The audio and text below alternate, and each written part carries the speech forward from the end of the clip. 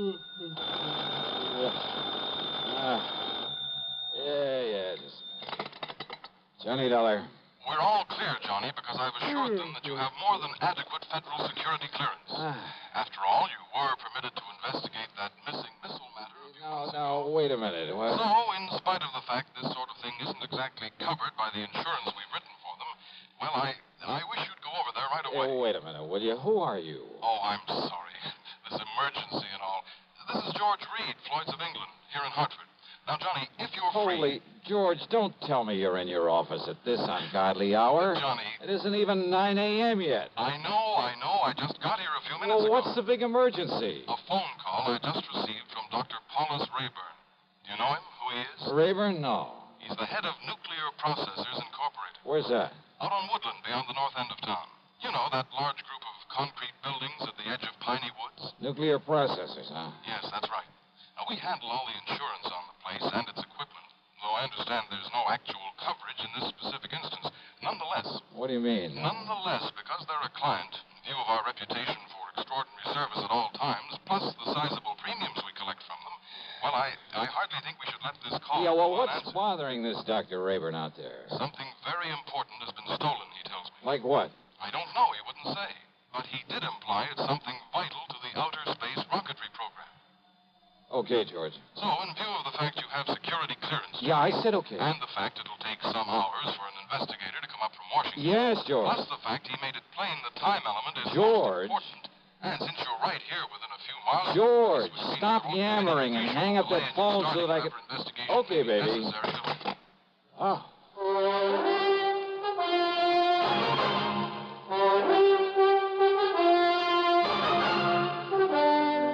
CBS Radio brings you Bob Bailey in the exciting adventures of the man with the action-packed expense account, America's fabulous freelance insurance investigator. Yours truly, Johnny Dollar.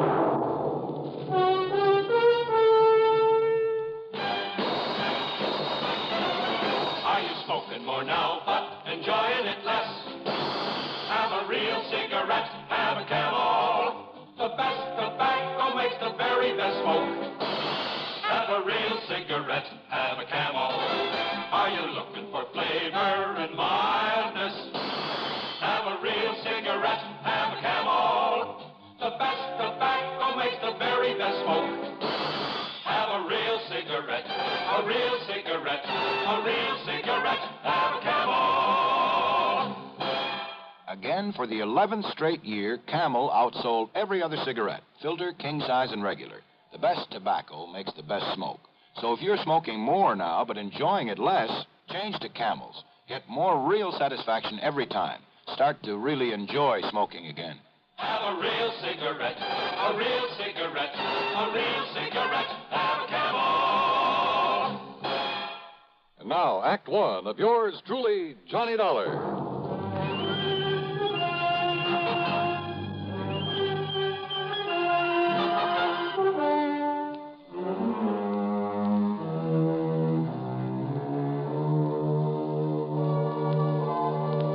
Expense account submitted by Special Investigator Johnny Dollar to Floyd's of England, North American Office, Hartford, Connecticut. The following is an account of expenses incurred during my investigation of the nuclear goof matter. Expense account item 1, 40 cents for some coffee and a couple of soggy donuts along the way during my drive out to nuclear processors. A tall, heavy wire fence surrounded a group of squat, windowless buildings, partially hidden by the huge oak and fir trees of Piney Woods. At a sort of glorified sentry box beside the gate stood not one, but 3 armed guards. One of them was chewing out the other 2. But he stopped long enough to look over my credentials, make a phone call from inside the sentry box, then open the gate for me. He directed me to a big steel door in the otherwise unbroken face of one of the nearby buildings. There, after I'd parked my car, another guard took me inside. He led me through a perfect maze of long, narrow corridors with heavy wooden doors at the sides, all of them closed. From somewhere in the building came the almost ominous hum of machinery. Big, powerful machinery. Or maybe I felt it rather than actually heard it.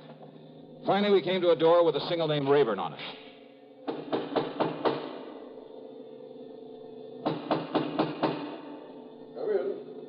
Come in, Mr. Dollar.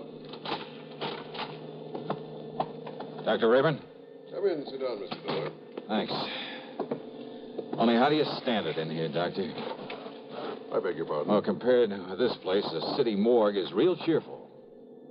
I'm afraid these buildings were put here not for decoration, but to carry on the very important scientific work we have undertaken. Yeah, something to do with rocketry, I understand. Partially. And does that mean space probes, lunar shots, atomic missiles, and so on? Yes, something of the sort. Now, the time is of the very essence, Mr. Dollar. I take it Mr. Reed of Floyd's of England was somewhat vague about why I asked for you? Oh, that's the understatement of the week. But he told me something's been stolen. Yes.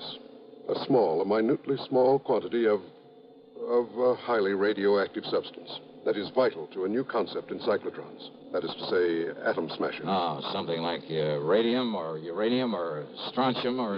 Yes, something like one of those elements. The point is that outside of the protective paramagnetic field in which we keep it here, it can become dangerous, terribly dangerous, within a matter of hours. Oh, how dangerous? The tiny amount in the container that was stolen. Well, that container made of lead is no larger than this book, by the way. Well, Dollar, although its chain reaction is limited, there's enough in that container to wipe out a small city.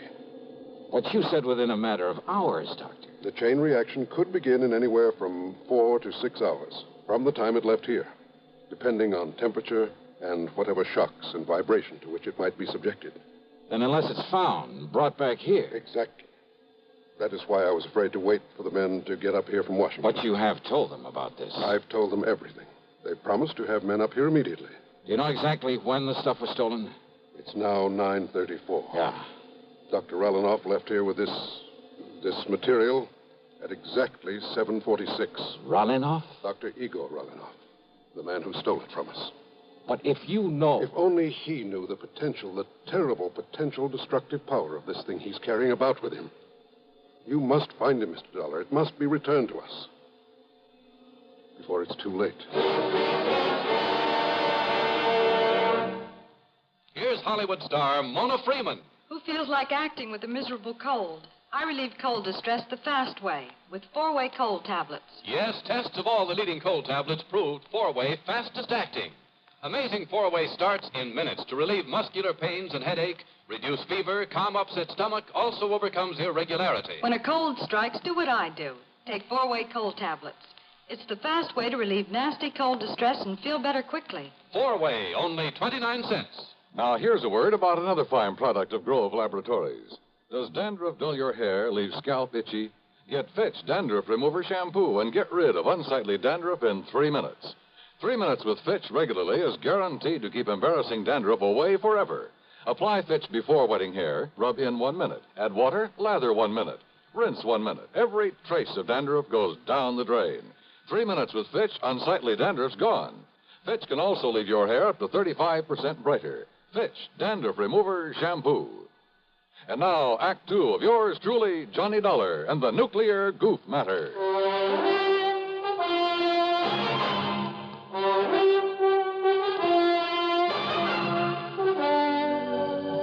Yes, Mr. Dollar.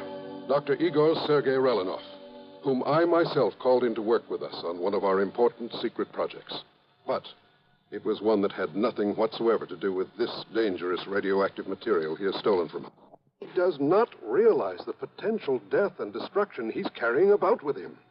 He doesn't know what it is? Then why did he steal it? Not knowing what it was, not knowing its destructive power, he nevertheless must have realized it would be of importance to, shall we say, to a foreign government. Rallinoff. You see, because of pressure from Washington on the project to which I had assigned him, well, I had employed him. I alone am responsible for bringing him here before obtaining a final security clearance on him. Oh, then I guess you're in real trouble. If you can find him, if you can return that leaden container with that deadly material in it... And you have no idea where he might have gone when he took off from here? We have only his address and a list of the names of some of his friends here in Hartford. Then let me have them. Yes, of course. I'll have my secretary get them for you right away. I don't know who your contacts in Washington are, but have you notified the FBI of this? Not yet. After all, Mr. Then do Dollar... it right away. Call the New York office. If nothing else, they'll at least be able to tell you if this Rallinoff is a spy. I'm afraid he can be nothing else. If only the guards had questioned his leaving so soon after he got here. If only you hadn't hired him in the first place without getting a proper clearance on him. But his recommendations were excellent. His references. I got no negative reports. Oh, let's face it, Doctor. You're in trouble, whether we find him or not. I know. To say nothing of what'll happen if heat or vibration or something triggers off that chain reaction you were talking about. Or even just the passage of time. I know. Give me those names and addresses. And more important, this, Mr. Dollar. Oh, what's this? A detector. A sort of adaptation of the Geiger counter. In very compact form. It reacts only to this material that was stolen. Then if I get near him and he has the stuff with him? It will make a clicking sound like a Geiger counter. This tiny needle will move and indicate the degree of radioactivity. All right, good. Provided, of course, this switch is on. I see. But be very gentle. Oh? It's extremely delicate, like a fine watch. So be very careful. Very gentle with it. Okay, Doctor, I'll take care of it. Now, give me that list of names and addresses.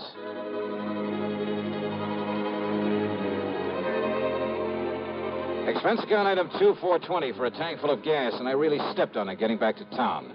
The delicate little instrument on the seat of the car beside me. Simple-looking device. A tiny metal box with a switch on the front, a dial on the face of it with a needle pointing at 0. Even when I turned on the switch. Even the radium on the dial of my wristwatch got no response from it.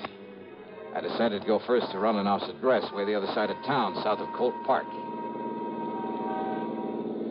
Then it suddenly occurred to me that in all the rush, I'd failed to get a description of the man I was looking for, or even a photograph of him. Oh, sure, with a name like Runenoff and a scientist, it wouldn't be too hard to picture him mentally in a general sort of way. And if there was a landlord or landlady at the place he lived, even a neighbor, I could get all the description of him I'd need. Nonetheless, within a few blocks of the place, I decided to stop somewhere and telephone Dr. Rayburn. You know something? That decision got me nothing but trouble and delay. At the next corner was a drugstore. I knew there'd be a phone booth. I watched a bus pull away from the corner, then drove in to park, not seeing the young fellow who just stepped off the bus until it was too late. Good Lord, I've killed him. All right, folks, please, listen. Look, it was an accident. Now, look, he'll be okay. Come on, help me, somebody, will you, please? Pick up his bag there, and I'll get him to a hospital. Help me, will you? Here, I'll help you, mister. You think he's still alive? Yeah, he's still alive. He'll be all right. Please, open the door for me. For sure. And here's his briefcase. Toss it in back. Sure. There. Now, when the police come, tell them I've taken him over to General Hospital, please, will you? Yeah, sure.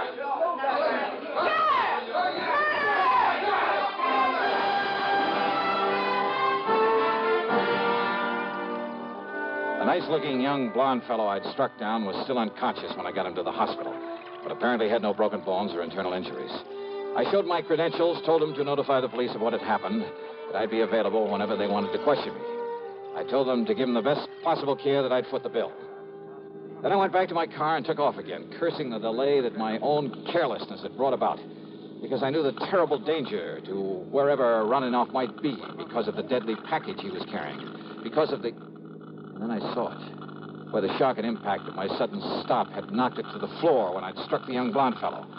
The delicate device that could have been the one, the only way of detecting that radioactive material. My one sure way of spotting Runenoff. It was ticking merrily away. Switch on or off, it didn't make any difference. Ticking away. Broken. Utterly useless.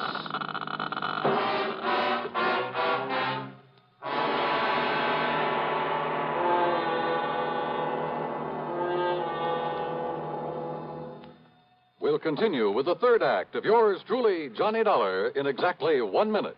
Constipation can be a problem for anyone, even doctors. And when constipation occurs, it's interesting to see just what doctors consider important about a laxative they might use or recommend. Well, a majority of the doctors we heard from had this to say. A laxative should be effective, gentle, as close to natural acting as possible, and a medicine that can be used with complete confidence. Now, X-Lax has been popular with many doctors and millions of people over the years because chocolated X-Lax is effective. Overnight, it helps you toward your normal regularity. X-Lax is gentle. Next morning, it gives you the closest thing to natural action. And that's why many doctors and millions of people use X-Lax with complete confidence. X-Lax, the laxative that helps you toward your normal regularity gently, overnight. Is X-Lax in your medicine cabinet? And now, Act 3 of yours truly, Johnny Dollar and the Nuclear Goof Matter.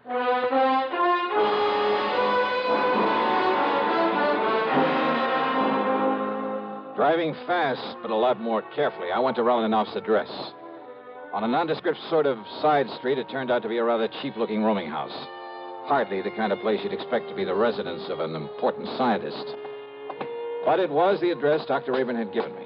And if I could find there some clue as to where he was, where he'd gone. Come on.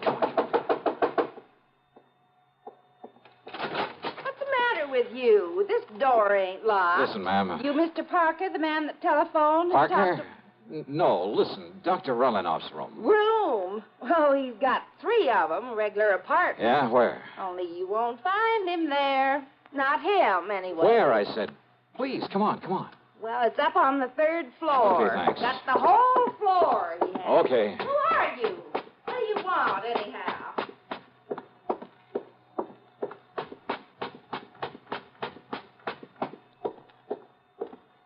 Oh, great. I didn't get the key from her. Well, there's no time for that now. Here you get it. The shades and drapes were tightly drawn. The room was dark. I felt my way along the side of the wall looking for a light switch, then gave up and headed over toward one of the windows. I never got there. You're not Parker. Huh? I thought not. Yes, sir.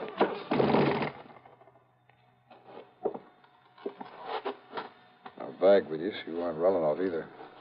Okay, then, buddy, let's have some light in here and see who you are. If you're one of his pals, come here to... What? No, you can't. Oh. Brother, you certainly look like... Well, maybe you got some identification.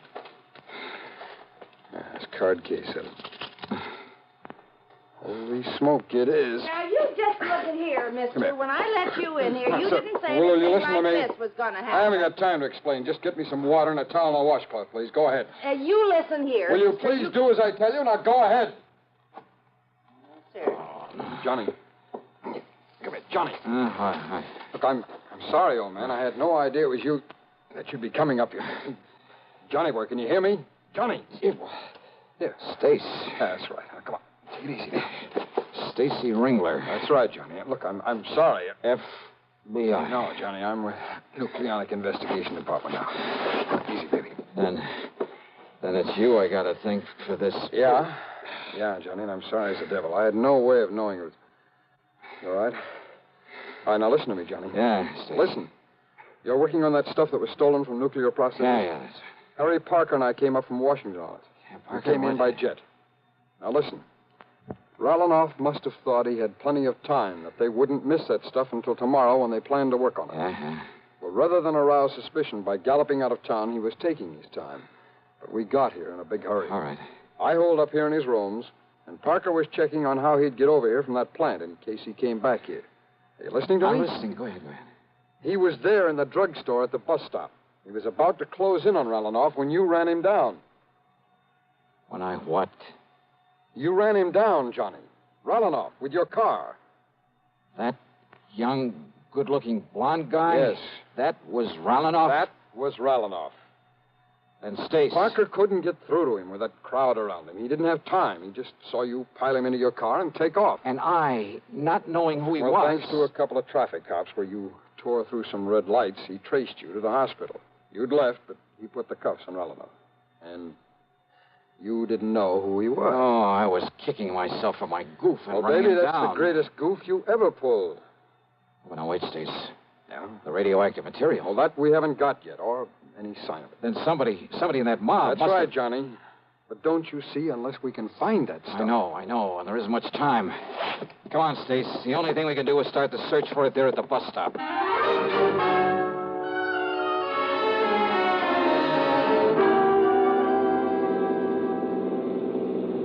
Johnny, unless we can locate every one of the people who were there. And Parker said there was a big crowd by the time he got out of that drug...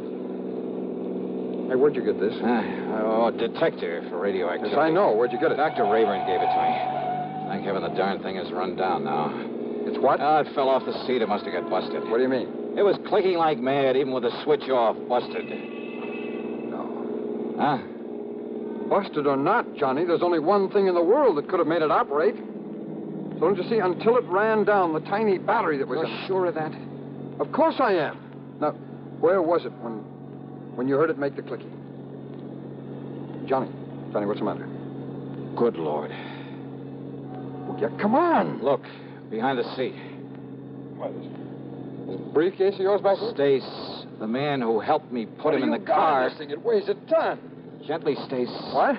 Not mine. Rolinov's. Then it's weight. The lead container with the stuff in it. Then your goof really paid off. Yeah.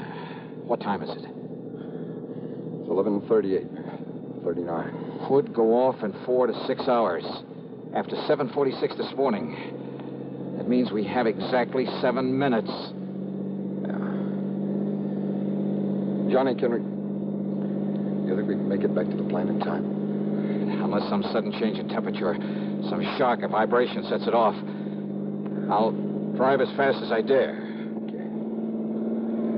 Okay, Johnny. Hold it gently, Stace. Yeah. And maybe you'd better pray a little.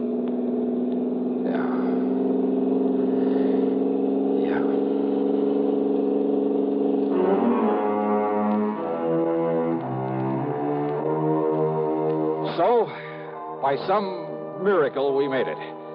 But only seconds before that tiny mass of nuclear destruction was due to become critical. Yeah, we made it by the skin of our teeth. But after all, what more could you ask? Expense account total. Oh, so what? I needed a tank full of gas anyway. Yours truly, Johnny Dollar.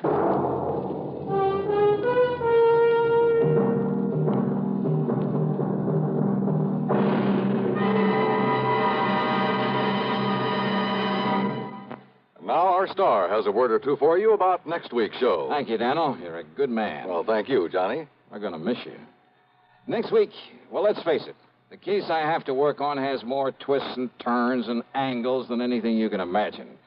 It's called the merry-go-round matter, and believe me, the name fits. It all starts out with the loss of a valuable object of art, but from the collection of the wildest, most unpredictable old character I've ever known. What's more, he has a friend along, another character, just to complicate matters. And I'll tell you this, you'll get more than one shekel out of the whole affair. So join us, won't you? Yours truly, Johnny Dollar.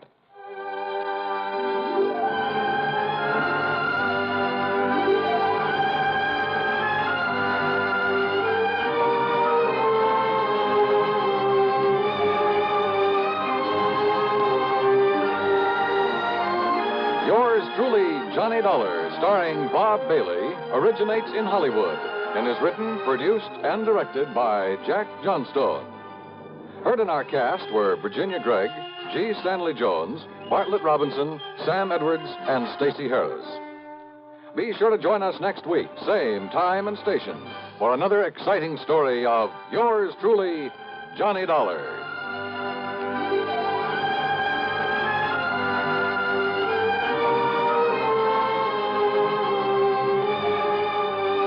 This is Dan Cubberly speaking.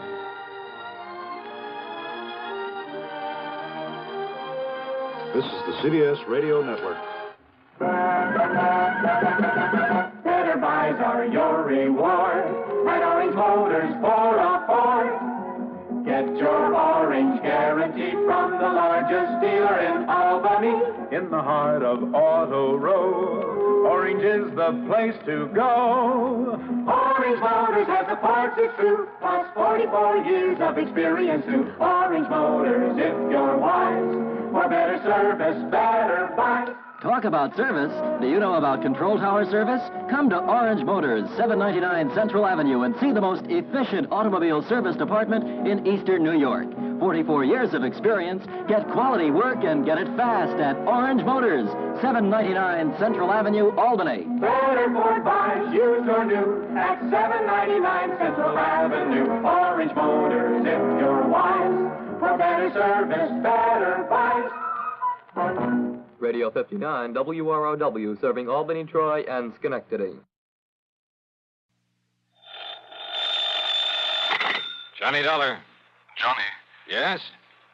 Hello? George Reed, Floyd's of England. Oh, what's the matter, George? You sound a bit down in the mouth. I am. What's up? Well, Johnny, I understand you've handled quite a few investigations for the Continental Insurance and Trust Company. Oh, brother, I sure have. And you know something, George? Yes? Floyd's of England, you that is, have handed me some pretty wild ones over the years. I know. But believe me, they've been nothing compared to some of the cases that Continental has handed me. And you know why, George? Why, Johnny? Because of just one client of theirs. Well, He's a wealthy old screwball by the name of Alvin Peabody Cartwright. Cartwright? Yeah, he carries a lot of insurance, millions of it. And any company that has his account is making plenty. Yes, But, brother, the fantastic problems that man comes up with. Why, it's enough to drive you off your rocker. I mean, I'm always the goat. Yeah, I handled one crazy investigation for him only 3 or 4 weeks ago. So I understand. He told Continental that if they sent somebody else around, he'd leave him flat. Johnny... Actually, I suppose I shouldn't complain. Some of the biggest fees I've ever got have come out of his pocket. And you know something? Yes, Johnny? In spite of all his wackiness and these silly problems he hands me, well, over the years, I've really gotten to love the old character. And I mean, aside from those fancy fees I mentioned. Good, Yeah, I think I'd do almost anything, within reason, that is, if it were necessary to help out Alvin Peabody Cartwright. Anything? Sure, anything. Thank heaven for that. But now you said you have troubles, George. I have. So I'm sorry I chewed your ear off about someone that Floyd's of England doesn't have to worry about, so... Don't we, Johnny? Huh? Well, of course not, because as long as he keeps his insurance with Continental... Unless... George. Unless... what, Johnny? Well, I mean, if he were to change companies for some... Oh, now, wait. Yes? George. I'm still here. Just who is your problem? I'm afraid you've guessed it. Oh, no. Yes, Johnny. Alvin Peabody Cartwright.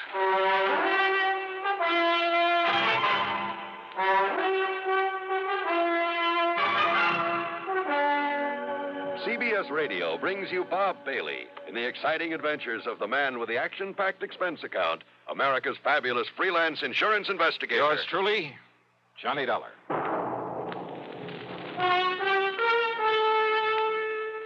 Pepsi-Cola refreshes without filling. Why? Because it's truly light. Charlie, you're forgetting something. Wait, Kay, there's more. Yes, ice-cold Pepsi is the delicious refreshment that goes great at a picnic or a party. But, Charlie... And Pepsi goes fast. People like it, so keep plenty handy. There. Oh, you did fine, except for one thing. Well, I mentioned lightness and how Pepsi refreshes and how fast it goes. You left out Pepsi sociability. You know the Be Sociable song. But, Kay, I can't sing. I can. Listen. Be sociable, look smart, keep up to date with Pepsi. Drink light, refreshing Pepsi. Stay young and fair and debonair. Be sociable, have a Pepsi. Well, at least I can say this. Pick up an extra carton of Pepsi today. Please do. And now, Act One of yours truly, Johnny Dollar.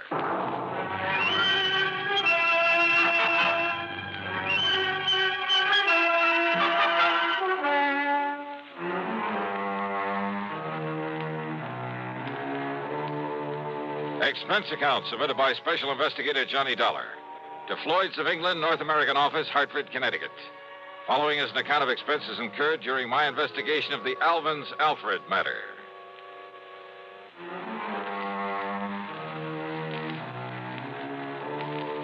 The assignments George Reed usually handed to me were usually bad enough. But a combination of both George and Alvin Peabody Cartwright could be just a little too thick. Anyhow, expense account item one, $1 for a cab to his office. Now look, George, don't tell me Cartwright has shifted all his insurance over here to Floyd's of England. Sit down, Johnny, please. Sure. Well? Yes, he has. Then, baby... As a matter of fact, after months of effort and expense, I managed to sell him on our company myself. Oh, brother. But if you have any idea of the amount of his annual premiums, well, Johnny, it's a real feather in my cap. But don't you realize what you've got yourself in for? I'm afraid I'm beginning to. So, Johnny, if you can get him off my neck... Cartwright? Twice in 1 month? Don't bank on it. But tell me all anyhow. Well, it's really my own fault. So anxious to get his business. And if you know how much that man spends on premiums every year... Yeah, you said that. Now get to the point. And I suppose I should have been more thorough, but... Well, we figured that Continental had known what it was doing, and we simply made a direct transfer of all his policies to this company, including the one that concerns us now. Only it should never have been issued. What kind of a policy? Straight life. On Cartwright? No. With all the riders attached to it. Johnny, it not only covers her life, but accident, injury, mysterious disappearance, just about anything you can think of. Covers whom? Well? The name on the policy. Alfred. Alfred? Alfred Cartwright. A relative? No. No. But if his last name No, is... Johnny, according to this policy, Alfred is a ward of Alvin Peabody Cartwright. That's funny. I never knew that Cartwright had a... Well, what's the difference? What's happened to this Alfred? According to Mr. Cartwright, it was an abduction. Oh, a kidnapping, huh? No, not exactly. Well, what do you mean? If he was abducted, that means he was... Wait a minute. Yes? A minute ago, you started talking about the insurance policy on her. That's right. And then you started talking about Alfred. Alfred is a she. Is a what? Hey, well, what do you mean about an abduction of her, him, it not being a kidnapping? Oh, I said not exactly. But Alfred was abducted. Yes. Oh, look, would you start making some sense about this? I wish I could. And if this sort of thing is typical of Cartwright... Come on, George. If Alfred was abducted but wasn't kidnapped, well, okay, what happened? Well, you see, Johnny, Alfred... A female. A female. Well? Alfred happens to be a dog. Okay, so what's the difference? If she's been abducted, she's... A dog? Yes. Oh, no.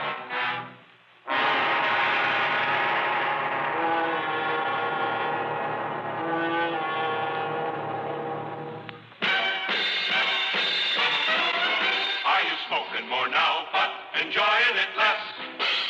Have a real cigarette, have a Camel. The best tobacco makes the very best smoke. Have a real cigarette, have a Camel. Are you looking for flavor and mildness? Have a real cigarette, have a Camel.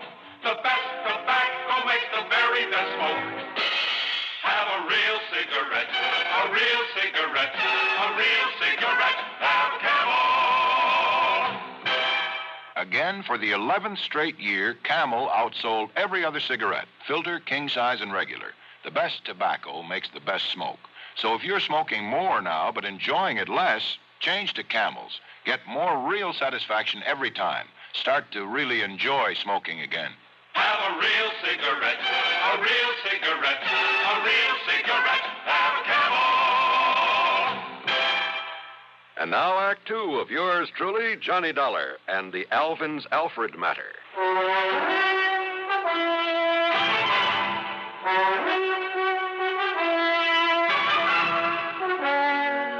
George, life, accident, injury, mysterious disappearance, all that insurance on a dog? Yes, Johnny. A female dog? Yes. By the name of Alfred? Yes. A pet of that lovable old crackpot, Alvin Peabody Cartwright? His ward, Johnny. At least that's the way it reads on the policy, and that's why we thought nothing of it when the policy was transferred to us from Continental Insurance and Trust. Oh, brother. But why Continental ever wrote such a policy in the beginning? Oh, that part's easy, George. But the premium's only a drop in the bucket. I mean, compared to that on the rest of Cartwright's insurance. Now, listen. If they'd refused to write this complicated policy on his dog, they'd have lost all his business. Well, they have now, to us. And, Georgie, you can lose it just as fast unless you try to do something about this disappearance of that pooch. Unless you do something about it, Johnny. You've got to find Alfred and return her to him. So will you drive on over to Lakewood and talk to Mr. Cartwright, see what you can do? So help me, George. And, Johnny, I promise we'll not question a single item on your expense account, no matter what it is. Oh? As for a nice big extra fee, well, you name it. Well, will you do it? Okay, George, on one condition. Yes? That you keep this thing under your hat. I mean, after all, if the word ever got out that Johnny Dollar was chasing around the countryside looking for a dog napper... Johnny, I promise. I cross my heart and hope to die. What a business. With no limit on the expense account, I should have hired a Rolls, complete with liveried chauffeur. But instead, item 2 was $4.20 for a tank full of gas for my own car. Within the hour, I was pounding on the front door of the Cartwright home over in Lakewood.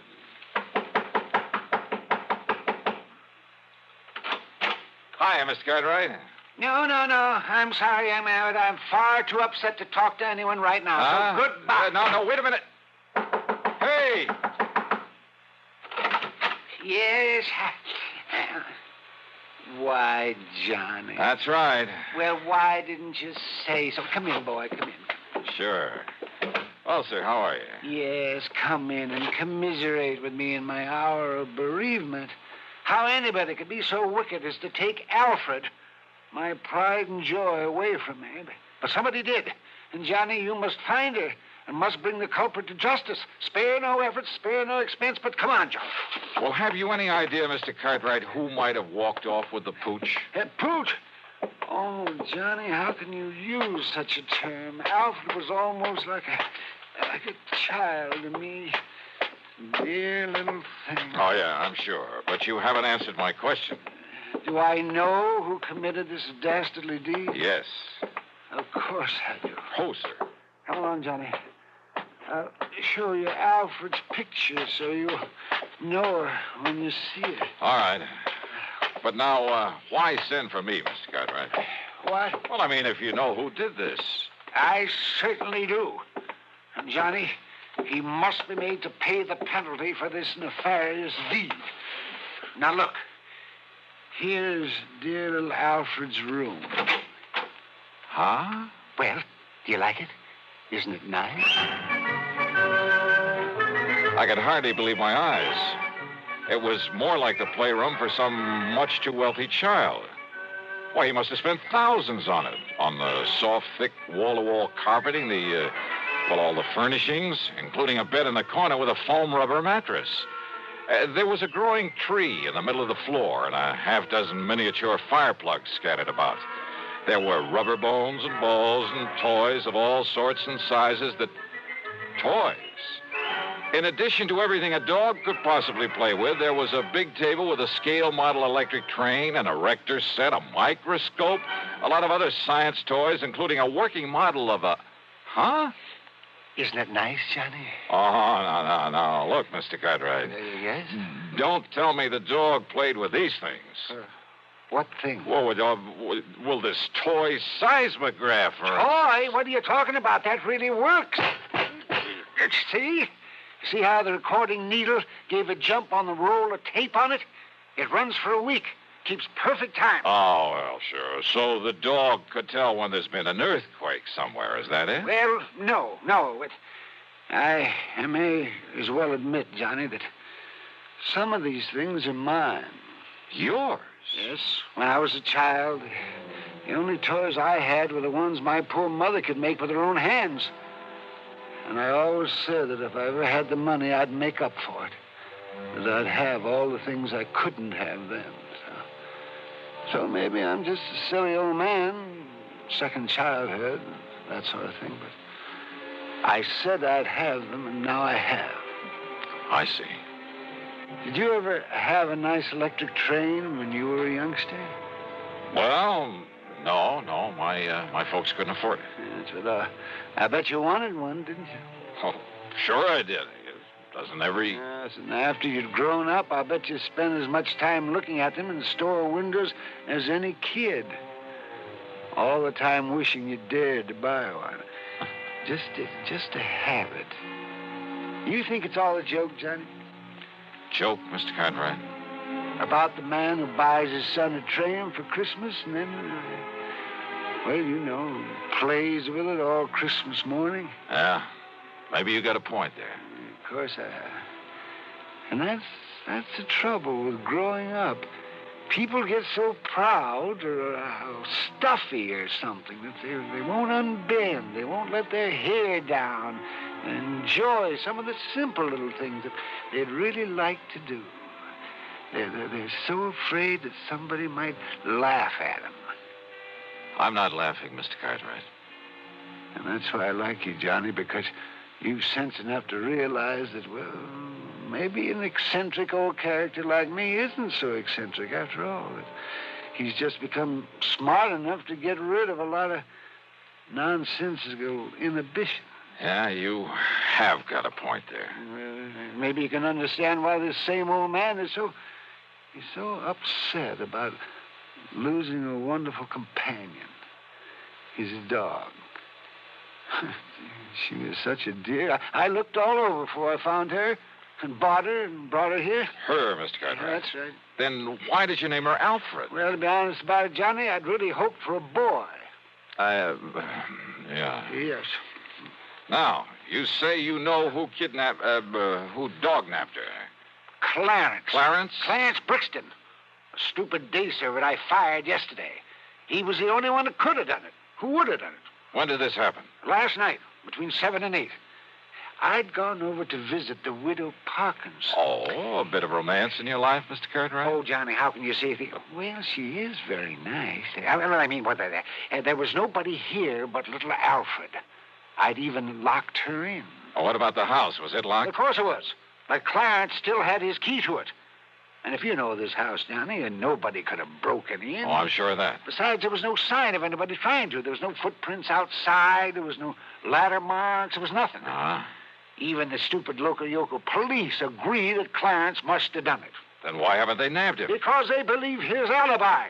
From that character, that wife of his. They live the other side of town, and she swears he was at home when it happened. And you're sure that only he had a key to this house? That's right, outside of my own. So he must have done it. Only the dumb police won't do anything because of his so-called alibi. And we got to break that alibi. That's right. But how? How, Johnny? Well, I got a crazy idea. Well, I thought I was the only one who got crazy. Let me take a real close look at one of these toys in here. One of these toys? Yeah, that's right. It's a long chance, Mr. Cartwright. But let's see what happens.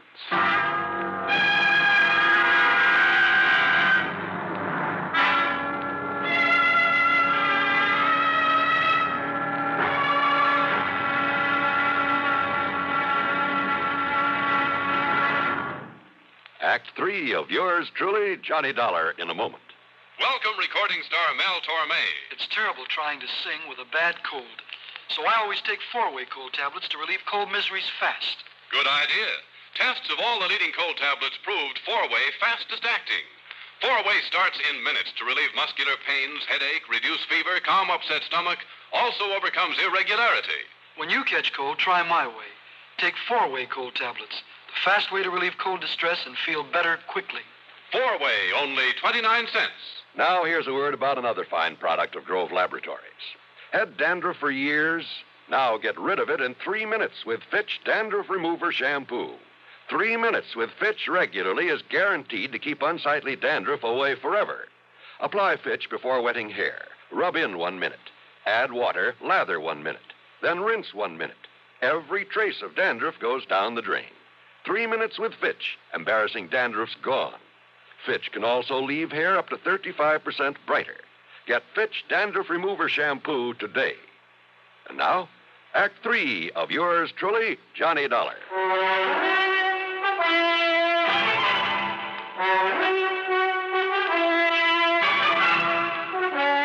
I got back into my car and drove to the address of Clarence Brixton. I hoped he was as stupid as Cartwright seemed to think. Yeah, mister. Mrs. Brixton? That's right. I want to see your husband. No, who are you? Johnny Dollar, special investigator. No, get him out of here, Mabel. Throw him out. What are you so worried about, Brixton? First there was those dumb cops that crazy old geezer sends around here. Now it's you. Well, me, I'm full up to hear all this yakking about me taking that mangy little hound of his and that snapping, yipping little female. That's what she done to my Clarence, them sharp teeth of hern. You show him your hand, Clarence. Yeah, forget it, Mabel, and shut up. You get these marks when you were hauling Alfred out of that playroom against her will? Huh? Now listen. A little dog, you said. Oh, not much bigger than Clarence's hand. Poisonous little Oh, then you've seen it, Mrs. Brixton. Well, no. Now, Clarence told me about it. Yeah, sure, I told her. I see. Well, what do you see? And I hope it means the dog is still alive. After all, if you took the trouble to bring it here. Well, what are you talking about? You trying to say I stole the dog off of him? So maybe nobody did, wise guy. What do you mean by that? Ask me, that lousy pooch got out of there on her own free will, just to get away from that crazy Cartwright like anybody in her right mind. Out of a locked room in a locked house? Sure. Cartwright always left the window open so she could sleep good. He left so the dog took off somewhere. A little dog jumped out of a third-story window? Why, it would have killed or crippled her. All right, so then he was wrong about when it happened. While he was out, he said. And he was out between 7 and 8 p.m. last night. And that's when somebody chased Alfred around until he caught her, then took her away. Prove it. Yeah, some big, clumsy ox like yourself, Clarence, who had a key, who knew the place, knew he'd better leave the place looking undisturbed before getting away. But he didn't. Yeah? Here. Take a look at this.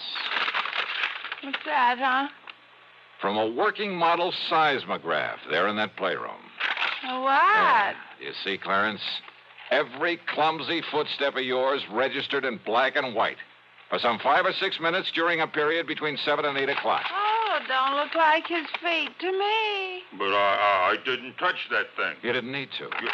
You mean them squiggles on the paper, my footsteps? What do you think? And what do you think of modern scientific investigation, Clarence? Scientifical, huh? Gee. But listen, mister, please, it was only so Clarence could make like he found the dog and then take him back and then maybe get his job back. Yeah, could have worked, too, only... Only what, Clarence? Some local cops. They was a pushover. But then you had to come along. All right, Dollar. Well? Dollar, I give myself up.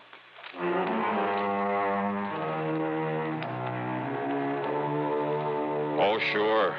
Modern scientific investigation. But he fell for it. And Mabel brought the dog up from the cellar, and she was kind of a mangy little pooch. The dog, I mean. But she meant the difference between keeping or losing Cartwright's insurance account. Which reminds me, you can forget the expense account. Cartwright did well by me, as usual. And he'll probably break down and take Clarence back.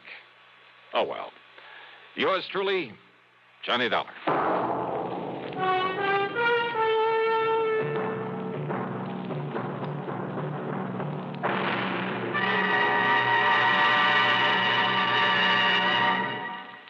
Our star will return in just a moment.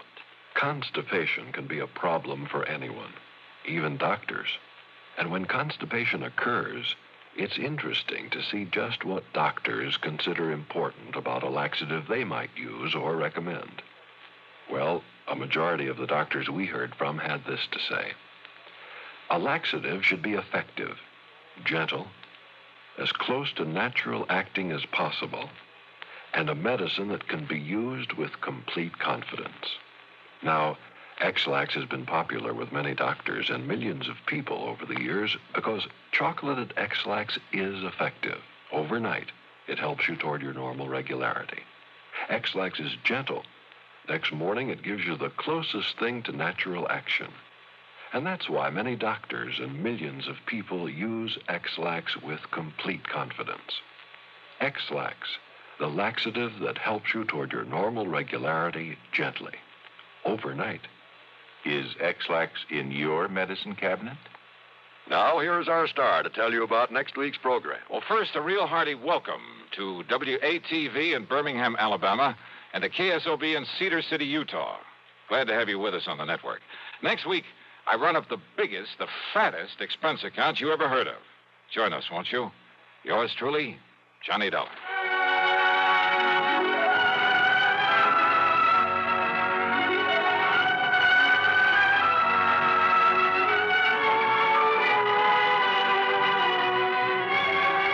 Truly, Johnny Dollar, starring Bob Bailey, originates in Hollywood and is written, produced, and directed by Jack Johnstone. Heard in our cast were Virginia Gregg, G. Stanley Jones, Howard McNear, and Frank Gersten. Be sure to join us next week, same time and station, for another exciting story of yours truly, Johnny Dollar.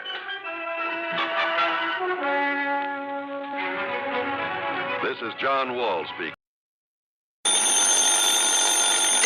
Johnny Dollar. Ed Barringer, Continental Insurance and Trust. Well, nice to hear from you, Ed. It's been a long time since Johnny, you called listen. me. Yeah? I've already telephoned the airport, made a reservation. Well, good for you. Have a happy trip. No, Johnny. No, that reservation's for you. It's on the next flight down to New York. For me? What for? So hop into your car and get on out to the airport just as fast as you can.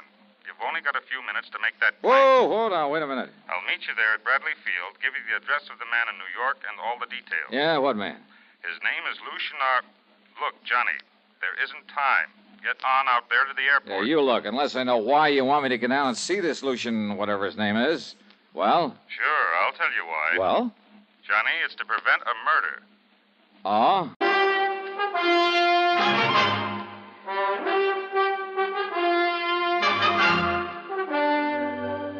CBS Radio brings you Bob Bailey in the exciting adventures of the man with the action-packed expense account, America's fabulous freelance insurance investigator. Yours truly, Johnny Dollar.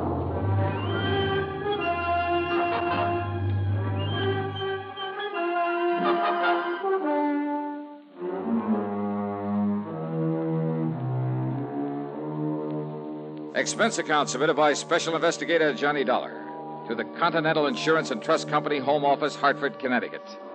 Following is an account of expenses incurred during my investigation of the back-to-the-back matter.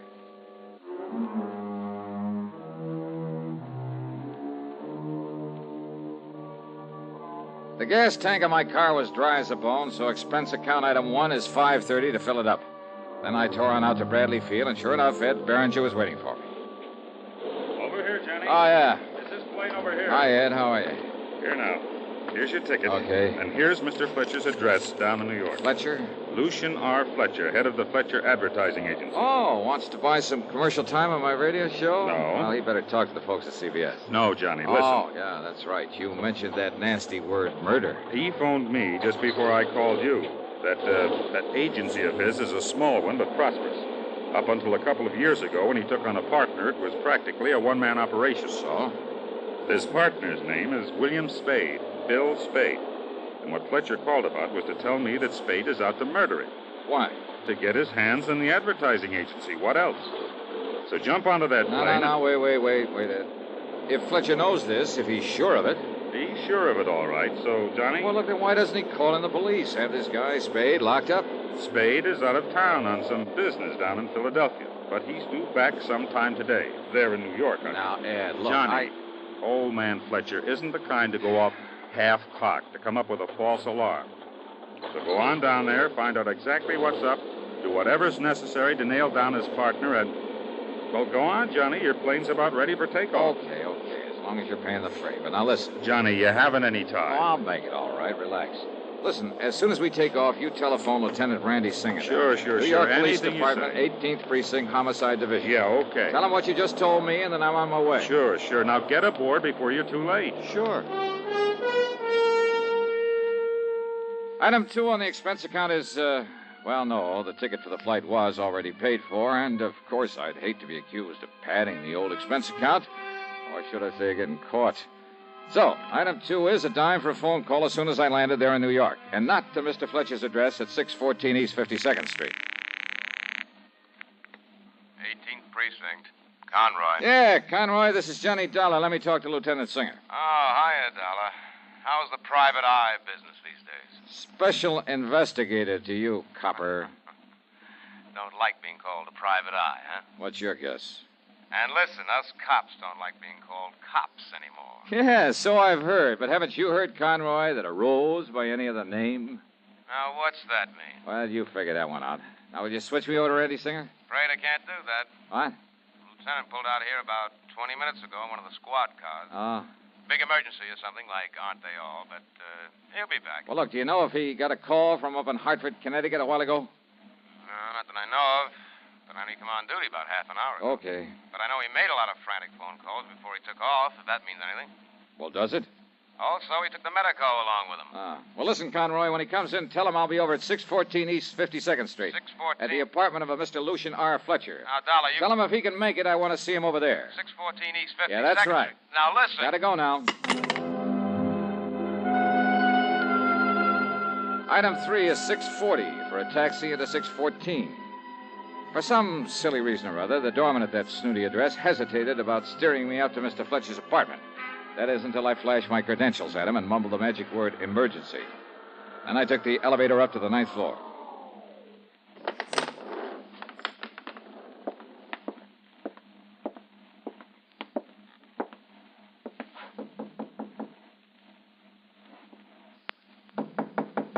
Come in, Johnny. Come on in. Huh? Conroy phoned me you were on your way over here. How are you, boy? Randy. Oh, and Ed Berenger up in Hartford did call you. Yeah, that's right. So I came on over here to see Mr. Fletcher, find out what all the excitement was about. Well, what'd you find out? Now, why don't you just come on into the library and see for yourself? Sure. I will. But if you ask me, Randy's seen...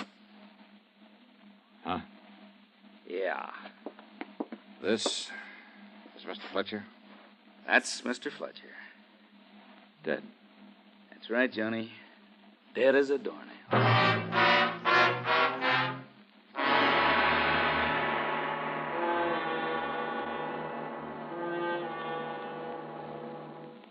Who'd you vote for in the last general election? You may not realize it, but you voted for someone you probably never heard of and whose name may not have appeared on your ballot. And who was this stranger? He was the elector appointed by your state to decide who was to be our president. Every state has as many electors as it has representatives and senators in Congress combined. Collectively, they're called the Electoral College.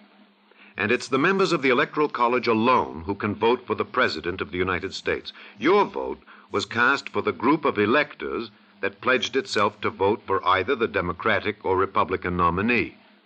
But you did not vote directly for either candidate. A roundabout way of doing things? Yes. But you must remember that when the Constitution was written, there was no television, no radio, and few newspapers. The majority of voters had never traveled more than a few miles from their own homes. In these circumstances, it was impossible for a voter in Maine to know about the great public figures of New York or Pennsylvania, Virginia, or South Carolina. There were not even any political parties to guide him. And so the voter in Maine didn't try to do the impossible. He voted for someone who did know the great men of the times and who could render an intelligent decision as to which one of them should make the best president. The system has its faults. 3 times in our history, the man who got the most votes from the people was not elected president because he did not get the most votes in the Electoral College. Yet no one today seriously proposes to abolish the Electoral College, because by and large, the people believe that in spite of its drawbacks, the present system of electing our president ensures that your country and mine shall be our country, under God. And now, Act 2 of yours truly, Johnny Dollar.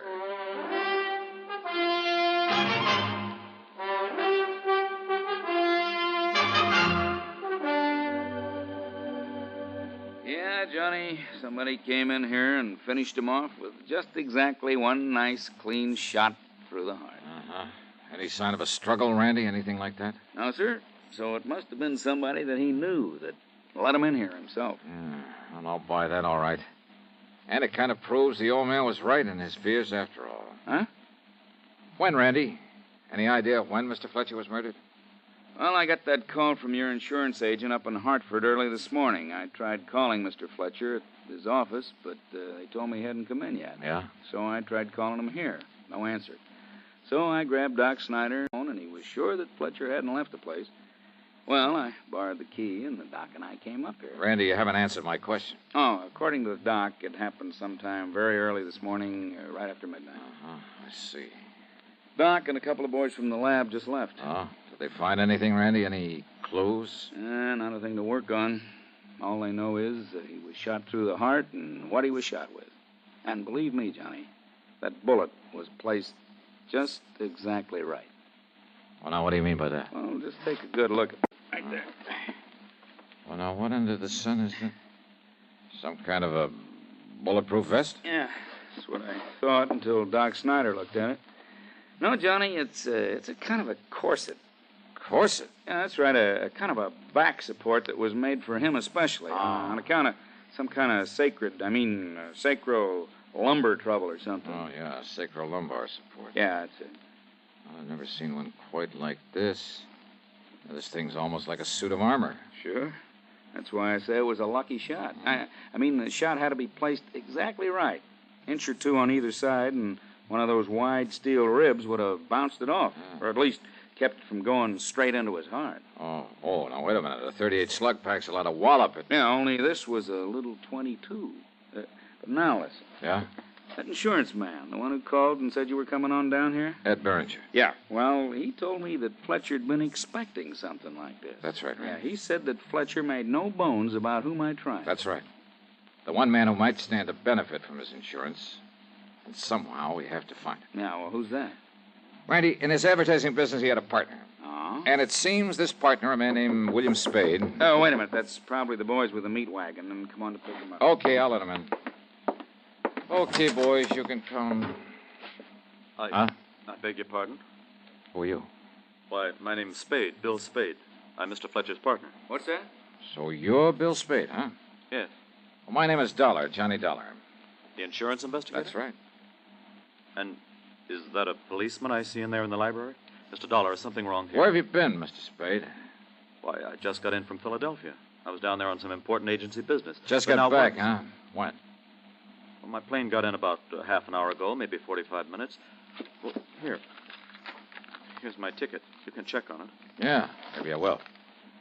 Where did you stay in Philadelphia? At the Bellevue Stratford. But why? What's wrong around here? Where is Mr. Fletcher? Just take it easy, Mr. Spade. But I've got to see him on a business matter. You do, huh? Yes, it's very important, about a new client of ours. It has to be acted on at once. Well, I'm afraid it's going to have to wait. I called the office from the airport, and they said he wasn't in yet, so I came on over here. Now, where is he, and what's this all about, Mr. Dollar? So you claim you were down in Philadelphia when your business partner was shot. That's right, I was. Shot? Mr. Fletcher was shot? Real surprised. Where is he? Let me see him. I said take it easy. But good heavens, Mr. Dollar. Take it easy. And if this business matter is so all-fired important, well, hadn't you better be down at the office taking care of it? Now, Johnny. Well, Mr. Spade? Well, yes, of course. Of course I should. Sure you should. So why don't you just run along? No, wait. After all, Mr. Fletcher's in no condition to run your ad agency. That's the understatement of all time. I can't believe it. Mr. Fletcher dead. Oh, you can't, huh? This is terrible. Have you any idea who could have done this to him? Are you kidding? What do you mean? All right, now, Spade. Yeah, Mr. Spade, you'd better get on down to that office of yours. Huh? And as soon as we can tell you anything, we will get in touch. Believe me, if there's anything I can do, please call Oh, on now, me. just don't you worry about that. But get on down to the office and take over. Now, wait, now, right ahead, Johnny, Mr. now, Spade. I'll be in touch with you. Very well, Mr. Dollar. Now, what are you... What's got into you, Johnny? You're the one just got through telling me he's the one that must have killed Mr. Fletcher. So how you going to prove it? Well, we got no other suspect, have we? And you let him go. Look here, this plane ticket. Yeah, I saw it. I saw him shove it into your hand. I knew that Spade was supposed to be in Philly, that he was due to come back here today, so when I pulled into the airport, I carefully checked the incoming flight schedule. So what? Oh, this flight was due in all right, and from Philadelphia. Just when he said, half or three-quarters of an hour ago. Yeah, all right. So what? That doesn't prove he was actually on that flight. Randy, I think he was. That ticket could have been used by somebody else. Well, it's easy enough to check on, but I doubt it very much. All right. But if you're right about that, if he was down there in Philly, then your first theory about him is all wrong. How could he have murdered Mr. Fletcher? Sounds impossible, doesn't it? Of course. It is. Want to bet?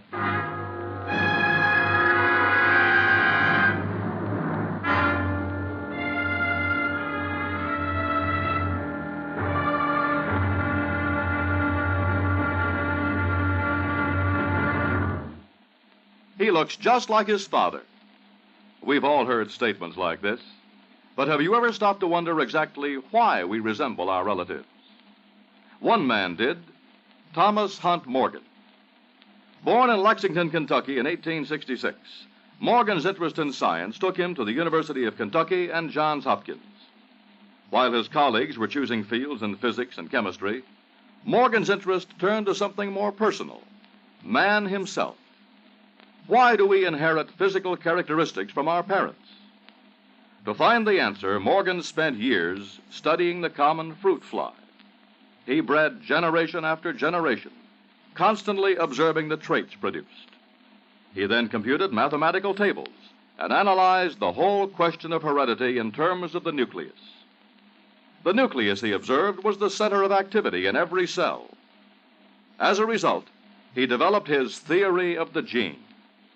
This theory, simplified, holds that each human cell contains hundreds of units called genes, and each gene carries a physical characteristic from its parents.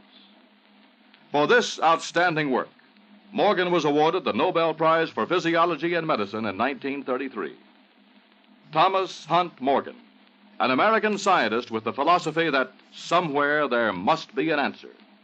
Let's find it. Now, Act 3 of yours truly, Johnny Dollar, and the Back to the...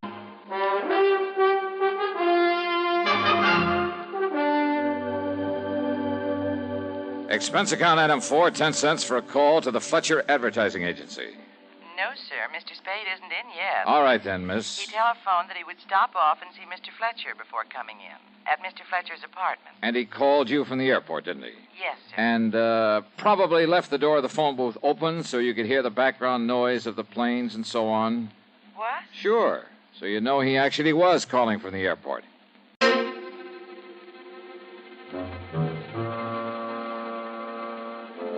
Item 5, 60 cents for half a dozen calls to various departments of the airline company. And finally, I managed to get hold of the gal who'd been stewardess on the flight in from Philadelphia. Yes, kind of light sandy hair and blue eyes. Uh-huh. And he wore a dark brown tweed suit. Oh, and his briefcase had the initials WS on it. Yeah, then it must have been Bill Spade, all right. But how come you remembered him so well out of your whole list of passengers? Oh, how could I forget him? What do you mean by that? Oh, Mr. Dollar, from takeoff to landing, that whole flight was perfect. But Mr. William Spade insisted he was airsick, or on the verge of it. Oh? He must have pushed the call button a dozen times. Mary and I were busier with him than with all the other passengers put together. Oh, I see. Mary swore he was perfectly all right. That didn't keep him from pushing that button. Yeah, almost as though he was deliberately calling attention to himself. Yes, certainly looked that way. But why? I think I have a pretty good idea. Thanks a lot.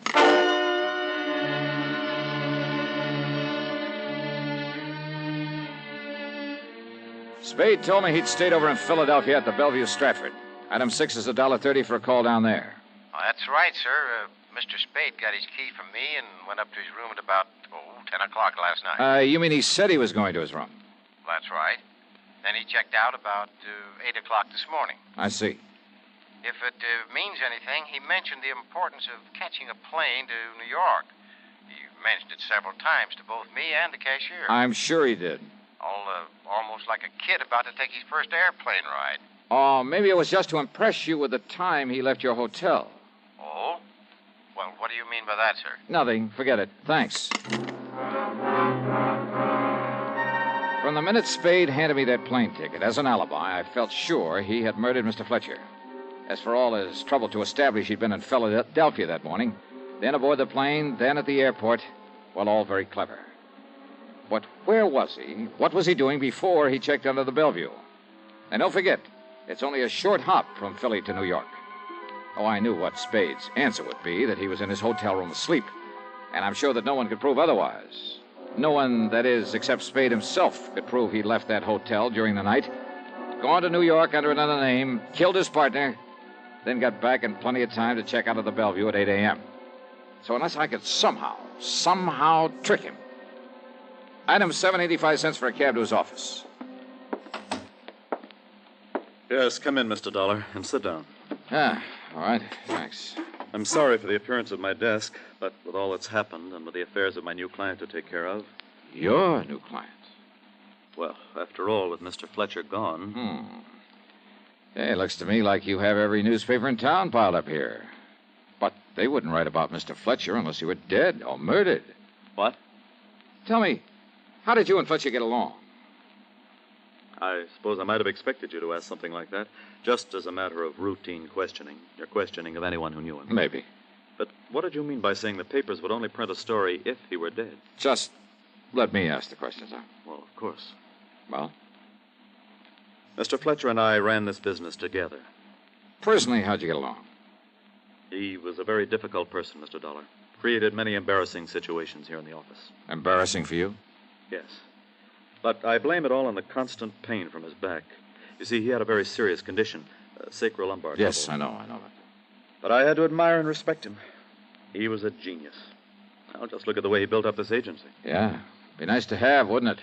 Especially by you. In other words, you had plenty of motive for killing him. Yes, of course. But if you think for 1 minute... And I'm sure you had no trouble getting hold of a key to his apartment. Mr. Dollar... Who knows? Maybe Mr. Fletcher gave you one. After all, his own partner. Dollar, if this is an attempt to be facetious... Look here, it's bad enough that Mr. Fletcher is dead. Now, that's the second time you said that. Said what? That Fletcher is dead. Well, of course I... What? Did I say that he was? Or the lieutenant there at the apartment? You said he was shot. He must be dead. You mentioned his back trouble. Look here now. I myself saw that corset he was wearing, those wide, heavy stays made of steel. Oh, Why, it would bounce off it like hail off a roof. Now, a big gun, a .38. But you forgot all about that regular suit of armor he had around him. But he fell. I saw him fall. Sure you did. And I thought the bullet... But if I didn't kill him, I was sure I had. I'd aimed for his heart, and when he fell... When he... Oh. Yeah. Oh, no. Fletcher is dead. And now that you've told me who did it... Dollar, please, listen. You, mind if I use your phone?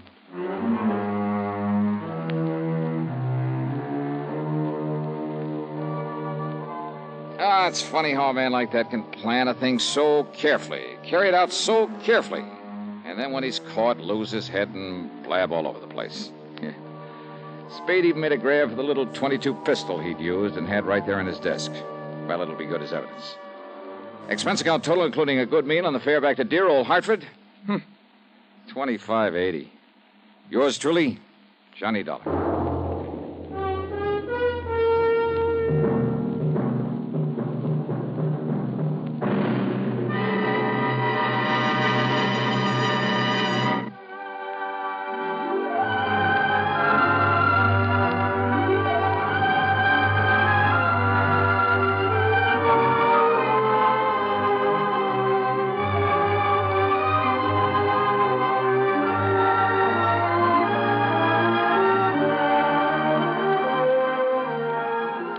Yours truly, Johnny Dollar, starring Bob Bailey. Originates in Hollywood and is written, produced, and directed by Jack Johnstone. Heard in our cast were Virginia Gregg, Gene Tatum, Frank Gerstle, James McCallion, Herb Vigran, Jack Edwards, and Forrest Lewis. Be sure to join us next week, same time and station, for another exciting story of yours truly, Johnny Dollar.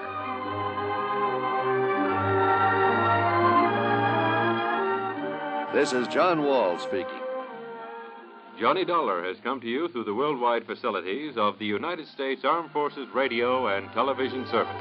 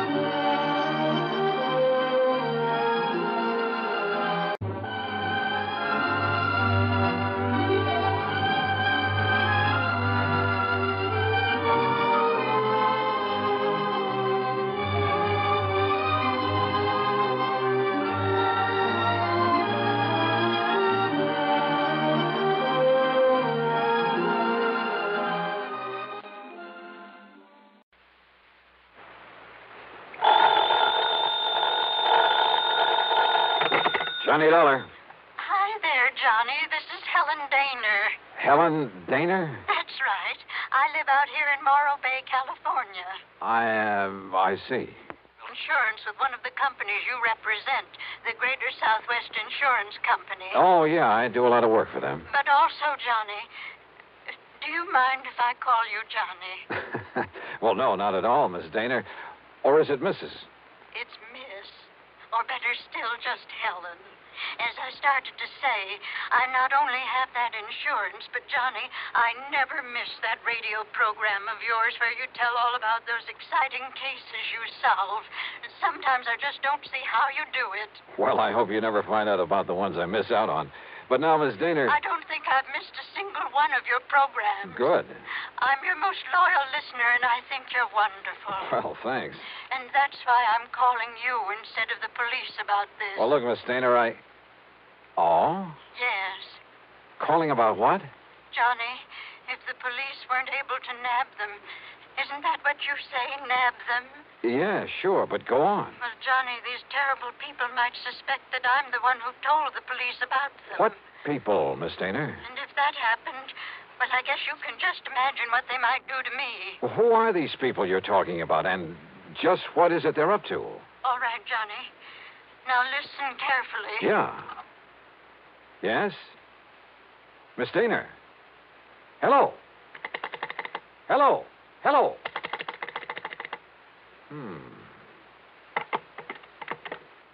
Oh, come on now, Dollar. Don't be a sucker for a... And yet... I wonder...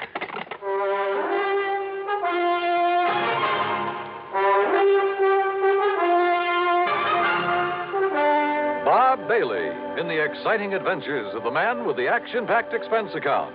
America's fabulous freelance insurance investigator. Yours truly, Johnny Dollar.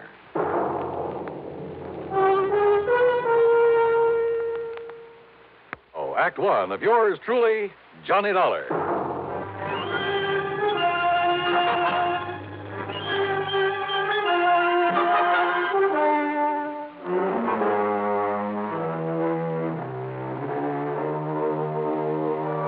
Expense account submitted by Special Investigator Johnny Dollar to the Greater Southwest Insurance Company, Home Office, Los Angeles, California. Following is an account of expenses incurred during my investigation of the Big H matter. Expense account item 1, 275, long-distance telephone call to Hollywood 82124. That is to say, the office of Royal J. Harkins, contact man at Greater Southwest Insurance in Los Angeles. It was late in the day, but luckily he was still in his office. Nice to hear from you again, Johnny. What can I do for you? Roy, I'm putting this call on expense account. Oh? But that ain't all. If I could make connections down to New York, well, let's see. There's a plane leaving for the West Coast a little after midnight, so I'd arrive in L.A. early in the morning. You coming out here? Unless somebody's been pulling my leg. Roy, do you have a policy holder named Helen Daner? Yes, somewhere up we certainly do. Well, now, what's that mean? She's an elderly woman, a spinster, who lives up in the little town of Morro Bay. That's about 200 miles north of here. Johnny, she called this office early this afternoon. She demanded your phone number there in Hartford. And? Well, I didn't give it to her. Why not? Because she wouldn't say why she wanted to get in touch with you. Oh, fine. And knowing how busy you always are, well... But then, just a few minutes ago, I began to wonder about it. Yes? Well, after all, if she wanted to contact you about some insurance matter... Yeah. What? Well, did you call her back? Yes, since we handle all her insurance. That is, I tried to, but I got no answer. Then, Roy, I'm going to grab that plane I was talking about. Well, now, wait.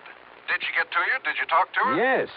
And it has something to do with her insurance? Plenty. So I'm flying out there, Roy, at your company's expense. Now, just a minute, Unless, Johnny. of course, you'd rather pay off her insurance to some beneficiary. Johnny. Then just be sure to have a rental car waiting for me when I pull into the airport.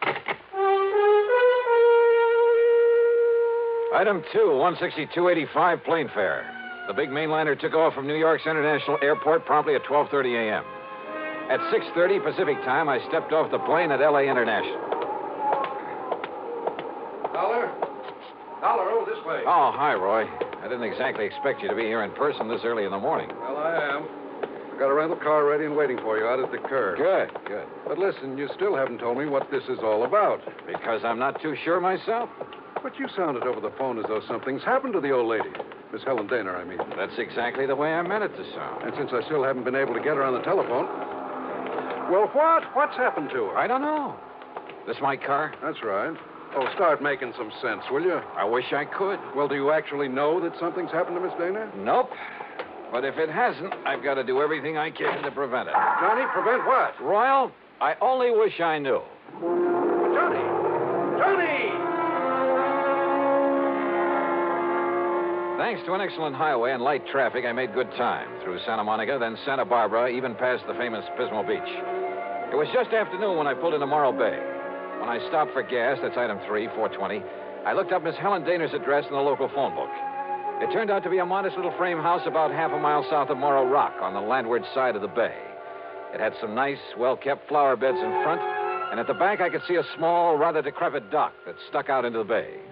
A brand new, expensive automobile was parked in the street in front of the place. Hardly the kind of car you'd expect a sweet old lady to be driving along. Well, there was only one way to find out.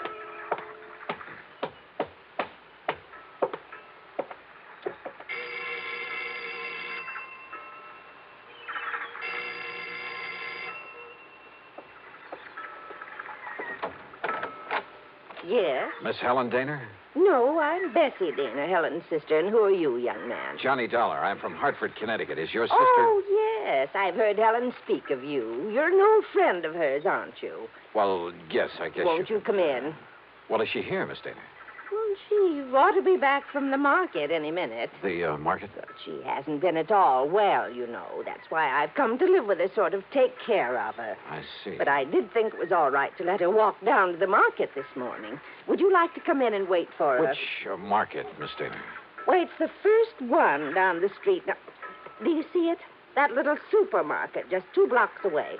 Oh, yeah, I see. So if you'd like to come in and wait... No, thanks. I'll pick her up there. Well, but Mr. Dollar... Thank you very much. Mr. Dollar.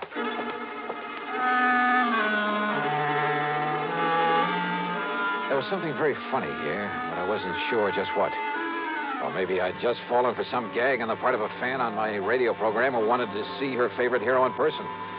In any event, there was one sure way to find out, from Miss Helen Daner herself. And if she was still at the market. But as it turned out, I got that well-known kick in the face. Why, of course I know Miss Eleanor well, sir. Then will you please point her out to me? Miss Helen Daner? That's right. Oh, but she isn't here, sir. Oh. Then perhaps she went to some other store. Most certainly not, sir. What? We deliver everything that she orders to her little house up the street. Well, that still doesn't prove well, anything. You see, Miss Helen hasn't been out of that house for weeks, hasn't budged. You're sure of that? Why, of course I'm... Why, what's the matter, sir?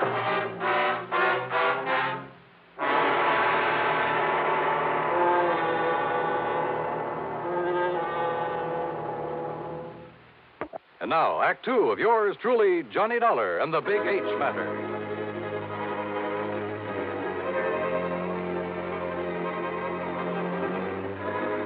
If old Miss Helen Daner, who telephoned me in Hartford, asked me to come out here to Morro Bay in California, if Miss Daner hadn't budged from her little house in weeks, why had her sister told me she was at the market?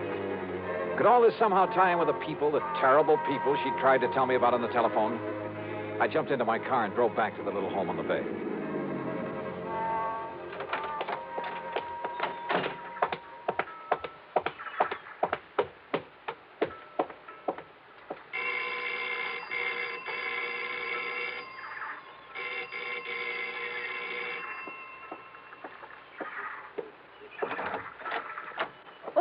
Mr. Dollar. That's right. Now, where is Helen Daner? Oh, Sister came back while you were gone. Came back? Without my seeing her? Now, listen, I was... Yes? Well, the manager of that market said she hasn't been out of this house for weeks. What? Oh, you must have gone to the supermarket. Well, where else? And just because she isn't shopping there anymore... Oh, now, look, Miss Daner, you told me... Won't you come in? I think she'll be terribly disappointed if you don't. You see, she's told me all about you now. In the couple of minutes I was away from here? An insurance investigator. I think it's awfully thrilling. But now come in and see her. I think she's been kind of expecting you. Yeah. And if you'd like to know what I think, Miss... Good Lord.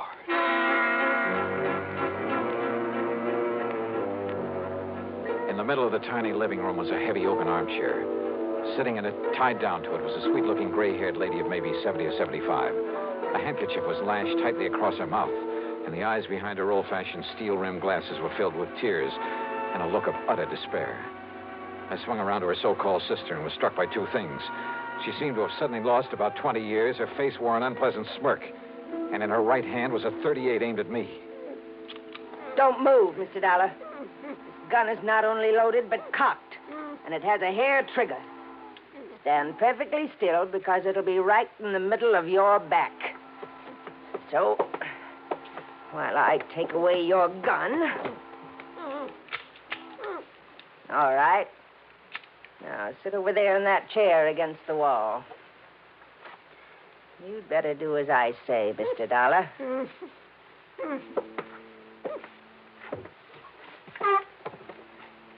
Now, we may have to wait a little while, so get one thing straight. Any move, any tricks, and I pull this trigger. Mind telling me what we're waiting for? You'll see. And why you've tied her up that way? That is Helen Dana, isn't it?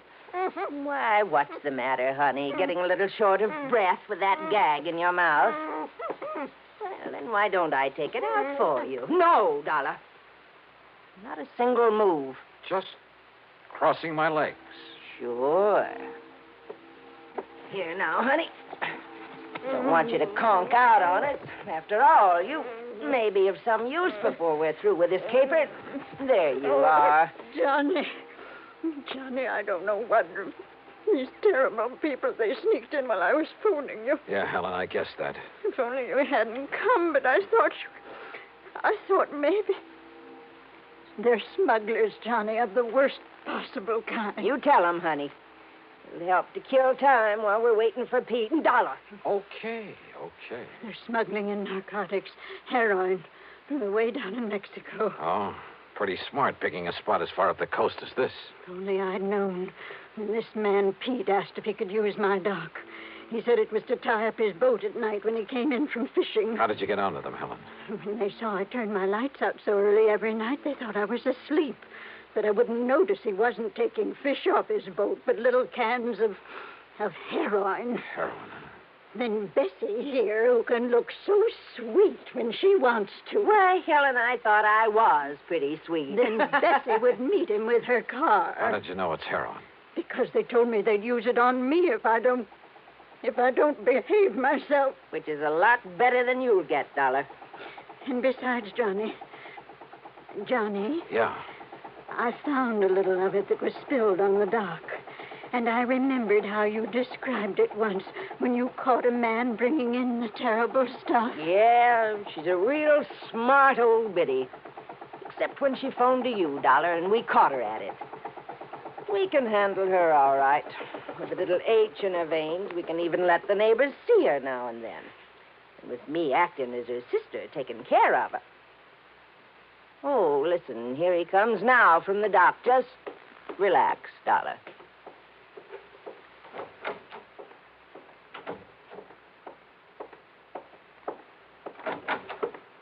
Well, what a charming little party. Johnny, this is... Nice work, Bessie. Dollar, huh? That's right. You want to take care of him, Pete? So you made the mistake of coming out here. Believe me, mister, it was a mistake. I said, are you going to take care of him? Why, of course, right away. We don't want him lying around here. Which is to say, Dollar, we're going to do something I haven't thought of since the old days in Chicago. You and I are going to take a little ride. Well, Act 3 of yours truly, Johnny Dollar. Take a little ride, huh? That's right. Chicago style. Exactly, Dollar. Oh, Johnny, don't you see what that means? He's going to take All right, honey. Just keep out of this. No, I won't. Pete's going to kill him. That's right. Now, shut up. Oh, now, just a Dollar. minute. Sit down. Bessie, be sure you keep the gun on him. Oh, don't worry, Pete. If I had a silencer, though, I'd get rid of him here and now. Has it occurred to you, Pete, that I may have left word with them that if I'm not heard from... Now, don't try to be cute, Dollar. Sure, it occurred to me. I dismissed it. For the simple reason that you couldn't possibly have had any reason to know what you were getting into out here. so forget it. What are you going to do with him, Pete? Well, whatever it is, we'll have to wait till after dark, when this one-horse town closes up for the night. Well, then what?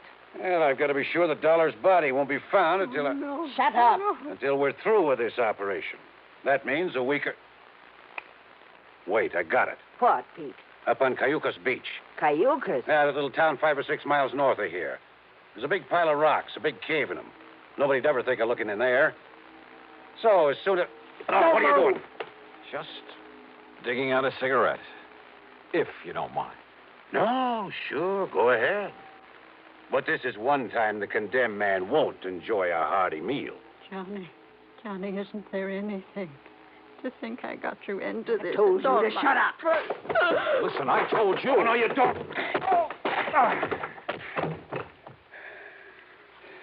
Finish him off, Pete. No. No, we'll wait for dark and do it right.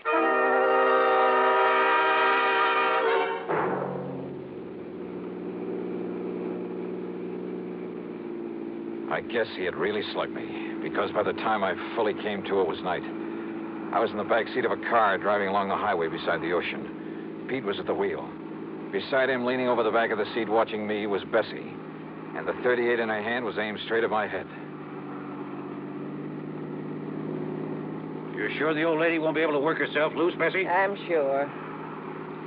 If we'd had any sense, Pete, we would have brought her along on this ride, too. It would have saved us a lot of trouble. Oh, so you've woke up, Dollar. Yeah. Well, just stay put in that back seat. Any funny business? No. I said any funny business. Just trying to dig out a cigarette. Stay back in that seat. Yeah.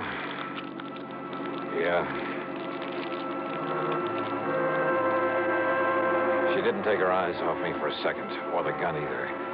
As clumsily as possible, I struggled with a pack of cigarettes, rolling and squeezing it, and hoping the tobacco was plenty dry. Then, having apparently failed to pull out a cigarette, I turned the pack upside down over my hand. And yeah, the fine tobacco poured into it. I took a deep breath. What's the matter, Dollar? You need some help with that. Oh, no! No, my eyes! My eyes! Oh! Instinctively, she dropped the gun, put her hands to her eyes, now filled with tobacco dust. With what little strength I had, I picked up the gun and slammed it against the side of Pete's head.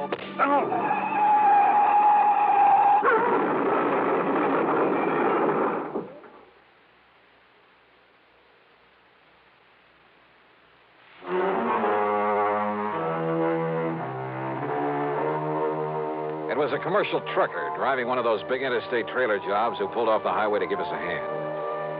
Yeah, somehow those boys are always around when you need them. And he used his head.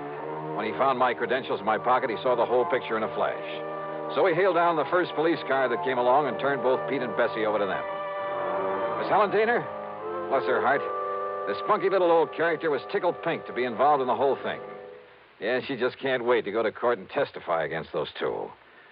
Expense account total, including the trip back to Hartford, $447.45. Yours truly, Johnny Dollar.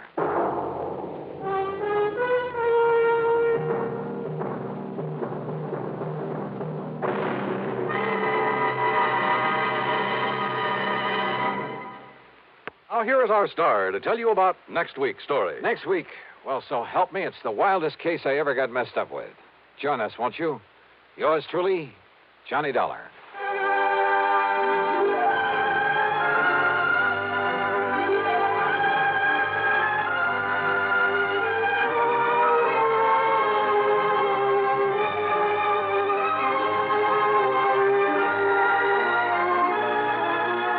Yours truly, Johnny Dollar, starring Bob Bailey, originates in Hollywood and is written, produced, and directed by Jack Johnstone. Heard in our cast were Peggy Weber, Virginia Gregg, Bartlett Robinson, Joseph Kearns, and Russell Thorson. Be sure to join us next week, same time and station, for another exciting story of yours truly, Johnny Dollar.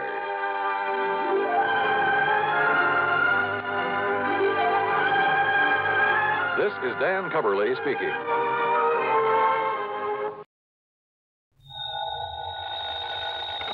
Johnny Dollar. Yeah. What? I said, yeah. Oh, what's that supposed to mean, and who are you? Oh, Johnny, this is Pat McCracken at Universal Adjustment Bureau. Well, hi, Pat, but what's with the crazy dialogue? Oh, that word, that yeah, was most of the conversation I got from some crazy character who just called in. I'm afraid I don't dig you. Oh, he called about 5 minutes ago. Said he'd been trying to reach you, but he got no answer. I was out picking up a morning paper. Who was he, Pat? He wouldn't say. He just gave his phone number. Wait a minute.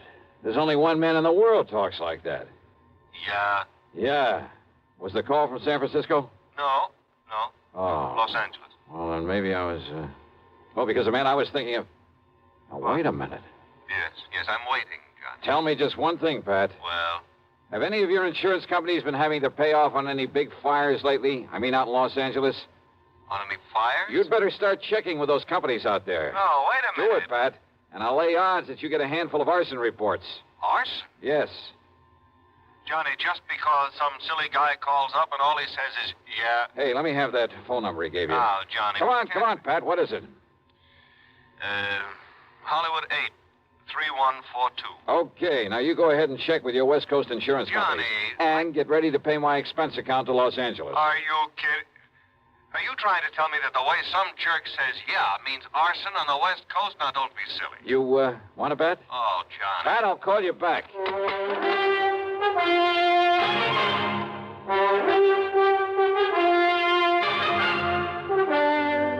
CBS Radio brings you Bob Bailey in the exciting adventures of the man with the action-packed expense account, America's fabulous freelance insurance investigator. Yours truly, Johnny Dollar.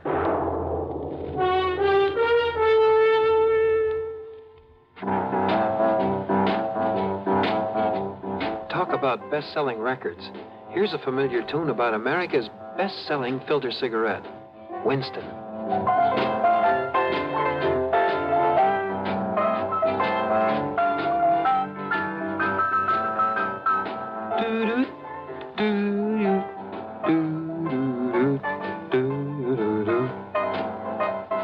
Winston gives you real flavor, full, rich tobacco flavor.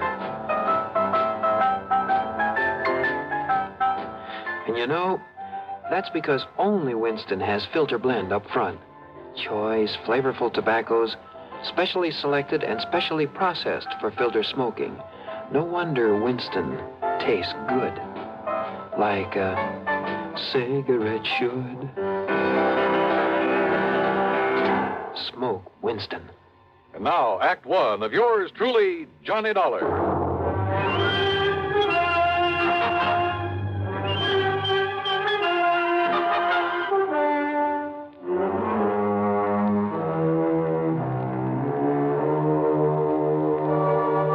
Expense account submitted by Special Investigator Johnny Dollar to the Universal Adjustment Bureau, Home Office, Hartford, Connecticut.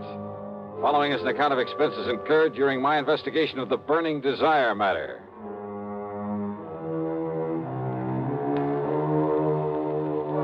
Yeah, as I told Pat McCracken, there was only one person I knew whose conversation might consist mostly of that one word. So, expense account item 1, $250 for a phone call to Hollywood 8, 3142.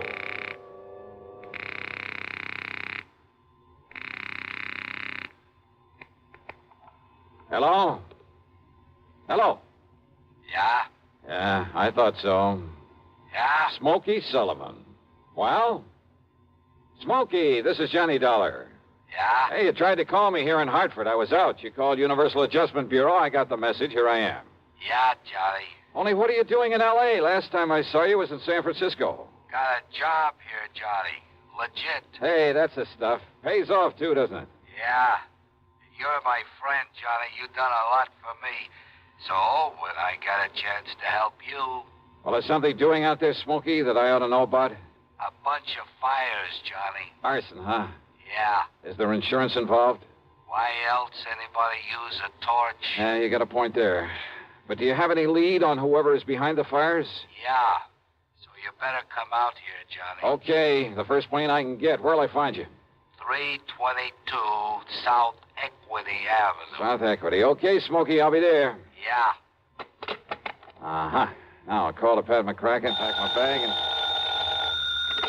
Johnny Dollar. Oh, Johnny, thank goodness. Pat? Yes. I was just about to pack up and No, call don't you ever get off that phone of yours? I was talking to the guy who Listen to me. Johnny, you were right. Only reason that nobody smelled a rat is because a different insurance company was stuck with each of those fires out there. So until I called them to give me a report. Oh, and listen. I'm listening, Pat. According to the L.A. police, every one of them could have been arson.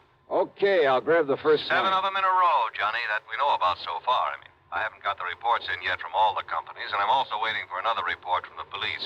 Now, Johnny, your best contact out there. That I've already got. What? Yeah. Oh, you mean that character who called us up? Yeah. Look, will you please tell me, who is he? What does he know about this? Universal Adjustment putting the old expense account on this? Yes, of course. Then I'll give it all to you in the usual report. See ya. Oh, now, Johnny, listen. Sorry, Pat, I gotta catch a plane. Expense account item 2, $162.85 plane ticket from Hartford to Los Angeles.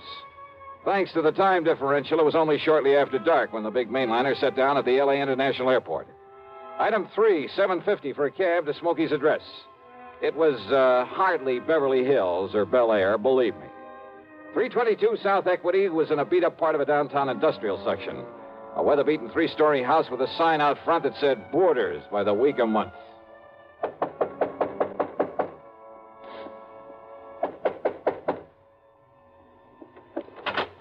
Yeah, who are you? Well, my name is... Just what's a fancy dresser like you want around a place like this, huh? Well? I'm looking for a man by the name of Smokey Sullivan. I understand he lives here. That's right.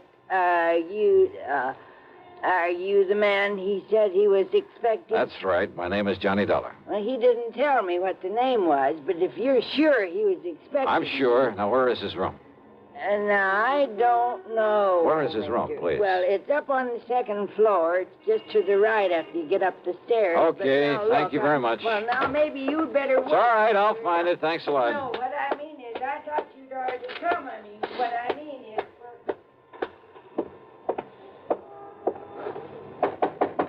Smokey? Hey, Smokey, it's Johnny Dollar. Ah, what was that? Smokey! Now, what's all the... Oh, no. Hey, Smokey, can you hear me? Who did this? Are you... Good Lord.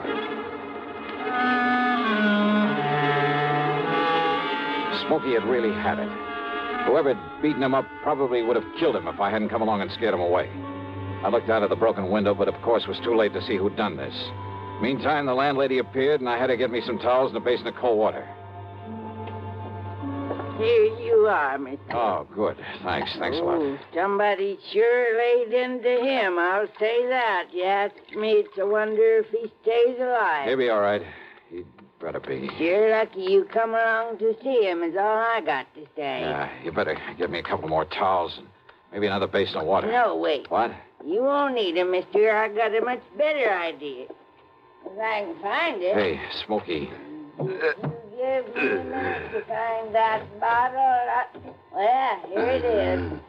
Yes, sir. This here'll fix him up. Smokey, can you hear me? Fix him up quicker than a wink. It's Johnny Dollar. Here now, mister. You just pour a slug of this down his gullet and see if it don't bring him to. Huh? Oh, yeah, good idea. Let me have that. Oh, sure. It's real genuine California cognac, it is. And soak up another towel for me, will you, I please? sure will, mister. All right, here now, Smokey, here. See if you can get down some of this. Easy now, huh? That's it. Attaboy. Really? Yeah. A little more of this. Here. You know, before you come up here, mister, I tried to tell you. Easy now, Smokey. Yeah, I tried to tell you.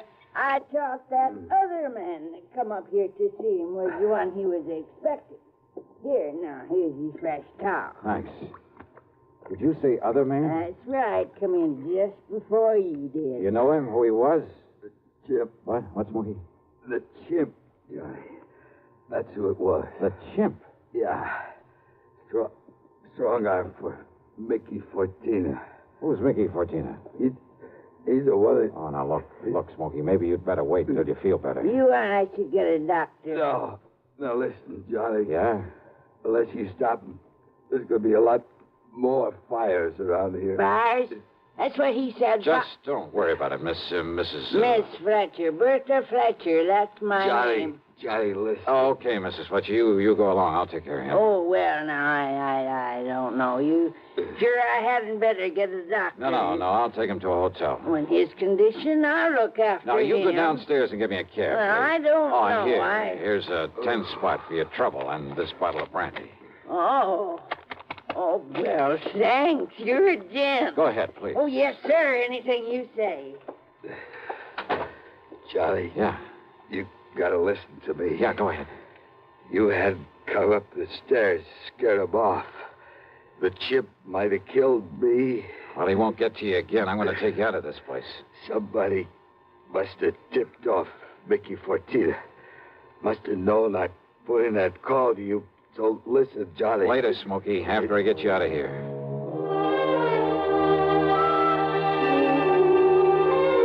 Item 4, the $10 to Miss Fletcher. Item 5, a bucket and a half for a cab to the Statler Hotel, where I had to show my credentials to the room clerk to get a bed for the somewhat mangled Smokey Sullivan.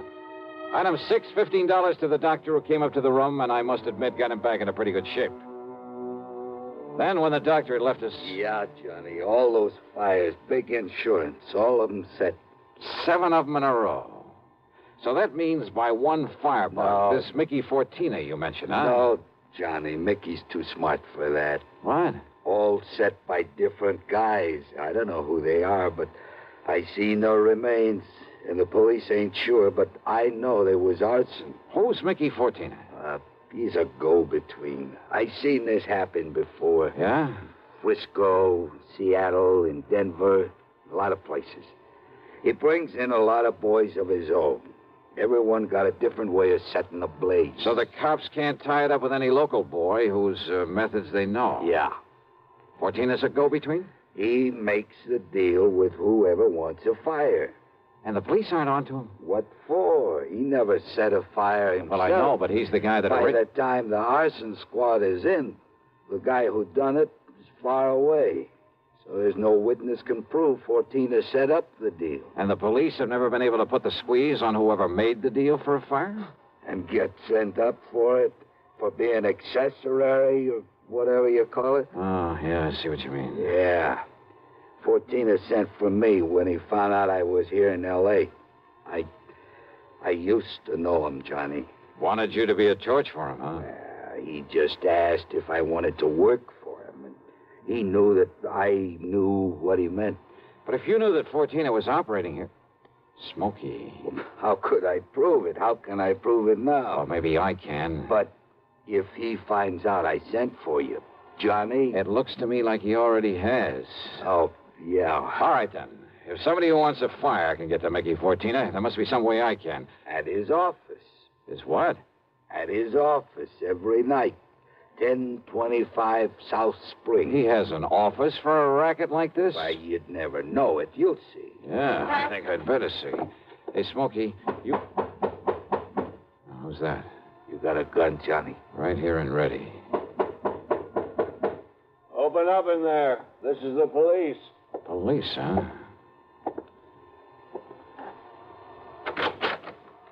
Well, surprise. It is the police. The room clerk reported a man was brought in here who... Johnny! Yeah, Pat Nichols. Sergeant Nichols now, Johnny. Good. How are you, boy? Now, wait a minute. Is this the man you brought in here? Smokey Sullivan? Listen, officer, Johnny, you think maybe Smokey is tied in with this string of fires out here? No, tell him, Johnny. No. You tell him, Smokey, anything you want. Well, now, look. You know I'm no good at talking to a cop, Yeah, well, Johnny. give it a try. And, Pat, be sure you stick around to keep an eye on him. What? Smokey may need a bodyguard. You. Huh? Yeah. Until after I've made a little business call. Johnny. Now, look, if you're out here because of those fires... Did I say I was? I didn't tell him anything like that, did I, Smokey? No, Johnny. And I see what you mean. Now listen, Just stick around, Pat. I'll see you later. If I had told Pat where I was going, he might have wanted to come along. And a man in the uniform would hardly have helped in the plan I had for trapping Mickey Fortina. But you know something? Going over to see him alone was a big mistake. One I almost didn't live to regret.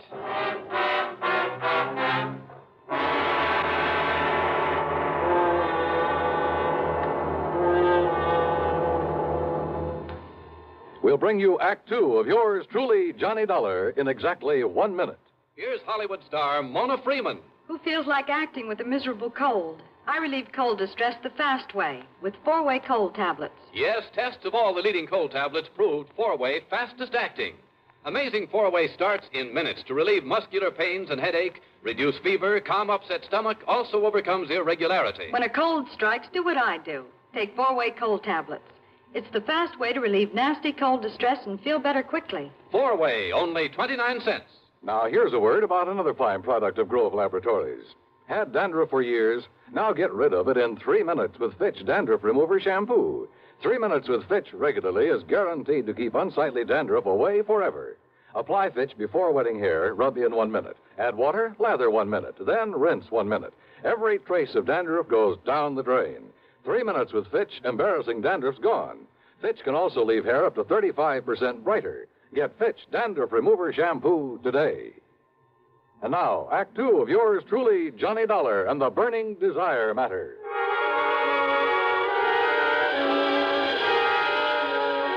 My plan for trapping Mickey Fortina was a very simple one. I'd make like a property owner who was anxious to collect some fire insurance, who was willing to pay in advance to make sure my property went up in flames. Easy, or so I thought. Item 7, 85 cents per cab to the office building at 1025 South Spring. The only lights on were in Suite B on the second floor.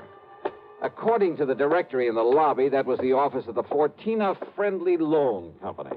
Loan office, huh? Yes, sir. Can I help you? Yeah, I'd like to see Mr. Fortina. You got an appointment? No, but I'd like to make a little deal with him.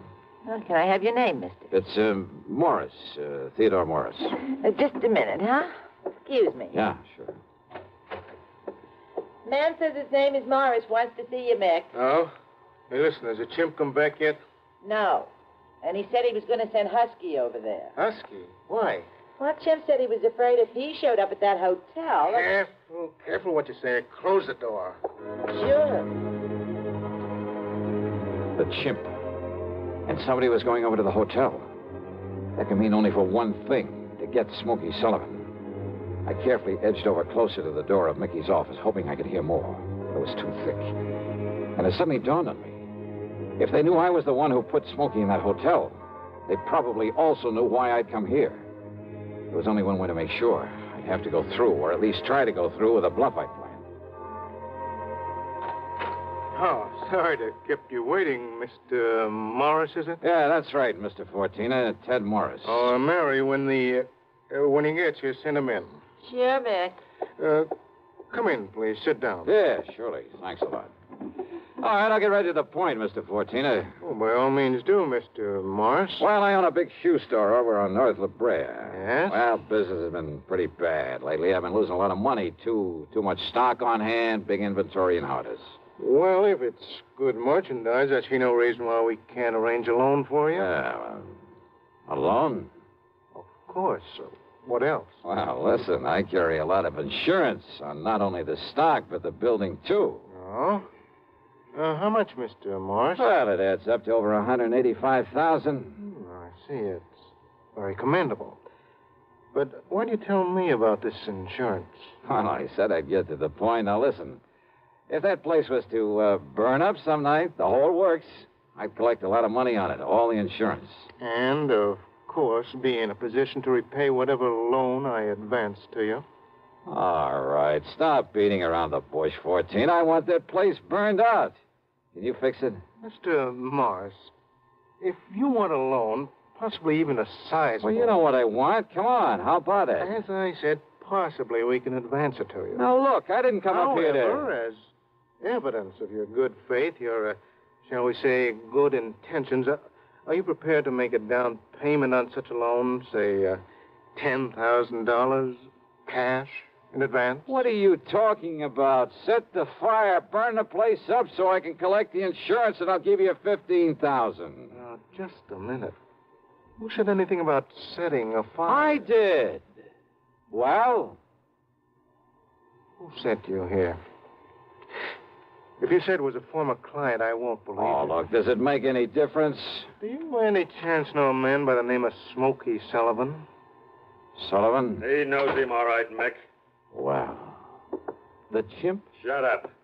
Sure, Mick, this is the guy I told you about. I come to see Smokey at his rooming house. What I left of him. Very interesting. After I ducked out, I hung around there. I seen him take Smokey in a cab. I followed him to that hotel. Did you send Husky over to take care of him? Sure. And listen. Yeah? I don't know what name this guy gives you, but when he knocks on Smokey's door, he says it's Johnny Dollar. Dollar? Insurance ticket? Yeah, that's right, Mickey. All right. So maybe I do arrange another fire with you in it, Dollar. Mickey! There's a police car just pulled up in front! Go ahead, Chip. Yeah, I'll kill this dirty... All right, now, 14er, your turn. Don't move, Dollar. Reach for a gun and I pull this trigger. I see. Yeah. How are your eyes, Mickey? Can you see in the dark? What? Without this lamp in here? Baby! Right, you!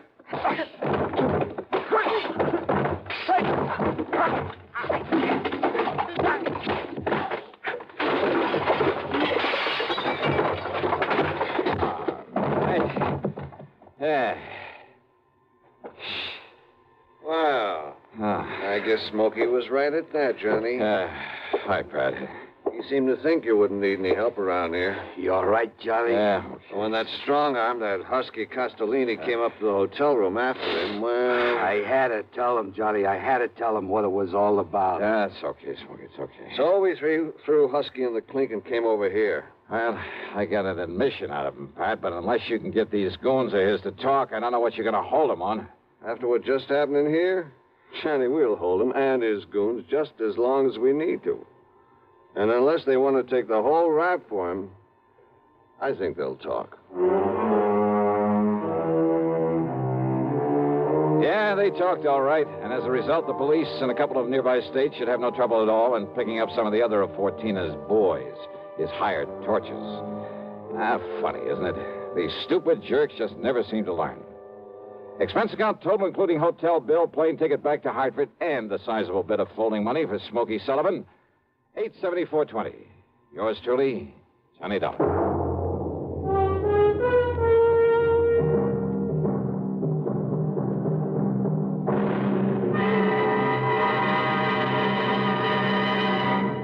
Now, here's a word from our star about the case he handles on next week's program. Thank you, Daniel. It's called the hapless ham matter. And yeah, you guessed it, the ham turns out to be an actor. A really bad one with one of the cleverest methods of committing murder I've ever known. There's a lot of action, suspense in the story, and I think you'll like it. Who knows? Maybe if you listen closely, you'll be able to figure out his method even before I do. So join us, won't you? Yours truly, Johnny Dollar.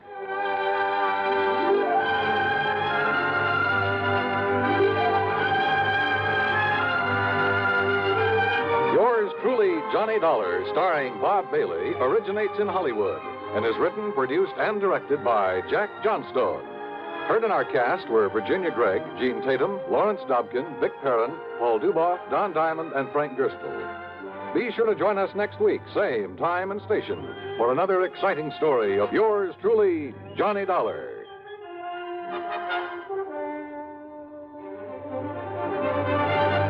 This is Dan Coverly speaking. Intrigue breeds terror as suspense brings a shady moonlight sail next on the CBS Radio Network. If I should ever become totally disabled, it would be a mighty comfortable feeling to have a check coming in every month regularly. Yes, it's a good feeling to know you have a financial cushion against trouble like that. Well, if you're a veteran with World War II or Korean GI insurance, you can protect yourself. You do it by adding a disability income rider to your present policy. The cost of the extra premium is just a few cents a day. For example, a 40-year-old veteran with a $10,000 term policy would pay only $1.60 a month for the added protection. If you sign up for the disability income provision, it works this way. After you have been totally disabled for 6 consecutive months, VA will pay you every month as long as this condition persists. $10 for each $1,000 of your GI insurance policy. That adds up to $100 a month if you hold a $10,000 policy. Full details about total disability income at any VA office. Radio 59 WROW, first on the dial in Albany, Schenectady, and Troy. Johnny Dollar. Doesn't this nice weather kind of get under your skin, Johnny? Who's that? Make you want to be sitting in a boat out on Lake Mojave, hauling in 5- and 6-pound bass. Maybe a really big one? Buster. That's right, Buster Faber. Where are you? Where are you calling from? Right here at Lake Mojave Resort. And, Johnny, I've just picked up a new spinning rod and reel that I think you ought to give a workout. Oh, you dog. You know I have to work for a living, and, brother, I mean work. Isn't it pretty hard, huh? Too hard. Well, then it's time for you to relax a bit. Yeah, I know, but... Live longer, Johnny. You know the old saying. What old thing? The time a man spends in fishing is never deducted from his lifespan. So come on out here for a few days. Oh, Buster, I'd love it. And if there was some insurance problem that I could use as an excuse, Buster, is there? Well, yeah. You mean there's something involving insurance that I ought to look into? Yeah. Then give it to me, quick. Well, it's not the sort of thing I could very well explain over the phone. But unless I know what it is, what company's involved. But it could turn out to be something pretty important. And purely incidentally, the fish are biting like mad. That's right. Okay, Buster, what am I waiting for?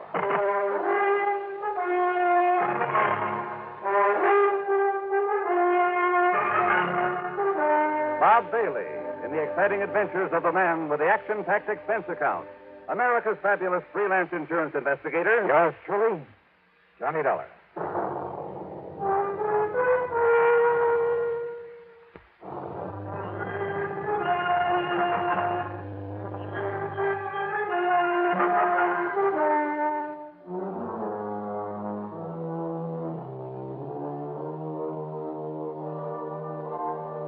Expense account submitted by Special Investigator Johnny Dollar. To the Greater Southwest Insurance Company, Los Angeles office, attention Mr. Royal J. Harkin. Following is an account of expenses incurred during my investigation of the Frantic Fisherman matter.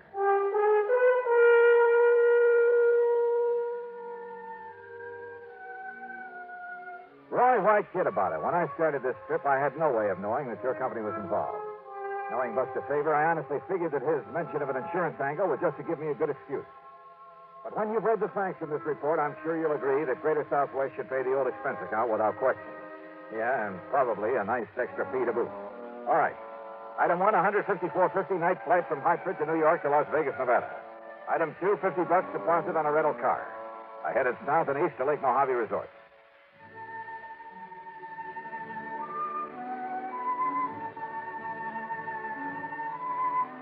To me, this place is the answer to a fisherman's prayer.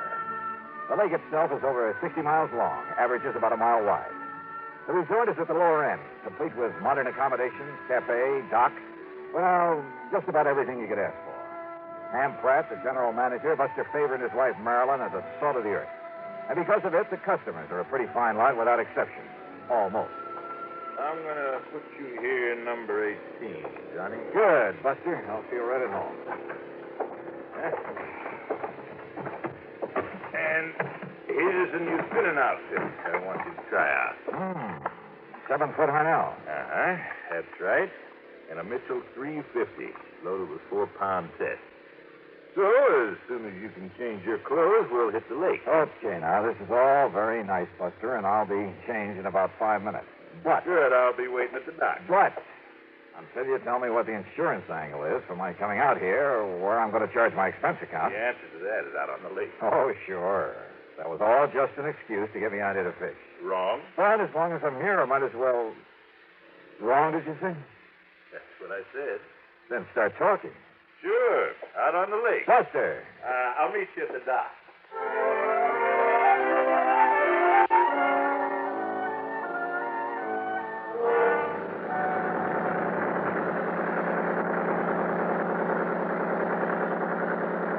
The big 35 on Buster's boat pulled us up the lake at an easy 30 knots.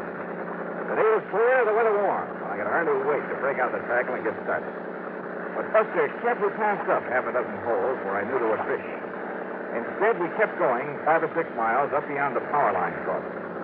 And then finally we nosed into a long, narrow, L-shaped cove. It extended back from the main body of the lake a couple of 100 yards, with flat, rocky walls on either side. At the end, it angled off to the left for perhaps 100 feet. I knew there was a very deep hole there, but as we idled in toward it, I noticed another boat back there. And the man in it seemed to be using a mighty strange fishing technique. He had a long, heavy saltwater rod in his hand, and from the bend in the tip of it... Now, how about that? Somebody feed us into this spot. Woo! Swing around and...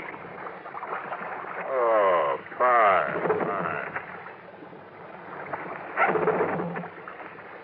I guess that wire's jogged loose again.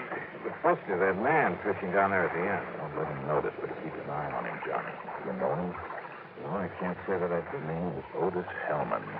Came over here from Los Angeles. Did you see the way he was beating up the water with that rig he's using? Yeah, I wondered about that rig. But he stopped the minute we were in sight. Could you see what he had on the end of his line? No. He let it drop down in his boat. We'll just have to wait until he gets back to the dock. There we are. Well, now, as long as this boat's taken, why don't we try a big basin up above? Yeah, sure.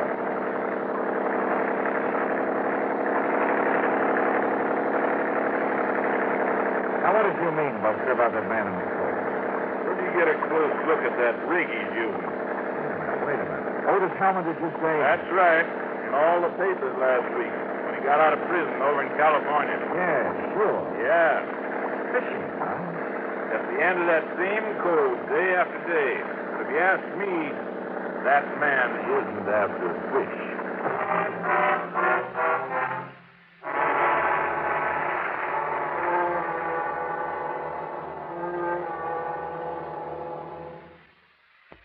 And the Frantic Fisherman matter.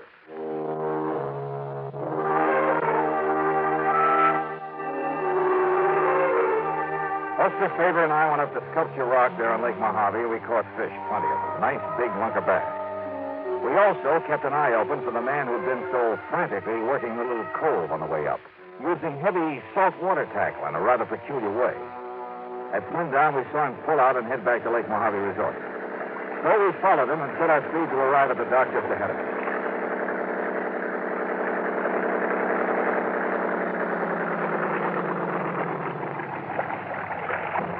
Well, here we are, Johnny. Back home same day. Yeah. Size up, Jim. Take care of these fish for us. Sure thing, Buster. Hi, Mr. Dollar. How'd you make out? Oh, pretty good, Jim. Here you are. Hey, you men did all right. Evening, Mr. Hellman. How'd you do today? Nothing, Mr. Faber. Not a thing. Oh? Where were you fishing? All over the lake. Didn't I see you in the long, narrow cove above the power line? Yeah, maybe so. Hold on, Jim. Tie me up. Tie me up. Yes, sir. Sure. Take a look, Johnny. Oh, I'll take care of the tackle myself. Oh, sure. Anything you say. Anything you say.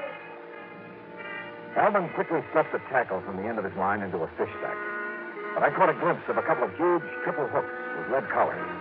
They were big enough, heavy enough to catch a whale. A respectable freshwater bass couldn't even get one of them into his mouth. Back in my room over a scotch and soda, Buster and I talked about it. When I asked him, Johnny, the first day he came here, he muttered something about trying to snag some carp with that rig. Snag some carp? But if you noticed up there in that cove before you saw us looking at it. Yeah, he was right over the deep hole at the end of it. The only place I've ever seen him fishing. If you can call it that.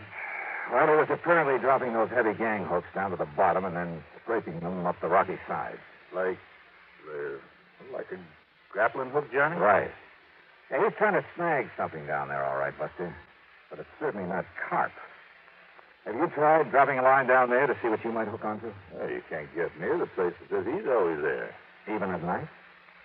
Well, no, but Johnny, you know what I think it is? And he just got out of jail, too, remember? I remember. Well, Johnny, I think there's a body down there. And for some reason, he's trying to bring it up. Could very well be. Yes, sir. And that's why I called you. Well, okay, Buster. I'll see what I can do.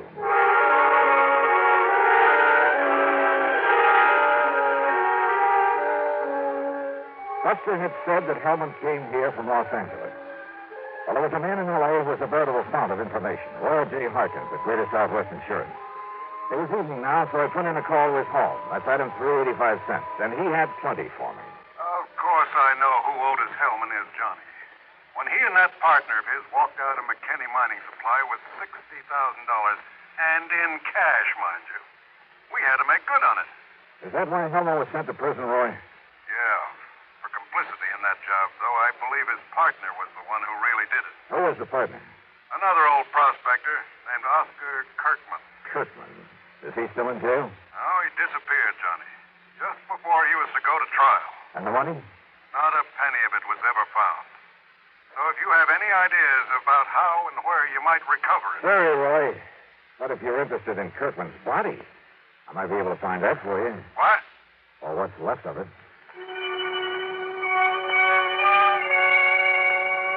And yet, how could I be sure? I mean that it was a body that Hellman was trying to locate up there in that deep little cove. Well, there was only one way to find out, and I needed some special equipment for it. So early the next morning, I climbed into my rental car. Try Shelby Sporting Goods up in Las Vegas, Johnny. That's the closest place you know, huh? I'm afraid so. Okay, then, here I go. Ordinarily, there'd be dozens folks around here who could loan it to you, but most of the people right now are either fishermen or water skiers. Hey, incidentally, did Hellman go out in his boat this morning? No, Johnny, and listen. Yeah? Maybe my imagination's working overtime, but listen. Yeah? Hellman had breakfast real early over in the cafe. Then he sat by the window where he could look over at your room. He must have drunk a dozen cups of coffee sitting there, but he didn't budge until you came out. Oh? When you did, when you went over for breakfast, he sort of casually walked down to the boathouse. I mean, it was a little too casual. And he just stood around down there, still keeping an eye on you. Well, I don't like it. Somebody must have told him who I am. Not one of the help, Johnny. I warned him not to before you arrived. Well, I don't think any of the guests know. Just the same, I think Hellman's suspicious of you. And Johnny? Oh, stop worrying about me. Just the same, Just Johnny. keep an eye on him. I'll see you when I get back from Las Vegas.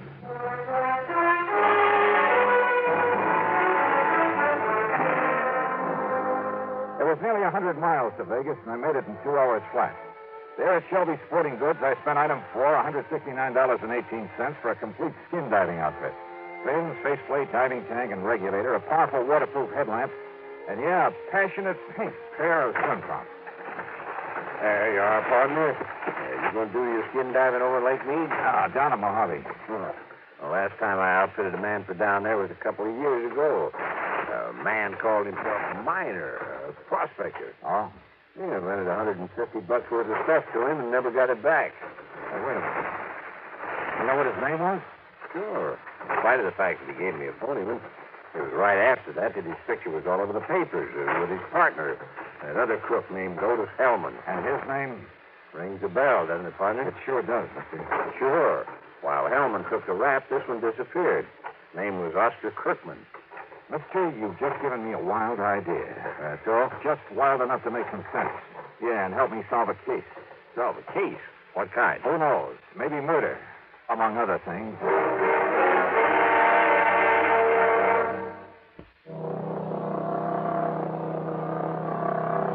On the drive down to Lake Mojave Resort, I stopped in Boulder City at the office of the National Park Commission.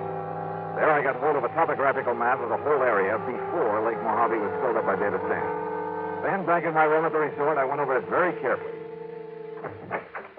I only got a minute, Johnny, before I drive over to Bullhead City. But I saw you come rearing in a minute ago, and what do you got there? Hey, come here. Huh? Look, Buster. Take a look here on this map. Yeah? Before the new dam filled up the lake a few years ago. Uh-huh. Over here. There. Now, look here. Oh. Why, yeah, that's where that long cove is now, where Otis Hellman's been working with that phony rig of his. Uh-huh. And in the deep hole at the end of that cove... Kirkman Folly. That is right. Kirkman had a mine there before the lake was filled, when it was all just desert land by the side of the Colorado River. And right there is where Hellman is grappling for something. Right. Kirkman disappeared, Johnny. Yes. But what's really happened is that Otis Hellman killed him and stuffed him down there in that underwater mine. Maybe. But why he wants to bring him up again, whatever is left of him... Buster, I want to use your boat. Well, sure. And if Hellman hasn't gone out fishing, has he? Oh, he's still hanging around down at the dock. All right, good. Somehow, you've got to keep him from following me.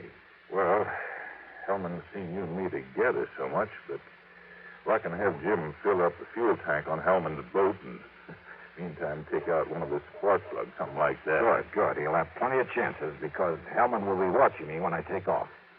What are you going to do? A little skin diving up at the end of that cove.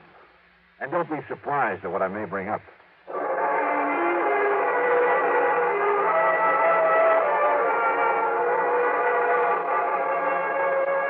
Hellman was still at the dock, and I thought he kept his eyes only on me as I piled the skin diving stuff into Buster's boat. Meantime, Jim went through the motions of fueling up his motor. Then I took off and with the throttle wide open, drove up the lake to the long L-shaped cove. At the end of it, where the deep hole was, I tied up to an overhanging rock, put on swim trunks, faceplate, slippers, and tank, and gently let myself over the side.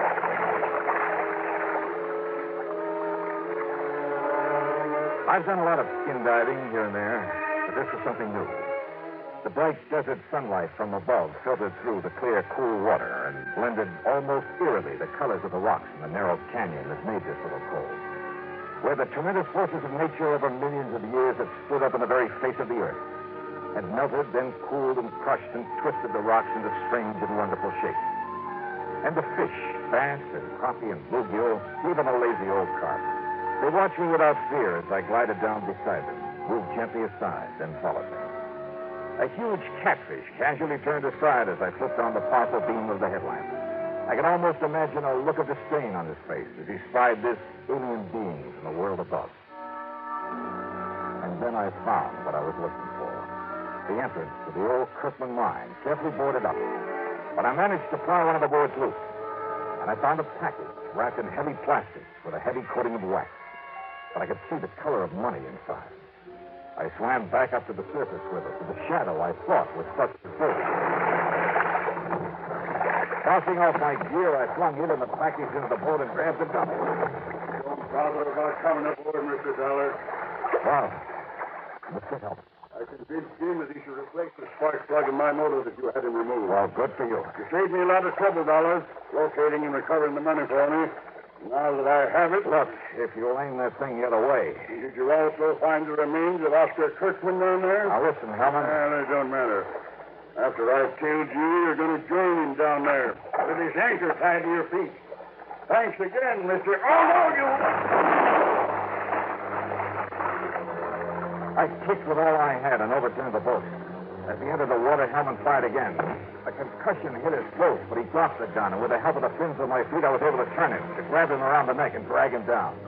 I had taken a deep breath before capsizing his boat, and he was an older man than I. But it seemed like hours before he finally quit struggling, and with my lungs almost bursting, I carried him back up to the surface. He was still alive, but harmless.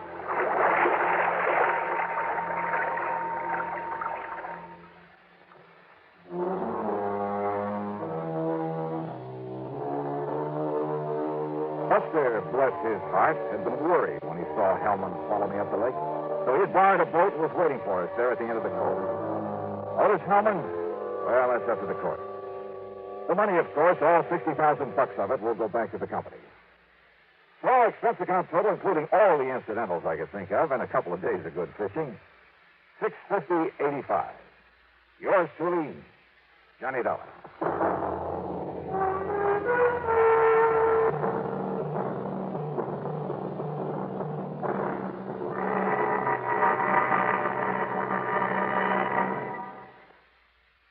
Here's our star to tell you about next week's story. Next week, a call from an old friend. Yeah, to meet with death in the desert. Join us, won't you?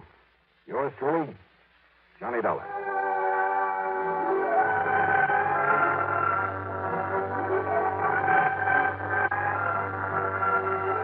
Yours truly, Johnny Dollar, starring Bob Bailey, originates in Hollywood and is written, produced, and directed by Jack Johnstone. Heard in our cast were Barney Phillips, Sam Edwards, Bartlett Robinson, Horace Lewis, and Ralph Moody. Be sure to join us next week, same time and station, for another exciting story of yours truly, Johnny Dollar. This is Jim Matthews speaking. From Hollywood, it's time now for Johnny Dollar. Peter Hanley at Western Maritime and Property. Oh, yeah, Mr. Hanley. I found this message to call you. You're still in town at the Beverly Hilton. Yes, that's right. I thought you'd be back in Hartford by now. When I can enjoy a spot like this on expense account? What? This California weather, the swimming pool here at the hotel? Wait. No, wait. You say on expense account? Why, sure. Dollar, You cleared up that matter for us. You proved conclusively that Randolph Merrill did not lose his yacht, that the explosion and the sinking were fake. That's right. And incidentally, as you anticipated, the yacht was found in a small Mexican seaport, all ready to be rebuilt and repainted to thoroughly disguise it. Good. Now, Mr. Hanley. Oh, by the way, in spite of his earlier vindictiveness, Merrill has decided to plead guilty and throw himself on the mercy of the court. Has he signed a confession? Well, no. Then I'll bet he changes his tune by the time he goes to trial. Oh? Sure, that's an old trick to slow things up, gain time. Are you having Mrs. Merrill held as an accessory? The Merrill has made and signed a statement completely clearing her, so to hold her now would only complicate matters. Hanley, either you haven't yet read my expense account report, I haven't. or I forgot to tell you what tipped me off that bear was trying to pull something on us. Oh? What was it, Mr. Dollar? Her jewels that you'd insured for $100,000. Oh, no. Oh, yes, Hanley. That jewelry Mrs. Merrill showed us was fake. Paste. Heavens, a dollar? You still think I ought to go back to Hartford? No, not until you found out where the real jewels are. Can you come down to the office, Mr. Dollar, right away? Sure, if you like. No. I'll drive out there to your hotel. Whatever you say. Yes, I'll drive out there. I'll be there right away. Scotch and soda be all right? Yeah, what? You suddenly sound as though you could use a drink.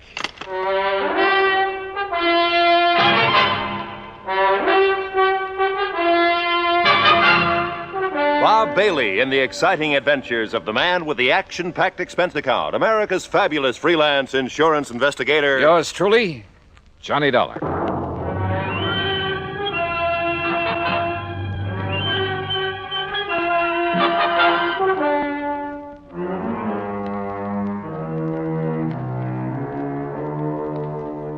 Expense account submitted by Special Investigator Johnny Dollar to the Western Maritime and Property Insurance Company, Los Angeles, California.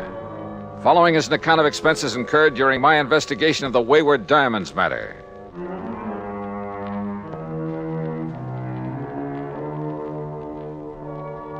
Expense account item 1, $2.25 for drinks in my room at the Beverly Hilton. By the time room service had delivered them, collected the tip, and left, Peter Hanley arrived. Yeah, come in. I make no bones about it, Mr. Dollar. I had completely forgotten about those jewels of Mrs. Merrill's. Yeah, well, I can't say that I blame you. We were so intent on exposing the so-called sinking of that yacht. Exactly. All right. Relax. Here, come on now. Sit down and relax while we map out a plan of action. Thank you.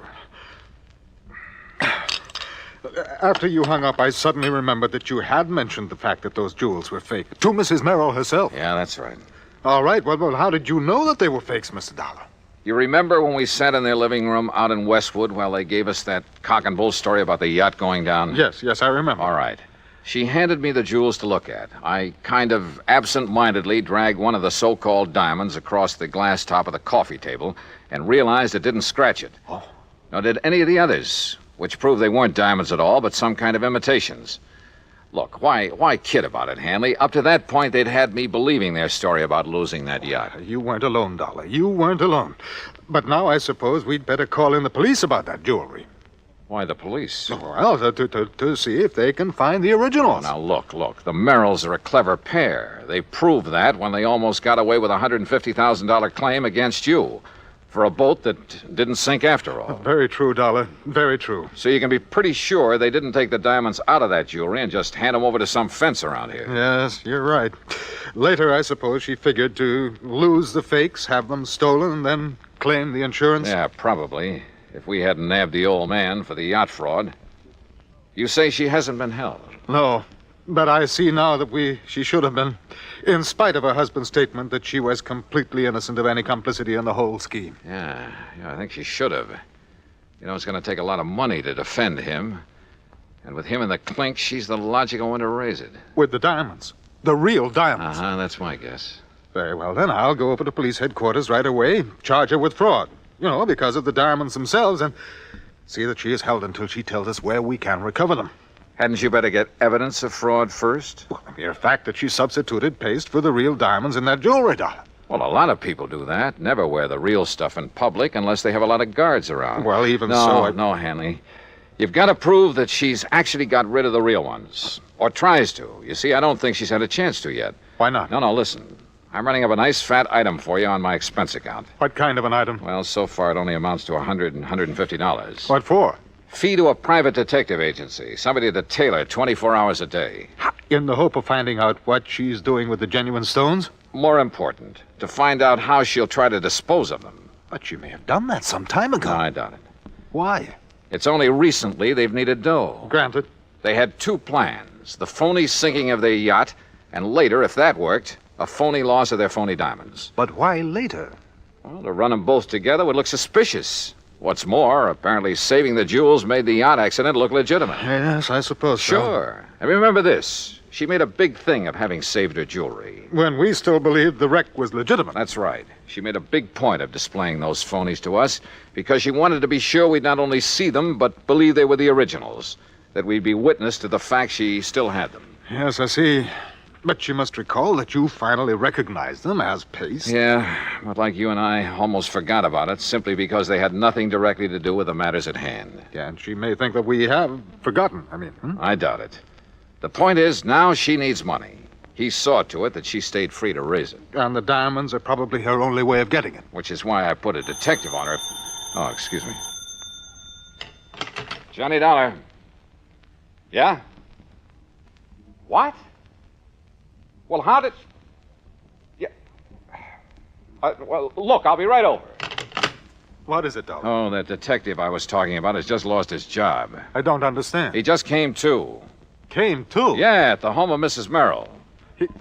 He's in her home? Yes, but she isn't. She's gone.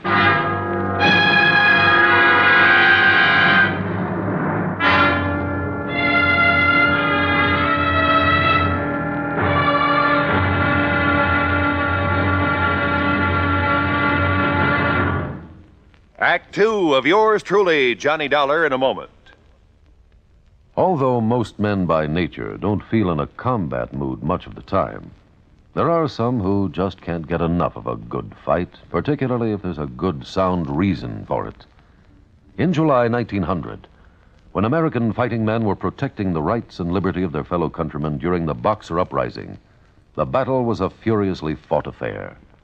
Army Private Robert H. von Schlick, serving with Company C of the 9th United States Infantry Division, was in the thick of the fracas.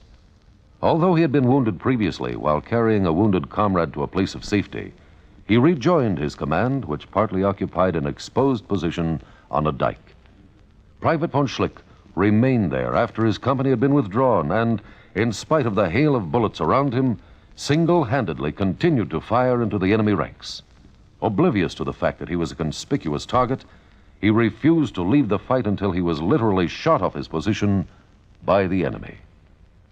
Private Robert von Schlick earned the Medal of Honor for valiant devotion to duty and added heroic background to the code of conduct of American fighting men. And now, Act two of yours truly, Johnny Dollar, and the Wayward Diamonds matter.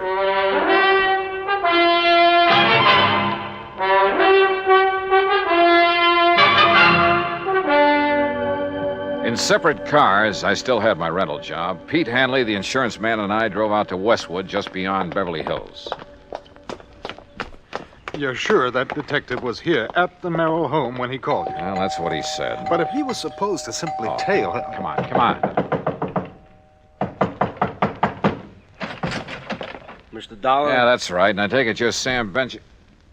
Holy smoke, what happened to you? Where's Mrs. Merrill? Well, like I told you on the phone, Mr. Dollar, she's gone. Any idea where? Oh, sir. Hey, you mind if I sit down? I don't feel so good. No, go ahead. Go on, sit down. All right, you all set? Yeah. Now, what happened? Well, I was walking up and down the street.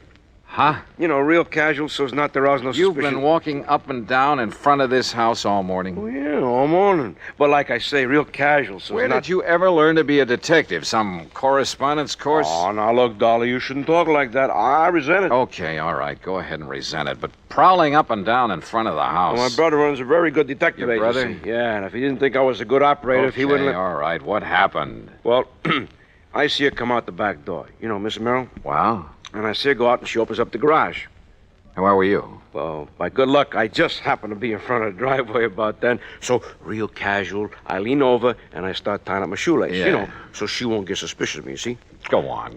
Well, when she gets in the car and she gives me a look, but that's all. So I figures me being so casual and all, she's not wise to what I'm doing around here, you know? I bet she wasn't.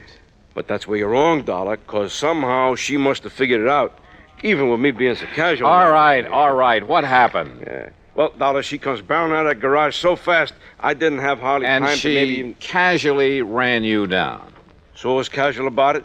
By the time I picked myself up and to find out I got any busted bones, she's down the street and around the corner. What kind of a car was she driving? Gee, no. What was the license number? I don't know. You don't know? Well, then how it happened so fast? Hey, look, whoever assigned you to this job ought to have... I told you, my brother. And don't you say anything about my brother. How did you get into this house? Well, my order said if she made any move, I was to phone you. I figured nearest phone was in here. How did you get in? Well, I looked around to see one of the back windows was open. You have any authority to enter this house? A warrant, maybe? No, but I have my orders to phone you just as soon as I could. And like I said, I figured the nearest phone... You want to see my orders? No, I don't. Well, look, see here? Now, you look. You can take those back to your office and shove them in your darling brother's face. Oh, now you're saying things against my brother. Just don't forget to tell him you're fired. Oh, now look, Dollar.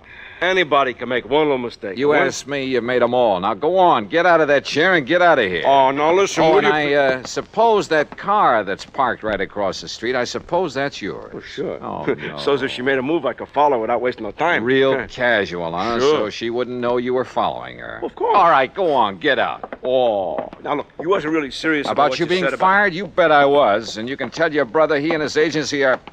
Oh, go on. I'll settle with him later. Look, I'm not used to being treated like this. And when I told my brother... Oh, brother. Well, Hanny, it looks like I called in the wrong detective agency. I'm sorry. I'm afraid so. And I suppose you and I have no more right to be in this house than that idiot had, so perhaps we'd better leave. Yeah, sure. But not until you get on the phone and call the Department of Motor Vehicles. Oh? Find out from them the year, make, and model of Mrs. Nancy Merrill's car. Oh, better still, I can call my office. Your office? Well, yes, we issued the insurance on that car. Oh, good.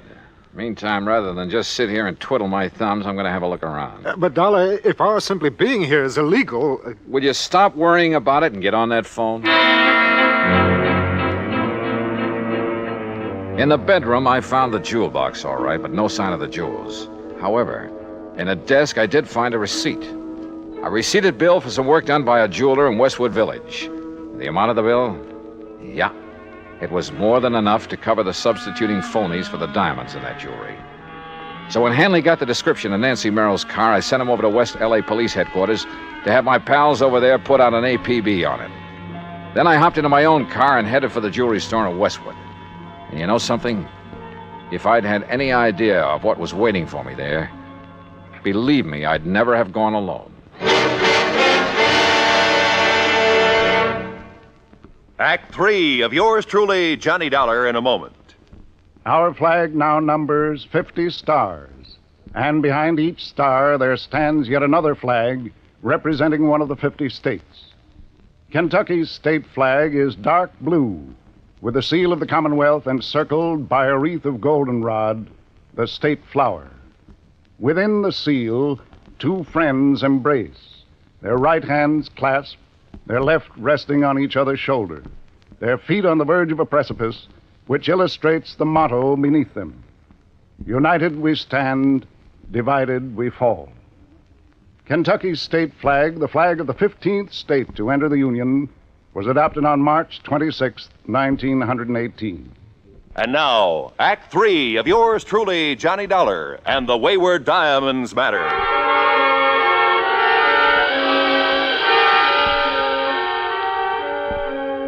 Howard's Hillcrest Jewelry is a small but very exclusive shop on Weyburn Avenue in the Westwood Village section of Los Angeles. There, with the help of a receipt I'd found in Nancy Merrill's desk, I hoped to get on the track of the missing diamonds. I entered this snooty little shop and asked for the owner. I'm sorry, my good man, but Mr. Howard is engaged with one of our important clients. Well, I'm here on rather important business. Well, if you care to leave your name and he wishes to see you, perhaps we shall call you. Ah, Mrs. Smythe Kenworthy. Hey, look, Buster. How delightful to see you said... again. And did little Chi-Chi like the jeweled collar we selected for him? Chi-Chi. Such a lovely puppy. You know, he's the favorite of all my doggy friends. just as you're my favorite. Maybe I'd better look for this Howard myself. Mrs. Smythe Kenworthy, you have no idea how it brightens the day to have you drop in. Oops, Now, wrong department. What can I show you today? Some little trinkets for your pussycat rat. We have some perfectly ravishing things in real emeralds. No. But you must please. Oh, Nancy, my dear. Yes, Howard. My pet, when I removed the genuine diamonds from your various pieces and replaced them with paste, it was with the distinct understanding. I know, dear, I know. But now I have to have the real stones put back. Why? As I understood, it was in order to have the fake gems stolen so that you could collect on the insurance. Oh, of course it was, of course. Not so loud, Nancy, please.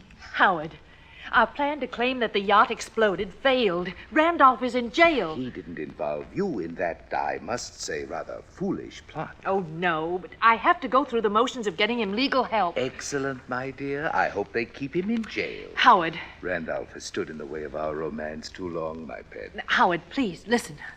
Because of the yacht, they sent an insurance investigator out here. Investigator? Yes, a Mr. Johnny Dollar. Dollar? Good heavens. You know him? I know about him. I don't like this. And he found that these jewels I have now are paste. Now, you've got to put the original stones back so that when he sees them again, he'll think he was mistaken. Impossible. I've already disposed of them through various connections. Why did you show him those fakes? Well, I thought... You thought wrong, you stupid wench. Oh, Howard. Don't you see you may have opened the door to investigation of some of the other favors I've been doing you and other customers to beat your insurance companies? Oh, but I didn't think... Oh, of course you didn't. But if Dollar ever connects me with those imitations... Oh, dear.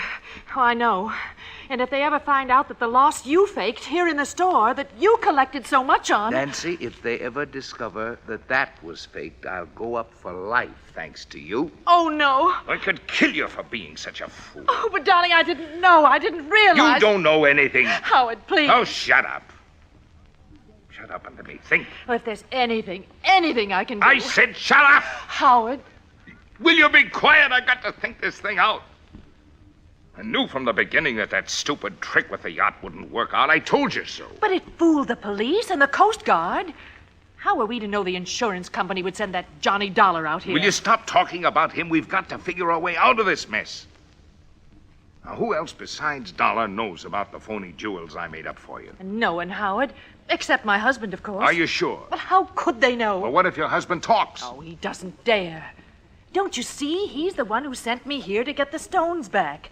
So the Dollar can't prove he saw the imitations. And I tell you, I can't get them back. They're probably scattered all over the country by now. But don't you see? Unless we can show them to him, the real ones, I mean, show them to this Johnny Dollar. No, it's impossible. So, that means only one thing, Nancy. Replacing the fakes with some other genuine stones? No, that would take months. No, Nancy, it means that I have to get rid of this man, Dollar. That gun! That's right. You'd kill him? Yes, Nancy, I'll kill him if I can find him. I'll save you the trouble of looking for me, Howard. What? Dollar! And is that the gun you plan to kill me with? Yes, that's right. And I think I'd better kill you right now. Oh, Howard, darling, please. Oh, put that thing down, Howard. You're not going to shoot with customers out front. My private vault is just outside this back door of my office, Dollar, and it's open. In there, the sound of a shot won't be heard out front. No kidding. No kidding. All right, walk. Out that little door. Walk. Well, you don't really leave me much choice, do you? Now, open it carefully. No tricks. Tricks? With a gun in my back? All right, open the door. Go ahead. Oh, it seems stuck. Maybe you'd better open it. I said no tricks. You open it. Oh, Howard, you don't know what you're doing. You bet I do. Go ahead, Dollar. You may be sorry for this, you know. Will you quit stalling and open it? Whatever you say. Mr. Howard! Mr. Howard! Oh, no, what? Mr. Howard, there are some men here to see you. Nancy, go out there. Tell them I'm not to be disturbed. I'll see them in a few minutes. Oh, please, dear. Go ahead, go on. Mr. Howard, these men are from the police. The police? Well, bless Peter Hanley. Oh, no, you... Yes, I do. Dollar, are you all right? Those shots, Johnny. Hiya, Pete. Huh? Oh, thank heavens. Thank heavens. Yeah. Looks like he's okay, Mr. Hanley. But, Dollar, what under the sun did you do to our friend Howard here? Well, we had a little argument, Sergeant. I'll tell you all about it, and then you can haul him off to the clink. Oh? Hey, listen, if you've got something on Howard, you'll be our friend for life. Sergeant, I've got plenty. Good, because, brother, we've been trying to catch up with him for years. Oh, incidentally, have you got a cell for Mrs. Merrill, too? You bet we have.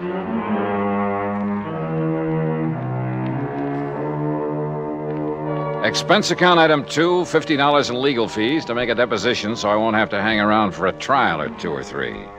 And I have a sneaking suspicion that Howard and Merrill and his wife are going to have a long, long time to think things over. Expense account total, including additional mileage on my rental car and the trip back to Hartford, $218 even. Yours truly, Johnny Dollar.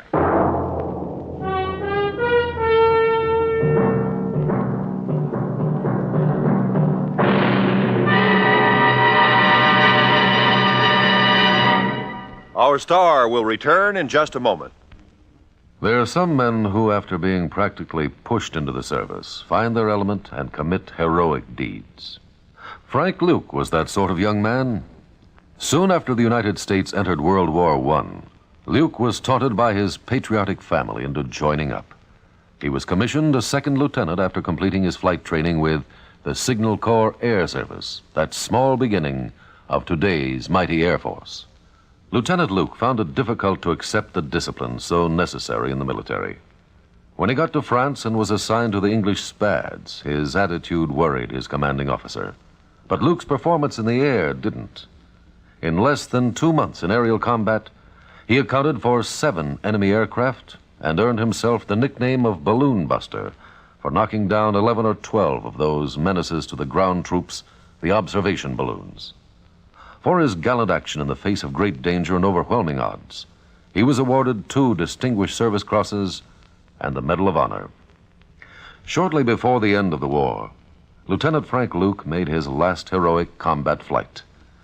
After having just returned from a sizzling air battle, he refueled his Spad and took off on an extra duty mission. Pursued by 8 enemy planes, he shot down 3 balloons. He was wounded, and his plane was so badly damaged in the action that he had to make a forced landing in a German cemetery. Perhaps the irony of it struck him at the time. When called upon to surrender, he preferred to open fire with his automatic and fight to the death, though he was only 21 years of age. Lieutenant Frank Luke may have had trouble adjusting to the military life, but when he did, he was a gallant fighter and a credit to his country.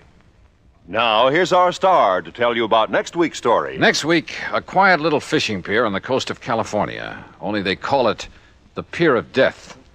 Join us, won't you? Yours truly, Johnny Dollar.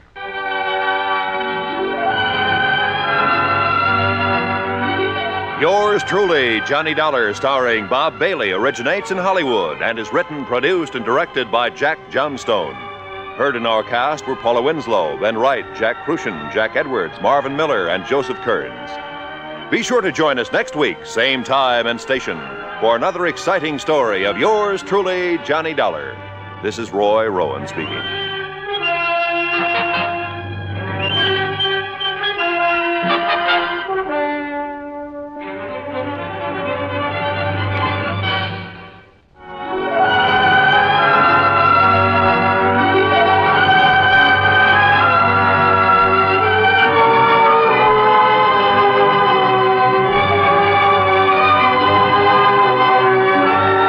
This is the United States Armed Forces Radio and Television Service.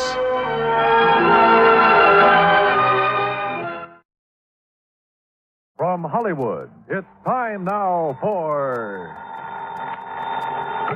Johnny Dollar. Ah, how weary, stale, flat, and unprofitable seem to me all the uses of this world. Who's that? Garrett Reynolds, Johnny. Reynolds in Trenton? That's right, New Jersey State Mutual Life. Well, what was the quote from Shakespeare about? Hamlet, wasn't it? Alas, I would a tale unfold whose lightest word would harrow up thy soul, freeze thy young blood, make thy 2 eyes like stars start from their sphere, thy knotted and combined lungs depart, Now, wait a minute, will you? Particular hair to stand on end like quills upon the fretful porpentine. Garrett, have you gone off your rocker? Why don't you come on down here and see? Yeah, I think I'd better.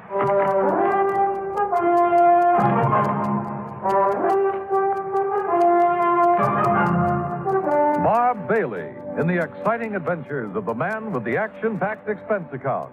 America's fabulous freelance insurance investigator. Yours truly, Johnny Dollar.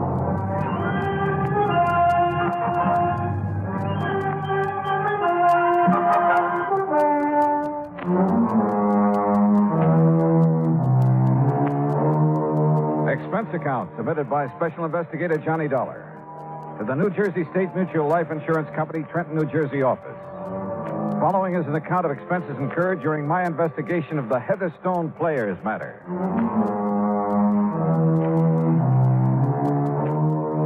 Expense account item 1, $9.80. Train fare, lunch, and incidentals on the trip from Hartford to Trenton, New Jersey. Item 2, 70 cents, taxi to Garrett Reynolds' office. Oh, glad you wasted no time, Johnny. Sit down. I'll get right to the point. Big rush, huh? If I read the signs right, yes. Okay. Whom were you expecting to get bumped off this You ever time? hear of the Heatherstone Players? Huh?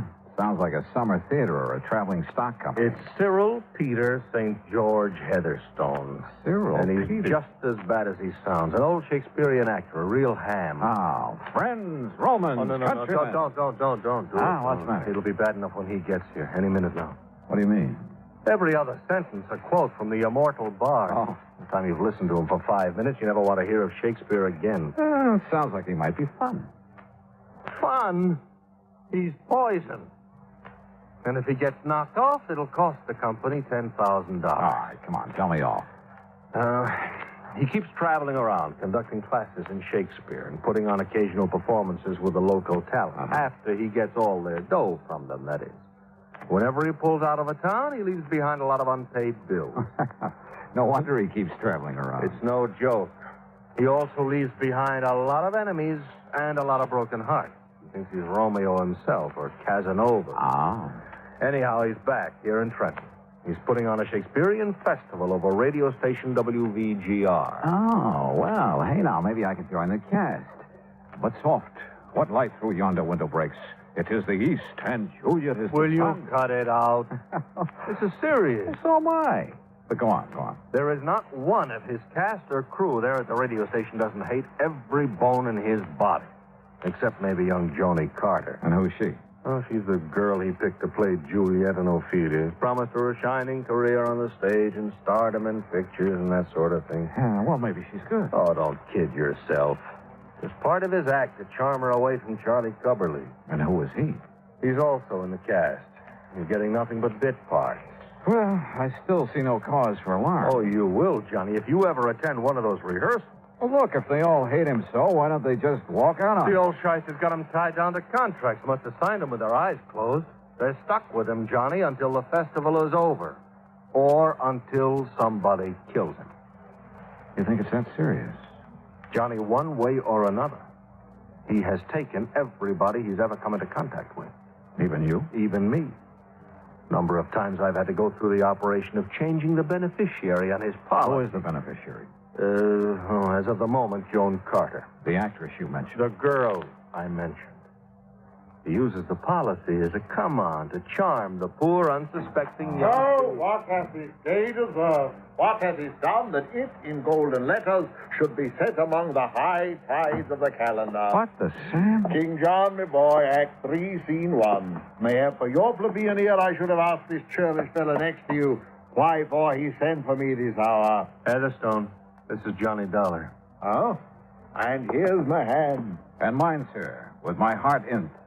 Uncle. Good man, that's from the Tempest, Act 2. Oh, not that I give you a charge. Look, Heatherstone, I've asked Dollar to act as your bodyguard until this play of yours is over and you can get out of town. Play festival, dear sir, in which the immortal Shakespeare's works, beneath my practiced hand, shall so enchant. Yeah, wait a minute, Heatherstone. Garrett, I'm not going to serve us any. I said bodyguard. I've received 3 anonymous notes telling me in no uncertain terms that his life isn't worth a plugged nickel around that studio. Threats, huh? Well, just warning. What matter? To quote the bard, I bear a charmed life. Have you given those notes to the police? Yeah, but I haven't heard back from them. That's why I sent for you in such a hurry. How fitting that my end should come there, on stage, so to speak. What? Blow, wind, come rack. At least I'll die with harness on me back. Which is to say, my friend, that I'll die with me boots on. Yeah, I got that. Has anybody threatened you in person, Heatherstone? Yeah. And what about that girl, Joan, and the way Charlie Coverley... Her beauty makes the vault a feasting present full of life. Oh, listen, will you? I'm talking about Charlie, the boy she's thrown over for you and your phony promises. That boy's crazy enough with jealousy to try almost anything. Aye, he is mad. Right. That he is mad, 'tis true. 'Tis true, 'tis pity. And pity 'tis true. Heatherstone, he's mad enough to kill you. And so are some of the others. Yeah, I've heard you're pretty rough on your cast of actors, on your crew. Well, I must be cruel, only to be kind. Now, what's that supposed to They're mean? so ambitious, all of them, but so inadequate, so futilely do they attempt to gain the highest talent of this art, with which I am so rich endowed. All right. Look, please. Apparently, Garrett feels that your life is in danger. I'm sure of it. And as long as I've come all the way down here, I'll take his word for it. That every one of your associates has a serious personal reason for wanting to see you out of the way. What private griefs they have, alas, I know not. Listen, will you? But this I do avow. Heatherstone, don't you care that somebody's out to get you? My cast, my crew, you say? Yes. Me? Stands not within the prospect of belief. Look, the fact remains... And yet, if 'twere true, then I must bear a countenance more in sorrow than in anger. In gratitude toward me, who've given them so much. Believe me, it is true. That's why I insist you have somebody to look out for you until you can get out of town. These words are razors to me, wound. That's why I sent for Dollar. This man, huh? Yes. Let me have men about me who are fat, we go again. sleek-headed men, and such a sleeper night. Yon Dollar has a lean and hungry look. He thinks too much. Such men are dangerous. Will you shut up? And yet, suppose I am to die. Believe me, if it weren't for the $10,000 it cost the company, I sometimes think I'd like to take care of that little matter myself. And you would be found out. That's what you think. Then, Dollar, look upon his face. I quote, so full of artless jealousy is guilt, it spills itself in fearing to be spilt. All right. The fact remains that in spite of what Garrett says, you're determined to go ahead with this play, this festival of yours. I am. In spite of the threats on your life. Why not? All that live must die, passing through nature to eternity. Okay. When's your next rehearsal? Oh, this afternoon, but sir... Station WVGR, right? Aye, correct, but sir... And I'm going to be there. To interfere with me at work? No. To hide in a corner and see if all this fuss over you is justified. To see if the atmosphere down there is as thick as Garrett says it is.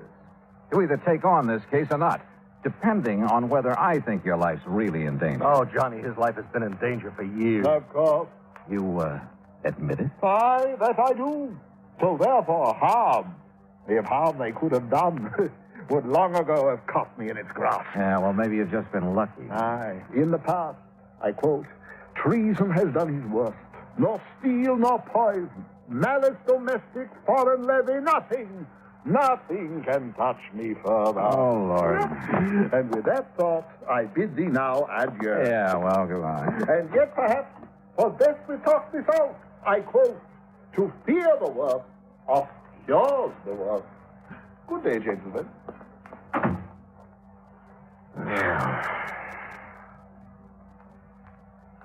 You want a drink?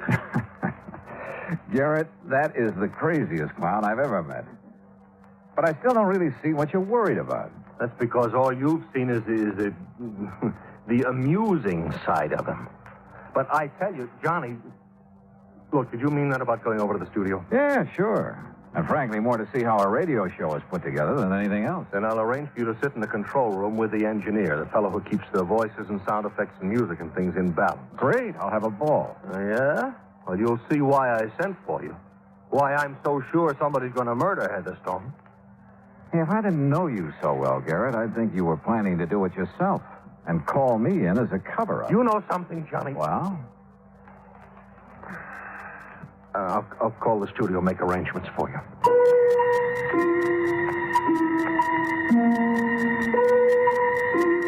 I couldn't help feeling that Garrett's own resentment of Cyril Heatherstone was for a lot more than the mere fact he'd have to revise his policy a few more times. But if so, he wouldn't admit it to me. Item 3, $1.25 taxi to the studios of WVGR. There I was escorted backstage, so to speak, to the control room. It was a small room, facing into the main studio through a large soundproof plate glass window, and it was loaded with complicated equipment. Before the control panel, with its knobs and keys and dials, sat Gordon Mitchell, the engineer, a nice-looking chap in his 30s. Through the window, we could see Heatherstone and the cast gathered around a table working on the script. Sit here right beside me, Dollar, and you can see and hear everything that goes on in there. Oh, well, sure. Thanks, Gordon. Yeah. Is that microphone sitting in the middle of the studio there the one they use when they're on the air? Yeah, that's one of them. There's one over there beside all that equipment for the sound effects men. Oh, yes, I see. And then there's another one in that booth over against the wall. And what's that for? To isolate it for special voice effects, like a voice coming over a telephone, things like that. A filter mic. Oh, I see. And then the one hanging over the table where they're reading will be for the orchestra when it comes in later. Uh-huh.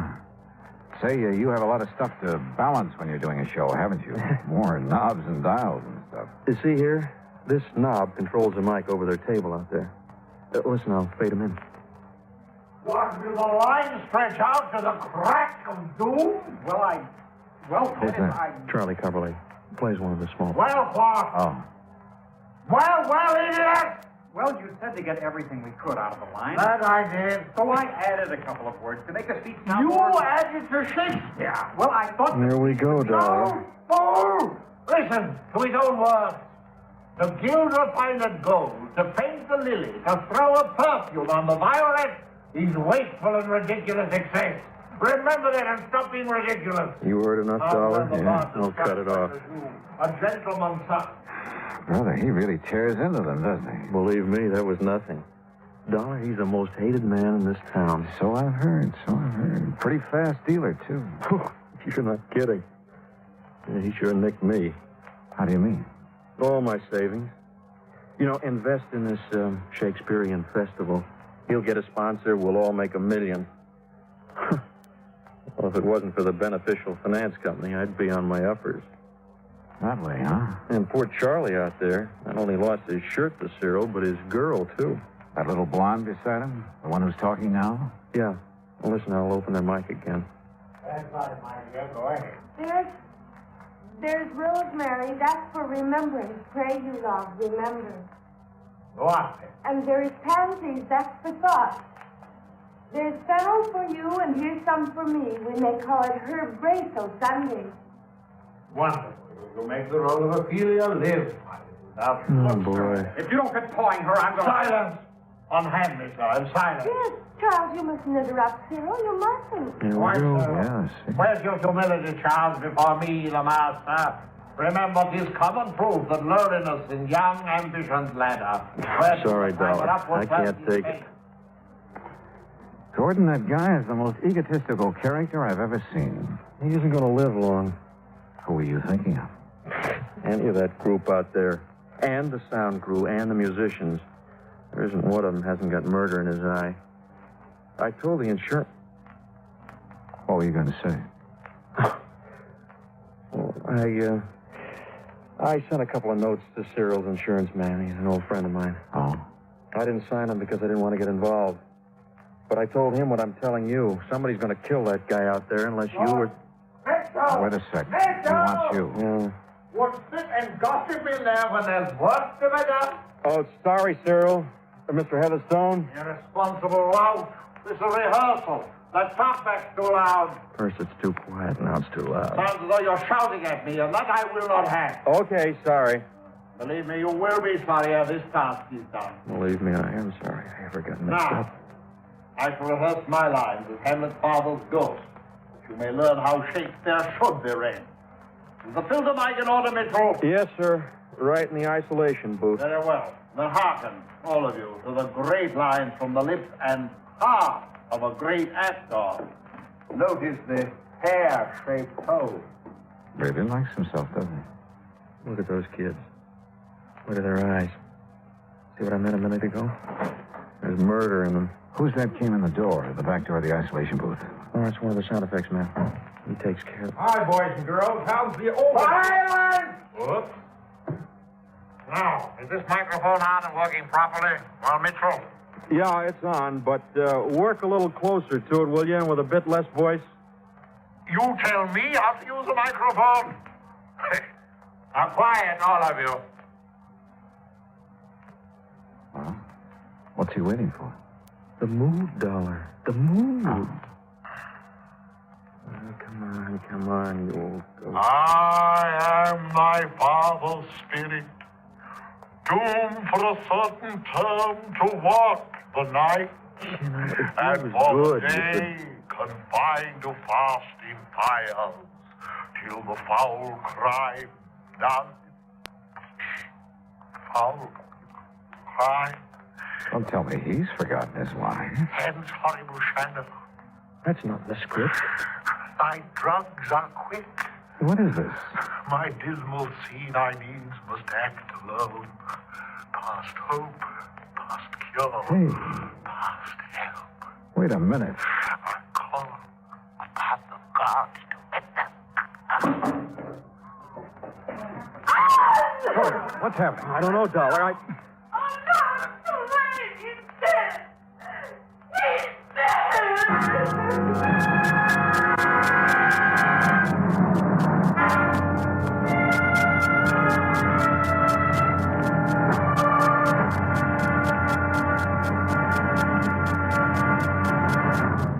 Act two of yours truly, Johnny Dollar, in a moment. Who among us has not hoped for a better life? Who has not had a desire to help stamp out disease and suffering among more unfortunate people throughout the world? Many have wanted to help, and many have done so. That sort of work is going on everywhere. Everywhere there is hope for freedom and a better life. Outstanding in this field of activity is Project Hope, which operates from a converted U.S. Navy hospital ship called, appropriately enough, the Hope. The good ship Hope carries out its mission of mercy in far eastern waters. Wherever doctors, nurses, dentists, sanitation, and public health experts are needed, the Hope steams full speed ahead and gives what help it can. In addition to giving medical aid, the staff of the Hope works with local doctors to acquaint them with the newest of medicines and medical procedures. At the same time, the staff of the Hope learns a great deal about the symptoms and the cures of diseases with which they have had no previous contact. When the Hope was in the United States Navy, it was called the Consolation. And it is certain that the people who now operate her will give both consolation and hope to those who are suffering. Consolation, hope, and a new life. For wherever the hospital ship Hope is anchored, its staff is to make emergency trips to scenes of disasters and epidemics. Their services include a wide variety of skills, from removing a tumor from a child's neck to putting a bandage on an old woman's cut finger.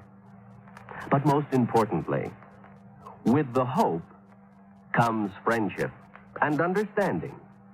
Good medicine for healthy freedom, which is the right of all men everywhere. And now, Act two of yours truly, Johnny Dollar, and the Heatherstone Players Matter. Cyril Peter St. George Heatherstone was dead. There was no doubt about it. And the old Shakespearean actor had died muttering the words of the immortal bard, there at radio station WVGR in Trenton, New Jersey. When he fell in the isolation booth at one side, I immediately rushed into the main studio, checked the dead man's body, his clothes. I searched every nook and cranny of the isolation booth and came up with nothing. He's dead. Cyril is dead. Cyril is terrible. Is it? Well, I'm glad he's dead. He's had it coming for a long, long time. Oh, stop it, Joan. Stop it. But he was going to make me an actress. A great actress. A star. Oh, don't kid yourself, Joni. He was taking you like he took the rest of us. And me, I'm glad to see him lying there. Who are you? Huh? Oh, Don Ringo, sound effects man. I just came in time to... Hey, wait a minute. Who are you? Johnny Dollar, insurance investigator. Investigator? That's right. Gordon. Yeah, Dollar? That phone in the control room. Can you call outside on it? Sure. Then call headquarters. Get somebody from homicide over here. Right you are. Don. Yes, sir? I want you to stay right here by this isolation booth. Make sure that nobody... Say, who, by the way, opened the door of this booth? Well, I did, Mr. Dollar. Did you touch his body? No. Oh, no. Well, I hope not, because... What's the matter, Mr. Dollar? Plenty. What is it, Mr. Dollar? Well, at least I know what killed him. Yeah? What? Don, you stay here. Okay. The rest of you, back to the rehearsal table. I want to talk to you. It was so faint I wasn't quite sure for a second. But there was no doubt about that odor that came from the isolation booth. Like peach blossoms, only more delicate and more deadly. It was the odor of potassium patent. And I'm glad the trace of it was faint, because one good whiff at full strength would kill almost instantly. Had killed. I'd left Don Ringo there at the booth to watch him, to see if he made any move toward Heatherstone's body. But Don had been the last one near him before he died. All right, now. Officially, there's nothing I can do until the police get here. You said you know what killed him, Mr. Dollar. Yes. Potassium patent, Charlie. Ever hear of it? Well, no, of course not. One tiny crystal, if swallowed, kills instantly. Or a single whiff of it when it's heated, vaporized. Same thing. You think maybe he committed suicide, Mr. Dollar? What do you think, John? Well, what do you mean? Doesn't sound like Heatherstone to me, Dollar. Kill himself. All right, so he needed help from someone in this room. And, Don, you were the last one near him. Now, wait a minute. Okay. Charlie? Yes, sir? Can you think of anybody here who might have had a better motive for killing Heatherstone than you? No. No, I can't. Charlie. I wanted to see that phony, egotistical shyster dead more than anything else in the world. But I wouldn't have killed him. Well, I would, Charlie, gladly, and I make no bones about it. Police will be here any minute, Dollar. Good. How about your feelings in the matter, Don? Sure. I'm glad he's been knocked off. But don't accuse me of having... I'm not accusing anybody yet. But isn't it kind of funny? The only one who admits he would have killed Heatherstone is Gordon here. But he was in the control room with me, not only when it happened, but long before it happened. And potassium patent doesn't wait.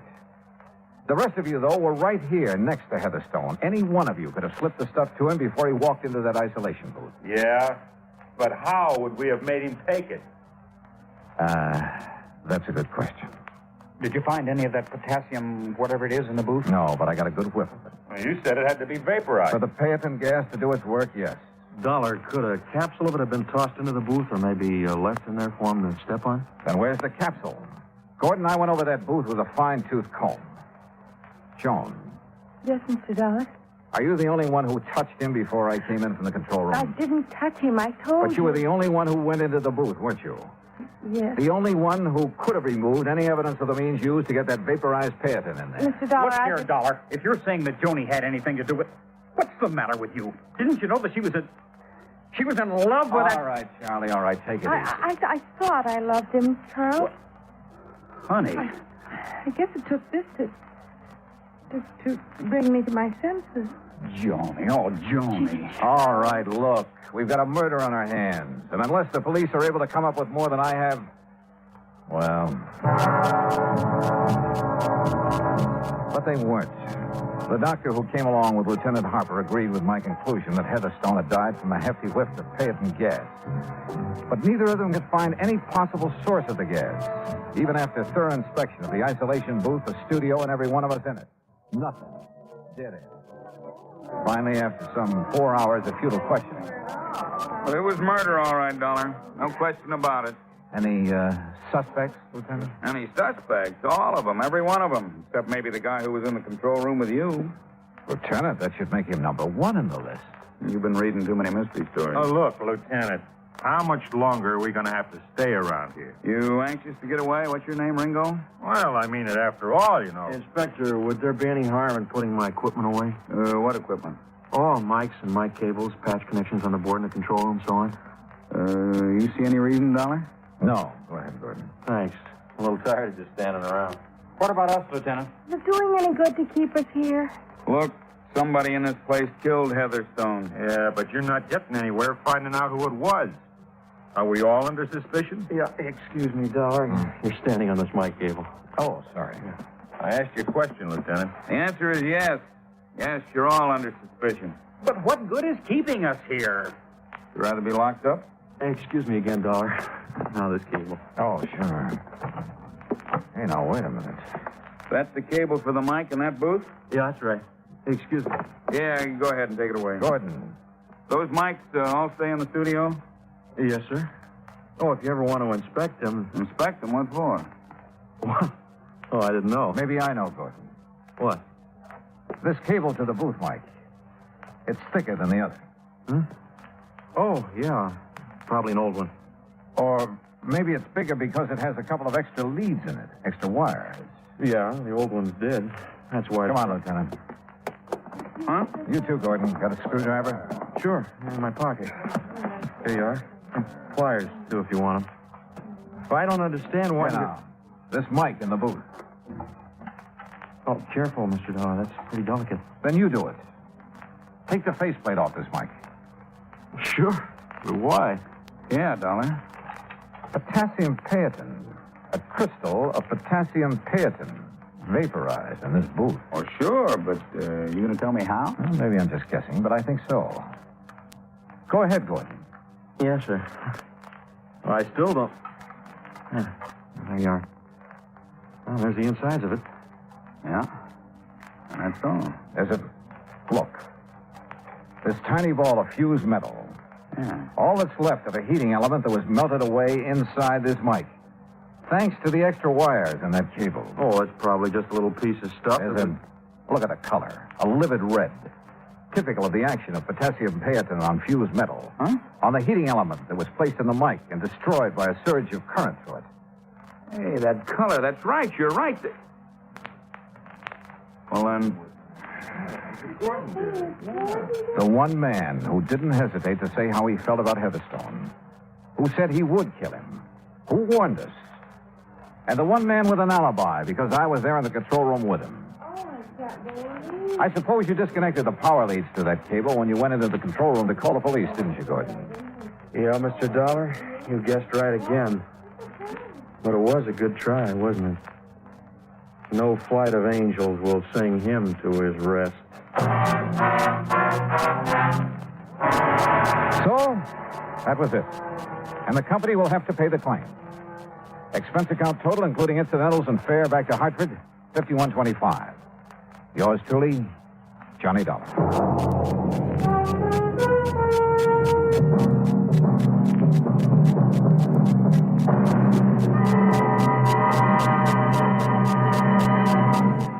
Now, here is our star to tell you about next week's story. Next week, the Yours Truly matter. And I give you one guess about the name of the victim. Join us, won't you? Yours truly, Johnny Dollar.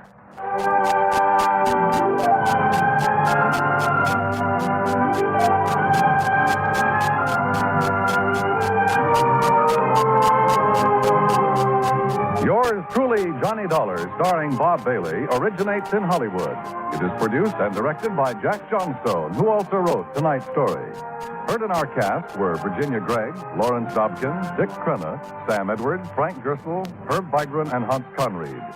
Be sure to join us next week, same time and station, for another exciting story of Yours truly, Johnny Dollar.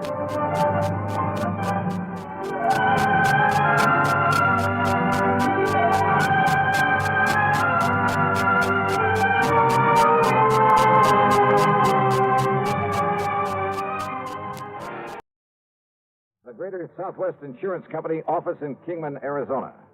The following is an account of expenses incurred during my investigation of the Red Rock matter. Expense account item 1, $1.70 for a telegram to Jake Kessler giving him my flight time. Item 2, $169 even, plane fare and incidentals, Hartford to New York to Las Vegas, Nevada. Early the next morning then, Jake was there at the Vegas airport waiting for me. Tall, angular, well-tanned, wearing jeans, a denim shirt, high-heeled boots, and a broad-brimmed hat. Well, he looked like he should have been riding a range pony instead of a car. We headed east on 95 through Boulder City, then south toward Kingman, Arizona. All right, now, Johnny, now that we got the how-to-dos over with, I better tell you why I called you out here. Hey, you said something about a murder, Jake. We'll know for sure when we get down to Kingman. Now, back in 52, Johnny, a couple of boys named Ralph Garrett and Jerry Bisbee were doing quite a bit of prospecting around these parts. Gold? Gold, silver, copper, anything they could find. Well, how they ever joined up together, nobody could rightly understand it. Yeah, why do you say that? Well, Ralph was okay. Not much money, but a nice wife, home, family. But Jerry Bisbee, well, the town had been hoping he'd go somewhere else for years. Ah, I see. Anyhow, one day they set out to pound the rocks up near the town of Chloride over near Mount Tipton. A month or so later, though, Jerry Bisbee came back to Kingman alone. Oh? Folks asked him where Ralph Garrett was. He said Ralph had left him to go out and get a job in California. And left Bisbee with the rights to all their claims? Well, now, that wasn't even talked about. Not then. Yeah, well, go on, Jake. Anyhow, Ralph's wife claimed it was all a big lie, that Bisbee had taken Ralph out there in the desert and killed him. But why? Why did she think that? Claimed Ralph almost hadn't gone on that particular trip, that he'd gotten suspicious of Bisbee, that he was scared of him, and that Ralph wouldn't have just up and left her like that. Well, did she tell this to the police? Sure did. So they looked around all over the state, even notified the boys over in California, but nobody couldn't find a sign of Ralph. I see. So then she got a hold of some relative she has over in the state's attorney's office over in Phoenix. And, Johnny, before you knew it, Jerry Bisbee was up on trial for murder. Oh, but on such flimsy evidence and without a body. Sure. Jerry was acquitted. Now, like I say, that was back in 52. But we only paid off the insurance on Ralph about a year ago, you know, lacking any legal proof that Ralph was dead until that statute of limitations said he had to be here or something. Yeah, I know. But now about this man Bisbee. Does he still live in Kingman? No, Johnny. As soon as that trial was over, he sold his little place, left town, and never come back. Uh-huh. And with no actual proof that he'd killed his partner? Now, just a minute. Yeah? Didn't your Eastern papers carry anything about that big windstorm we had out here last week? Windstorm? Biggest one we've had in years. Must have blew 70, 80 mile an hour. Johnny. Oh, yeah, I guess I did read something about that. Sure you did. Yeah, I remember now. That wind uncovered the bones of a man who'd apparently become lost somewhere out here in this desert some years ago. Lost, huh? What do you mean? There's something the papers didn't say, Johnny. There was a bullet hole in the back of the skull. Oh? From exactly the same caliber as the old Winchester 94 Jerry Bisbee'd always carried with him. Uh-huh. Then it looks like the skeleton is Ralph Garrett's. Murdered and buried out there by this Jerry Bisbee. Well, now, there's only one person can identify that skeleton for sure, Johnny. Who's that? Young Doc Blessing. And if we're lucky, we'll find him awaiting for us in Kingman.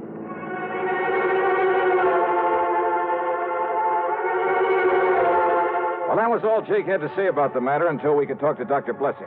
When we got to Jake's office there in Kingman, we found a note in the door from Dr. Blessing asking us to wait for him.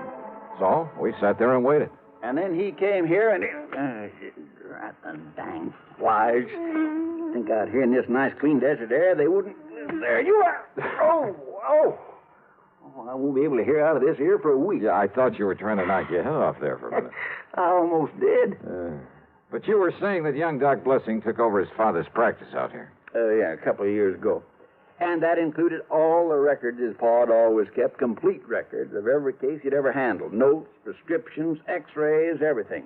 Boxes, crates, cartons of them, Johnny. And that's what young Doc's looking into right now, all those old records. Why, Jake? Because he had a vague remembrance that one time, a long while ago, his pa... Oh, howdy, Doc. Jake, I take it you're Johnny Dollar. That's right. I'm Doc Blessing. Glad you're here, Dollar. Jake, I've been over at police headquarters. And you found something, Doc? Yes, Doctor. Now, you must understand this, Dollar. The police around here are fine. Good state authorities, too, but this thing may be beyond their reach. What'd you find in your pa's old records? Jake, I found evidence, including x-rays, that prove that my father patched up a broken thigh for Ralph Garrett back in 47. X-rays clearly showed the steel femoral plate he used to pin two sections of bone together. Then, Doc... It's been kept from the papers, Dollar. But on the skeleton they found in the desert was that very same fractured thigh bone and the stainless steel plate that my father... I knew it. Well, there's no question about it. That skeleton is Ralph Garrett's. Well... And with that bullet hole from Jerry Bisbee's gun in the skull. Exactly. Or a gun like Bisbee's. Yeah, now, don't start kidding yourself, Johnny. Yeah, now, Dollar, Okay, you got a point. It looks as though Bisbee murdered him, all right. Of course he did. Why else would he skip out after the trial? So what you've got to do, Johnny, is get out and find it. Bring him back to justice. That's all. That's all? Well, yes. Oh, sure.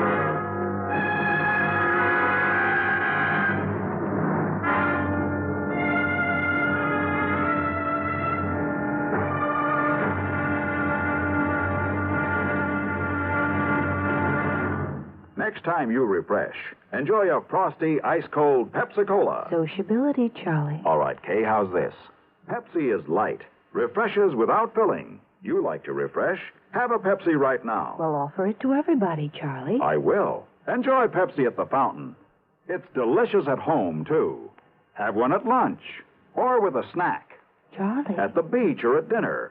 Wherever you go, wherever you're thirsty, Pepsi is there. It's here, too, in our Be Sociable song. Be sociable, look smart, keep up to date with Pepsi.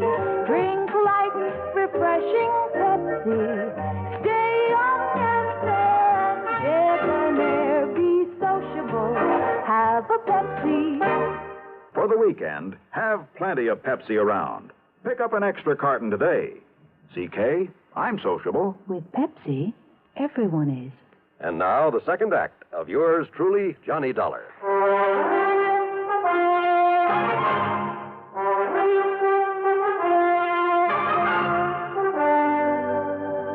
Now, Jake, you say that right after his trial, Bisbee left town. And no forwarding address, and I don't need to tell you nobody's seen hide nor hair of him since. Well, what happened to the rights to the mining claims? Sold them out, didn't he, Doc? That's correct. Did he get much money for them? No. And, of course, he had to share and share alike with Ralph's widow. Hey, Doc, you say you just saw the police. Yeah, Dollar, and of course they're certain, too, that Bisbee murdered Ralph Garrett. On the strength of the evidence I was able to provide for him. Uh-huh. Any idea how they plan to proceed? Yeah, I assume they've notified the state police and that they'll put out bulletins all over the country. All of which will take time, of course. Yeah, in other words, they have no idea whatsoever where Jerry Bisbee might be by now. Well, after all, Johnny, after all these years. Yeah. Bisbee may have gone anywhere after he left here, and since he alone had knowledge of his guilt at that time. Yeah. So all I have to do is perform a slight miracle and... Hey, wait, you say that he was a prospector while he was living here in Kingman. That's right. Well, what else did he do? Well, he kind of worked some of the mines now and then, enough to keep him in food and clothes and tobacco's all. And liquor, of course. He was a heavy, disagreeable drinker. But that's all. It's the only work he knew. Now, I got some house calls to make. If I can be of any further help. Yeah, well, maybe that gives me an idea. Yeah? No, you go ahead, Doc. I can work on it right here. Very well. Don't hesitate to call me. What's this idea, Johnny? Just let me use this phone. Well, sure, go ahead.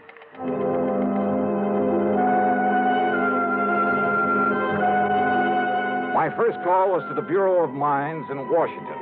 I practically had to have them check me out with the FBI before they'd give me the information I wanted. But finally, in the course of running up a $27 phone bill, that's item 3 on the expense account. Yes, Mr. Dollar, I've located a listing of mining claims in the name of Jerry Bisbee. Then he's still prospecting. The list begins with 1944. All claims up to 1952 were in Arizona. Yeah. Would you like me to read them to you? No, thanks. What I'm interested in is recent claims, and I've got a suspicion they won't be in Arizona. Let me see now. Yes, you're quite right. Yeah? Within the past few years, he's apparently been doing some prospecting in the state of Nevada. Where? Well, in several rather widely separate... Well, of course, the office in Carson City could give you more up-to-date information than we have. Yeah, you're right. I'll call him. Thanks very much. Progress? Yeah, Jake. It looks like maybe we're getting somewhere. I knew you would, Johnny.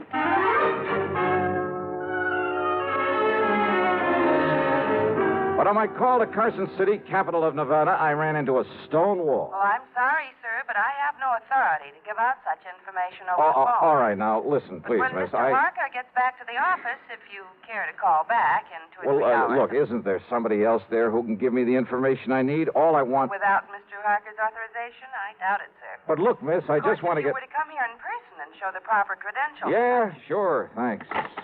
What's the matter with him up there, Johnny? Oh, I don't know. Jake. Yeah? Is there anybody around here who owns a plane? An airplane? Well? Well, there's young Kenny McManus has a little single... Then come on, let's find him and see if he'd like to fly a charter job.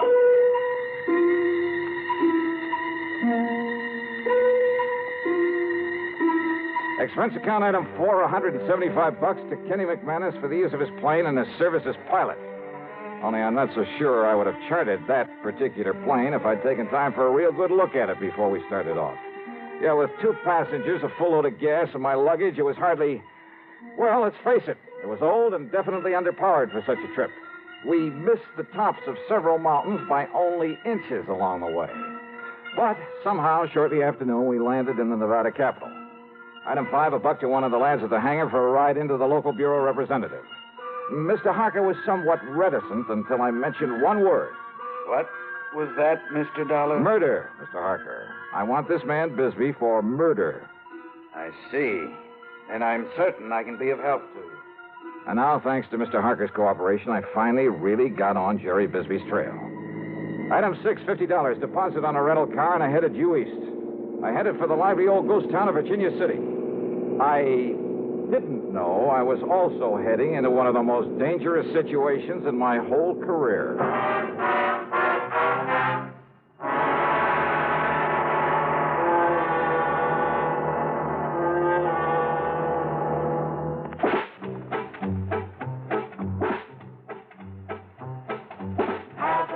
A real cigarette. Have a Camel. Have a Camel cigarette. Have a real cigarette. Have a Camel. Have a Camel cigarette. Best tobacco makes the best smoke. Have a Camel cigarette. Best tobacco makes the best smoke. Have a Camel cigarette. If you're smoking more these days, but enjoying it less, change to Camel's. The Camel blend of caustic tobaccos has never been equaled for real smoking satisfaction. Have a real cigarette. Have a Camel. Start to really enjoy smoking again. Now back to yours truly, Johnny Dollar and the Red Rock Matter.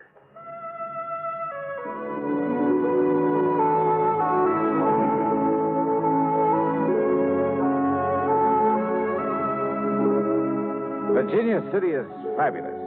A monument to the rip-roaring days of the Comstock Lode. When all too often a man's life depended on how fast he could draw or how well he could defend a hunk of barren ground that he chipped away at in the hope it would give up millions of dollars worth of gold-bearing quartz or the heavy blue mud so rich in silver ore. Still standing are many of the colorful buildings put up in the 1860s. Piper's Opera House. You picked up your key at the Bucket of Blood Saloon. There was the office of the Territorial Enterprise that carried editorials by Mark Twain. The famous Crystal Bar. The gambling halls where debts were paid in dust and nuggets. Famous names, too. O'Reilly and McLaughlin, Comstock and Gould, McKay and Mills, Fair, Flood, and O'Brien. Yeah, the Bonanza Kings. All of them had meant fabulous wealth in the days of the gold rush. Yep, you could almost see their ghosts walking the streets. Well, I found a fount of local information and a grizzled old character parked on a rocker in front of one of the ancient saloons. Bisbee, son. Jerry Bisbee. Yes, sir, that's right. Well, if I was you, I'd stay away from him. Yes, I would. Well, why do you say that, sir? Because, son, that D4 man's crazy. Staying up there in that shack on top of Red Rock Pass. Red Rock? Working away at that worthless claim he has up there. Oh, where is Red Rock Pass? About halfway up 12-mile road over there. There's a wagon track up the pass. Well, look, can I make it with this car of mine? Yeah, that's pretty new car. No. It take a horse or a burro to get... Yeah, but you ain't going up to see that crazy Bisbee. Why not? Well? Whoa, he'd catch you anywhere near that mine of his. Then he'd shoot you first and find out who you was after. Yeah, well, I'll have to take that chance. Oh, no, you... Thanks a lot, old-timer. At Martin's stable, I had to shell out a $100 deposit when they learned I was going up into Red Rock Pass. And again, I got a warning about running into Bisbee. But I made sure my gun was free in the holster and set out for the pass. It was after 3 when I left the 12-mile road and nearly sundown by the time I reached the top of the pass. And there I found Jerry Bisbee's weathered old shack, but no sign of Bisbee himself. Bisbee! Jerry Bisbee! And then I saw the trail leading to the little mine on the face of a cliff. So I started over toward it, walking around the huge red boulders in my path, scattered about as though some giant hand many centuries ago.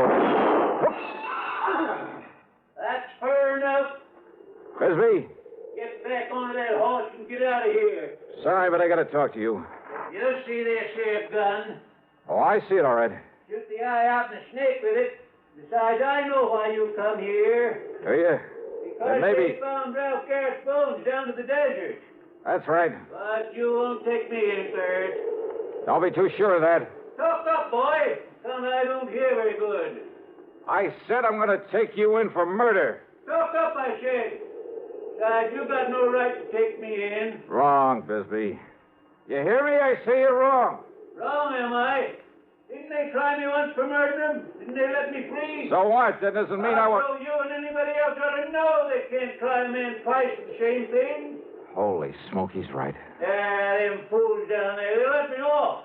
So now there's nothing you or anybody else can do about it. So get out. I said get out of here.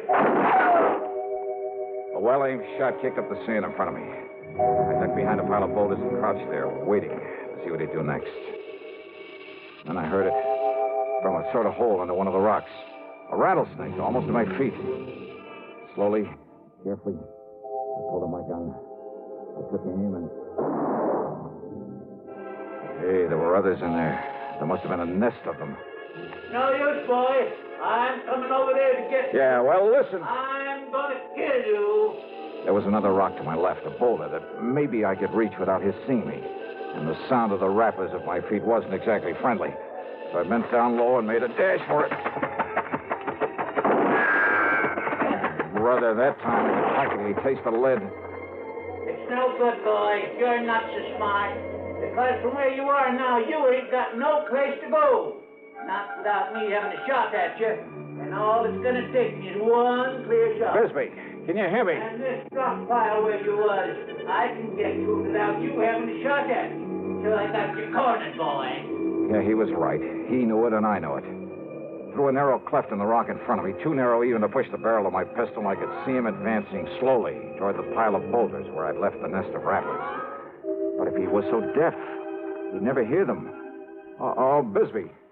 Hey, Bisbee, listen to me. Talk up. You got anything to say? Stay away from that pile of rocks. I'm going to kill you. Hey, look, I said stay away from that pile of rocks. I'm going to kill you dead. Unless you throw out your gun and come out here with your hands up over your head. Come on out of there. Yeah.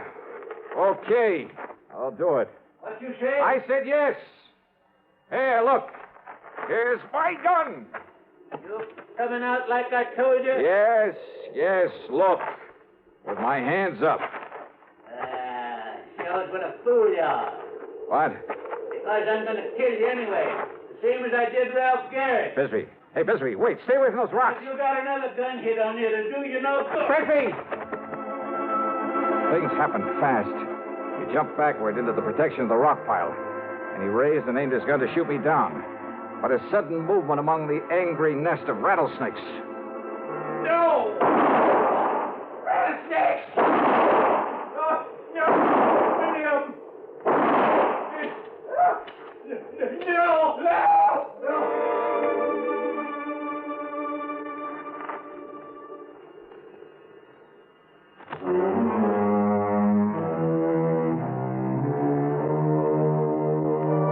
By the time I got over to him and hauled him out of that pit of death, half a dozen of the deadly rattlers must have struck him. He died before I could get him back to Virginia City. Yeah, justice again, in one of her own inscrutable ways. Expense account total, including a couple of good stiff drinks, then the trip on back to Hartford, $496.25. Yours truly, Johnny Dollar.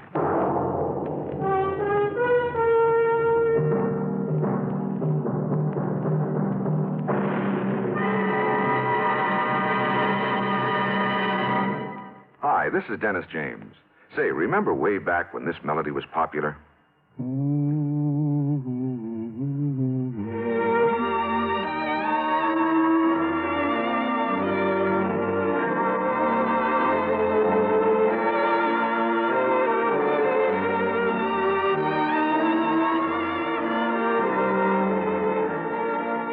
There's something very special about a long-time favorite, isn't there? Well, folks feel the same way about one of Kellogg's favorites, Kellogg's All Brand. Going on 41 years now, it's been America's most popular good food way to fight irregularity from lack of bulk. Because it's whole brand, Kellogg's All Brand gentles away irregularity safely and reliably. And because it's deep toasted for extra crispness, it never gets mushy in milk. There's only one All Brand, Kellogg's All Brand. That's ALL-BRAN. Kellogg's All Brand. Now, here's our star to tell you about next week's story. Well, next week, the canned canary matter. You heard it right.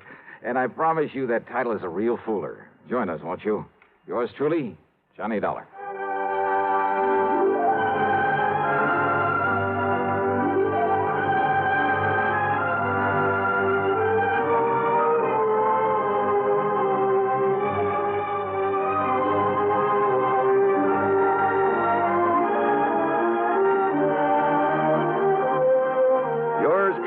Johnny Dollar, starring Bob Bailey, originates in Hollywood and is written, produced, and directed by Jack Johnstone. Heard in our cast were Virginia Gregg, Arlie Bear, Harry Bartell, Vic Perrin, John Daner, Will Wright, Tom Hanley, and Bill James. Be sure to join us next week, same time and station, for another exciting story of yours truly, Johnny Dollar.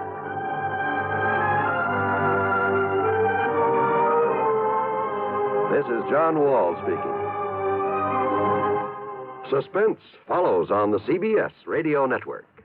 You know, Dooley, I've been reading up on hypnosis. Come here and let me try it on you. I'm an officer of the law and don't approve of making a man divulge his secrets. However, I'll stand by in case there's criminology involved. I just want to clear up some of his problems, Officer Suds. But I haven't got any problems. I'm the soul of contentment. Maybe that's your trouble. You're too contented. Lie down, Dooley. You're going to sleep. I feel so good. He's under my influence.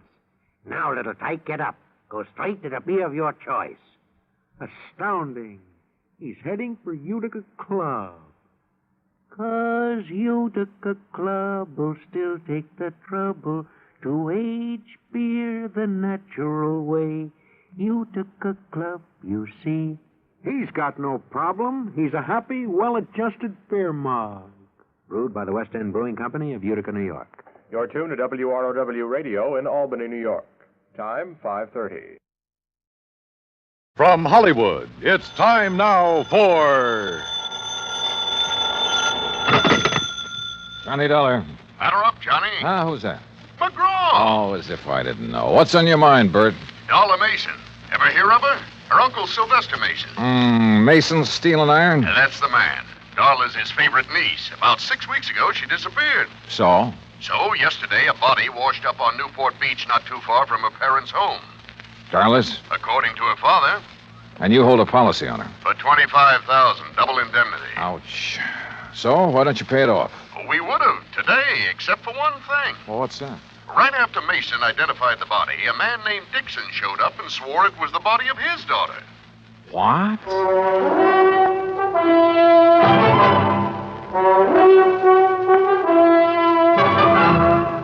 Bob Bailey in the exciting adventures of the man with the action-packed expense account. America's fabulous freelance insurance investigator. Yours truly, Johnny Dollar.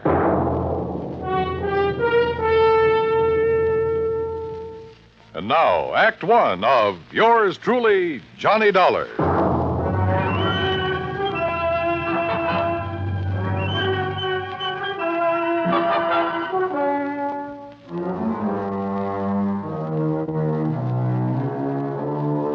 Expense account submitted by Special Investigator Johnny Dollar to the Providential Assurance Company, 393 Dewey Avenue, Hartford, Connecticut. The following is an account of expenses incurred during my investigation of the Mason-Dixon mismatch matter. Expense account item 1, $1.20. Taxi from my apartment to the Providential Building. The walls of Bert McGraw's office are covered with pictures of sporting events. And as I entered, Bert was preparing to hang another one. Oh, Johnny. Well, come in, come in. You ever see this? Who is it? Who? Well, it's me, that's who. The day I pitched for the Valdosta Lions. Struck out 10 of the cherry pointers that afternoon. Yes, sir. You win the game for him? Huh? I said, did you win the game for him? Oh. No. Cheating umpire. There. Well, Johnny boy, you ready to join our little team? I don't know. The body of a girl being found on a beach, Mason identifying it as his daughter, then somebody else showing up. Henry Dixon. Yeah, and saying the same thing. Can't the authorities identify her? Haven't been able to yet. Neither one of those girls had their fingerprints on record? Nope. Well, what about dental work? Nothing to go on there either. Oh, brother. It's not going to be an easy one, Johnny. How long had the body been in the ocean before it was washed up? Well, they figure about 6 weeks. You know what that means. Yeah. Hello? Oh, yes, sir. I see. Uh-huh. Well, if it isn't the Mason girl... Yes, sir. Yes, sir, that's right. Thanks for calling, Captain. That was Captain Miller of the Newport Police. They find out who she is? No. So if it is the Mason girl, we're going to have to pay out $50,000 on the double indemnity clause. You aren't surprised, are you? No, I didn't think she died from a natural cause. But I didn't think it'd be from a gunshot wound either. What kind of a gunshot wound? A 38, right through here. How old did you say the Mason girl was, Bert? Oh, around 20. Dixon girl, too. Both of them pretty, full of life. At least they were. When did the Mason girl disappear? Oh, about 6 weeks ago. And the Dixon girl? Well, she's been missing about 3 months. Well, one of them's still alive. I'll try to find her. Bert gave me all the information he had on both the Mason and the Dixon families. I took a cab back to my apartment. That's expense account item 2. Item 3, $18.10 transportation, Hartford to Newport, Rhode Island. After checking in at the Ogden Hotel, I called Darla Mason's father, rented a car, and drove out to the Mason home on the beach. I was about to ring the bell when the front door opened. Hi. Well, hi. You must be Johnny Dollar. That's right. Come on in. I'm Joan Mason. Darla's little sister. Uh-huh. This way, Mr. Dollar. Mother's waiting for you in the den. Your mother? I thought my appointment was with your... Oh, my father's indisposed. Besides, Mother's the brains of this family. Of course, if you really want to know about Darla, you ask me. Maybe I will. You better. Mr. Dollar's here, Mother. Thank you, my dear. Come in, please, Mr. Dollar. See you later, Johnny. A dreadful mistake my husband made has upset him so. I thought it best to see you myself. Just what mistake are you referring to, Mrs. Mason? Well, we've released a statement to the newspapers. I thought you had heard. No, ma'am, I haven't. You've made a trip over here for nothing, then. Oh? Yes, you see, my husband erred when he identified that body as being our daughter's. It couldn't possibly have been. Well, I know you're glad of that, Mrs. Mason. But what made Mr. Mason change his mind? I haven't changed it, Dollar. George, I thought you were going to stay in your room. Never mind. Dollar, any questions you want to ask, I'll try to answer them. Why, George Mason, you've been drinking. Only enough to take the bad taste out of my mouth, and you know what put it there. Don't look so mixed up, Jenny. I tried going along with you, but I got too weak a stomach. So here I am. I don't know what you're talking about. No. Listen, Dollar. Soon as they found out that girl had been murdered, my wife here decided it couldn't have been Darla. It isn't Darla, and you know it. Only thing I know is that you got a set idea good, proper people don't die nowhere else but in bed. Because this girl died like she did, because she was shot, you tried convincing me she ain't our daughter. Well, I won't hold still for it. That girl's Darla, no matter what that crazy coot Dixon says. Me, or Mr. what you Dollar? say. Yes, surely. You hear? You hear me, Jenny? Oh, doggone woman. I get so mad at her. Oh, you want a drink, Dollar? No, thanks. A little early for me. Yeah, I guess I've had enough, too. Well, Dollar, no matter what way our girl died, she was a good girl. Never give me a bit of trouble. Never lied, never ran around like some her age do. Oh, she was a real good girl. Mr. Mason, the police haven't been able to make a positive identification. I know that. Well, would you mind telling me why you're so certain that girl is your daughter? Oh, of course not. First thing, Darla had no reason to run off. She had everything I could give her. Charge accounts all over the place. Everything money could buy. So she had no reason to leave here like she did. Where was she last seen? At the Newport Yacht Club, at the bar. Younger daughter Joan saw Darla talking with a stranger. When she walked out of the club, it was the last anybody ever saw of her. Well, Mr. Mason, do you have a picture of your daughter that I could borrow for a few days? Yeah, I might be able to find you one. What do you want with it? I'm going to try to find her. You what? Darla, you... Or find the Dixon girl. Oh, yeah, I see what you mean. Well, you might locate Ruth Dixon somewhere. Do you know the Dixons, Mr. Mason? No, I never heard of them before this happened. What about Ruth Dixon? Could Darla have known her? Oh, of course not. Are you sure? I mean, isn't it possible that in a small community like this one... No, it's not possible. Darla, we're the Masons. Now, maybe that don't mean much to you or to me, but it means an awful lot to my wife. And for the time poor Darla was born, my wife drilled it into her. You understand? No, I'm not sure that I do. Well, Darla never mixed with people she thought were beneath her, any more than my wife ever has. I see. You don't believe it, you just ask around. I plan to, Mr. Mason.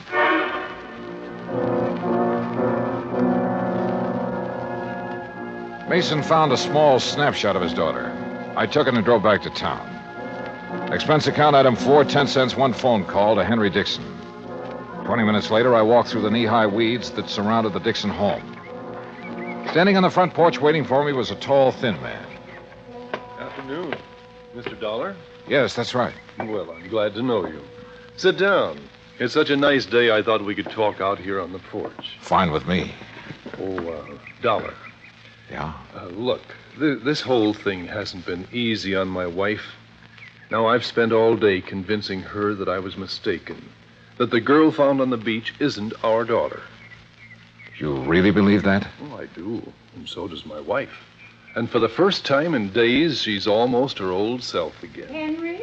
Oh, on the porch, Lucille. Mr. Dollar's here. Oh, my. It's a beautiful day, isn't it? Oh, Lucille, this is Mr. Dollar.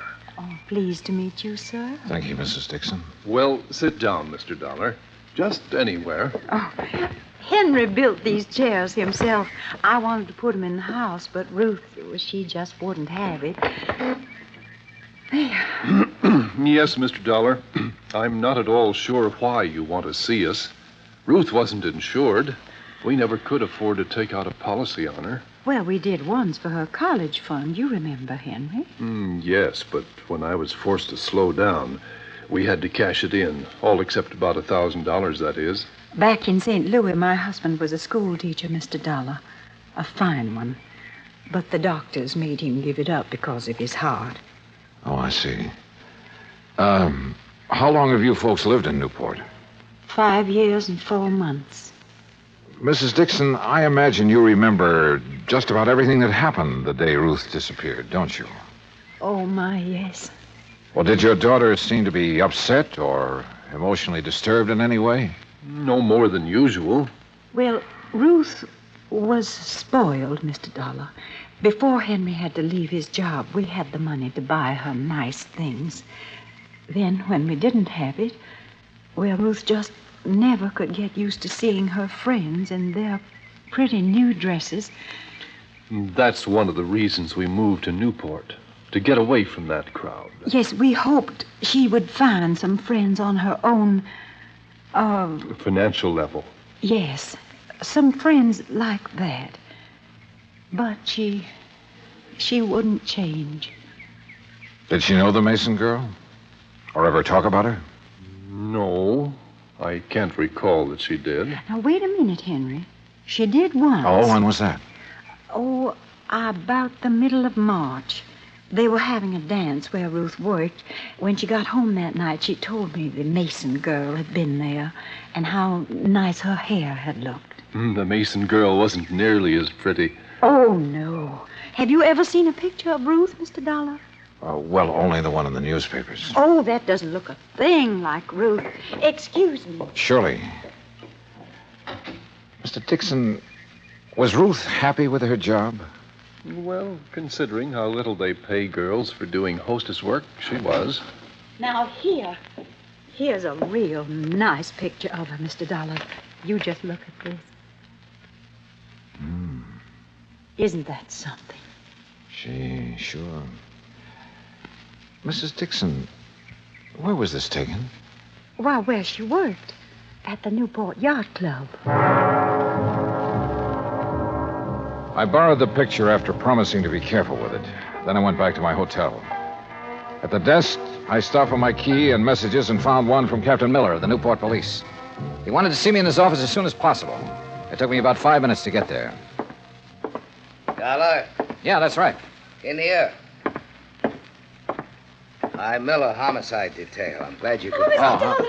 Mr. Dollar, what wonderful good news! Now, Jenny, leave the man alone. Well, I didn't expect to find you people here, Mrs. Mason. No, I'm sure you didn't. And Mr. Mason didn't expect to be here either. Oh, you just wouldn't hold the thought, would you, George? You just wouldn't have faith. Oh, You Jenny. had our girl dead and buried in her grave. For heaven's sake. Never see anything so disgusting, Dollar. But she's not. No, sir. Oh, I'm so thankful. So very, Mrs. Mason, you mean you found her? They haven't found her yet, Dollar. As a matter We of fact... found proof that she's alive. What kind of proof? A slip. A what? A little sail. Oh, Mr. Dollar, I'm so excited. Calm down, Jenny, for heaven's sake. I'll What calm did you down find, when I'm ready to. I George didn't Mason, find not it, one Mrs. Mason. second ago. Well, what is it? What is it? A bill from Kennedy's. That's a department store over in Providence. Oh, why don't you shut up, woman? Captain, what's a bill got to do with Darla Mason being alive? Just this. All the Masons have a charge account at Kennedy's. Yes. So today a bill came to the Mason house addressed to Miss Darla Mason. You hear? You hear? Mrs. Mason opened it. Yes. Darla charged a fur wrap in Kennedy's. Oh. When? Just last week.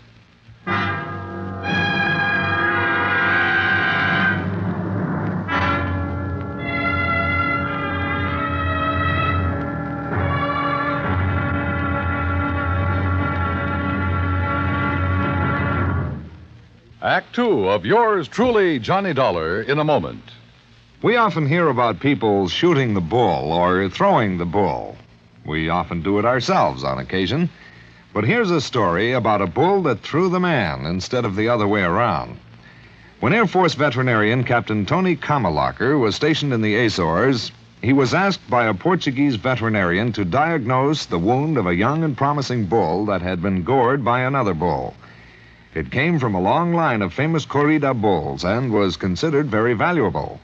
But Captain Kamalacher's diagnosis was not favorable. An operation was needed, and there were no facilities for such a thing, just the young captain's bag of surgical instruments, a few strong field hands to hold the animal down, and Mrs. Kamalacher, who acted as nurse.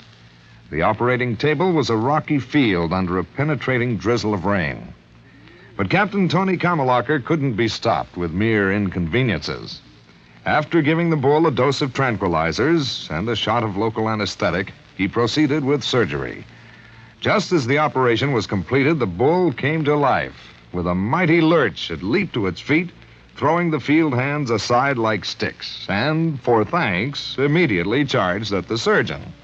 But Kamalacher escaped over a nearby stone wall.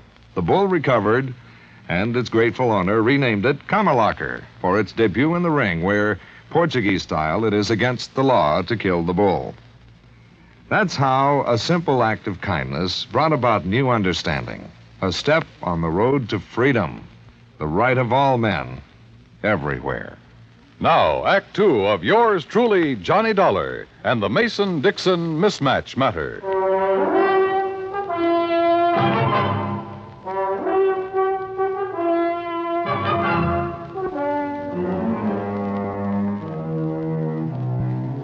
After telling me that the Mason girl had used one of her charge accounts just 5 days before the body was discovered on the beach, Captain Miller produced the original sales slip. Written across the bottom of it was the name Darla Mason.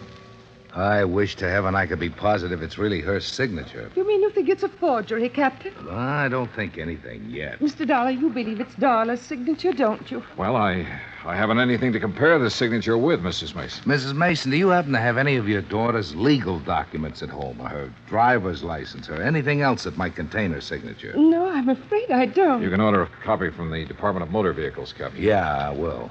What do you want it for, Captain? Well, it's just a matter of form, Mr. Mason. We have to be sure. But Darla's mother and me, we are sure. And we're the only ones that count. Well, that's not quite true, Mr. Mason. What? Have you forgotten about the Dixons? Oh, yeah, I guess I did for a minute. Well, you go ahead. Mrs. Mason and me will be at home. Yes, sir. You'll let us know as soon as you can, Captain. Yes, ma'am, I will. Thank you. Well, Darla, now what? How far is Providence, Captain? 40 miles. Why?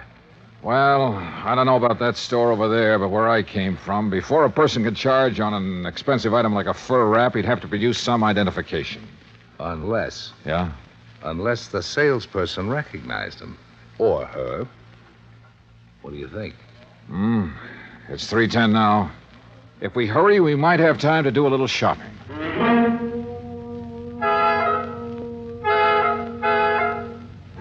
We made it in an hour and a half. The first salon at Kennedy's is on the second floor, back, away from the escalator. I remember her quite well, Mr. Dollar. And you're sure it was Darla Mason? Oh, yes, I know, because I was so surprised to see her. Oh, how's that? Well, I read the papers, Mr. Dollar. I knew she'd been away. Had you ever waited on her before, Miss Trumbull? No, I had not. Do you remember how she was dressed?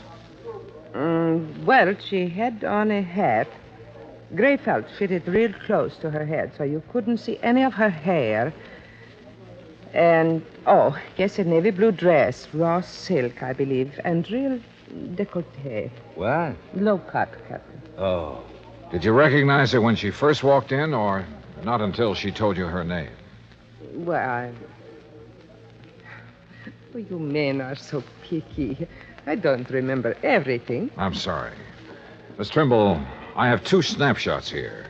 In a moment, I want you to tell me which of these 2 girls is Darla Mason. Well, that won't be hard to do. But first, may I borrow a pair of scissors and a small piece of paper, please? Certainly. Here you are. Thanks. What the devil are you up to, Johnny? Cutting paper hats. What do you think? What? Come over here to the counter. Miss Trimble, if you'll just wait there a second, please. Yes, whatever you say. This had better be good. I think it will be. Now, watch. All right. Now, I put the snapshots on the counter, and on the head of each girl... Johnny! One of my little paper hats. Oh, really? This is ridiculous. Is it? Take a look. But Well, I'll be... When did you spot this? Today, at the Dixon house. Miss Trimble. Yes, sir? Would you come over now, please? Yes, certainly. All right. Look at the snapshots and tell me which of these ladies bought that fur from you last week.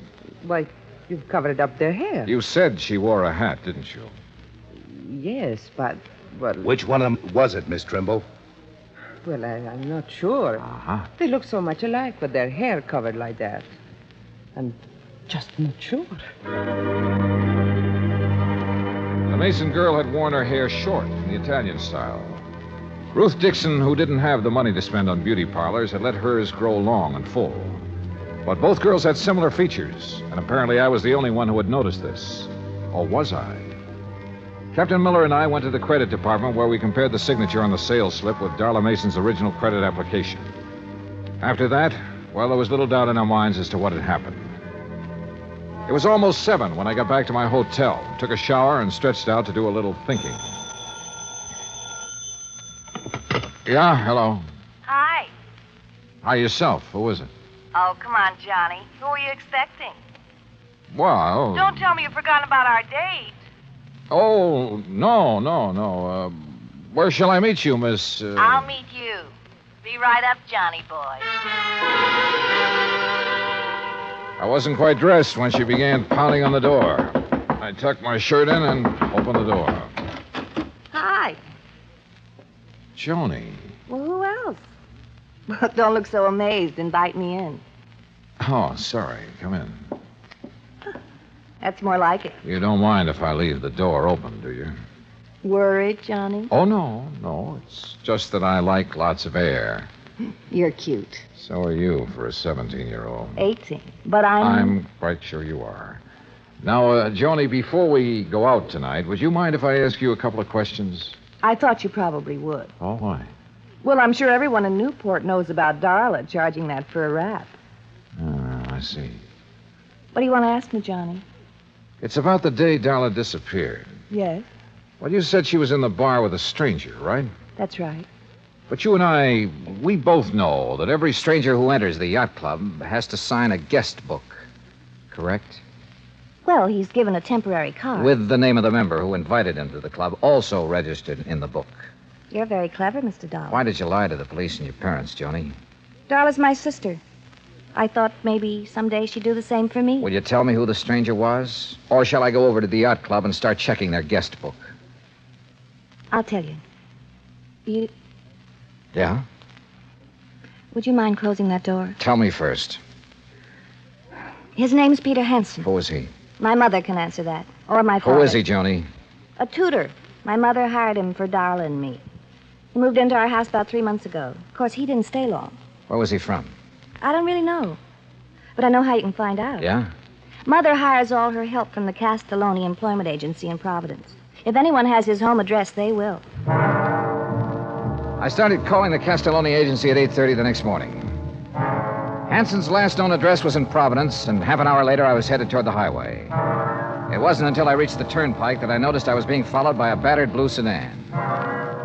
Hanson had moved, but he'd left a forwarding address, and 3 hours and 2 addresses later, I turned down a lonely oyster shell road and stopped. Ahead of me, I could see a small beach cottage, and still behind me, the battered blue sedan.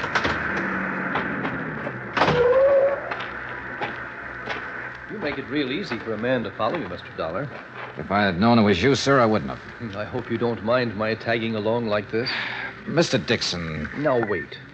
I know what you're going to say. But let me say this first, Mr. Dollar. I've waited around, wondering if it was our girl you would find or the other one for so long. Well, I just couldn't anymore. I had to do something. You understand that, don't you?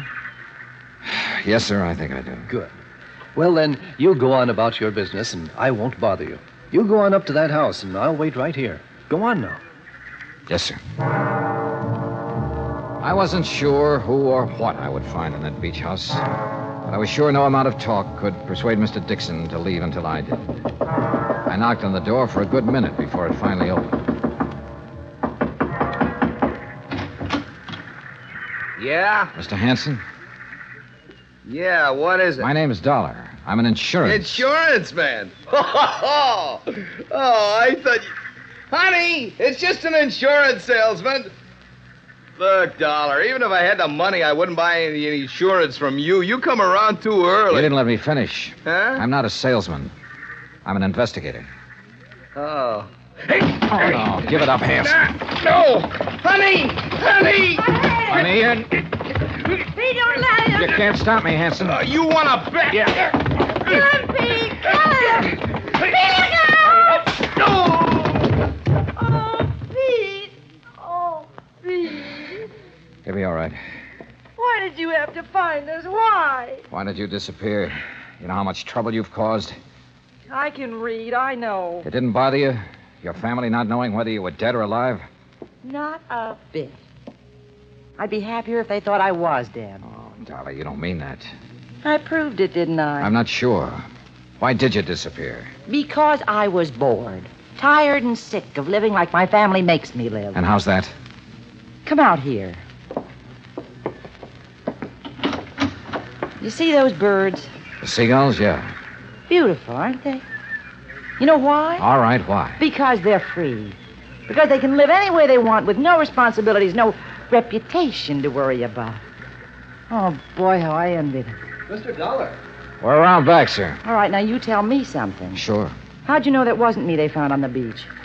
Because of that fur wrap you charged at Kennedy's. But how did... I told them to send the bill here. They didn't. It went to your house. Oh, no. Somebody sure goofed. Yeah, darling.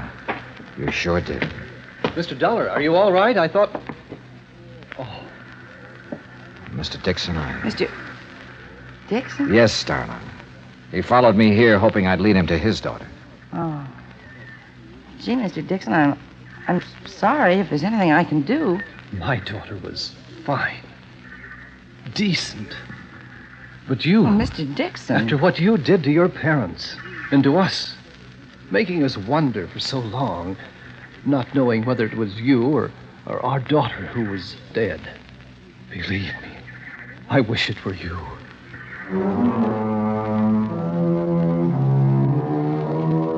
Like Bert McGraw told me a long time ago, somebody has to handle the rough ones. And for me, this was it.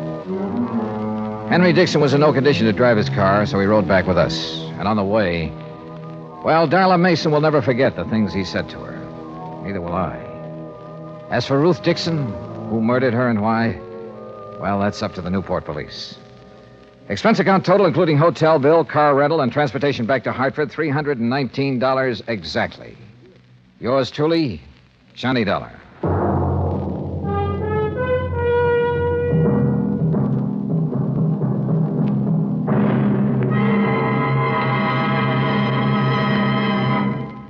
Now, here's our star to tell you about next week's story. Next week, well, I suddenly found out there was more to this case I just finished.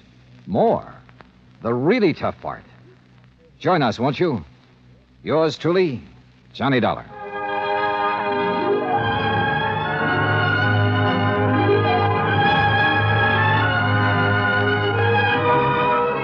Yours truly, Johnny Dollar, starring Bob Bailey, originates in Hollywood. Written by Charles B. Smith, it is produced and directed by Jack Johnstone. Heard in our cast were Virginia Gregg, Mary Jane Croft, Jeanette Nolan, Gene Tatum, Frank Nelson, Will Wright, Austin Green, and Marvin Miller. Musical supervision is by Amerigo Marino. Be sure to join us next week, same time and station, for another exciting story of yours truly, Johnny Dollar.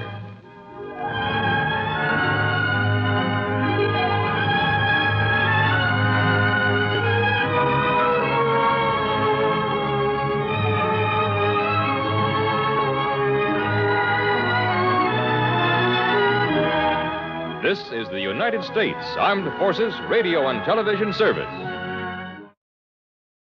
From Hollywood, it's time now for... Johnny Dollar. This is Bill Chadwick, Northwest Surety Company. Howdy, Bill. How are things in Seattle? Oh, not bad, Johnny, not bad.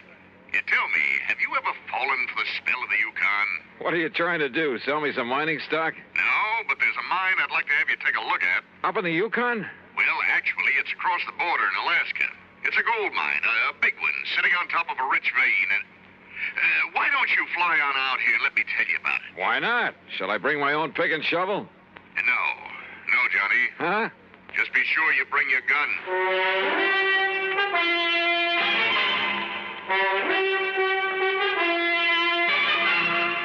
Bob Bailey in the exciting adventures of the man with the action-packed expense account, America's fabulous freelance insurance investigator. Yours truly, Johnny Dollar.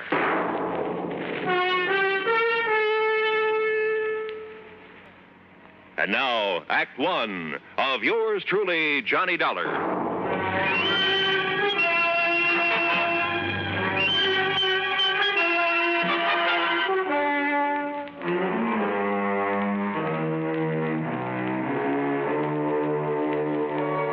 Expense account submitted by Special Investigator Johnny Dollar to the Northwest Surety Company, Seattle, Washington office.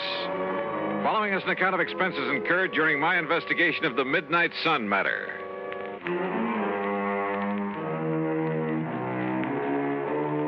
Item 1, $164.35, transportation to New York, then a mainliner through Chicago to Seattle. The pilot gave us a beautiful view of Mount Rainier and Puget Sound before we set down, and at 4 p.m. I was in Bill Chadwick's office at 2nd Avenue and Yesler Way. I'm glad to see you, Johnny. It's been a long time. Yeah, hiya, Bill. Yeah, here, sit down. Okay. Now, what was that crack over the phone about bringing along a gun? Well, the men who moil for gold are a pretty tough bunch, Johnny. And sometimes it even goes for the management of a big mining operation. Like what, for instance? Like Universal Consolidated Mining Corporation. Where's that? It's north and east of Fairbanks. Alaska. Huh? Yes, even north of Fort Yukon. That means above the Arctic Circle. And what's happened up there? The whole thing sits at the foot of a big glacier. Oh? No problem until recently. Now, through some freak of nature, that glacier is changing its course. No kidding. And from the look of things, maybe a couple of months, maybe a couple of years, or even 10 years. Anyhow, they seem to think that glacier is going to sweep down over the mines, the town, everything. I see. In which case, our company would have to pay for the whole loss. An all-coverage policy, huh? Yeah. And it's occurred to me, Johnny, suppose they've suddenly run out of that rich vein they found up there.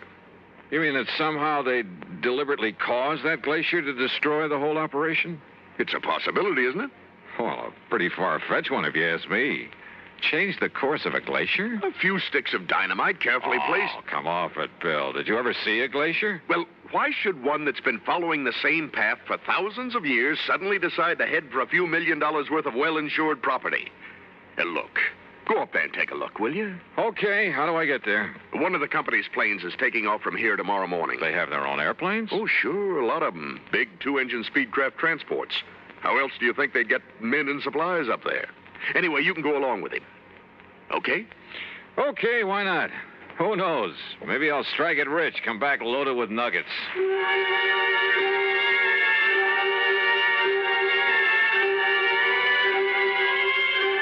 Item 2, $31 even for my room at the Benjamin Franklin and a night on the town. The following morning, well, I suppose I should have wondered why a big cargo plane should take off from a tiny airport far out of town with only the pilot and me on board. Yep, I should have wondered.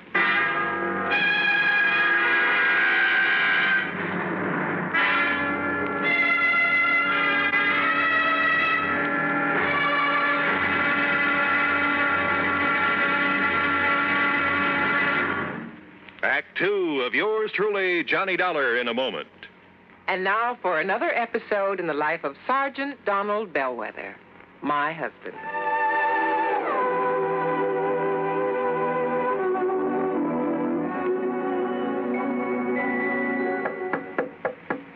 Good morning, Mrs. Bellwether. Would milady prefer to have her breakfast in bed this morning? Oh, what a perfect husband. Thank you, darling. Here's the tray with the coffee, the toast, and the orange. Oh, fine. I forgot the orange juice. Hold the tray, honey. I'll be right back. Oh, darling, what happened? I stubbed my toe in the corner of the dresser. The National Safety Council was right. The what? Last night I read something in a National Safety Council pamphlet. Oh, Reba, how can you sit there talking about a pamphlet when I'm dying a slow, tortuous death? Oh, come over here, darling. I'm sorry. All right. Now, what's this about the National Safety Council? Did they predict I would stub my toe this morning? No, silly. It's just a coincidence. Only last night I read the statistics that prove that more home accidents occur in the bedroom of all places. Yeah? Not the bathroom or the kitchen or the home workshop. The bedroom. Okay, from now on, when I walk around the bedroom, I'm going to wear my combat boots instead of these open-toed Huaraches. Well, that might help, dear. But what everyone should be most careful of is taking medicine in the dark. Okay, my living safety encyclopedia. I will now fetch your orange. Oh, you're sweet. And it's just too bad that you nice men are so prone to accidents in the home. And the reason is because you brave men usually tackle the hazardous jobs around the house. Hey, I'll remember those kind words as I slowly limp back to the kitchen. One thing in your favor, though, Sarge. Married men stand a better chance of avoiding fatal accidents in the home. Is that a fact? Mm-hmm. You know, in one state, 75% of the men involved in home mishaps were unmarried. Well, I'm sure glad I'm married. Because the accident odds are better? No, because I like my wife. Even when she first wakes up in the morning. That's my Donald. That's my doll.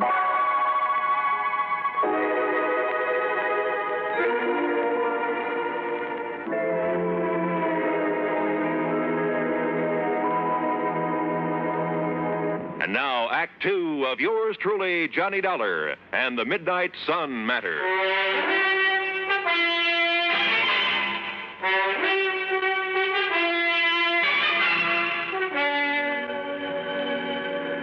Within a few minutes after I met him at the airport, far east of town the next morning, Cliff Murray had the big twin-engine Speedcraft airborne, and we were heading north to Alaska. And in case you're interested, Dollar, you're the co-pilot on this run. Oh, are you kidding? The only things I've steered around the sky since the war have been Piper Cubs, small jobs. You know something? When you get onto them, these babies are not only just as easy to fly, but a whole lot safer. Want to take over for a while? Well, maybe later. Hey, how come you didn't take this big ship off at the Seattle-Tacoma International Airport? Because of the cargo we have on board. Also, it was quicker and easier to get clearance.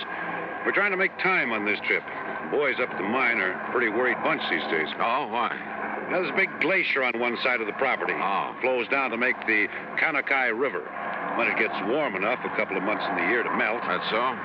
But there have been a couple of big ice quakes this spring. Just like earthquakes, only it's ice.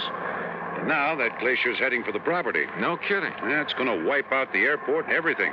Unless they can do something about it. Like what? Divert the course of a glacier? The engineers up there say they can do it. And we've got the stuff for them right here. This cargo we're toting. What do you mean? Oh, didn't you know? No what? Why, we got enough TNT aboard to move a dozen glaciers. Speaking of sitting on a powder keg, and this one had wings. But then after the first shock of realization wore off, well, I even took up Cliffy on his offer to handle the controls for a while. And he was right.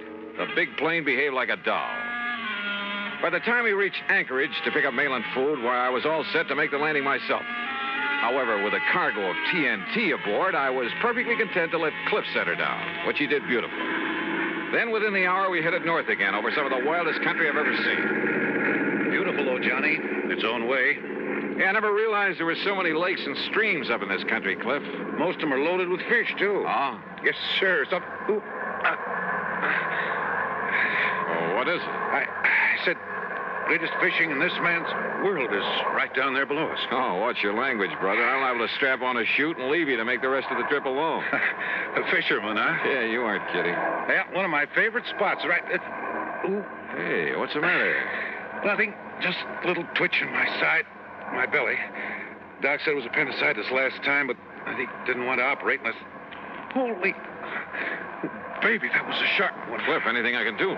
No, it's going now. Sure hope so. Sure. It just came on kind of sudden, so. Hey, it's time to call the lads at the mine to be ready for us. How big is the airport up there? 11,000-foot runway. Really? Sure. It's the only way to get stuff in for mines 100 miles around. Speedcraft 231, calling consolidated. Go ahead, please. Somebody on duty there at all times? 24 hours. Roger, 231, go ahead. We're over Fairbanks on the hour, Charlie. Roger, Cliff, over Fairbanks at 1400 hours. Then roll out the carpet. We'll set down between 14:45 and 50. Roger, Cliff, we'll be ready for you. And that's that. In less than an hour, Johnny, Johnny, take over. Sure, Cliff. Never been this bad before. Now, listen. No. You listen. No matter what happens, take it easy. I'll tell you exactly what to... You can do it, Johnny. You can do it. Now, listen.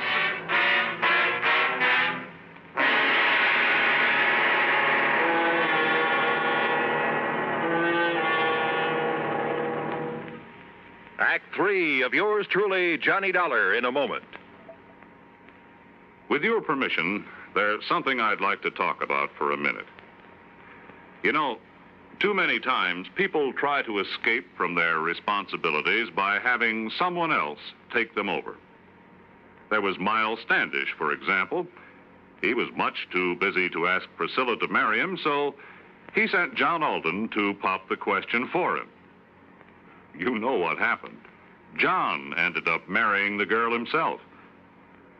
Of course, if John had had a face like a flat tire instead of being the handsome guy he was, maybe Miles Standish would have married Priscilla instead. Well, actually, I don't know what got me started on this subject, and unless it was my thinking about people who represent somebody else. Take our State Department, for example. Being a representative is one of its biggest jobs. Through the Foreign Service, it helps the Justice and Treasury Departments handle immigration, narcotic, and quarantine problems. And the Secretaries of Agriculture and Commerce look to the Secretary of State to help keep their fingers on the pulse of foreign markets so they can keep the business firms and farmers of America informed on matters of import and exports. I guess the only connection between these facts and the courtship of Miles Standish is that, like John Alden, our State Department speaks for itself. And now, Act 3 of yours truly, Johnny Dollar, and the Midnight Sun Matter.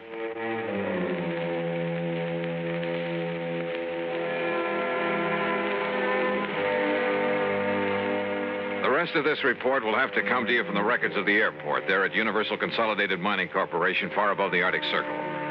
Aboard the big cargo plane loaded with TNT, the pilot crippled with pain, I was a little too busy to make notes to scribble any fancy dialogue.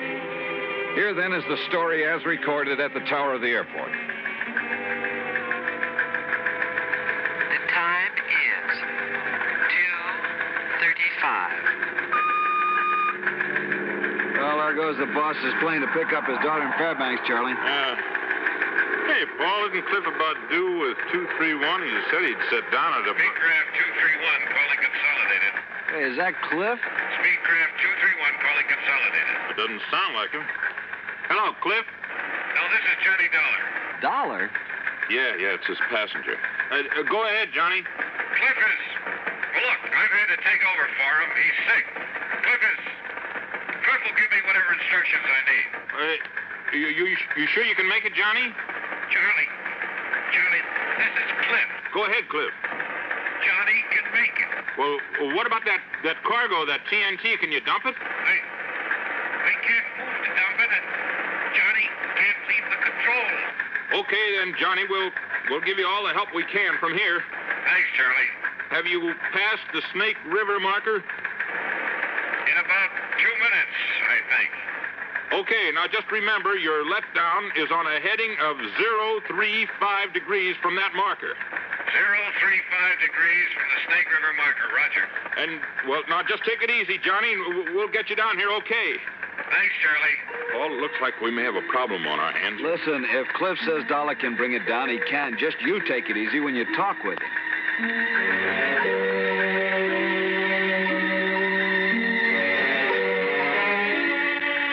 Charlie, have you got an engineer down there? Yeah, sure, Johnny. Stand by. Take it, Paul. Johnny, this is Paul Foster. Go ahead. Paul, we're having some trouble getting our landing gear down. So I'm going to make some steep banks and try to get it down by centrifugal force. Yeah, good. You might get the ground crew to stand by, though, because if we can't get the gear down that way, I guess we'll have to make a belly landing gear up. Okay, Johnny, I got that. How much fuel have you got on board? About 2,000 pounds. Johnny, this is Charlie again. Now, listen. Easy, Charlie. Oh, yeah. Johnny, I saw you make your pass. It appears the landing gear door is partially open, which may indicate it's jammed. Any suggestions? Paul again, Johnny. The only thing I can think of is try to snap the gear out by a sharp pull-up to give it centrifugal force. I've tried that, Paul. Results are negative. All right. Then before we consider you coming in for a belly landing with all that TNT aboard, I'd like to use up some of that fuel. Maybe some of our brains down here can think of something that'll help you out. Okay, we'll go ahead with the regular procedures and whatever else we can think of, and then we'll give you another call. Okay, Johnny. The time is 2:41. Johnny, this is Paul again. Have you tried to shear the lock pin on that landing gear? Go ahead. Negative. No, we haven't tried that yet. We want to make sure the doors were not jammed partially closed and perhaps make it impossible to get all the gear up again. You know, if we do have to make a belly landing. Yeah. Okay. Johnny, have you got full hydraulic pressure? Affirmative. Okay. Now, the crew chief isn't up here at the moment, but I'll ask him to come up and he can discuss it with you. Right. Johnny, if it does become necessary to make a belly landing because of the setup they have for handling accidents, you might be better off to do it at Fairbanks. Have you thought about that? I talked to Cliff here. He doesn't think they'd want us to try it with this TNT we've got aboard. Well, we'll radio to him and see. Meanwhile, if anybody comes up with any idea at all, we'll pass it on to you right away. Okay. I'll give you a gas check in a few minutes. Okay. The time is 2:50. Johnny, Don Wilkins, our chief engineer, would like to talk to you. I'll put him on the horn. Johnny, this is Don Wilkins. Have you tried the landing gear handle up and down quite a few times to see if it extends any further at any time? Yeah, we've tried it several times. Well, I think I'd try it as many times as possible, Johnny. There could be something binding that may break loose. Now, there's something on it. Well, it comes off the gear door latches, all right, so it isn't a latch.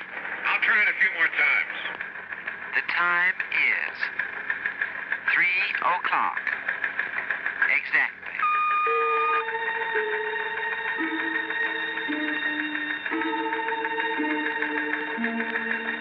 Johnny, this is Paul. How's your fuel situation stacking up now? Oh, we have about 950, about 960 pounds.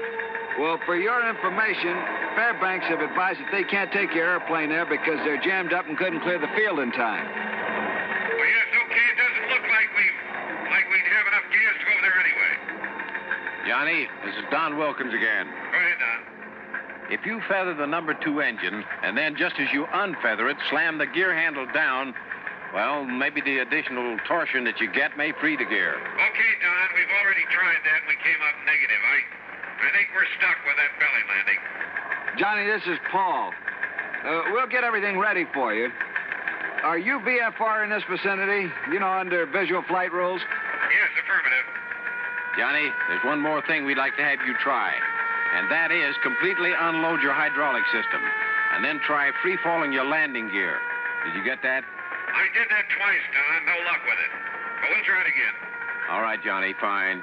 The time is 3:28. Johnny, we're going ahead with preparations for a belly landing down here. I see you buzzed the field a couple of times, so you know how much room you've got. You think it looks like much from up here? Now listen, we're going to foam the runway for you. You hear me? Put foam on it. We're doing it now, and that'll kill some of the friction. And if we can get enough on, it'll help against fire if you have any trouble. How's the wind down there? It's south about 3 miles an hour, just light breeze. Well, I want to know in case this thing slides off to one side or the other. I don't want to run down any of the other airplanes I can see down there. Not if we can help it. Okay, Johnny, take a run directly over the runway and get the feel of it. Will do. The time is 3:31. Johnny, we don't want to seem in the position here of telling you all your business, but I guess we've got to try everything anyone could think of. Yeah, go ahead. On this gear handle business, up and down, throw it in the up position. But just leave it there for a second, and then slam it down and leave it down for, say 30 seconds after you put it down. You get that? Okay, we'll do that. We hate to be giving you all this intelligence all the time, but if anybody gets an idea, we pass it on to you for what it's worth. But you've got to be the judge. We're glad you fellas are with us.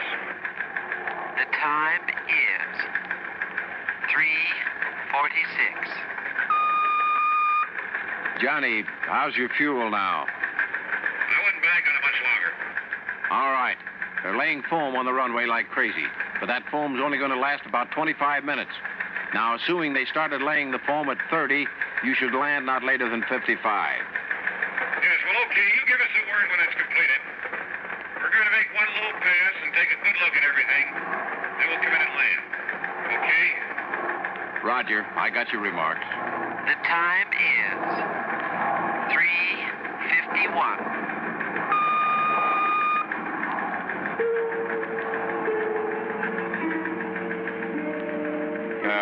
Hi, Johnny. I just wondered how you are and how things look to you. Okay. You got a doctor standing by to take care of Cliff? Sure. Everything's ready for you.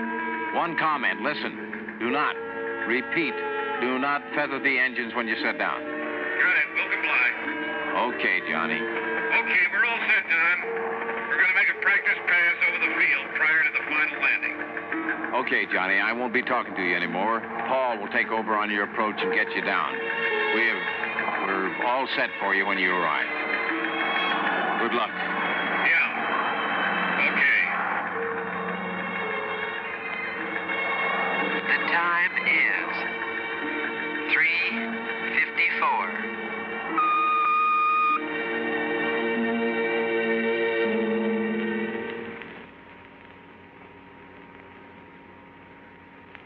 One minute, 48 seconds later, we made a wheels-up landing. Cliff? The company doctor tells me his appendectomy was a complete success. A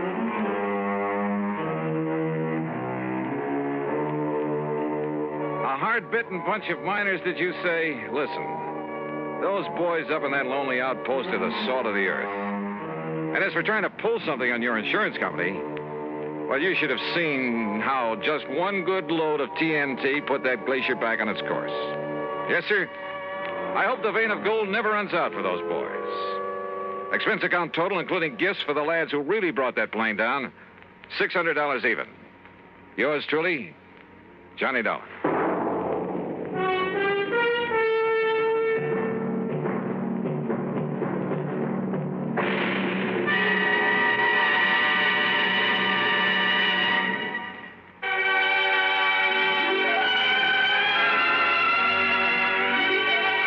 Truly, Johnny Dollar, starring Bob Bailey, originates in Hollywood and is produced and directed by Jack Johnstone, who also wrote today's story. Heard in our cast were Gene Tatum, Frank Nelson, Russell Thorson, Barney Phillips, Harry Bartell, and Forrest Lewis. Be sure to join us next week, same time and station, for another exciting story of yours truly, Johnny Dollar. This is Roy Rowan speaking.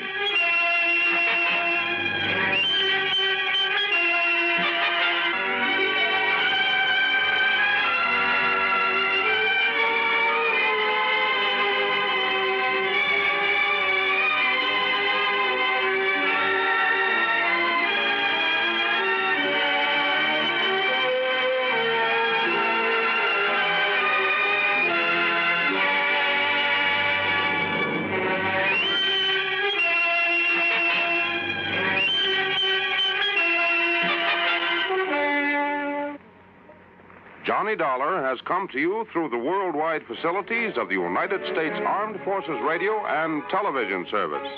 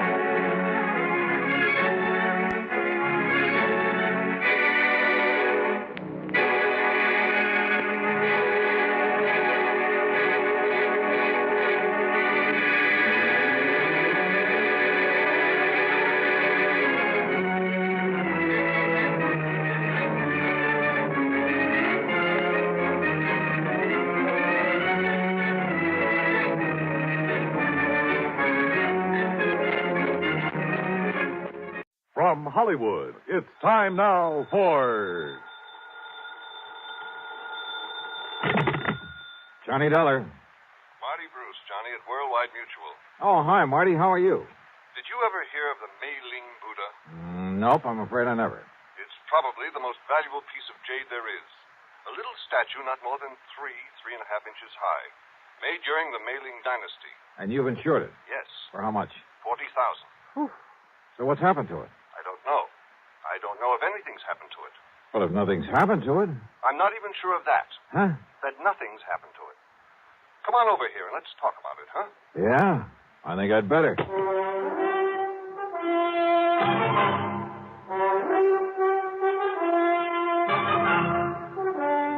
Bob Bailey in the exciting adventures of the man with the action-packed expense account. America's fabulous freelance insurance investigator. Yours truly, Johnny Dollar.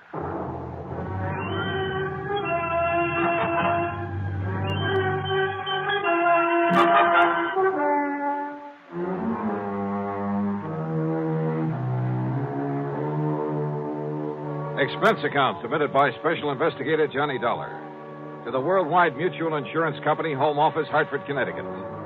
Following is an account of expenses incurred during my investigation of the Mei-Ling Buddha matter.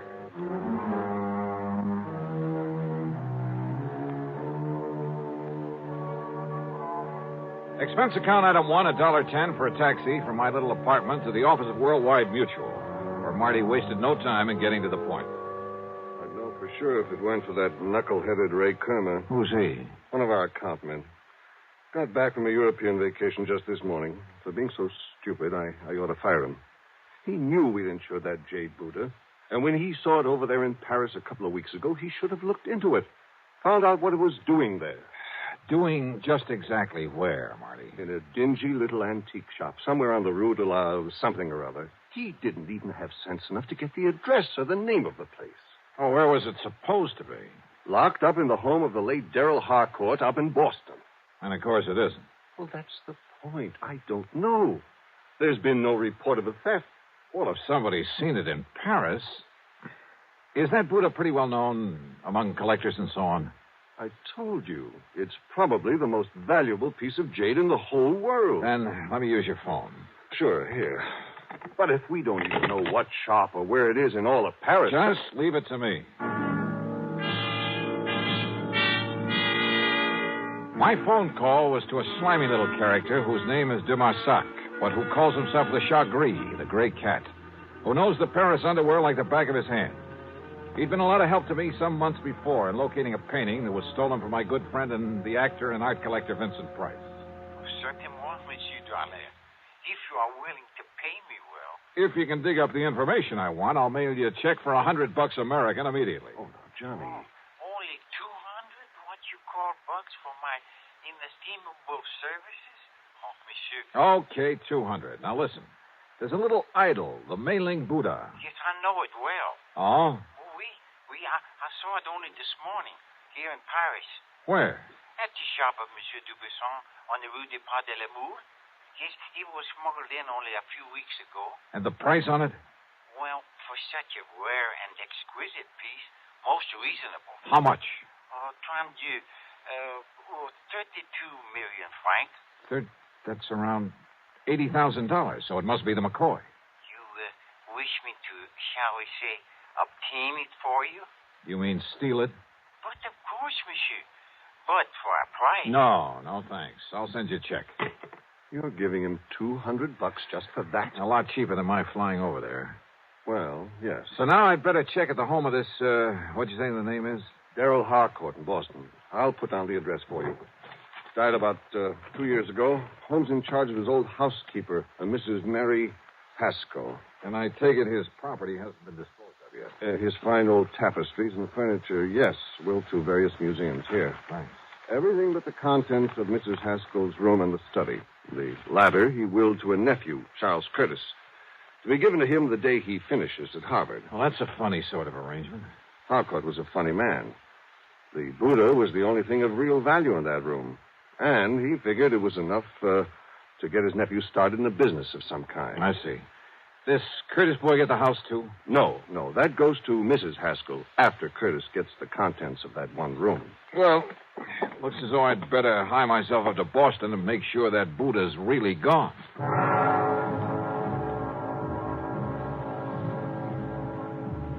Item 2, the $200 check to my informant in Paris, who was sure he'd seen the Mei-Ling Buddha, was sure it had only arrived there recently. But if so, why hadn't it been reported missing from the home of the late Darrell Harcourt up in Boston? Item 3, $50 deposit on a rental car. When I reached Boston, I headed west on Beacon Street, a couple of miles beyond Kenmore Square, and there on a little side street found the Harcourt home. It wasn't much of a place anymore. The lawn and garden had been neglected, and the building itself was in need of repair. The doorbell was the old-fashioned kind. Yes? Mrs. Haskell, I'm Johnny Dollar, insurance investigator. Oh, of course. Do come in, Mr. Dollar. Rather dismal, desolate, isn't it? You live here all the time? I am responsible for this house until the terms of the will are fully met. That's when Charles Curtis finishes school. Yes. Of course, my own quarters at the back are as tidy as they've always been, and Mr. Harcourt's study is exactly as it was when he passed away. I want to see that study, Mrs. Haskell. Oh, no, Mr. Dollar. It's to be left as it is until Master Charles opens it to claim his inheritance. You're talking about the Mei-Ling Buddha. And the furniture and books and things. How long since you've seen that little jade idol? Why, not since Mr. Harcourt died. I locked the door, and it hasn't been opened since, except that Well, I'm sorry, but I have to look around in there. But, Mr. Dollar... You have the key? Of course. I keep it on this chain about my neck at all times. Let me have it, please. But, Mr. Dollar... Listen, I can get a court order if necessary, but it would only waste time. But how am I to know if you're even... Well, that is... Here, my credentials. I'm a fully authorized agent of the company that insured that Buddha. But I'm responsible. Has it occurred to you, Mrs. Haskell, that the Mei-Ling Buddha might possibly have been stolen? That's impossible. Is it? Okay, where's the study? I'll go with you. By all means. And I'll open the door. Here, now. This door looks a couple of inches thick. Just like the one to the library, where Mr. Harcourt kept all his lovely tapestries. Oh, dear, look at all that dust. Dust is right. It was on everything. The accumulation of a couple of years. On the desk, the chairs, the oaken floor, bookshelves, and tables. The room was dark and gloomy. Yes. It looks just the same, except for all this horrible dust. But as I told you, Mr. Dollar, this is the first time the door has been opened. Yeah. Now, where is the... Oops. Oh, I hope you didn't hurt yourself. No, I just didn't see it. But he always insisted on keeping the electric fan on that little table next to the door. Yeah. Now, where's the Buddha? In the little wooden casket on the desk. Now, let's see.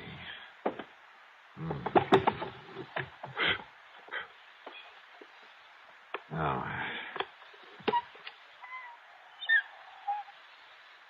Well, I was afraid of this. Afraid of what, Mr... Oh, no. It's gone. The Buddha's gone. Yeah. Oh, no. I searched the room thoroughly and found no trace of the Mei-Ling Buddha. Somehow, someone had got in that locked room and stolen it. It must have happened recently. A piece as valuable as that wouldn't be allowed to lie around for long. The Barsock had told me it arrived in Paris only a few weeks ago, and I had no reason to doubt it. But how could anyone possibly have got in there without leaving marks in the dust that swirled about our feet every time we moved? That showed a clear imprint of every step we made. That left a mark on everything I touched. Oh, dear, Mr. Dollar, this is terrible. You're sure you have the only key to this room, Mrs. Haskell? Yes, it was entrusted to me to prevent this very thing. Oh, dear. What about the nephew, Charles Curtis? No, I'm sure he's never had one. You think he could have got hold of yours and had a copy made? No, impossible, Mr. Dollar. Oh, dear. Where is he? At school at Harvard. I think I'd better see that boy. Well, certainly you can't think that Master Charles did this. I don't know what to think yet. Tell me, you're absolutely sure you've let no one in here since Mr. Harcourt died? You can tell by the dust over everything that no one has been in here. Not for years. You're sure of that? Absolutely. Well, except for the federal tax man, of course, the appraiser for the estate. Oh? When was that? A month or so after Mr. Harcourt passed away. And yet the piece showed up in Paris only a few... I was with him, Mr. Dollar, and so was the attorney. Who is the attorney? Mr. Howard Bancroft in town. Do you have his address? His office is just off Copley Square. Uh-huh. Then I've got two people to see, Charles Curtis and Howard Bancroft. Mr. Dollar, about Master Charles. He's a good boy. Oh, yeah, I'm sure of it. You simply can't think that he... And anyhow, no one could have gotten here without leaving a trail. Mr. Dollar... Now, look, I want you to close up this room again and leave it closed. I'll be back. Please, Mr. Dollar, about Charles, listen to me. Maybe later, Mrs. Haskell. Later? Yeah, after I've talked to him.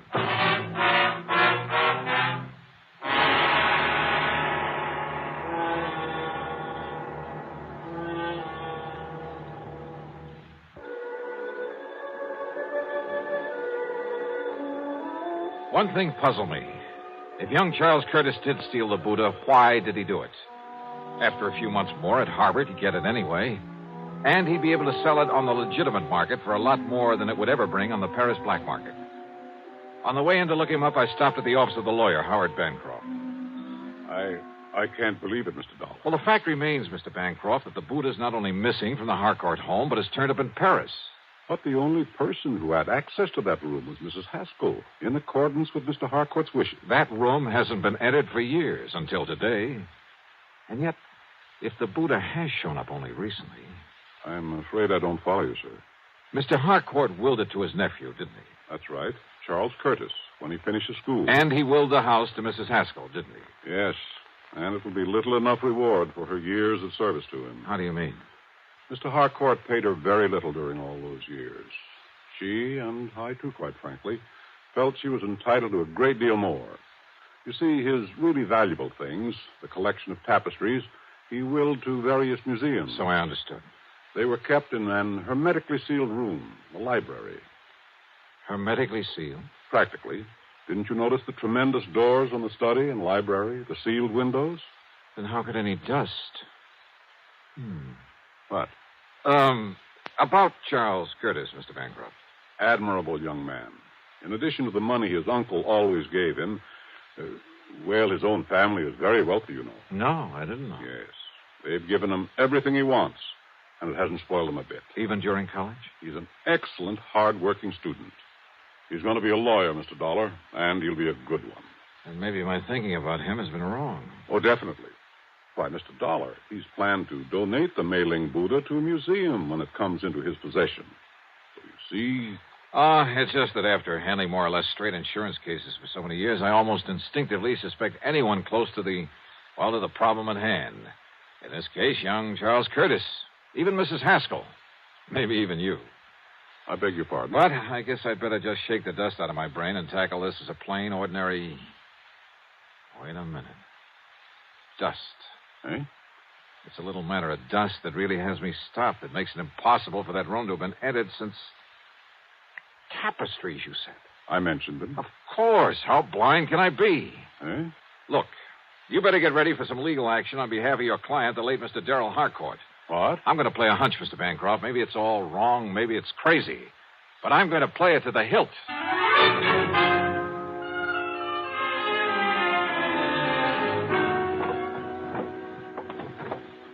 No. Mr. Dollar, you can't do this. You have no right. Now, we'll see about that. These are my own personal things. I don't believe you're an insurance investigator at Believe all. whatever you like. Have you a warrant to search my room this way? No. No, you're just some thief, some... Uh-huh. Oh. Yeah. This bank book in your name. No, you give me that. Oh, no. Uh-huh. Some 20 years of a balance that never got above $600 or $700. Give me that. Here. 2 months ago, a single deposit of $21,000. That was money That was the money you got from some crook. We'll let the police run him down. Some crook who smuggled the Mei-Ling Buddha over to Paris after you stole it out of the study. That's impossible, and you know it. That study hasn't been open for nearly 2 years. You saw the layer of dust in there yourself. Oh, yes. You pointed it out to me half a dozen times. I should have caught on then. Come on. We're going into that study.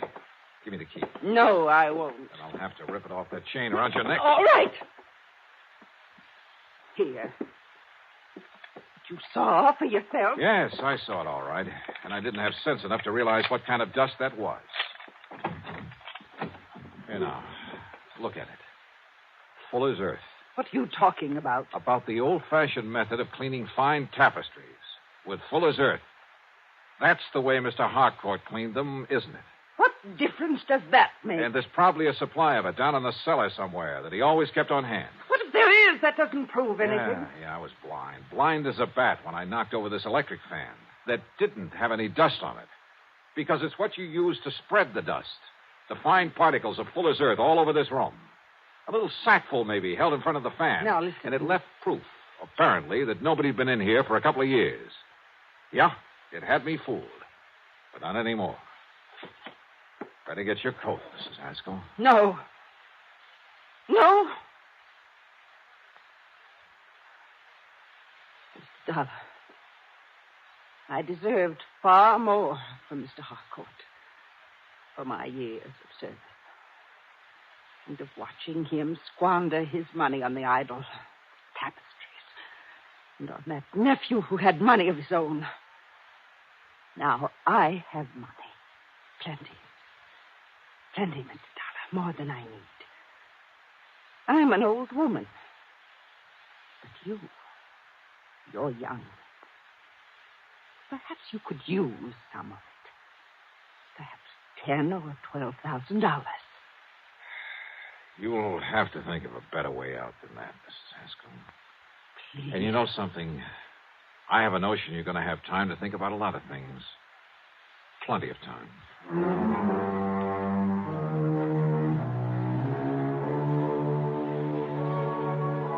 Yeah, I know. The Mei-Ling Buddha still has to be brought back from Paris.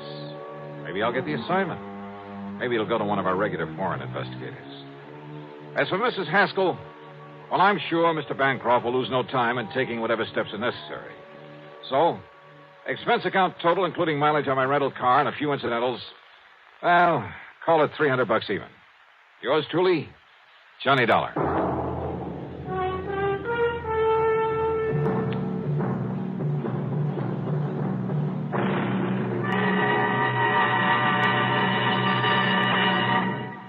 Now, here is our star to tell you about next week's story. Next week? Well, far be it from me to get up on a soapbox, but I hope you'll make a point of listening to it. It concerns a lot of money in the wrong hands, in the hands of a bunch of kids too young to meet responsibility, too young to realize that cutting loose from family before they're ready can lead to trouble. In this case, murder. Yeah, I think you'd better hear it. So join us, won't you? Yours truly, Johnny Dollar.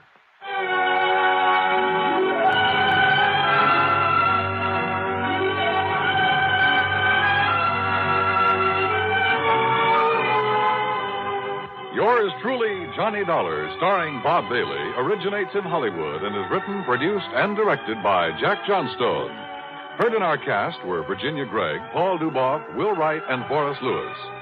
Be sure to join us next week, same time and station, for another exciting story of yours truly, Johnny Dollar. From Hollywood, it's time now for...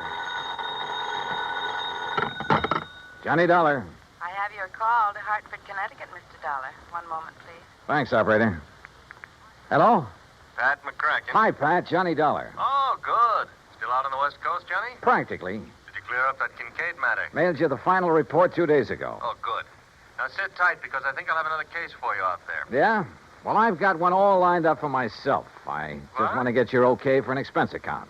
Oh, that depends. Who holds the policy? Holds several policies with the companies that you serve. Who is he?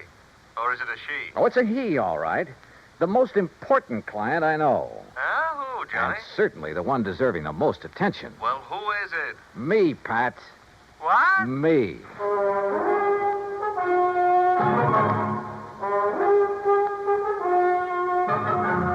Bob Bailey in the exciting adventures of the man with the action-packed expense account. America's fabulous freelance insurance investigator. Yours truly, Johnny Dollar.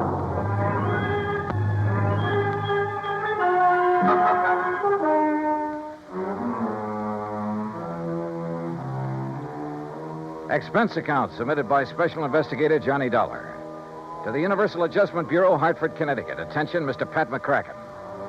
Following is an account of expenses incurred during my investigation of and participation in the Yours Truly matter. Item 1, $34. Transportation and all the incidentals I could think of. Los Angeles to Las Vegas, Nevada. I needed a couple of days of relaxation after that Kincaid affair. Item 2, $31.40 for my room at the Flamingo Hotel, plus 2 fancy meals and a couple of drinks to go with them. Item 3, 85-cent phone call to my old pal Buster Favor down at Lake Mojave Resort on the Colorado River. Sure glad to hear your voice again, Johnny. Coming down here for some fishing? Buster, how did you guess? Big lunker bass are practically jumping into the boat. How big? 3 to 6 pounds. Ah, I did that well on the Flamingo boat yesterday on Lake Mead. Then I'll arrange for some bigger ones that stand by and wait for you. Want me to drive over and pick you up? No, I like to be independent, so I'll rent a car here. Well, in that case, wait for me. Huh? I've got to have 3 or 4 days' work done on my car at a garage there in Vegas. So? So I'll drive on up, leave my car, and you and I can come back here together in yours. And when you've had your fill of fishing... Okay, Buster, it's a deal. See you when you get here.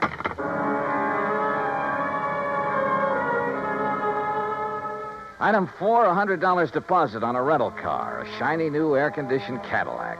And remember, Pat, one of your companies holds the insurance on it. Item 5, $21.70 for drinks and a big dinner with Buster when he arrived.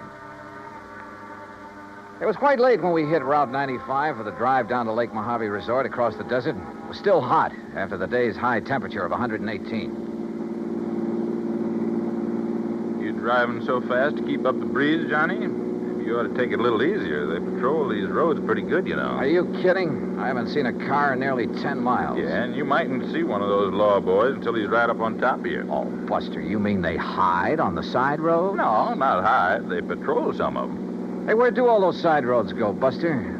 Some of them are a little more than wagon trails. Mostly to old mines, Johnny. Some of them 10, 15, 20 miles away up in the hills. Some of them being worked, some of them just... Now, look. Yeah? Over to your right. You see those lights?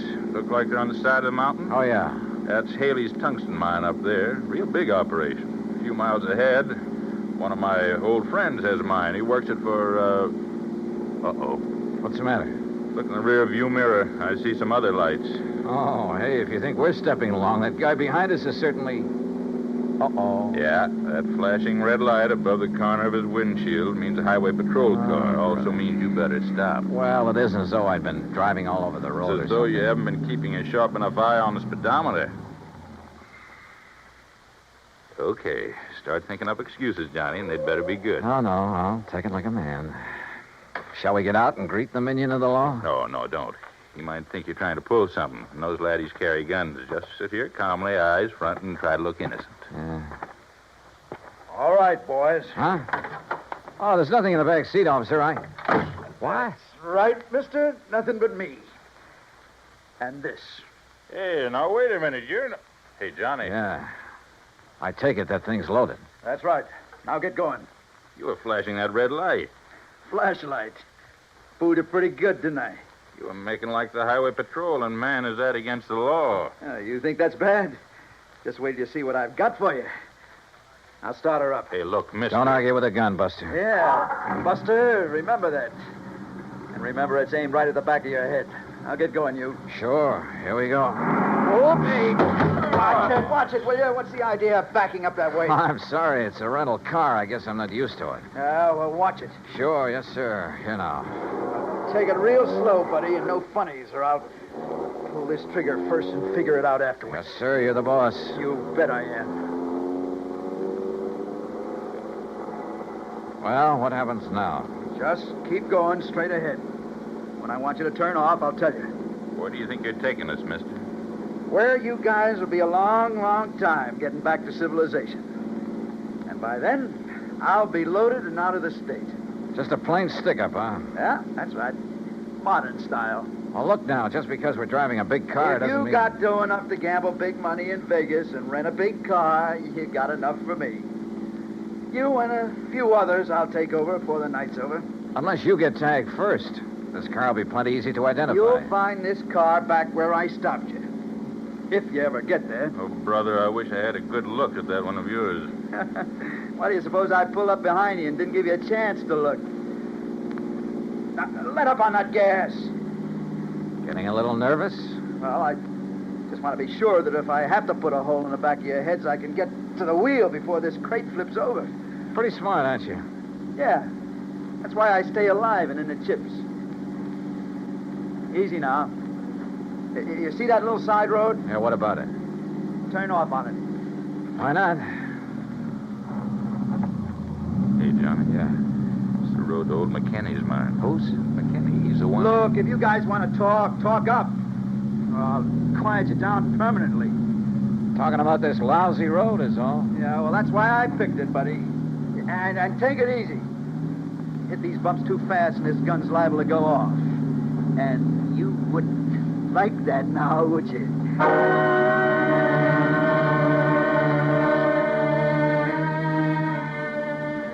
We continued up the rough, curving road on the side of the mountain. 10, 15 miles, I guess. And I could see nothing but the road itself and the shadow of the mountain ahead of us. Turn up that air conditioning, buddy. It's a hot night. Yeah, sure. Listen, we go much further on this road, we'll scrape off the drip pan. You know this road? Well, it keeps getting worse and worse is all. This car's built pretty low, you know. Hey, take it easy, I said. How can I? Do you hear that? We don't stop pretty soon, we'll all get stranded out here. Yeah, maybe you got something there. Okay, buddy, that wide spot. You turn us around and stop. And take it easy. Okay. Now what? Just leave the engine running and both of you get out the right-hand door. Yeah, sure. Now, look. Shut up. From now on, I'm not going to waste any time. Come on, get out. You're not going to leave us out here, I hope. That's right. I figure the temperature's still around 100, so you're going to have to take it easy. It'll be long after daylight before you get back down the highway. If we make it at all. Oh, you will. If you go real slow. And if I don't have to use this on you. Now turn around, both of you. Hands up in the air. Now, look, mister, with no water out here in this heat, it'll be murder. It'll be murder if you try anything cute. What? Wait. Nearly $100. You don't know this desert heat. Shut up. Now you. Okay. Here, lower that left hand just a little. And be careful. Say, I like that watch. And that ring, yeah. Say, you must have done all right at the gambling tables. Well, easy come, easy go. That's right. But, well. This card fall out of your wallet? Yeah. Johnny Dollar, insurance investigator. Oh, boy, that's a laugh. A private dick. Just as big a sucker as anybody else. Yeah, I'm laughing. All right, now, boys. Walk. 10 steps, straight forward. Together. Come on, Buster.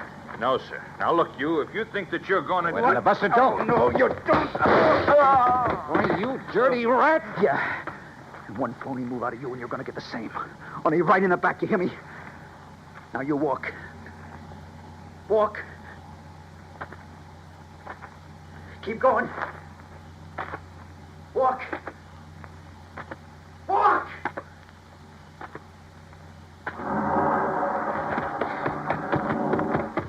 Buster. Why, that dirty murdering...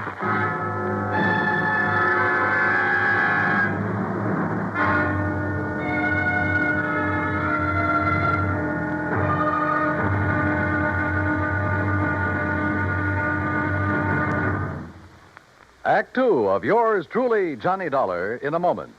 While her husband was a captain assigned to a unit of the United States Air Force on the island of Okinawa, Mrs. Carolyn Pesaturo went along, but friends and build greater understanding with other people of other lands. A chance to demonstrate her convictions. Her maid, Kikuko Chibana, invited her to her home.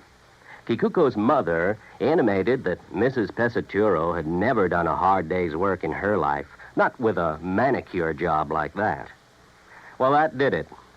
Carolyn Pesaturo volunteered to do a full day's work, just like any Okinawan housewife, and be no more tired at the end of the day. Bright and early one day, she found herself in the Chibana home. And after washing the breakfast dishes in cold, soapless water, she scrubbed the kitchen floor, prepared meals on a wood-burning stove, drew 25 buckets of water from the well, and worked in the fields for the rest of the day, carrying 50-pound bundles of cut rice stalks through knee-deep mud. Well, she did such a good job, she was invited back for the rice planting. But more importantly, Carolyn Pesaturo planted understanding so that others could reap the harvest of freedom, the right of all men everywhere. And now, Act Two of Yours Truly, Johnny Dollar, and the Yours Truly Matter.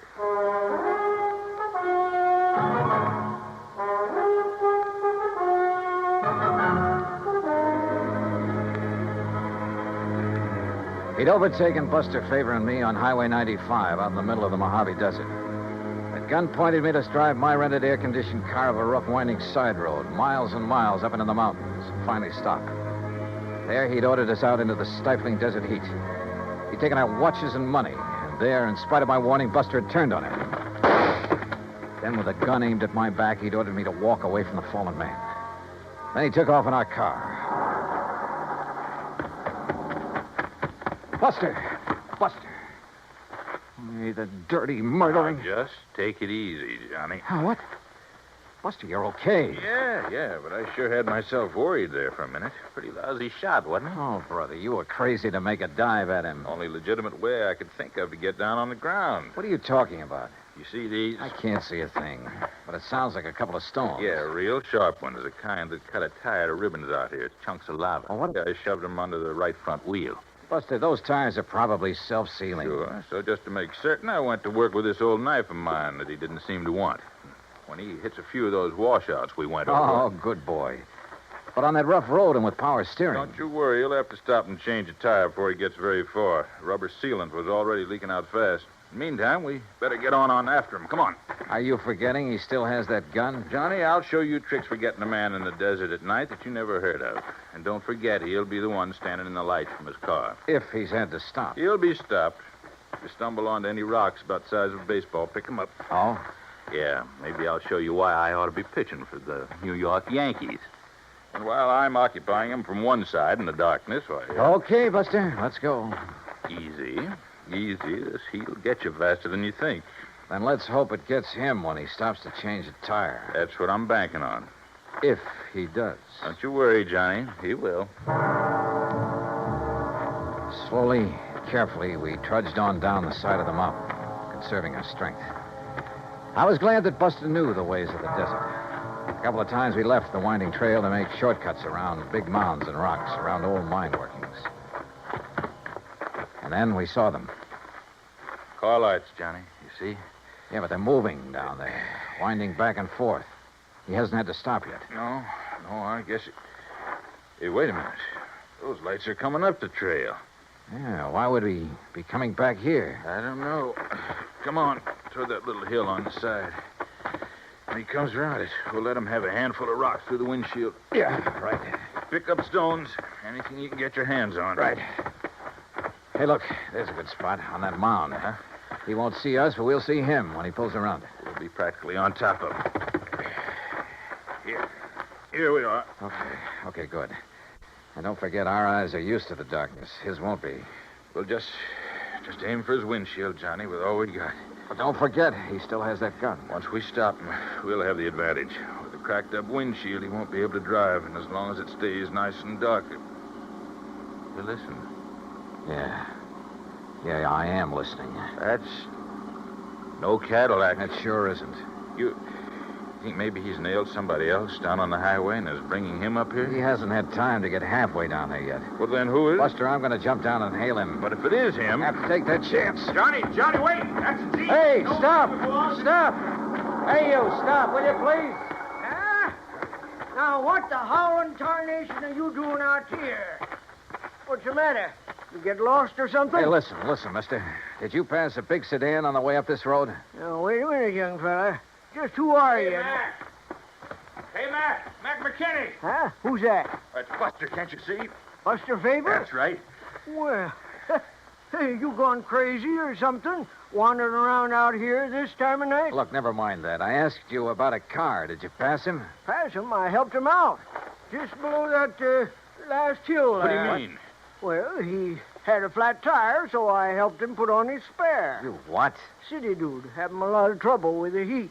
so I give him a hand. Oh, no. And him, he give me a 10-spot for my trouble. Doggone it, Mac. That guy stole our car and money from us and left us up on the mountain. No kidding. Who's kidding? Well, well, then, maybe I done right at that. What do you mean? Yeah, I've been worrying about it ever since I left him down there. What are you talking about, Mac? Well, I got an instinct. Yeah? The same kind of instinct about everything that I got about finding Mac. a gold mine. Buster, don't you tell the government, but I have took over 40,000 worth of ore out of my mine up there since the turn of the year. Yeah, well, go on with whatever it is you were getting at. Yeah, come on. Yeah, well, instinct. Now, you take my gate down at the end of the road. Oh, Mac. That wasn't closed when you come up here, was it? No, come to think of it, I wondered about that. But now, Mac... Usually, when I go into Vegas, like tonight, I close it. But you know something? Tonight, I clean forgot. All right, Mac, get to the point, will you please? Well, the point being that I did lock up the gate when I come off the highway just now. Oh? And I clean forgot to tell that fella I locked it after I fixed his tire. Wait a minute, Mac, wait a minute. You mean he can't get back on the highway? He sure can't. And he can't break down that gate? Not without wrecking his car. All right, then. That's what I was worrying about on the way up the hill. All right, now listen. Should I go back on down and let him out or not? Will you listen, Mac, But please? then I remembered that bulge in his coat pocket like a gun. It was a gun, all right. Yes, sir. And my instinct Mac, told please, me... I don't care what your told instinct... me I'd better get back to the mine and telephone the county police on account of maybe he'd been prowling around Telephone. my mine. Look, Mac, you got a phone at the mine? Son, I got everything up there. Electric... How far is it? On this road? About 3 miles. All right, then listen. But Listen. walking across that ridge, not more than a half mile. Good. Can you make it on foot? I ain't been wandering around these hills the past 41 years for nothing. Then, brother, go to it. Huh? Buster and I'll take the Jeep. Well, now, You go up son. to the mine and call the police. Tell them to set up roadblocks, whatever they want to do. And stop a 1956 Chevy. It's gray and white, license CGJ158. You got that? Sure. CGJ158, a gray and white. Now, Look, Mac, now, I'll wait. pay you for the use of this Jeep. Anything you like. $50, $100. Oh, yeah? He's not kidding, Mac. Huh? You sure? You know him, Buster? His word's as good as mine, better, and he's kind of a lawman. Oh, well. Now, why did you So tell get me on that- up there to that mine. Yeah, Fast as please. you can. Will Tell you? the police what happened to us. Give them that description, 1956 Chevy CGJ158. That's the car the crook is using. Got it. And you then go to it. Right, Buster. Come on, One Buster. more way. Yeah. Right? And you better let me drive. Okay, if you like. Okay. Now, hold on to your seat, and I'll show you how one of these things can really take these roads. What do you mean? You've only hit the road every 20 feet so far. Hold on, Johnny. You ain't seen nothing. Buster wasn't kidding. And Mac's old Jeep would have put a mountain goat to shame. To this day, it's a wonder to me how he ever held the thing together. To say nothing of how we managed to stay aboard. You think 90 miles an hour on the open road is a thrill? You should try 20 per on that old wagon trail. Hey, wait a minute. Wait, nothing. We got to catch up on that guy. No, what I mean is, how'd you ever know the make and license of his car? There wasn't enough light when he stopped us to see a thing. Why do you suppose I put the car into reverse when we started? Huh? Doing that turned on the backup lights. Backup light? Sure. Gave me a good look at his car in the rearview mirror. Johnny, you're all right. Oh! Hey, how much more of this is there? We ought to get to the gate any minute. The gate? Buster, we ought to be shot. What's the matter? Oh, Mac didn't give us the key to that gate. We'll be locked in as well as that bandit. Well, you don't think he's just going to be sitting there, do you? Oh, yeah, you're right. He'll have to go on to his own car on foot. Which gives us more time, Johnny, to big advantage. Now, look. No, you look. Huh? Yeah. Either he didn't see the gate or he tried to plow right through it. And look what it did to that nice car. Come on. Okay. Over this way, Buster. All right? Stay out of the Jeep's headlights. Circle around. He may still be in that car. Oh, yeah. Yeah, you're right. Okay, we'll take it easy. And pick up a rock or two. I'm way ahead of you, brother. I don't see any sign of him. No. He's probably hoofing it down the highway to his own car. We're going to take no chances. Right. That gun of his looked pretty... Right, easy now. Uh-huh. Okay. Well, he's gone. Yeah. Oh, brother, what he's done to this car. Somebody's going to pay a pretty penny. The insurance company. But come on. We'd better light out after him. We'll use the Jeep. But, Buster, if this big car couldn't knock down We'll that drive gate... off the road and cut through the fence if old Mac had a pair of pliers in the toolbox. Come on. There were pliers in the toolbox, all right. And a pair of wire cutters, too. But it took us longer than it should have to find a place where even the Jeep could navigate through the fence. Finally, though, we got out on the highway. All right, not too fast, Buster. If he's still on foot, I want to be sure we see him first. You know what I'd like to see? What's that? The lights from a couple of patrol cars coming this way. You think they'd have time to get there, even if Mac phoned them right away? Yeah, that's true. But with our little pal with a gun, we ought to come on his car pretty soon. Unless he's already got to it and taken off. I just don't think so, Johnny. He'd try to move too fast in this heat, he'd collapse. Must be somewhere along this highway. Hide, maybe, under one of those storm bridges along there. No, I think he's too smart for that. With a racket like his, he has to keep moving. Maybe he's bummed a ride back to his car. Is on his merry way again. Well, we'll soon find out. The place he stopped is right ahead, on the curve behind that hill, just beyond that next bridge. All right, then take it easy, will you? Yeah. Maybe we ought to stop the other side of this bridge. Say, along about here. Buster, there was something underneath that bridge. Looked like a car. Your eyes are deceiving you now. Let's stop right here. Let's keep going. What? No, what? Just keep driving until you get to my car. Get it? Why don't you put that thing down? Listen, how'd you get in the back of this Jeep? While you two bird brains are prowling around the cad there at the gate playing detective. Pretty smart, aren't you? That's right. Like I told you, that's how I keep alive. There's more than I can say for you boys. What's that mean? Pull up. There's my car. Pull up right beside it. Now, look, mister. Don't argue with him, Buster. Okay, here's your car. All right, now. Give me those keys. Come on. Yeah, and kill your headlights. Kill them. Okay. Now, look. Things got balled up tonight. I got held up too long. Now, I heard you say something about getting word to the cops, so I got to get out of here. I got to get out of the state. I don't know how you guys got the Jeep away from that crazy old man. I didn't plan on you getting down off that mountain before daylight, see? But it's too bad you did. Oh, you sure? Oh, yeah, I'm sure.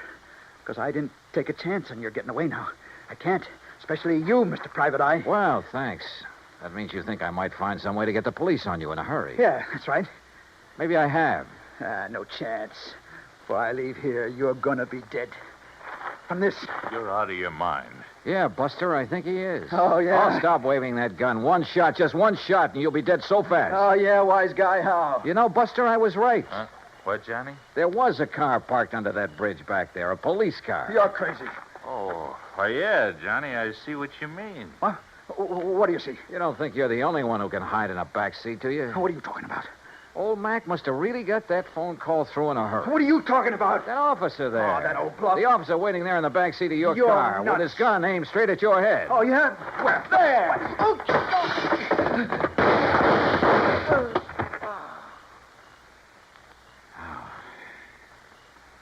Wow.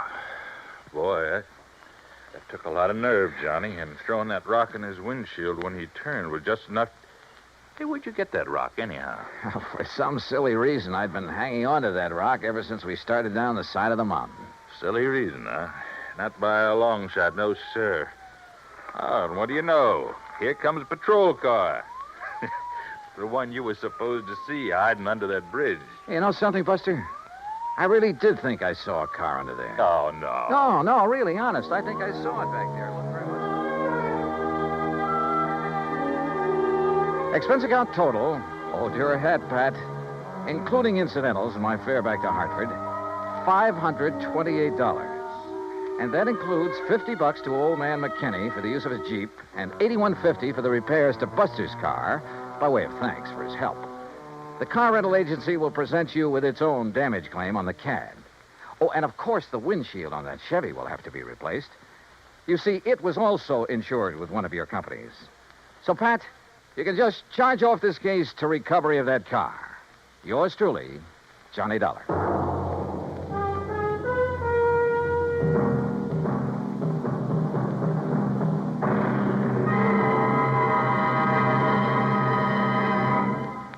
Now, here is our star to tell you about next week's story. Next week, a small round piece of metal, a coin.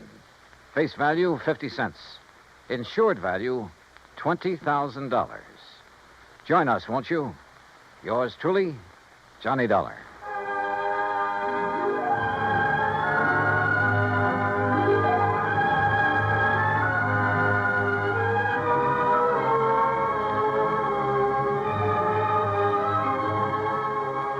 Yours truly, Johnny Dollar, starring Bob Bailey, originates in Hollywood.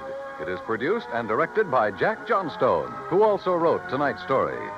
Heard in our cast were Virginia Gregg, Lawrence Dobkin, Barney Phillips, Chet Stratton, and Junius Matthews. Be sure to join us next week, same time and station, for another exciting story of yours truly, Johnny Dollar. This is Dan Cubberly speaking.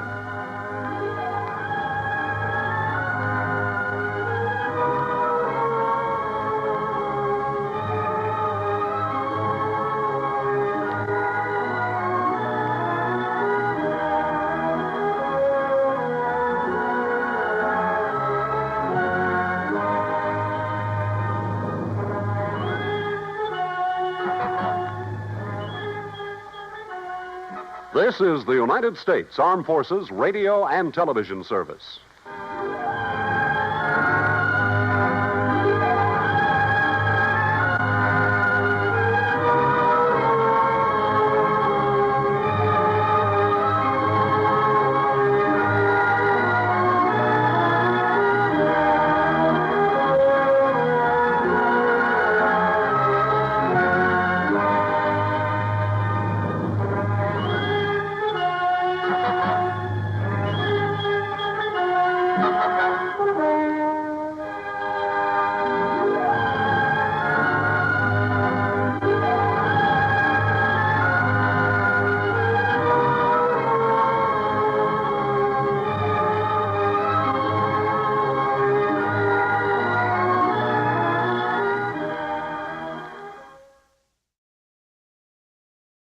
From Hollywood, it's time now for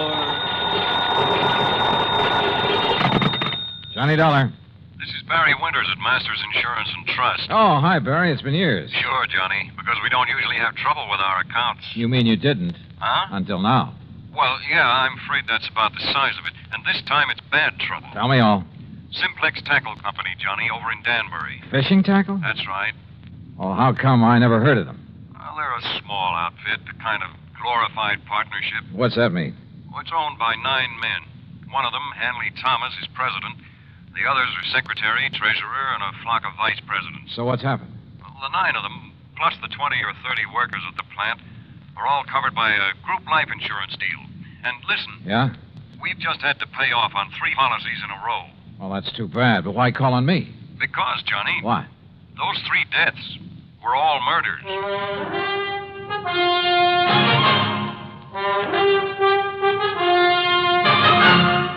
Bob Bailey in the exciting adventures of the man with the action-packed expense account, America's fabulous freelance insurance investigator. Yours truly, Johnny Dollar.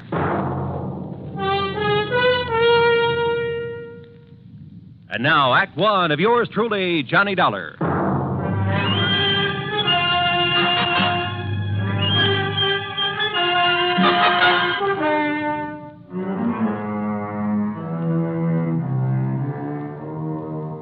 Expense account submitted by Special Investigator Johnny Dollar to the Masters Insurance and Trust Company, Home Office, Hartford, Connecticut. Following is an account of expenses incurred during my investigation of the ugly pattern matter.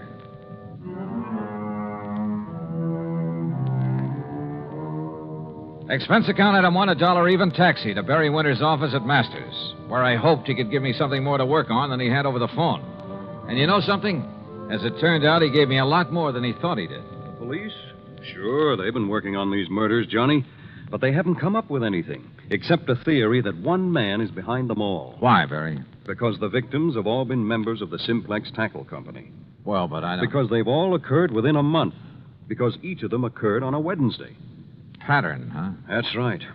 And also, Johnny, because there's been no apparent reason for any of them. Uh-huh. Have the police found anything? Nothing. Same kind of weapon used in each case? No. The first was a VP named Adams, run over by a car. Sure it wasn't accidental? The police say no. The second, John Bowers, was strangled, and Frank Dalvers was shot in his own home. No pattern there.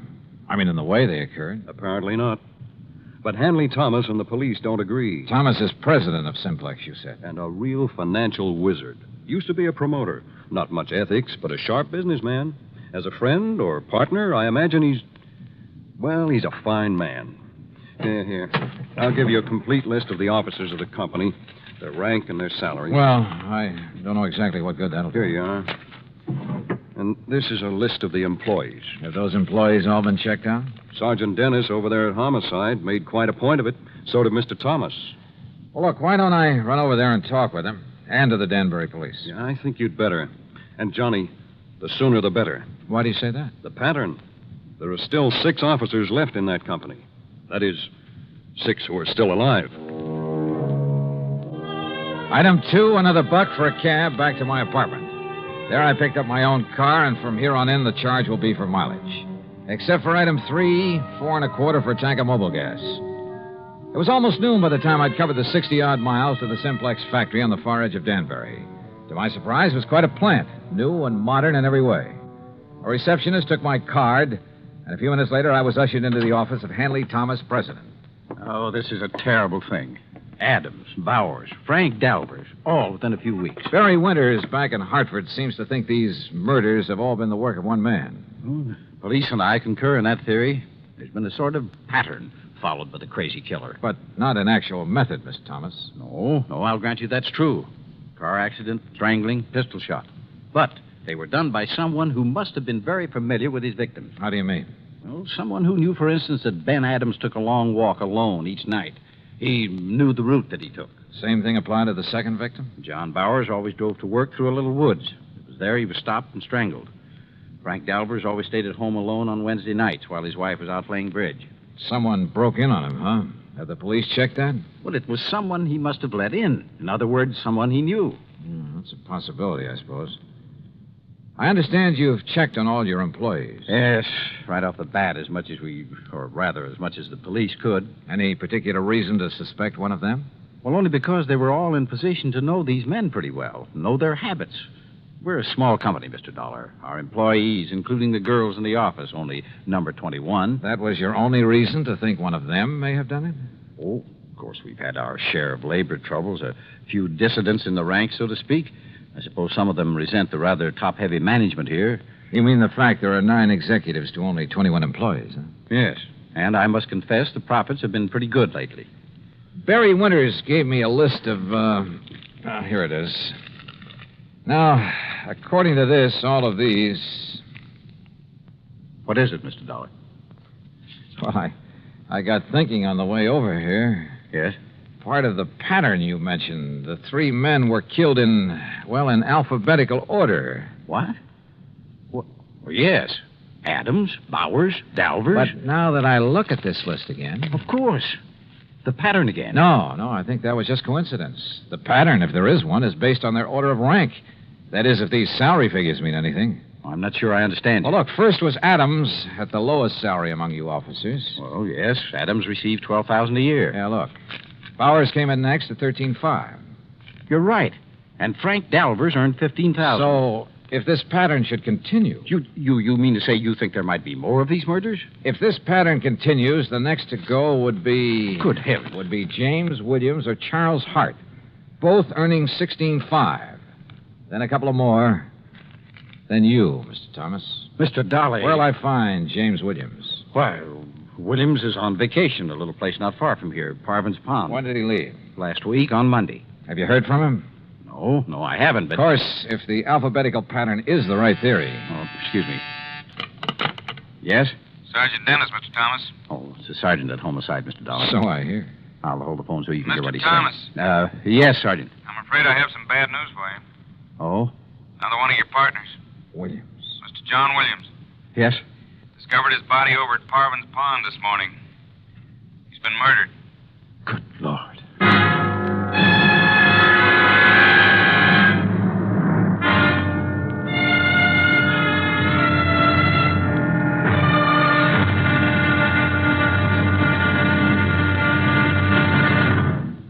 Act Two of yours truly, Johnny Dollar, in a moment. And now, Act Two of yours truly, Johnny Dollar, and the ugly pattern matter.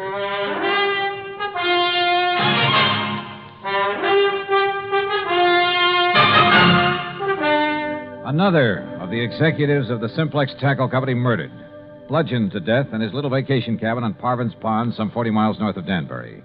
And again, it was according to pattern. How those carefree kids can fish and water ski out there when there's been a murder right under their noses. Yeah, Sergeant, I know what you mean. This the cabin Mr. Williams was using? Yes, sir. He came up here on his vacation Monday morning last week alone. There we are. Who knew he was coming to this particular spot, Sergeant? Why, everybody down at the plant, I guess. Now, the way the doc and I figured it out, Mr. Williams had just come in from fishing. Now, you see there, he just tossed his rod and stringer on the bed. Ah. Everything's just the way it was, huh? Yeah, except for his body. That's in Danbury at the coroner's. You said he was bludgeoned to death. Yeah, with that oar from his rowboat. You see it laying there on the floor? Yeah, I see. Who found his body? Little old lady from the cabin next door. She'd stopped by this morning to bring him some cookies. Knocked on the door swung open, and there he was. And the doc says the body was lying there ever since. Have you checked that oar for prints? The killer must have used gloves. What about footprints? Well, if there were any, the vacation crowd tramped them out long before we got here. Now, the way we figure is that he came in here Wednesday night, off the lake. Wednesday? Yes, Mr. Dollar, just like the other ones. It happened on Wednesday, a week ago tomorrow. The pattern again. Yes, sir. And if you ask me, it's the pattern of a madman. And this being a Tuesday again. But what possible motive could there be for it? When you ask me, it's one of the employees there at the plant. After all, for such a small company, 9 big money-making officers, at least there was 9. Yeah, I know what you mean. Are those 21 employees paid pretty well? No. In spite of the company making a lot of money. What with this recession we're in. Read the signs, man. Most of this so-called recession's a lot of bunk. Yeah, I agree with you. Everybody get out and dig instead of sitting around hoarding their money. Well, what I was going to say is that those executives took advantage and held down wages in spite of all the money they're making. So just let one crazy hothead find out how good they're doing. How well have you checked those employees? The best we could. I talked with every one of them myself. How about the officers of the company? There's not one of them would do a thing like that. They're all fine men. Ask Mr. Thomas. Sure, they're hard-headed businessmen, everyone looking out for himself, but they're all fine men. And they're all making plenty of money. Oh, which reminds me. What's that, Mr. Dollar? A list of the officers and their salaries. And according to this, if there's to be another victim... Another? Oh, no. I worked out another step in the pattern of these murders, based on the earnings of these men. Then, Mr. Dollar, who will it be? It won't be anybody if I can help it. But, Sergeant, I may have to ask you to put a 24-hour watch over an officer of that company named Mr. Charles Hart.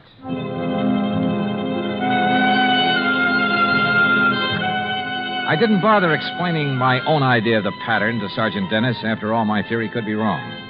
But I drove back to the Simplex factory, to the office of Charles Hart. I found only a secretary there. No, he isn't here, Mr. Dollar. Well, where is he? To be perfectly honest about it, I don't know. Hasn't he been in at all today? No, sir. Hasn't been in since about last Wednesday. Look, Miss, whatever your name is, have you called his home, his wife? He's a bachelor, Mr. Dollar, and lives in a little apartment in Danbury. Have you tried to call him? Well, no, sir. You see, there was Does Mr. Thomas know about his not being here? There's nothing unusual about Charlie's leaving without telling us, Mr. Dollar. Oh, Mr. Thomas. He often goes off on sales trips like this. He was last seen the day Mr. Williams was killed. Well, surely you don't think Charlie Hart had anything to do with Jim Williams being... Oh, no. Did you find out anything over at Parvin's Pond? No, not much, I'm afraid. Could this Charlie Hart have had any reason for wanting Williams out of the organization? And Adams and Bowers and Dalvers? Of course not. Yes. Yes, he could. What? Miss Gregg. What do you mean by that? Mr. Hart was the one who built up this company. The one who developed the products, put all his money in it. Now, just a minute. He's the one who sold all the product that made all the money. He and Mr. Adams were the ones who started the business. Is that true, Mr. Thomas? Yes, of course. And when Mr. Thomas and his relatives came along... Miss Gregg. What she says is true, Mr. Dollar. Charlie Hart and Ben Adams did start this business. They took on a couple of partners, Al Bowers and Frank Dalvers. They were the ones who decided on the expansion program, who came to us for the financing. With the others gone, it should have been Mr. Hart's company. Oh, wait, Miss Gregg. Our financing made this present operation possible. But to imply that Charlie could have been driven by jealousy or Well, or any other motive to commit these crimes, that's absurd. How could you suggest such a thing, Miss Gregg? I didn't say he did it. I only tried We know what you said, and you've said enough. Tell me one thing, Mr. Thomas. Yes? What happens to his share of the business when one of the partners dies? Or in this case, when he's murdered? Well, the other partners absorb his share. Then, if Charlie Hart eliminated one of you, it would add to his holdings. That's true. Okay, I'll see you later. But, Mr. Dollar, if you believe for one moment that Charlie Hart... Why, I've known him for years. Yeah? Well, I think I want to know him a little better.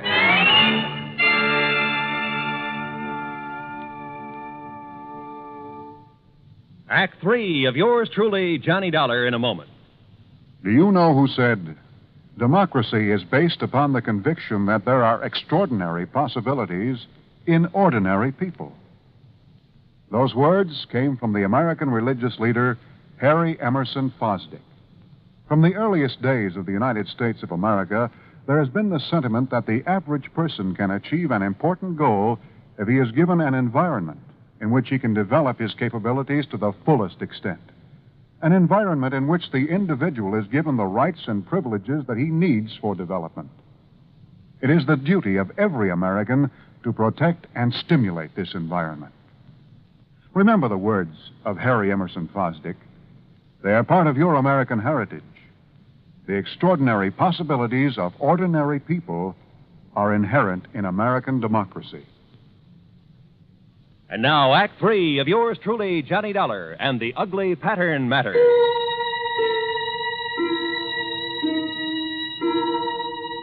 It was pretty plain that Charlie Hart, supposedly next on the list of victims, had plenty of motive for eliminating some of his partners in the Simplex Tackle Company.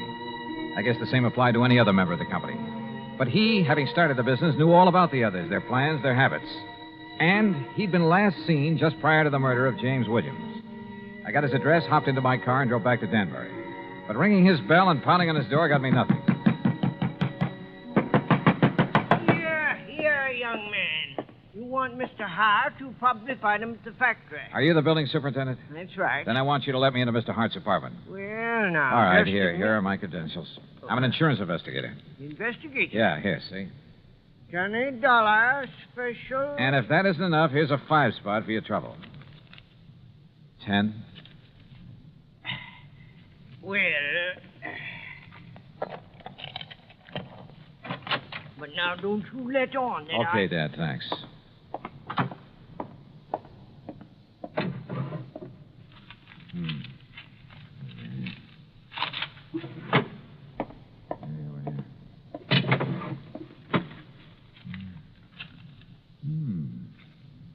The same list that I got. The office. Huh? The offices of our company.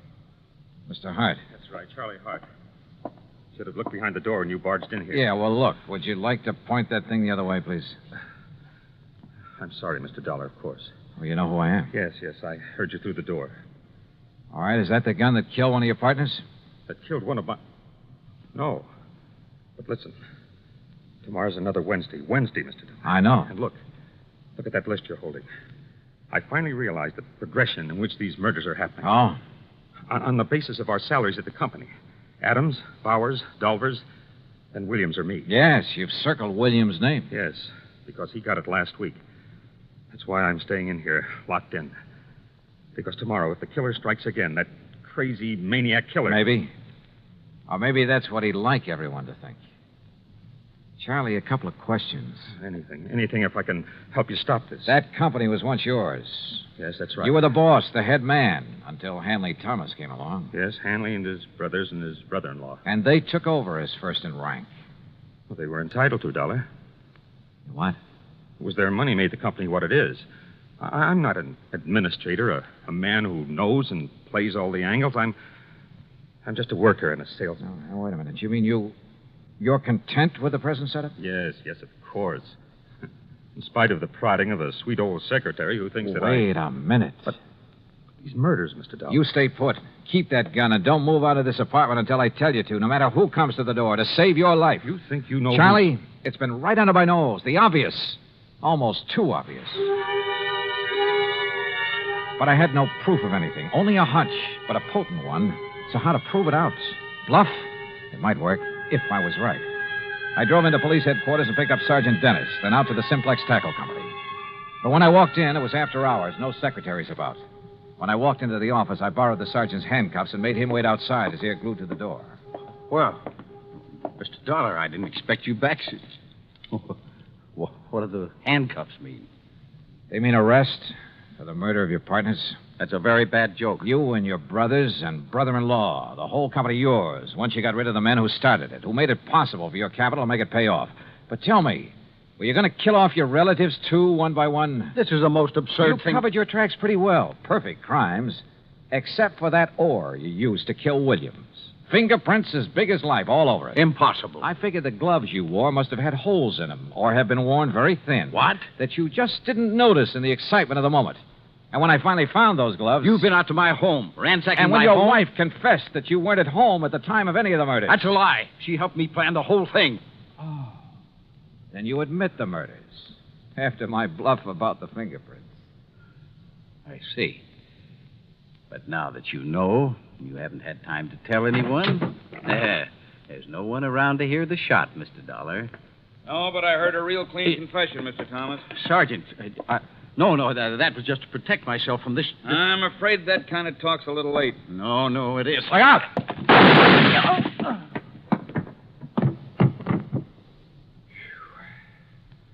Sergeant, I haven't seen that fast a draw except on TV. That's where I learned it.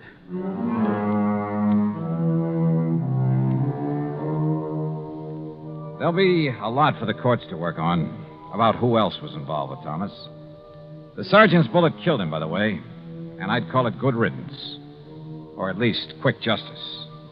So, expense account total, including a lot of mileage on my car, $101 even. Remarks? Why bother? Yours truly, Johnny Dollar.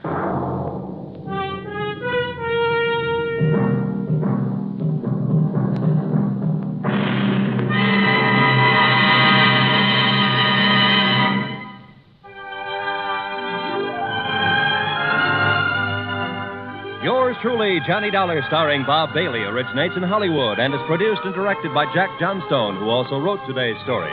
Heard in our cast were Virginia Gregg, Les Tremaine, Forrest Lewis, Herb Vigran, Junius Matthews, and Frank Gerstle. Be sure to join us next week for another exciting story of yours truly, Johnny Dollar. This is Roy Rowan speaking.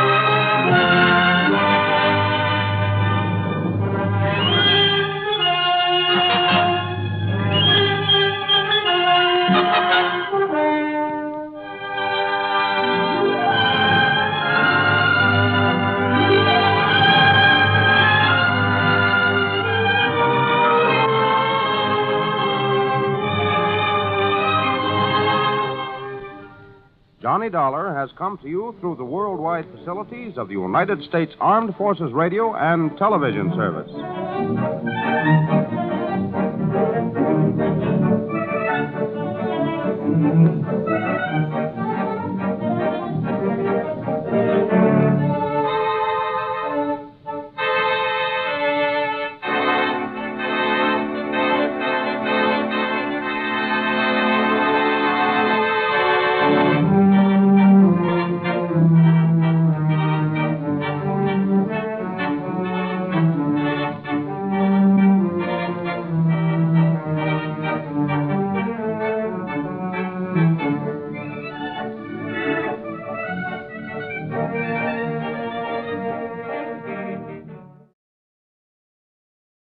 From Hollywood, it's time now for... Johnny Dollar. Earl Foreman, Johnny. Hi, Earl. How are things in sunny Florida? I think I'll move to California. What? I mean, get away from this crazy insurance business as far as I can. You sound like you have a problem. I sure have, a real wild one, trying to get rid of $65,000. That's a problem? It's insurance on a policy bought and paid for by one Albert Schuyler Kingman. Well? He died and left the money to his only child, his son Henry. Well, what's the matter? Can't you find him? Find him? That's just the trouble, Johnny. I've found 2 of them.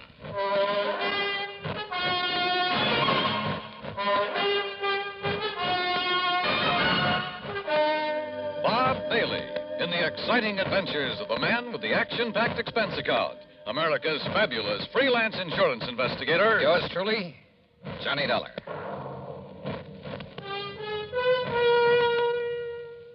And now, Act One of yours truly, Johnny Dollar.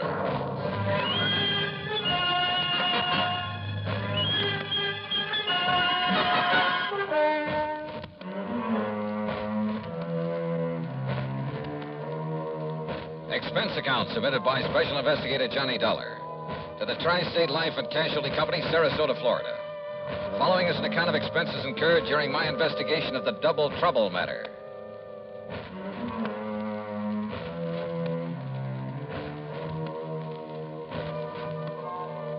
Expense account item 1, 8320, plane fare and incidentals, Hartford to Tampa to Sarasota, Florida. Item 2, $1.75 for a cab to Earl Poorman's office in the Conroy building.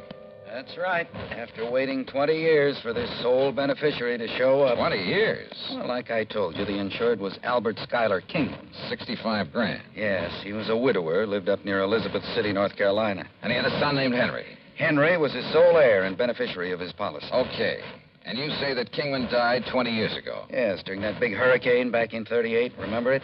Did about $40 million damage up and down the coast. Earl, I was a mere child at the time. Oh, sure. How old was Henry? Well, he was 10, just a kid. Anyhow, it was several days before the old man's body was found. And the boy? No trace of him. Disappeared. In due course of time, because of the statute of limitations, the old man's estate was, well, I guess it went to the state. But not his insurance, huh? No.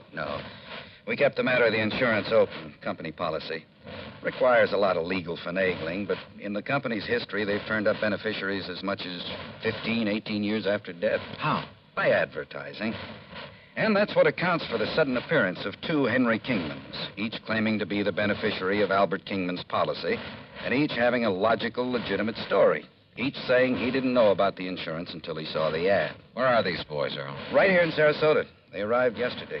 They arrived together? No, a couple of hours apart, unknown to each other, they say. I hope you made it perfectly plain that one of them has to be a phony and that when he's found out, it's going to go pretty rough with him. Naturally. But, Johnny, I can't find anything wrong with either of their stories. You know, their background, where they've been, and so on. Where are they staying, Earl? A couple of dingy little motels on the edge of town. Now, look. Here's the file on them, or rather on the old man. Well, I don't know that that's going to be much help. There's information about not only Kingman, but his wife, who died before him. There's a lot of miscellaneous information about the boys. The boy, where he went to school and Sunday school, who his teachers were, the names of some of his friends. There's a lot of stuff here. Well, then, maybe I'd better go through it. Sure. Now, look, it's getting late. You're going to stay with Gertrude and me, as usual. Oh, that isn't necessary, Earl. Well, she'd kill me if I didn't bring you home. So, come on, we'll drive on out to the quay, have cocktails and some dinner, and you can spend the evening poring over that material. Come on.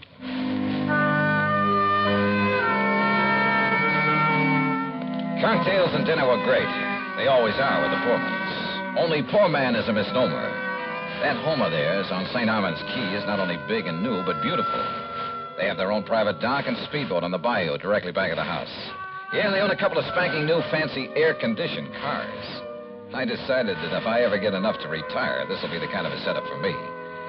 It was nearly 10 o'clock by the time I got around to the folder on Henry Kingman. But by 2 a.m., so help me, I knew more about him than he himself could. Yes, I was all set to expose one of these claimants as a phony, a fraud.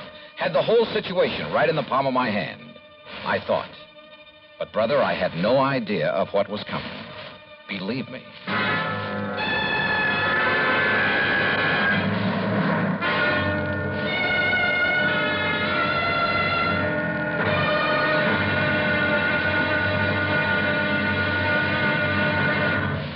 Act Two of yours truly, Johnny Dollar, in a moment.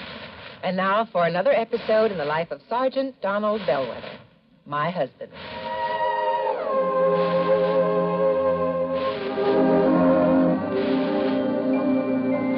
Reba! Reba! What is it, Donald? Confounded Reba, I can't find the fountain pen. I've looked all through this desk. Here it is, dear. You must have used it as a marker when you were reading this book. Let's see. This great literary classic, Six Gulch. All right, never mind about my reading habits. Just look at the coverage we're going to get with this new auto accident policy. Let's see. Yes, collision. $50 deductible. Fire, theft, public liability, property damage, medical benefits. In other words, we have complete coverage. That's right. Of course, it's going to cost us money. I'm sending the company a check right now. Gee, it's too bad we don't live in Rhode Island. Rhode Island? Why? Oh, because then our rates would be lower. Rhode Island has less accidents per capita than any other state. Oh. Well, which state has the highest? Let me see. Here it is, Nevada. No, by golly, Nevada's second highest. Alaska has the most. Really? I didn't know that. Mm-hmm. You know, it's just too bad we can't eliminate traffic accidents completely. Not only would it save life and limb, but it'd be a lot less strain on the pocketbook. Yeah, that's for sure. These automobile accident policies get more expensive every year, just because there's so many costly accidents. Well, I'm glad we've got some good insurance coverage, Donald, but just remember one thing. Oh, what's that, honey? Well, some auto accidents ruin a fender, and some ruin a family. Yeah, that's true. Very true. But as far as I'm concerned, I don't want any of your old insurance money. I want you here at home, safe and sound. You'll always drive carefully, won't you? Yes, I will, dear. That's my Donald. That's my doll.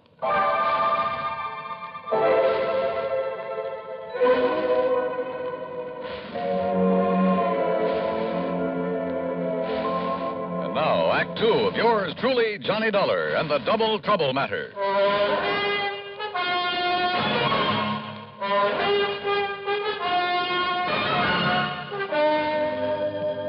By 9:30 the next morning at a cheap little motel on the north edge of Sarasota, I'd spent nearly an hour carefully questioning Henry Kingman, number one. And I was getting nowhere. Obie O'Brien? Well, sure, Mr. Dollar. He was one of the kids I used to play with back in Elizabeth City. He and Bobby Tank. Yeah? You see the scar on my arm right here? That's where Obie hit me with a stick one time when we were playing caddy. Yeah, I see. If you know where Obie is these days, you ask him and he'll probably remember. Scared him to death. He thought he'd busted my arm. Now, let's see. How about Miss Albertus? Albertus? Yes. Gee, I don't remember any Miss Albertus. Your Sunday school teacher there in Elizabeth City. Listen, I was only 10 years old then, but I remember my Sunday school teacher real good. Her name was Miss Griswold, and she was, Look, are you trying to trick me or something? Yes, I am. Because Henry... Why don't you call me Hank? Everybody else does. The fact remains, Hank, that one of you two claimants to the insurance is a phony. Well, believe me, it's not me. Everything you've told me about your childhood checks perfectly with the information I have. Well, of course, Mr. Dollar. Almost too perfectly. Listen, where did you live and go to school after the hurricane? Well, I'll be honest. I didn't have much schooling. Where did you live? Mr. Dollar, I wandered around more than little Orphan Annie. All over North Carolina, then up north. Did you live anywhere long enough to be, well, really be recognized as Henry Kingman? No, I'm afraid I was just a bum. And all anybody ever knew me by was Hank. You saw the ad about the unclaimed insurance in New York? Yes, sir. I was working on the dock, stevedoring. Saw that ad in the Times. And I decided that if I had that much money coming to me and I could get a hold of it, why, maybe I could amount to something.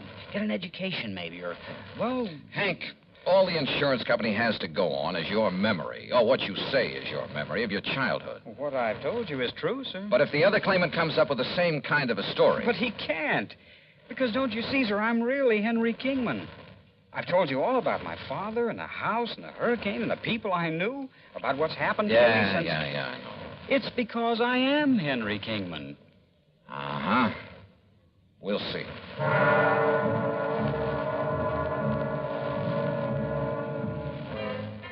I tried to trip him up in a dozen ways, but with no success.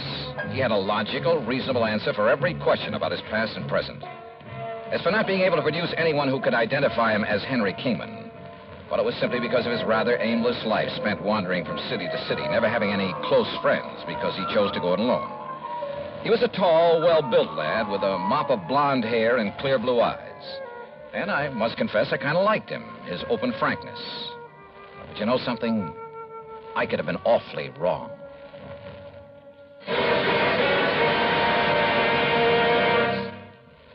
Although most men by nature don't feel in a combat mood much of the time, there are some who just can't get enough of a good fight, particularly if there is good, sound reason for it. In July 1900, when American fighting men were protecting the rights and liberty of their fellow countrymen during the Boxer Uprising, the battle was a furiously fought affair. Army Private Robert H. von Schlick, serving with Company C of the 9th United States Infantry Division, was in the thick of the fracas. Although he had been wounded previously while carrying a wounded comrade to a place of safety, he rejoined his command, which partly occupied an exposed position on a dike. Private von Schlick remained there after his company had been withdrawn, and in spite of the hail of bullets around him, single-handedly continued to fire into the enemy ranks. Oblivious to the fact that he was a conspicuous target, he refused to leave the fight until he was literally shot off his position by the enemy.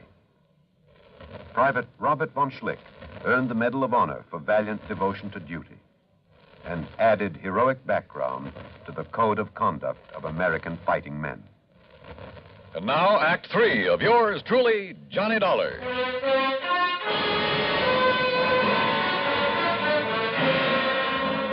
I got into the car that Earl Portman had loaned me and drove to the motel east of town to see Henry Kingman, number 2. Tall, dark, and well-dressed, he was terse and to the point. And he answered all my questions with the same ease and conviction as the other boy. In only one major respect did his story differ. No, sir, I can't name you a single person who can identify me as who I really am, Henry Kingman. And for a very simple reason. What's that, Hank? It's Henry, Mr. Dollar. And the reason is that right after the hurricane, I was adopted by a family that just moved into nearby Bridgeton. Their name was McGovern, so I took their name. Go up to Bridgeton, ask them. Show them my picture, anything you like. They'll all tell you I'm Henry McGovern. Only my foster parents knew that I was really Henry Kingman. Knew? They both died about 7 years ago. And they told nobody else who you really were? No, not even the preacher. They'd wanted a son for years. Now they had a son. And they didn't want anyone to come along and take me away from them. Then how did you find out that you're Henry Kingman? If you are. I'll ignore that last part of your question, Mr. Dollar. They didn't tell me until my 21st birthday. Bridgeton. Isn't that the little town up near Currituck that was completely destroyed by fire a couple of years ago? Oh, yes, of course. I'd forgotten. There isn't a living soul up there anymore. Oh, but I'm sure a man like you could track down some of the people who live there. Uh-huh. When were you last in Bridgeton? I went up north right after my foster parents died. As I told you, I've been living and working in New York. Now, look here, Mr. Dollar. Well? Hasn't everything I've told you checked perfectly with what you know about my father, my childhood, everything? Hasn't everything I've told you proved to be true? Isn't it proof that I'm Henry Kingman? There's only one trouble. What's that? You're not the only one who has that kind of proof.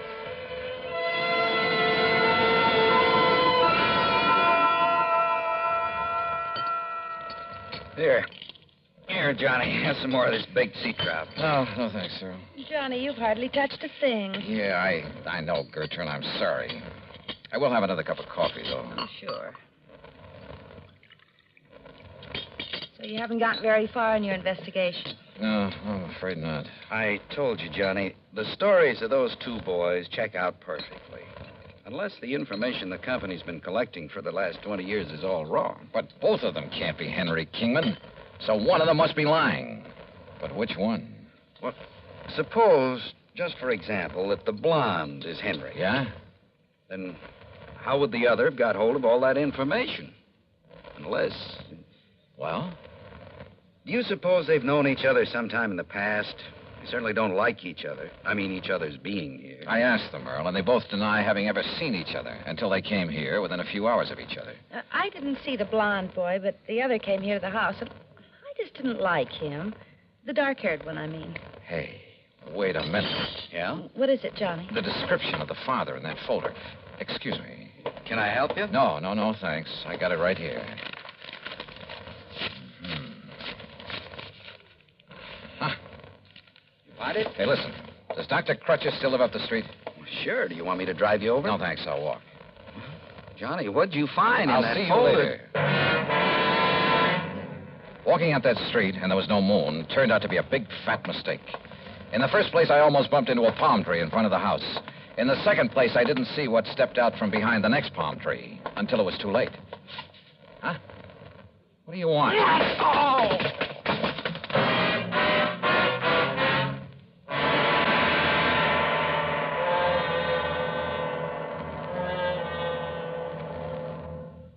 Times have changed, and so has the man. Through the ages, man has advanced both physically and mentally. Prehistoric man's concept of war and living was like that of an animal. His implements were crude, his knowledge simple. It was survival of the fittest. From his club and stones to bows and arrows and spears, from muskets and sabers to atomic rifles and missiles, man has progressed in the art of attack and defense. With each new phase, man's knowledge has developed. Today, the warrior, if he can be called such, is not a stone thrower, a bowman, or a swordsman. He's a technician who needs knowledge of all that science has developed. He's a sonar man, a radar man, a rifle man, or a torpedo man, a missile man, or a pilot. But whatever his job, he needs the skill and the technical know-how to do the job and do it well. Yes, times have changed, and so has the man. And now, Act 4 of yours truly, Johnny Dollar.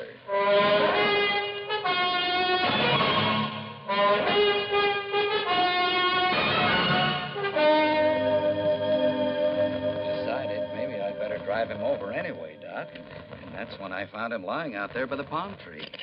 Well, it's lucky you did, Earl, but I think these smelling salts will bring him around.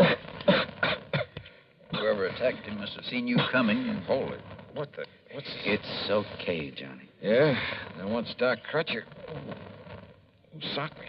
You don't know, Johnny? I sure don't. Oh, but, brother, I have a suspicion. A couple of them. Here, Earl, I brought him a cup of good hot tea.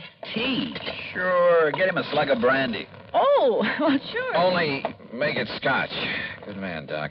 You feel okay now? Yeah. Earl, listen. Yeah? Get on the phone. Call the motels where those boys are staying. Tell them to get over here immediately. Better still, I'll drive over and get him. Meantime, Doc. Yeah? Here's your scotch, Johnny. Thanks. And if you want some more... Just a minute, woman. Where's mine? Oh, of course, Doc. I'm sorry. Neglect me, huh? Hey, listen, Doc. I want to ask you a couple of questions. What about? Heredity. Heredity? Yes. Okay. Shoot.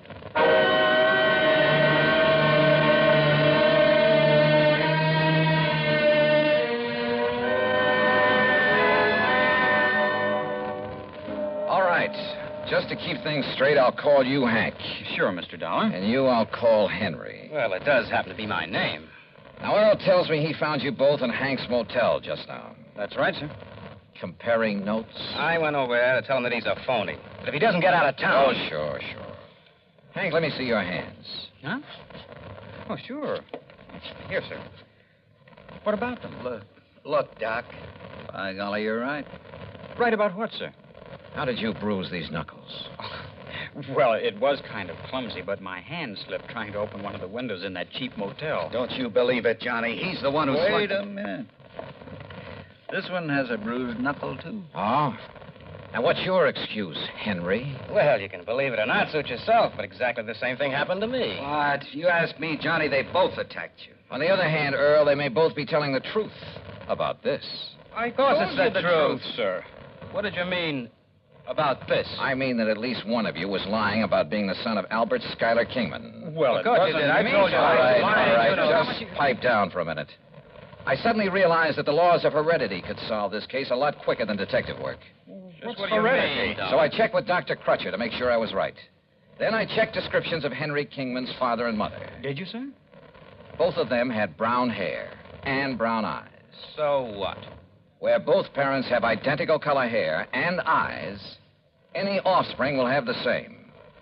Hank, your hair is so blonde it's almost white, and your eyes are blue. Now, Mr. Henry, Dollar. your hair is almost black. Your eyes are also blue. Now, Henry, Dollar. you crazy fool. I told you this wouldn't work. Crazy fool, huh? If you'd let me come here alone. Yeah? Then you'd never have cut me in. Of course, I got suspicious. So I... You get out of the way. I got here first, didn't I? Well, how was I to know you were coming? Why didn't All you right, get up? boys, all right. No, it isn't all right, Dollar. Come on now, put that thing You down. make one move and I'll kill you. Come on, Hank. No. Go ahead and kill him. If you got... No. Get back. Get back!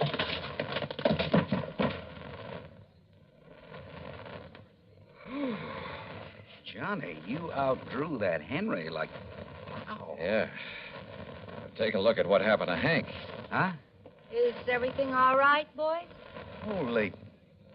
Gertrude, what did you hit him with? Earl, I never did like that old bass anyhow.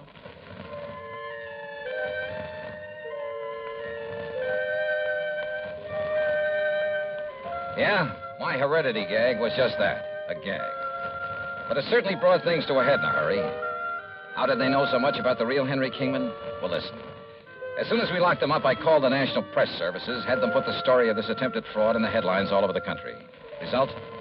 A phone call from the head of an orphanage where the real Henry had been taken in as a child, where he still lived. And, yeah, the phonies were a couple of kids who'd run away from that orphanage after he'd palled around with them, told them all about himself. As for why they both appeared to make the claim, sure. Each of them saw the company's ad and tried to get in ahead of the other. Well, they're in all right. For a long time. Expense account total, including incidentals and fare back to Hartford, $178.70. Yours truly, Johnny Dollar.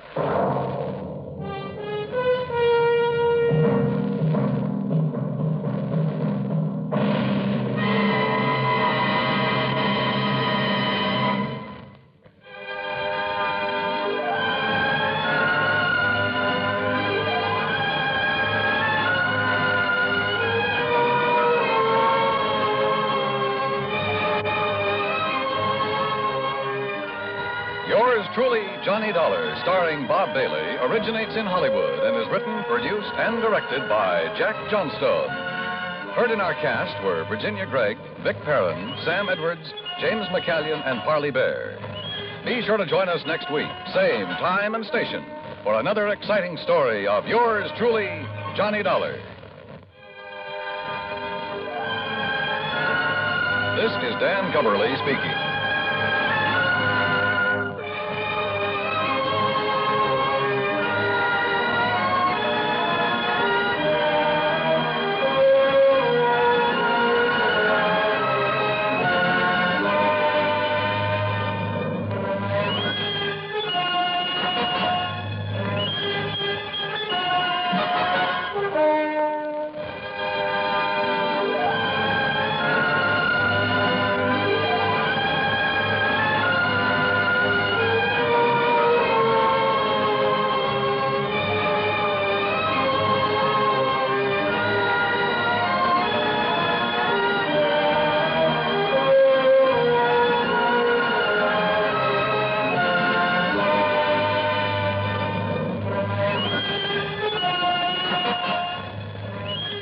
Yours truly, Johnny Dollar, has been a presentation of the United States Armed Forces Radio and Television Service.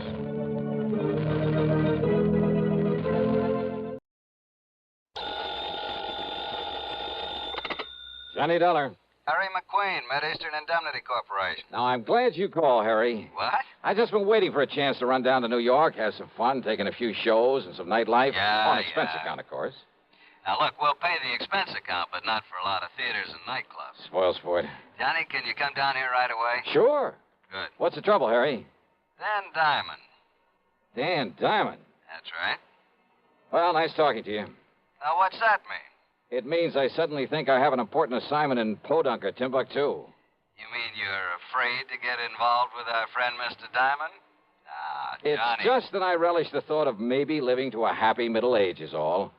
Don't you remember what happened on that bank job over in Amityville? Oh, I remember. Not only a bank guard, but a police officer and the investigator from the insurance company.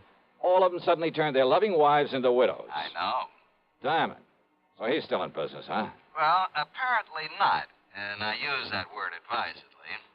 Apparently, he's retired from his career of crime and is growing orchids at his little home in Long Beach, California. Yeah, That is, on the dough from that Amityville job. that is when he's out there. Oh, where is he now? Right here in New York City, and he just happens to have lifted some $75,000 from a small but expensive jewelry store. Then lock him up and throw the key away.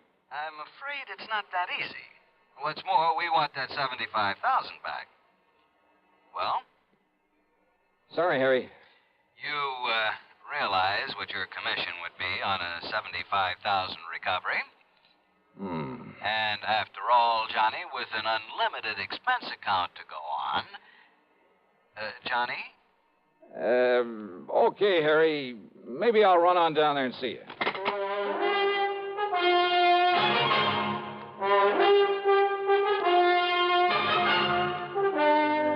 CBS Radio brings you Bob Bailey in the exciting adventures of the man with the action-packed expense account, America's fabulous freelance insurance investigator. Yours truly, Johnny Dollar.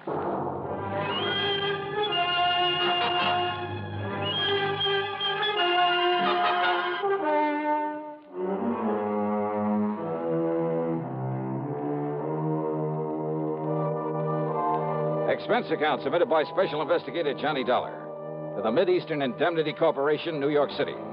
The following is an account of expenses incurred during my investigation of the P.O. matter.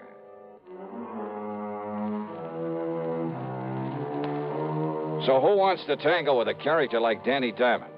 But that bait Harry McQueen dangled in front of me was too much to refuse. Expense account item 1770 for a train to New York and a cab to his office on Park Avenue. Friday afternoon, Johnny, week before last. They were about to send a pile of money over to the bank. And? Diamond simply walked in, put a gun on the man at the vault, made him crawl under a table, and then scooped up the $75,000 and slipped out into the street before the vault man could hit the alarm button. Easy as that. That's a lot of money to walk around with. He was careful to take it mostly in $50 and $100 bills. The vault man didn't try to put up a fight? Against Danny Diamond? He get killed for sure? Well, how'd he know who he was? Danny told him. He what? Just like he identified himself on that Amityville job you mentioned, like he did on every job he ever pulls. We were lucky that no one got killed on this one. You said he's here in New York. Where? I understand the PD is going to release him sometime today. Release him? That's right. Thanks to a smart lawyer, an alibi they can't seem to break, and, well, let's face it, lack of evidence. You mean the money? That's exactly what I mean. And, of course, it's that money that we're primarily interested in. Well, Johnny? Who's handling this for the police department? Man over at the 18th Precinct, Lieutenant Singer. Randy Singer? Yeah, that's the one. But he's in homicide. Well, I don't know about that, but I know he's the top man on this case. Why? There's been no killing. Johnny, why don't you ask him? Yeah, why don't I?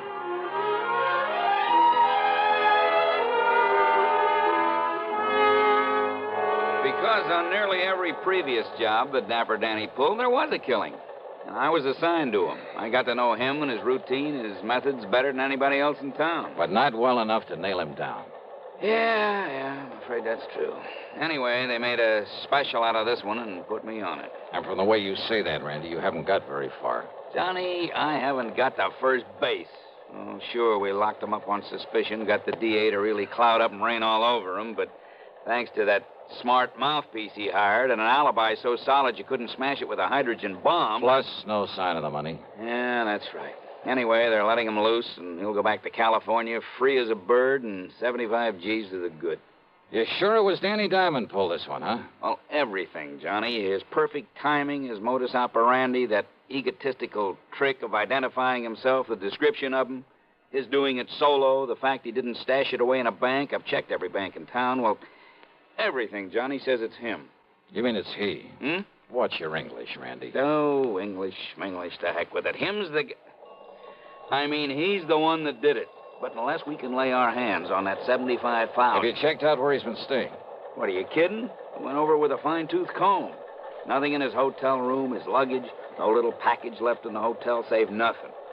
He gave us a list of where he's been, what he's done since he got in town, and it all checked out to the minute. Yet somehow he managed to stash away that wad of money. Yeah, you find it, Johnny, and we'll nail him. Now, what's to have stopped him from passing it to some pal for safekeeping? No, Johnny. You sure of that? Now, Diamond works alone. He'd no more let anybody else have a gander at that money. Why, Danny wouldn't trust it with anybody short of the United States government. And I'm sure he isn't turning any of it over to Uncle Sam. Ask me, Randy, you got a pretty thin case against him. Yeah, but I'd bet my own life that he did this job. And if you or I or anybody can find that dough on him or anywhere near him... You'll nail him. You said it. You want to take a crack at him? Mighty thin case, though. Johnny? Okay, if you're so sure that he's the one, Randy, well, that's good enough for me. Oh, what are you going to do? Answer your phone. Oh, sure. Singer. Yeah? Yeah? Well, where'd he... Okay, then all I can do is alert somebody out where he lives to... Yeah.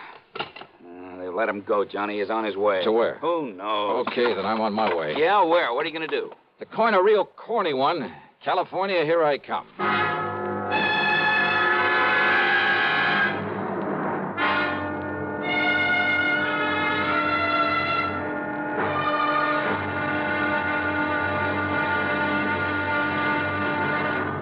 Here's Hollywood star Mona Freeman. Who feels like acting with a miserable cold? I relieve cold distress the fast way with 4-way cold tablets. Yes, tests of all the leading cold tablets proved 4-way fastest acting. Amazing 4-way starts in minutes to relieve muscular pains and headache, reduce fever, calm upset stomach, also overcomes irregularity. When a cold strikes, do what I do. Take 4-way cold tablets. It's the fast way to relieve nasty cold distress and feel better quickly. 4-way, only 29 cents. Now, here's a word about another fine product of Grove Laboratories. To get rid of embarrassing dandruff in 3 minutes, change to Fitch Dandruff Remover Shampoo. 3 minutes with Fitch regularly is guaranteed to keep unsightly dandruff away forever. Apply Fitch before wetting hair. Rub in 1 minute. Add water, lather 1 minute. Then rinse 1 minute. Every trace of dandruff goes down the drain. 3 minutes with Fitch and embarrassing dandruff's gone. At the same time, Fitch can brighten hair up to 35%. Get Fitch Dandruff Remover Shampoo today. And now, Act 2 of yours truly, Johnny Dollar, and the P.O. matter. I got a recent picture and a complete description of Danny Diamond from Lieutenant Randy Singer. And I'll find out who you ought to contact there at the PD in Long Beach, Johnny, and send you a telegram. Then I spent item 2, $166.25 for a plane ticket to Los Angeles. When I got aboard, I began to think that maybe I'd fallen into some luck for a change. And not for the usual reason. Though, of course, I'd hoped to find myself next to a gorgeous blonde with ideas and plenty of time on her hands. No, it was because the passenger sitting right next to me, holding a big dispatch case in his lap, and I mean holding onto it, was none other than... Diamond's the name. Danny Diamond. What's yours, mister? It's Reynolds. Jerry Reynolds. Oh. For a minute, I thought there was something familiar. I guess I was wrong. But, haven't I heard about you somewhere? Oh, I don't know why not. Danny Diamond? Dapper Danny, they call me. Oh, yeah. Oh, you probably read about me in the papers. Lousy bunch of New York cops trying to hang that jewelry store heist on me. Yeah, something like $75,000, wasn't it? Yeah. That's going to keep somebody real happy for a long, long time, Mr., what'd you say your name is? Reynolds. Jerry Reynolds. Yeah. That's right, to pin that on Danny Diamond, huh? I'd like to see him pin anything on me. And not because I haven't been trying. Trying for years, Johnny. It's Jerry. Yeah. Yeah, that's what I meant. But they're wasting their time. Just like they're wasting their time trying to find that 75 G's. Hey, look, don't get me wrong, Mr. Diamond. Call me Danny. But the way you're hanging on to that dispatch case, you'd think it was loaded with, Yeah? Yeah, what about it? Nothing. Just forget I mentioned it. Yeah. And don't you get me wrong. But maybe you'll stay a lot happier, let's say, if you forget that you mentioned it, too. Well, now, look, Danny, Just forget it. Sure. Why not? You live in Los Angeles? No. Long Beach. Why? Oh, I just wondered. Yeah. What are you going to L.A. for? Oh, just to spend some time with an old pal of mine. Huh? Who? Where's he live? Section of L.A. called Westwood Village. It's out beyond Beverly Hills. Yeah, I know. What's his name? Well, now, look, does it make any difference? Maybe I know. Maybe we got mutual friends. What's his name? Johnstone. Johnstone? That's right, Jack Johnstone. What's he do? Oh, he's a writer, among other things. I don't know.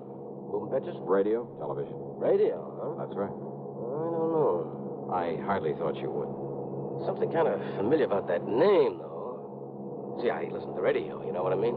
Doesn't everybody? Say, look, I'm going back in the galley, see if I can pry another drink out of that blonde stewardess. Well, I doubt if you'll have any luck, but go ahead. Just leave it to me.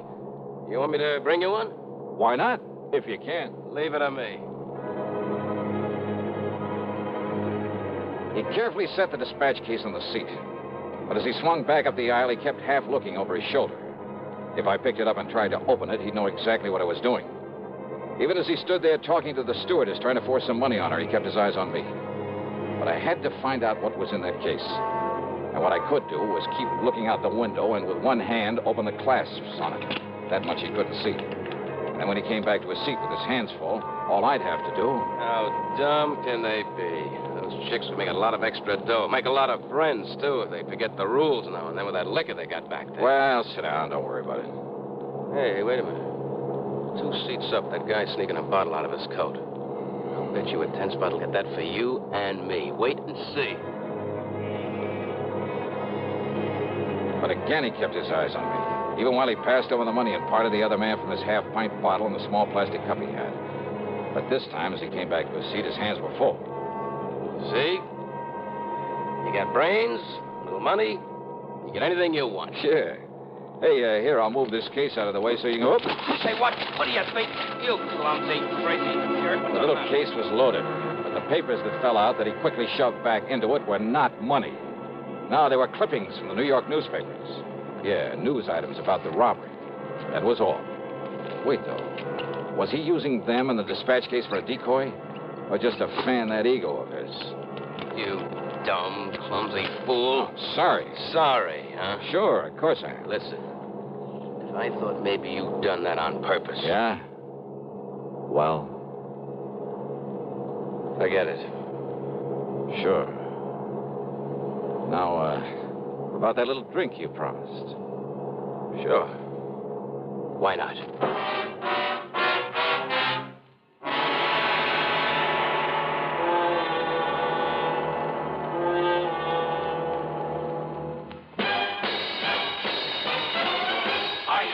More now, but enjoying it less. Have a real cigarette, have a Camel. The best tobacco makes the very best smoke. Have a real cigarette, have a Camel.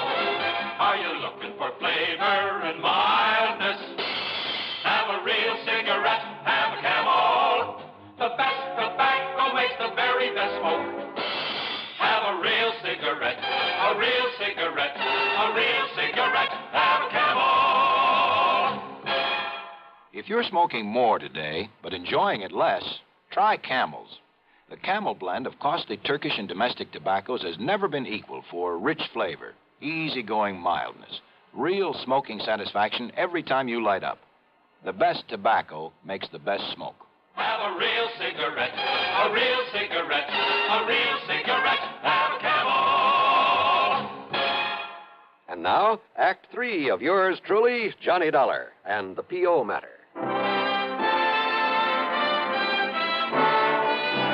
There wasn't much conversation with Danny Diamond during the rest of the flight. At L.A. International Airport, after watching him pick up his luggage, I spent item 3, $50 deposit on a rental car, and drove on down to Long Beach, hoping not to see him along the way. I didn't. I got myself a room at the Villa Riviera, then checked with Western Union. Yes, we have, Mr. Dollar. It's from a Lieutenant Randolph Singer, NYPD, whatever that means. New York Police Department. Will you read it to me, please? Yes, sir, I'll be glad to. It says make contact with P.O. P.O.? It says make contact with P.O. Your man is Sergeant Wyman. Oh, I get it. That was a typo. Should have been P.D. The sender must have misspelled it. Oh, sure. But go on, please. Your man is Sergeant Wyman. Good luck. Signed, Randy. That's all? That's all. Okay, thanks.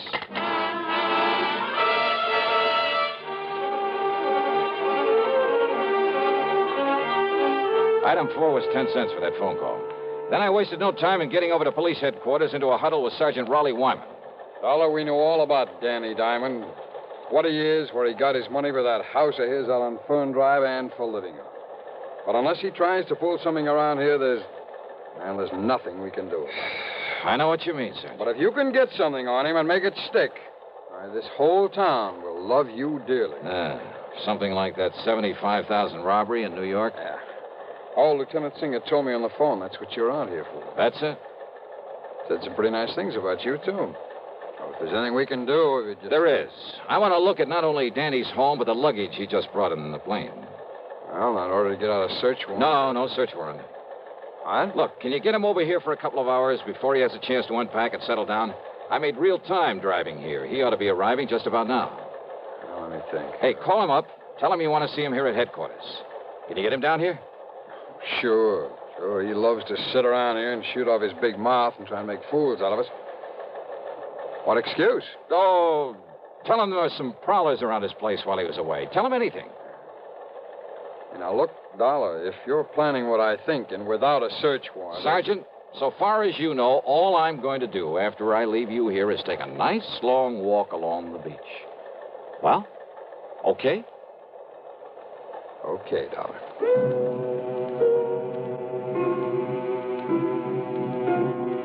I drove quickly out to Danny Diamond's address on Fern Drive. A rather nice, modern little home, by the way, in a very pleasant residential section. Long Beach has a lot of nice homes, and this was one of them. I'd parked a couple of blocks away, and as I sauntered as casually as possible toward his place, a taxi pulled up in front of it. Out came Danny and his luggage. He paid off the driver and went in. And I waited, praying that Sergeant Wyman would call him before he had a chance to... Wyman must have done all right. Within 3 or 4 minutes, Danny came out the back door, went into the garage, then pulled away in a fancy little sports car. I went over to the back door and found, much to my surprise, that it was a real easy job to jimmy it open. Danny's handbags were still sitting by the front door. I not only went through them, but through every inch of that house, slowly, carefully, overlooking nothing. And that's exactly what I found. Nothing. Except that is for a large floor safe under one of the rugs. But I knew he hadn't had time to get to it, and besides, the dust around it showed it hadn't been opened recently. No, Randy Singer was wrong. If Danny did take that money, he must have stashed it away somewhere. Or left it with somebody, probably back in New York. Despite what Randy had said about his operating alone, trusting no one, not even the banks, about trusting no one short of the United States government. The government? Wait a minute. I beat it back to police headquarters and Sergeant Raleigh Wyman. I kept him here just as long as I could. Danny only left a couple of minutes ago. A couple of minutes ago, huh?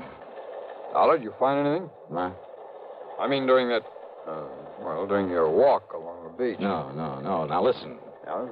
That telegram Randy sent me. Telegram? Yeah. Make contact with P.O., he said. P.O.? Well, it was a typo. He meant to say P.D. to contact you. Oh. Well, it was a lucky mistake. Because, Sergeant, I may be nuts, completely nuts, but I'm betting that P.O. is the answer to this whole thing. To how he got that money out of New York, out here where he could use it. Wait a minute. Trust nothing short of the U.S. government, huh? Feeling all right? P.O., of course. Hey, listen, you know this town where everything is. Well, sure. Then there's just one building around here I need to know the location of. And I hope I can get there before he does. The P.O., the post office I drove to, was only a few blocks from Danny's home. Danny's car was parked in front of it. I slipped inside and waited behind a post. At one of the windows, he was second in line, behind a ragged-looking wino who was counting out pennies to buy a stamp. There's 3 cents. Got another one here somewhere. Come on, you drunken bum. Don't go. Hey, clerk.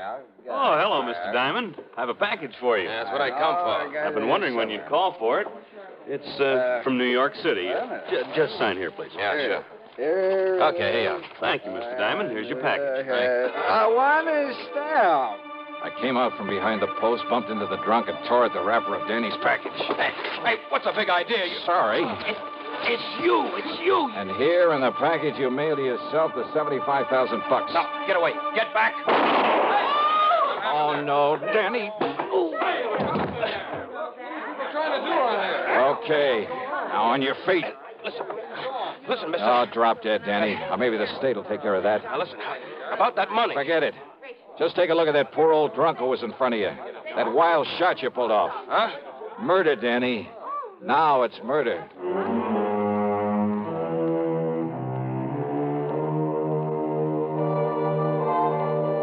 So, from here on in, of course, it's in the hands of the law, the courts. As to credit for solving this one, Well, actually, it all goes to a simple typographical error. Funny. Expense account total, including hotel and the trip back to Hartford, $397.70. Yours truly, Johnny Dollar.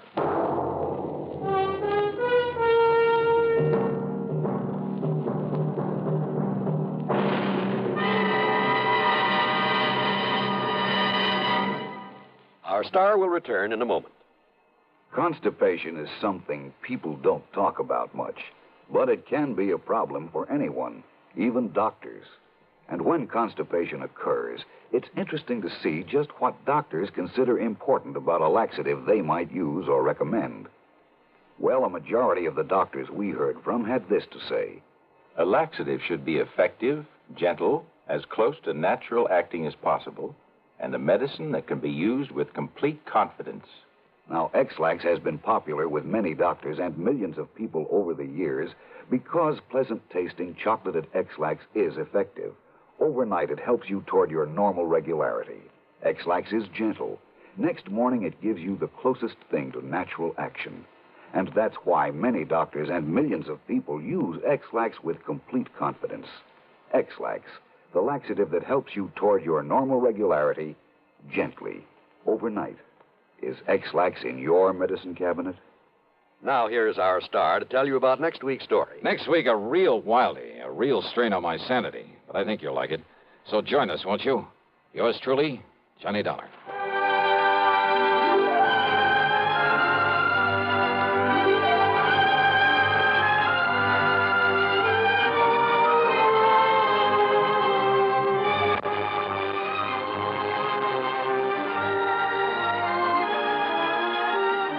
Yours truly, Johnny Dollar, starring Bob Bailey.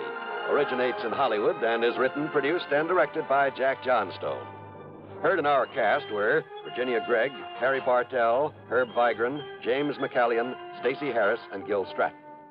Be sure to join us next week, same time and station, for another exciting story of yours truly, Johnny Dollar. This is John Wall speaking. Next, a modern mystery classic, Agnes Moorehead's eighth suspense performance of Sorry, Wrong Number on the CBS Radio Network. You are invited to attend Benani Berth's 5th Annual Sports Night, co-sponsored by Gideon Lodge number 140 and the Albany Olympic Committee. Admission is free, so plan to be there starting at 8 p.m. on Thursday, February 18th at Chancellor's Hall, to greet Mr. Olympics himself, the great Jesse Owens, who will be the featured guest of the evening. Other honored guests will be 12 high school seniors who have been each selected by their respective Albany high schools as exemplifying all-around fitness in the American boy and girl. In recognition of their outstanding achievements, Benani Berth will award each of them an Olympic-style jacket and achievement shield, and an annual sports night would not be complete without the presentation of Benani Berth Sports Award. This year's recipient will be Phillips Schuyler High School's popular basketball coach, Larry O'Neill, who is being given the award in recognition of his outstanding work with youth in the city of Albany. These are just a few of the reasons that you don't want to miss Benani Berth's 5th Annual Sports Night on February 18th. Radio 59, WROW, first on the dial, serving Albany, Troy, and Schenectady.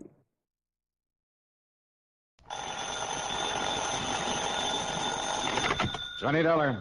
Byron K., Intercoastal Maritime and Life. What? Cod Harbor, something else again. Cod Harbor? It's a little fishing village up north of here, up near Gloucester. Yeah, I know. I handled a case up there a couple of years ago. Oh, yes, that's right. It was for Meg McCarthy, a big, blousy, brawling old gal who ran a joint she called Meg's Palace. Well, it's Meg McCarthy. After that dingy dive she was running burned down, she took the insurance money and moved away. Johnny, listen. It was Meg McCarthy who called me. Oh? Yes. Insisted that I have you go up there and see her right away. Well, she's back in Cod Harbor? And running another restaurant and rooming house. We wrote the insurance on it. What's happened up there? All she'd tell me was that if you didn't show up in a big, fat hurry, she'd cancel out on us. So what do you think? I'll tell you this. Meg is used to handling things pretty much by herself. I mean, she wouldn't have called for help unless there's something pretty serious going on. The last time, you know, it turned out to be a murder. I know. So if you're willing to pay my expenses... Go to it, Johnny. Right.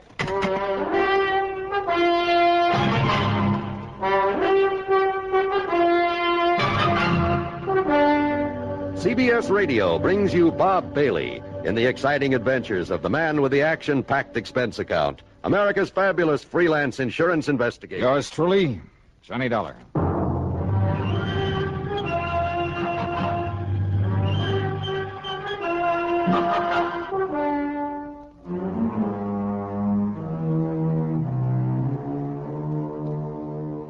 Expense account submitted by Special Investigator Johnny Dollar to the Intercoastal Maritime and Life Insurance Company, Boston office. Following is an account of expenses incurred during my investigation of the Silver Queen matter.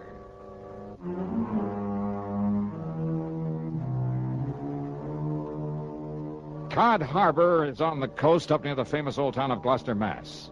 Transportation facilities are practically nil, so I decided to go up there in my own car. Item 1 on the old expense account then is $4.95 for gas, and having got an early start, I arrived there shortly after noon. Yeah, it's quite a colorful spot, Cod Harbor, if you could somehow manage to lose your sense of smell, or maybe if you were an artist bent on painting a picturesque waterfront. The residential section on a low hill a couple of 100 yards back from the beach consisted of a scattering of weather-beaten shacks. On the long wharf at the water's edge was an ice plant, a packing house, and a ship's chandler. At the end of the wharf, the disreputable-looking cafe and boarding house known as Meg's Palace. Alongside the piers that stuck out into the harbor were the really important part of the village, the fishing boats. There were schooners dating back to the last century and still carrying sail. There were power boats in all shapes and sizes, from 18-foot outboards to 80-foot diesel jobs. All of them used for only one thing, fishing the banks far out in the Atlantic with seines and trawls and trot lines. I walked on over to Meg's Palace, wondering how much the old gal had changed since I saw her last. You know something? Meg McCarthy hadn't changed one bit. And you just listen here now to me, you lop-eared blood. Meg, put down that blasted skid and leave me explain. Explain, huh?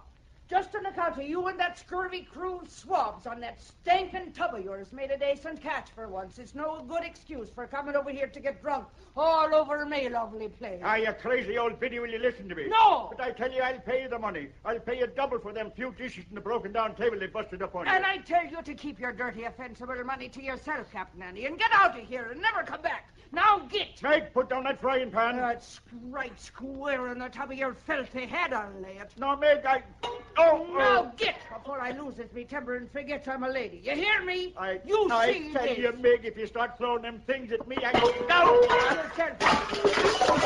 on here, and you stay out of here. If you hit me, I'll kill how yous from stem to stem. All right. I'm leaving me there as fast as I can. Leave me out of this here now, madhouse. Ha! Now maybe we'll have some peace and quiet around here for... Hey. Now who are you standing there in the shadows? Get out! All right, Meg, just knock it off. Oh, knock it off, is it? Well, I'll show you sneaking in here like a...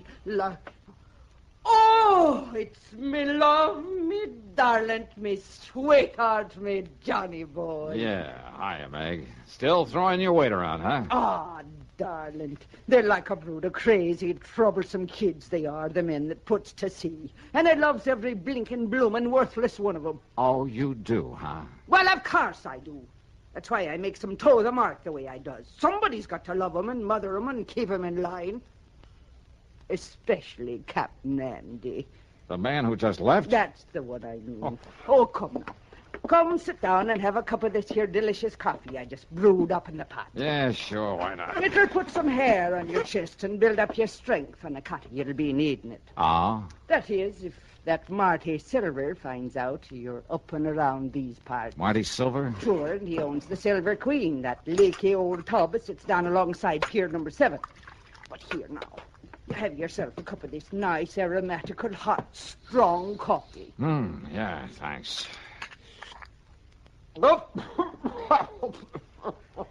Holy, what are you trying to do, murder me? Hey?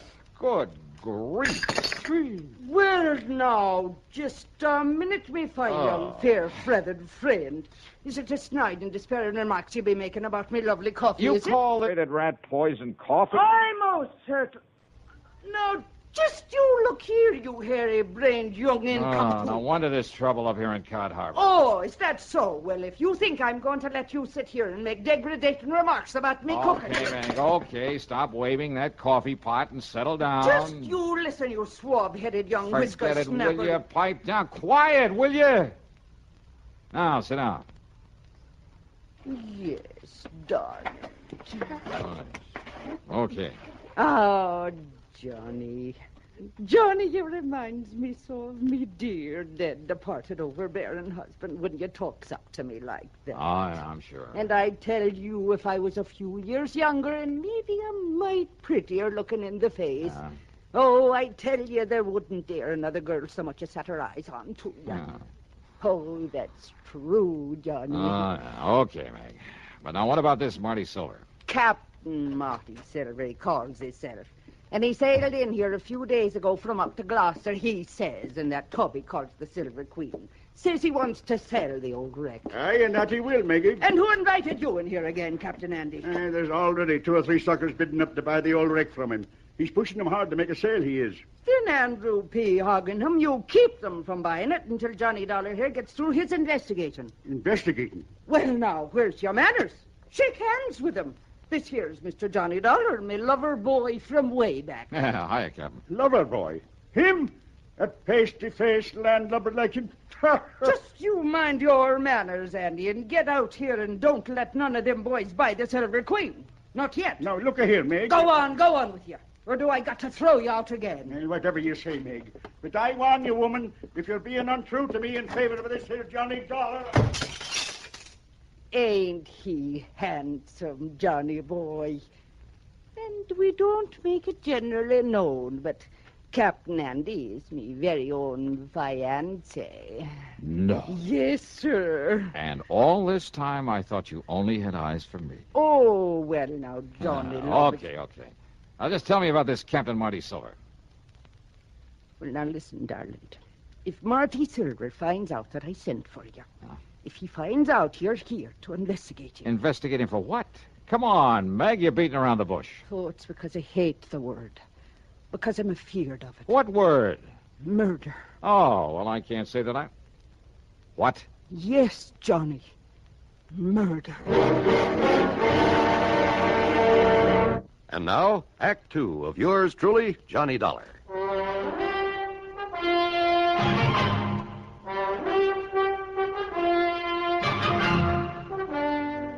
You're accusing this Captain Marty Silver of murder? I'm accusing him of preparing murder. That's why me and Captain Andy's been keeping the eye onto him. Well, just keep talking, mate. Down from Gloucester it was. He said he'd come. But he telephoned me old friend Captain Lavery up there. And? Tom Lavery said he never heard of him. Oh, well, now, look, And that's... Tom has been living up there since every time in memoriam. Never heard of any Captain Marty Silver. So I says to myself, says I, if Captain Marty ever was there, he was using another name and maybe on forged papers. When I thought I had a suspicious mind. So then last night, I takes a real good look at his boat. The way the name was painted onto it. No wonder it was all fresh paint. Yeah? The count of the name before he painted over it was the Arctic Queen. Well, so what's wrong with changing the name of his boat? So I phoned up Captain Tom again, and you know what he told me? What, Meg? It was the Arctic Queen was supposed to have disappeared in a storm up there not 3 weeks before with the loss of all hands on board, consisting of only 2. Go on. Them 2 was the skipper and the deckhand by the name of Marty Flagg. So you figure that Marty Flagg and Marty Silver are one and the same? That I do. And that somehow, under cover of the storm, he did away with the skipper of the Arctic Queen. Then he changed the name to Silver Queen and brought her down here to sell her. Dearie, that's exactly what I figured. Well, you could be right. Now, look, if his papers are forged, and that includes the registration on his boat... Oh, many's the time it's been done, Johnny boy, you knows it. That a phone booth I saw outside the front door? What it is, but what for? I'm going to check with the Coast Guard up in Gloucester. They'll know in a minute if they have a registration in the name of... Oh, but now, wait. Yes, dearie. Let's assume that he did kill the skipper of the Arctic Queen. Well, of course he did. Now, you and this Captain Andy think he's going to commit another murder. Yes. Here in Cod Harbor. Yes. Another skipper in order to get his hands on another, a better boat? Oh, lover. All right, then who? Me. What? You? Yes. But why? Because he knows I've been suspicious of him. That I've been keeping tabs on to him. And I think he's seen me when I was poking around his boat last night. Oh, no. Wait, Meg. That's not reason enough to think he might want to murder you. Oh, ain't it? All right, I'll keep an eye on him just to make sure. Oh, just to make sure, is it? Meantime, I'll check with the Coast Guard in Gloucester. Just to make sure he does want to murder me.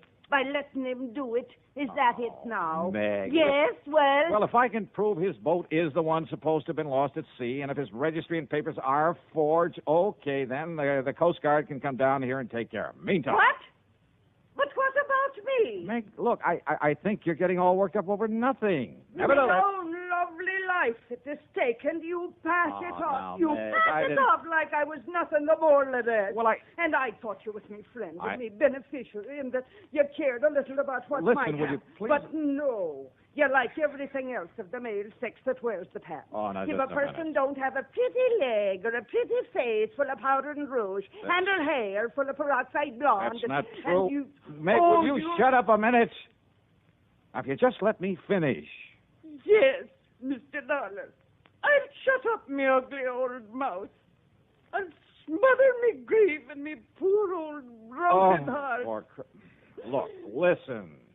So maybe Marty Silvers is suspicious of you. Maybe he is the crook, the killer you think he is. And maybe he will try to get at you.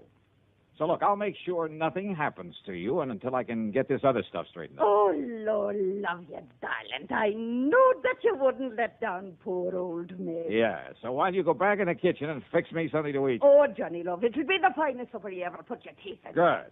Only after I've called the Coast Guard, I'll come back here, and I'll make the coffee to go with it. See you later. No, just a minute. Yeah, now what? If you're trying to make some more cracks about me coffee, Johnny Dollar... Meg, put down that platter. I'll put it down, all right, you bug-eyed young. Get out of here. Get!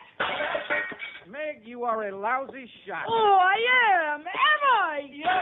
Yep. Oh, God love that boy.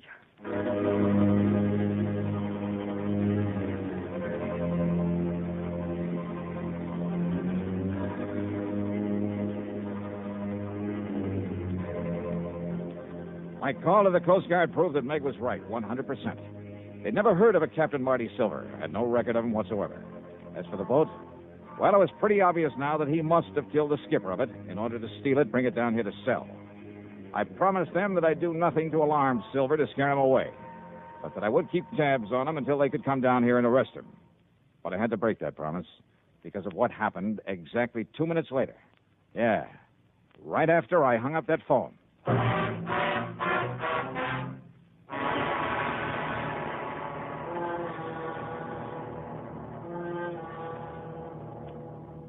And now, Act 3 of yours truly, Johnny Dollar.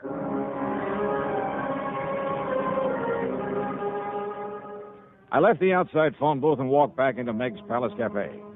It was still cluttered with the pots and pans and crockery that she loved to throw at anyone who happened to disagree with her. In this case, it was Captain Andy and me, her lover boys. I heard a lot of activity off in the kitchen where she'd promised to cook me something to eat, and I hoped she'd hurry because I was hungry. But then I heard a door slam somewhere in the back and footsteps on the boardwalk that I knew led down to the piers. I wondered if she changed her mind about fixing that meal for me. But when I got to the kitchen... Meg, what's happened? What happened here? Oh, Johnny boy. Thank heaven you got here and scared him away. Who? If he hadn't heard you coming in the front, he would have killed me for sure. Marty Silver.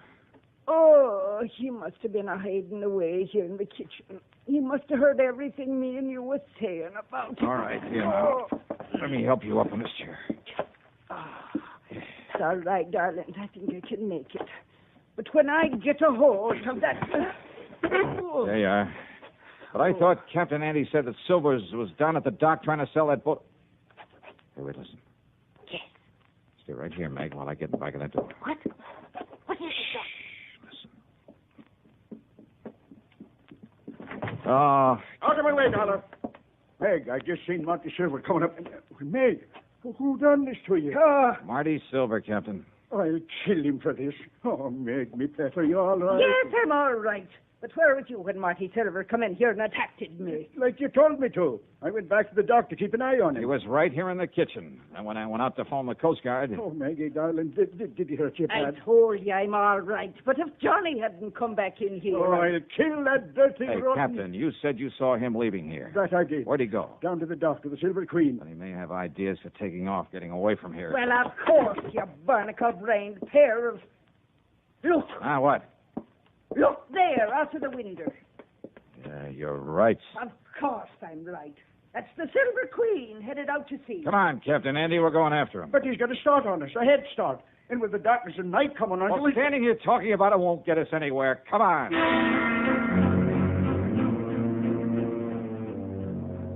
We cast off and made for the open sea because far out ahead of us we could spot the running lights of the Silver Queen. Andy put her on full power, and slowly the lights of Cod Harbor disappeared astern of us. I stood alone up at the bow, staring into the blackness of the night. You keep your eye on those running lights, Johnny. We lose them, we lose the Silver Queen. I think we're gaining on them, all right. Not very fast. Don't worry, boy. There's nothing out of Cod Harbor can outrun this boat of mine. Anything you can do to give us some more power? No. Oh, yes. There, maybe it is. Come on back here, Johnny. Take the lead. All right, you are. You see him? You see his lights from here, all right? Yeah, I see him. And then you take the wheel. All right, I got it. Now, what are you going to do? I'm going to lift this engine cover and... There. Now, I'll get to this carburetor and see if I can keep her wide open, Johnny. That she is. Oh, that slowed us down. Just keep an eye on the Silver Queen. Good, that's it. That's the best I can do with it. I'll take the wheel now. You'll get back up forward. Aye, sir.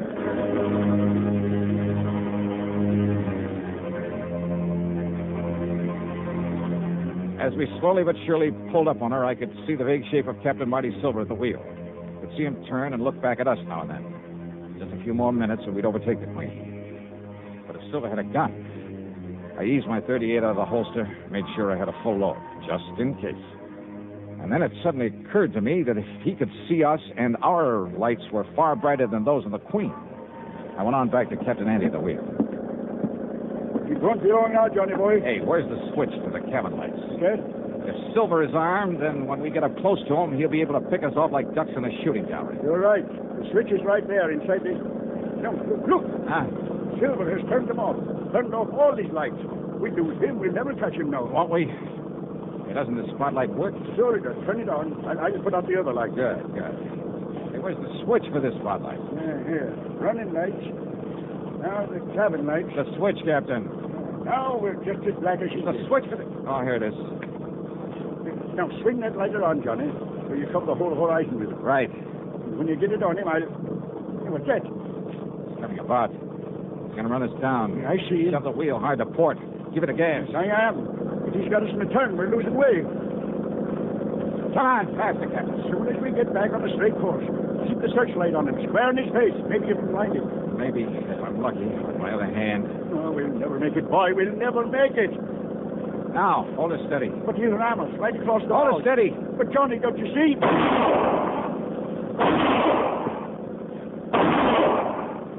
You hit him. He's hurt. Yeah. Now, more power, Andy.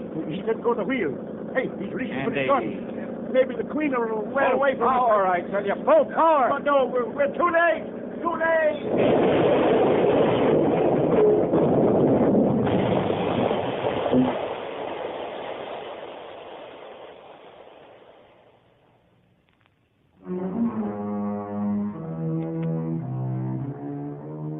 Well, I suppose I ought to make some crack about it being a long swim back to Cod Harbor. But I won't because it wasn't. The Silver Queen sank like a rock, and with the help of the spotlight, we finally managed to find and pick up the body of Marty Silver. Then, with both Andy and me bailing like mad, we slowly limped on back to port. And that's about it.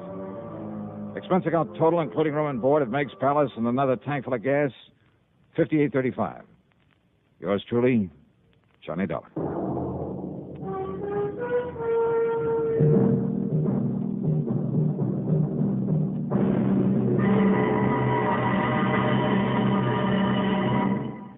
Now, here's our star to tell you about next week's program. Next week, murder. A real weirdie. Because there was no one there to commit it. Join us, won't you? Yours truly, Johnny Dollar.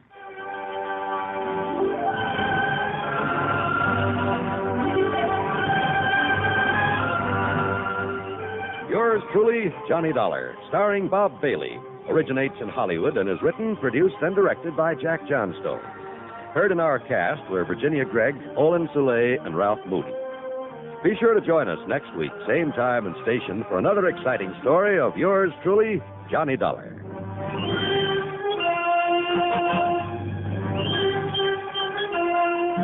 This is John Wald speaking. Johnny Dollar has come to you through the worldwide facilities of the United States Armed Forces Radio and Television Service.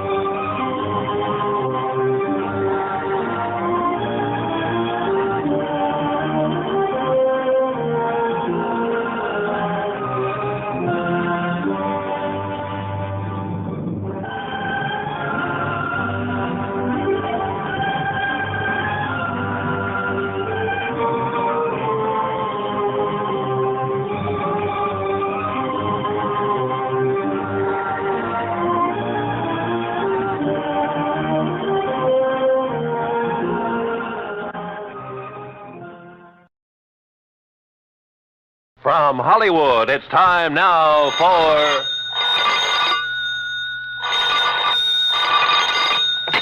Johnny Dollar. Here's your number in Kingman, Mr. Dollar. Oh, thank you, operator. One moment. Jake Kessler. Johnny Dollar, Jake. So you found out I was right. You've left our fair state of Arizona and gone back to Hartford. Wrong. Huh?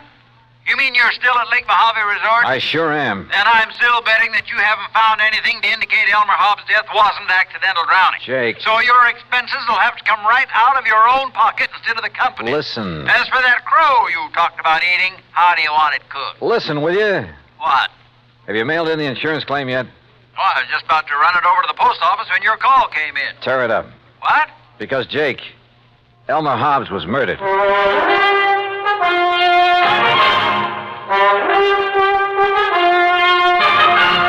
Bob Bailey in the exciting adventures of the man with the action-packed expense account, America's fabulous freelance insurance investigator. Yours truly, Johnny Dollar.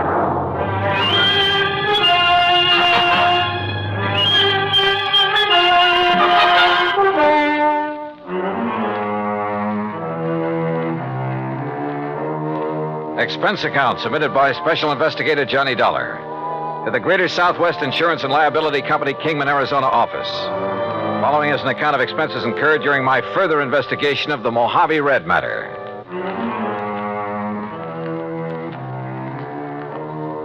Expense account item 1, 20 cents for the phone call to Jake Kessler in Kingman. I made that call in the office there at Lake Mojave Resort. And needless to say, Jake didn't quite believe me at first. Murdered? Elmer Hobbs was murdered? Jake, I'd bet my last buck on it. Yeah, but, Johnny, the police spent 2 or 3 days over there investigating. The coroner, too, and they all reported no evidence of foul play. That's simply because they didn't know where to look. What do you mean? You know Red Barrett, the old fishing guide over here? I've heard of him. Well, Red found the boat that Hobbs used that day. It was lying on the bottom of one of the coves up in the big basin. Sure, because of the storm that drowned Elmer Hobbs. Because somebody sank it. That boat had a couple of air tanks on it that would keep it afloat even if it was swamped. Oh? But, Jake, those tanks were cut open by whoever killed Hobbs. Good Lord. Yeah. But who did it, Johnny? That's what I'm going to find out. I'll call you later. I hung up on Jake Kessler, then walked on back to the dock where I found Red Barrett and Buster Faber waiting for me. You get your call to Kingman through all right, Johnny? Yeah, Red. Jake Kessler's holding up the claim on Elmer Hobbs' insurance. Good. That's good. Did you, tell Buster what we found up the lake? Yes, sir. Yeah, Johnny, he did. It's like I said in the beginning. I just didn't see how a man like Mr. Hobbs could ever get himself capsized up in the big basin, no matter how bad a wind came up. Buster was the only one that agreed with me, Johnny. Well, quite frankly, I don't see why everybody wasn't suspicious when Hobbs' boat wasn't found after the storm. Right, Johnny. But now that you and Red found it, sunk in the bottom of that cove and with the flotation tanks cut open, yeah, it sure looks like murder. Oh, that's what I thought from the first, Buster. That's why I telephoned all the way to Hartford to get Johnny out here. But who could have wanted to kill him? Any ideas, Buster? No, sir, Johnny, I certainly haven't. You sure there was nobody here at the resort who might have wanted him out of the way? Johnny, the other folks who were here at the time it happened, why, they didn't even know Mr. Hobbs. You're sure of that? Absolutely. See, he wasn't much of a mixer. He stayed by himself all the time. That's right, Johnny. Elmer used to go out fishing first thing in the morning, and he'd be the last to come in at night. He'd go to his room, cook his supper, and then go to bed. All right, listen. He was killed just before or during the big storm you had. That's right. Who else was out on the lake at that time? Nobody. Nobody from here, that is. All our people, all our boats were back here at the landing. They'd got the storm warning. So don't you see, Johnny, it must have been somebody from up the lake. What do you mean? From one of the other landings. What other landings? Cottonwood, Emery's, any one of them. Yes, sir. Somebody sank his boat and tried to sink his body with it. But we found his body washed up on the Nevada shore. You found it, Red. Yes, I did. My best friend. I dove down to that boat, Buster. And I found not only the bashed-in flotation tanks, but where the anchor line had apparently been lashed around the body to hold it there. And you remember, Buster, the rope marks we found on Elmer's body? Yeah, but the police, sheriff, and coroner, and the rest... What did they say? He probably just got tangled up in that rope when he was fighting the storm. But they were wrong. Yeah, apparently. Well, why do you say that, Johnny? Well, because so far this evidence of murder is, well, it's all circumstantial. As for motive... Motive? Well, I hadn't thought of that. Red... Well, the main thing is that cutting open the flotation tanks was done with some kind of an axe. I was asking about motive. And I know that Elmer didn't have any axe on that boat. Did you find the axe, Johnny? No. Now, Red... I'll tell you what he had in his boat, beside his clothes, I mean. Well, let's cover this motive thing. He had the anchor, of course. That went with the boat. Red. He had a nice new Silaflex rod with a Mitchell 300 on it. Yeah, but now look. He had a long-handled net that he'd picked up somewhere in L.A., and an old beat-up McKinney tackle box full of plugs and spoons and a fish stringer. And that was all, Johnny. No axe. That was all he had. Red, that bush you're beating around is getting pretty big. Well, Johnny, I don't know what you mean. Well, I asked you about possible motive, and so far all you've done is evade the question. Now, why should I do that? Well, that's what I want to find out. Well, now, Johnny... Do you know of anyone who might have wanted Mr. Hobbs dead? You say you knew him pretty well. And I did, yes, sir. Well? No, sir. No, sir, I certainly don't. You're sure? Why, Elmer... Well, nobody could want to kill a fine man like him, Johnny. He was one of my best friends. Yeah. At least while ever he was here, I mean. I never knew anything about him in L.A., I mean. He was in business back there, I understand. That's right, with a man he called Stu Manley. Wait a minute. What is it, Johnny? I'm going back to the office and call Jake Kessler again. Yes, sir. Elmer was my best friend. Come on up to the office with me, Buster. Well, you can use the phone here on the dock, Johnny. No. Come on. Red, we'll see you later. I'll be here, sir. You look like you just got hit with an idea, Johnny. Yeah, and I'm afraid it isn't a very pretty one. Oh? Morning, What Buster. is it, Johnny? Any of the early fishermen come in yet? Oh, yes, sir, Mr. Carson, and they picked up some nice bass up above the power line crossing. Good. I was thinking of going up that way myself. Yeah, well, good luck. Now, what were you going to say, Johnny? Were Red and Mr. Hobbs such really good friends? Well, they were always together when he came here.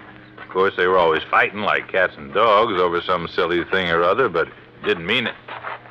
Oh, now, wait a minute, Johnny. Was Red alone when he found Hobbs' body? Yeah, he was, and he brought it back here. But now, look. There weren't any other boats up the lake?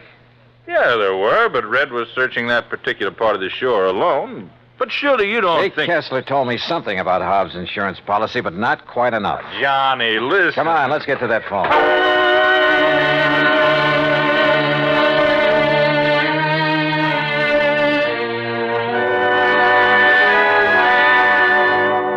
Well, then, Johnny, don't you think you ought to call in the police? No. If you're right right, that is? No, let me handle this alone for the moment. Now listen, Jake. Yeah? Didn't you tell me that the insurance claim was filed by one of Hobbs' beneficiaries, plural? That's right, by his business partner in L.A. Who were the others? Just one other. If you'd taken time to listen to me. Who is it? You were so all fired up when I drove you down Who there. is this other beneficiary, Jake? You're still sure Hobbs was murdered, huh? I'll bet on it. So now you're looking for somebody with a motive, huh? The beneficiary, Jake. Like I told you. One of them was his business partner, J. Stuart Manley. And the other? Red. Red. Yeah, Red Barrett. Act 2 of yours truly, Johnny Dollar, in a moment. Our flag now numbers 50 stars, and behind each star there stands yet another flag representing one of the 50 states. Illinois' state flag uses many of the symbols of our nation's great seal. The eagle, the symbol of our national strength, rests on a shield representing the states, indicating that the states and the nation are bound together, for in unity there is strength. The arrows in the eagle's talon indicate military preparedness, and in his beak is a scroll which reads, State Sovereignty, National Union, a reminder of the greatness of the state of Illinois and its pride in being a member of the United States of America. Illinois' state flag, the flag of the 21st state to enter the Union, was adopted on July 6, 1915. And now, Act 2 of yours truly, Johnny Dollar, and the Mojave Red sequel.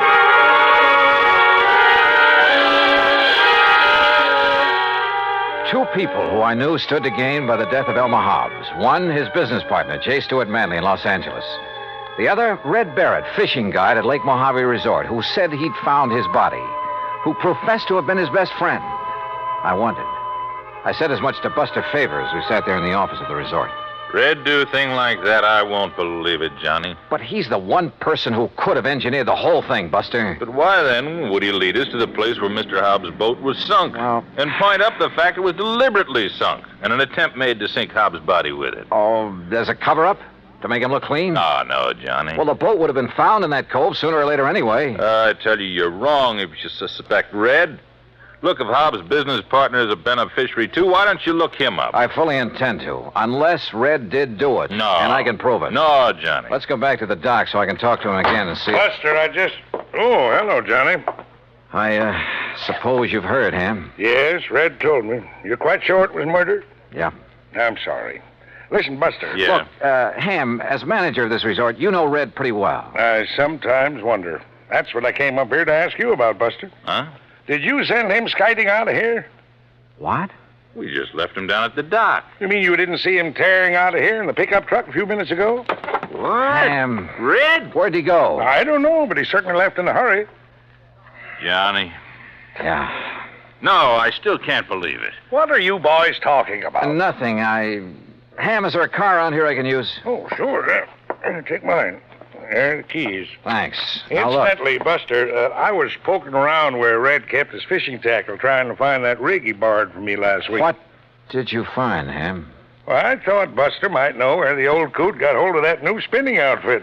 Silaflex rod. What? Yeah, and a brand spanking new... Mitchell Reel. Oh, yes. Oh, no. All right, Ham, Buster, you just sit tight. If Red comes back here before I do... Comes back? Yeah, say nothing to him about what we've learned. Just keep him here and tell him I'll return to talk with him later. Nothing else. But, Johnny... No, do as I say. Look, boys, what's going on I'll here? see you later. Well, now, Johnny... Red was one of Elmer Hobbs' beneficiaries. He was the one who'd found the body. He had the fishing tackle that had belonged to Hobbs. And when it was discovered by Ham Pratt, he'd left in a hurry. All pretty incriminating. Which is not why I took off in Ham's car. West on 77, south on 95, and west again on 66. Item 4, $1 even for a sandwich and a Coke and Barstow. Item 5, $4.80 for a tank full of gas at the sign of the Flying Red Horse. Then westward again. And always with an eye out for Red in the old pickup truck. Finally, as the sun was disappearing over the edge of the Pacific, I pulled into Los Angeles. The real estate office of Manley and Hobbs was closed. A directory at the nearest phone booth gave me J. Stuart Manley's home address. 1308 Pandora Avenue in the residential section called Westwood. The neat white stucco house was dark, the garage empty. I let myself in through a back door by slipping the lock with the aid of one of my business cards. It was hard to see inside, but I didn't want to turn on any lights. And that was a mistake.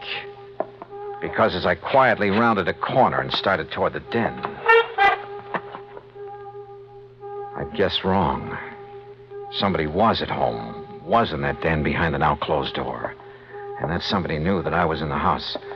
There was only one thing to do, try to bull my way through. Well, Mr. Manley, you're just... Oh, you killer! Wait a minute. Oh.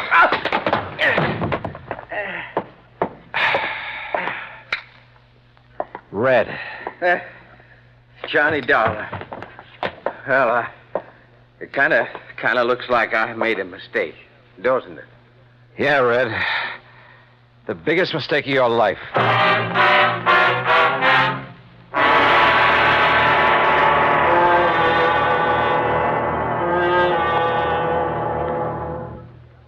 Act 3 of yours truly, Johnny Dollar, in a moment. A question that has been asked many times is, at what age does a boy become a man? It isn't when he reaches the age of 21, but when the qualities of grit and determination within him make him face up to the responsibilities of a job to be done, no matter what the difficulties. On May 21st, 1862, during the Civil War battle at Corinth, Mississippi, William H. Horsfall was serving as a drummer with Company G of the 1st Kentucky Infantry. During the furious and deadly engagement, he saw his captain fall wounded between the lines. Although, as a non-combatant, Horsfall was supposed to stay out of the range of fire, he rushed bravely forward at the risk of his own life to aid his wounded captain. Ignoring the fact that they were in the midst of a continuing and deadly hail of fire from both sides, the courageous drummer dragged the wounded officer to a place of safety, thereby saving his life. Later on, Horsfall grabbed a gun and some ammunition and went into the fight. But his commanding officer finally sent him to the rear, recommended him for the Medal of Honor, and gave him a furlough. Gallant as the drummer's valorous actions were, the officer felt that 14-year-old William Horsfall was still too young for battle.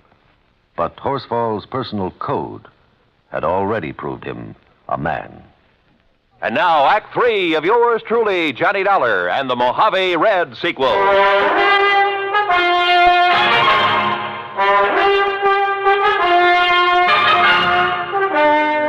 You know what common sense tells me, Red?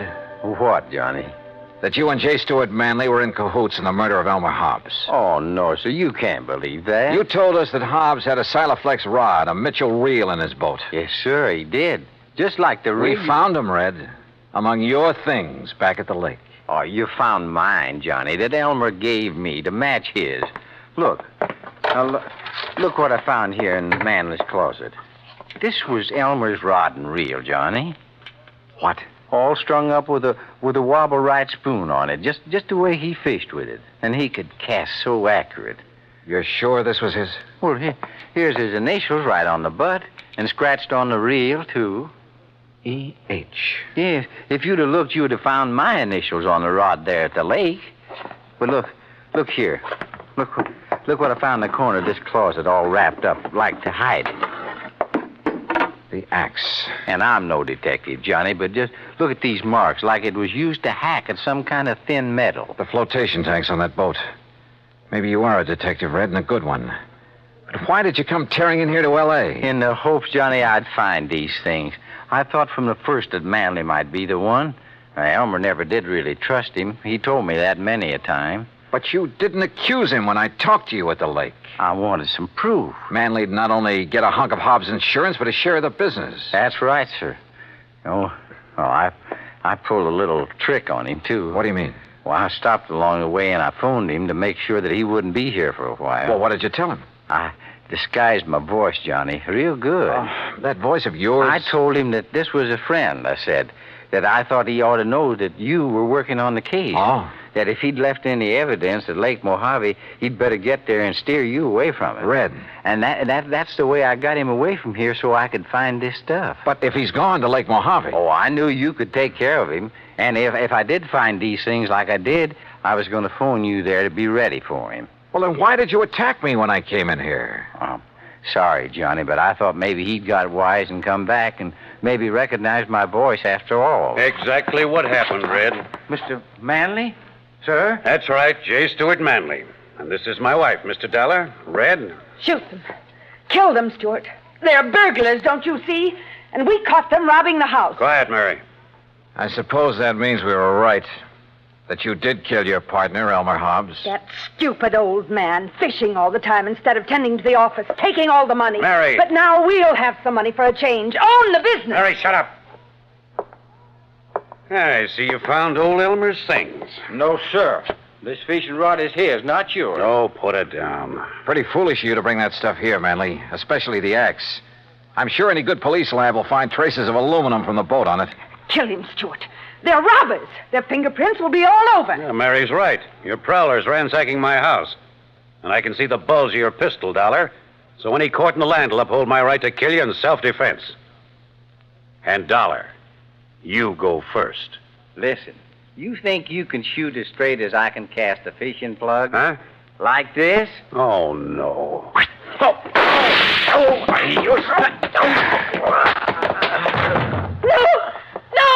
Oh, get back, Mrs. Manley. I'd hate to have to sock a woman. But you hurt him. Yeah, as badly as he hurt Elmer Hobbs. And look, that horrible fishing plug. The hooks have ripped his hand open. It's bleeding. That red-headed old fool throwing those hooks at him. Oh, quiet. Stuart, dear Stuart. Red, that was a beautiful piece of casting. He almost tore his hand off with that plug. Well, Johnny, it was with Elmer's own rig. I think maybe he would have liked that. I hope so. But you know what I hope the most, Johnny? What, Red? That the fishing is real good up where Elmer is now.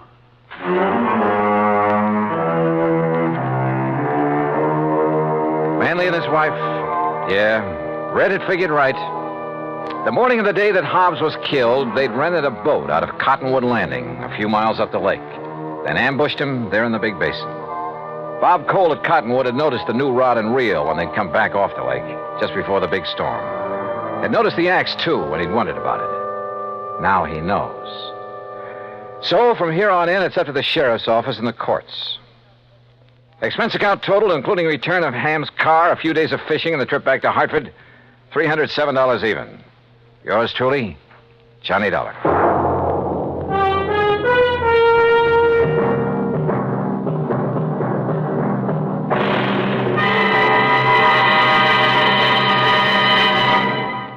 Our star will return in just a moment. Our flag now numbers 50 stars, and behind each star there stands yet another flag for each of the 50 states. New Mexico's flag is an ancient Zia sun symbol, a red circle on a field of yellow.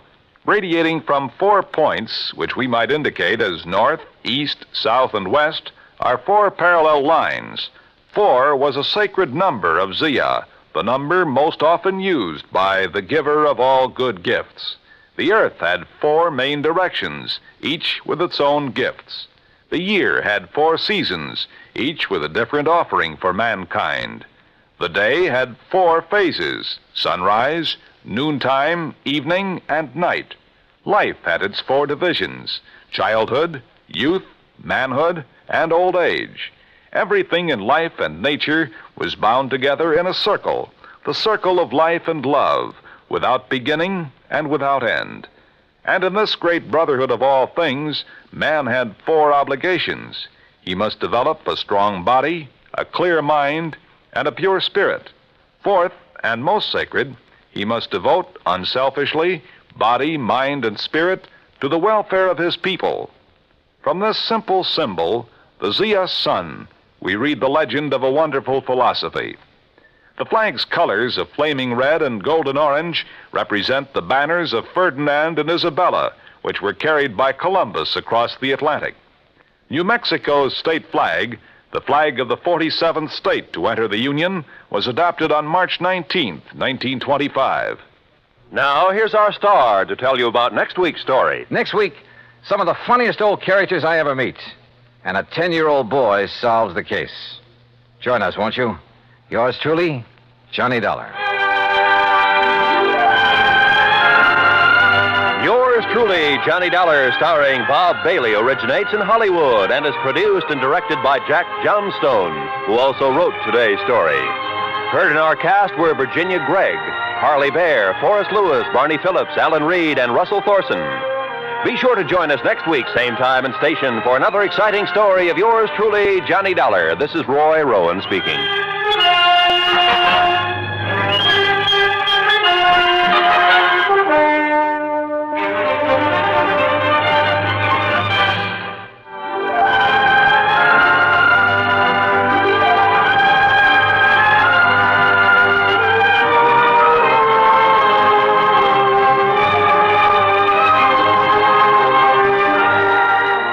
This is the United States Armed Forces Radio and Television Service.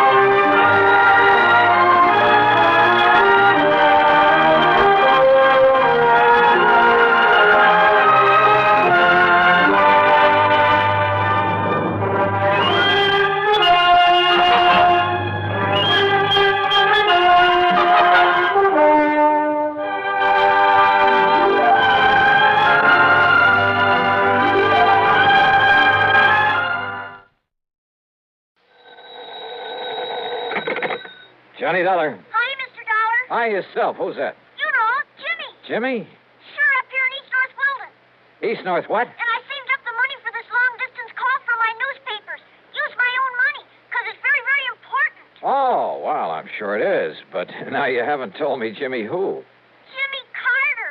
You remember the artist. Artist? I helped you solve that case about the crook you were hunting for up here. Remember?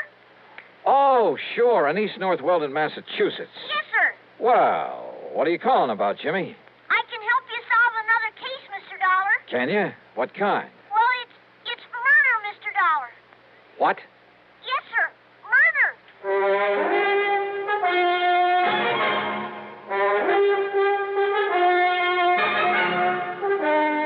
Bob Bailey in the exciting adventures of the man with the action-packed expense account. America's fabulous freelance insurance investigator. Yours truly, Johnny Dollar.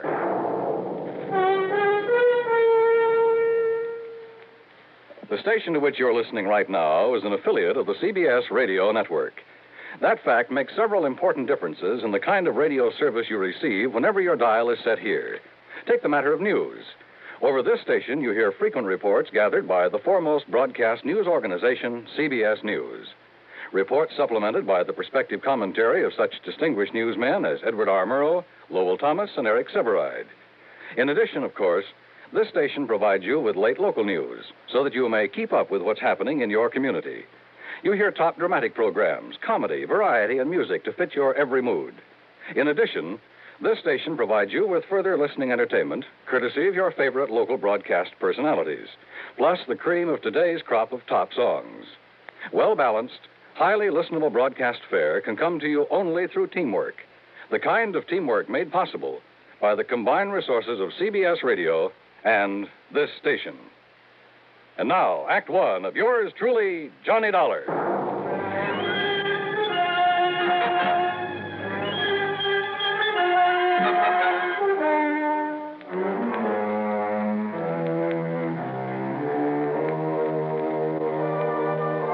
Expense account submitted by Special Investigator Johnny Dollar to the Amalgamated Life Association, Home Office, Hartford, Connecticut.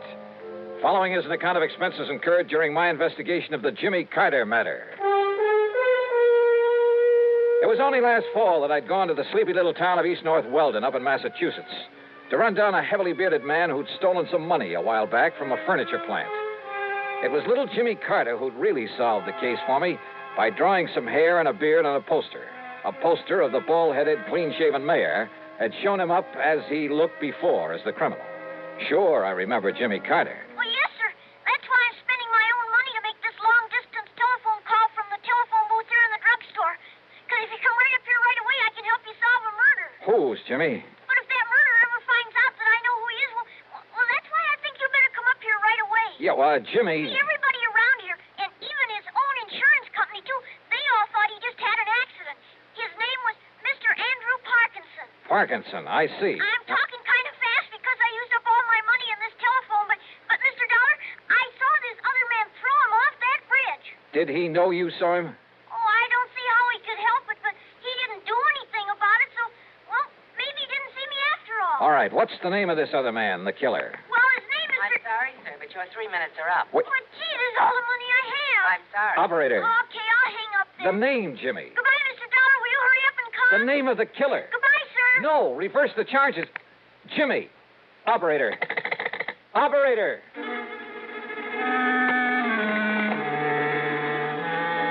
Expense account item 1, 10 cents. Phone call to the Auto Club for some route information. Item 2, another dime for a call to Pat McCracken at Universal Adjustment Bureau. It was pretty early in the morning, but fortunately he was in his office.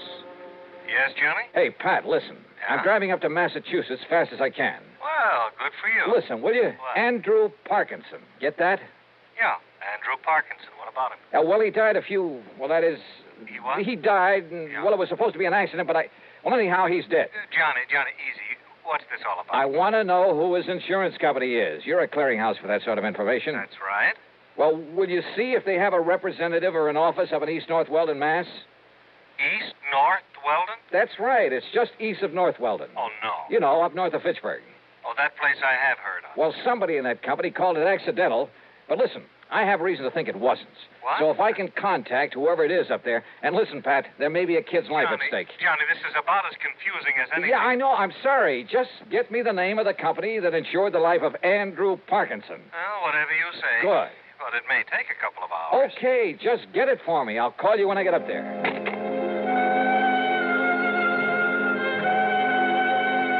Item 3, $4 even for a tank full of gas. By the time I got to Fitchburg, it was a little afternoon, thanks to a slight argument with a highway policeman along the way. I made another phone call. Item 4, 55 cents.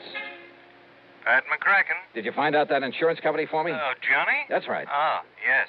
It's one of the smaller outfits, Johnny. Does a lot of rural business. Amalgamated Life Association. Okay, thanks. Policy on Andrew Parkinson was issued by their local representative, Mr. Waldo Bottomley. They're in East North Weldon? That's right. Good. And the company's report on Parkinson says that his death was accidental. It's already been reported? Mm-hmm. Well, when did he die, Pat? Day before yesterday. And a claim's been filed? Yes. $10,000 with a double indemnity clause. Wait a minute. Who's the beneficiary? Lucius R. Weatherby. Same town. Okay, thanks a lot. No, wait a minute, Johnny. Tell me what all Wait, this... nothing. I tell you, a kid's life may be in danger. What does a kid have to do Sorry, with this? Pat, I gotta hit the road.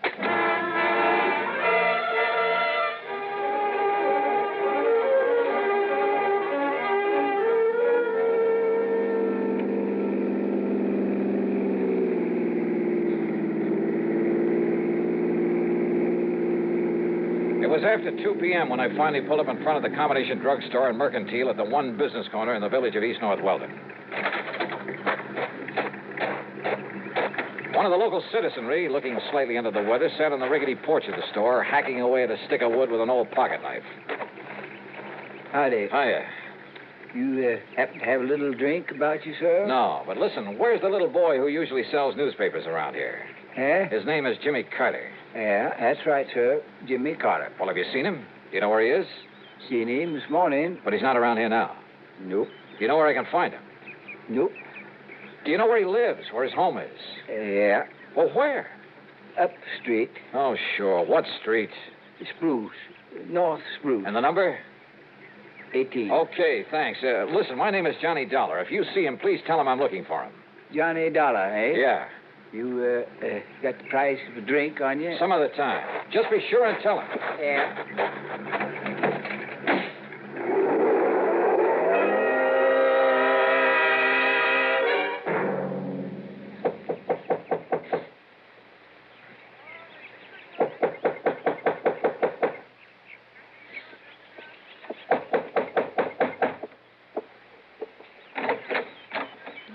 Yes, Mrs. Carter? that's right. My name is Johnny Dollar. Mr. Dollar, where is he?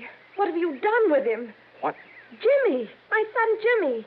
He said he had to talk to you. Oh, well, he did. That is, he called me on the He's phone. been just sitting around the house like he was sick or something all day yesterday. And he tossed and turned all night in his sleep. Mrs. Carter. Then this morning he jumped up from his breakfast, only he wasn't eating any of it. And he said he had to see you. He had to talk to you. He said he'd be right back. All right, now but listen. that was early this morning. So when he didn't come back, I went to the school, but he wasn't there. So I went down to the corner where he picks up his papers every noon from the bus. But he hadn't been there. You're sure? The papers, the bundle of papers, they were all still there. Now, listen, Mrs. And he Carter. hasn't come back here. Something's happened to him, Mr. Dollar. Something's happened to Jimmy.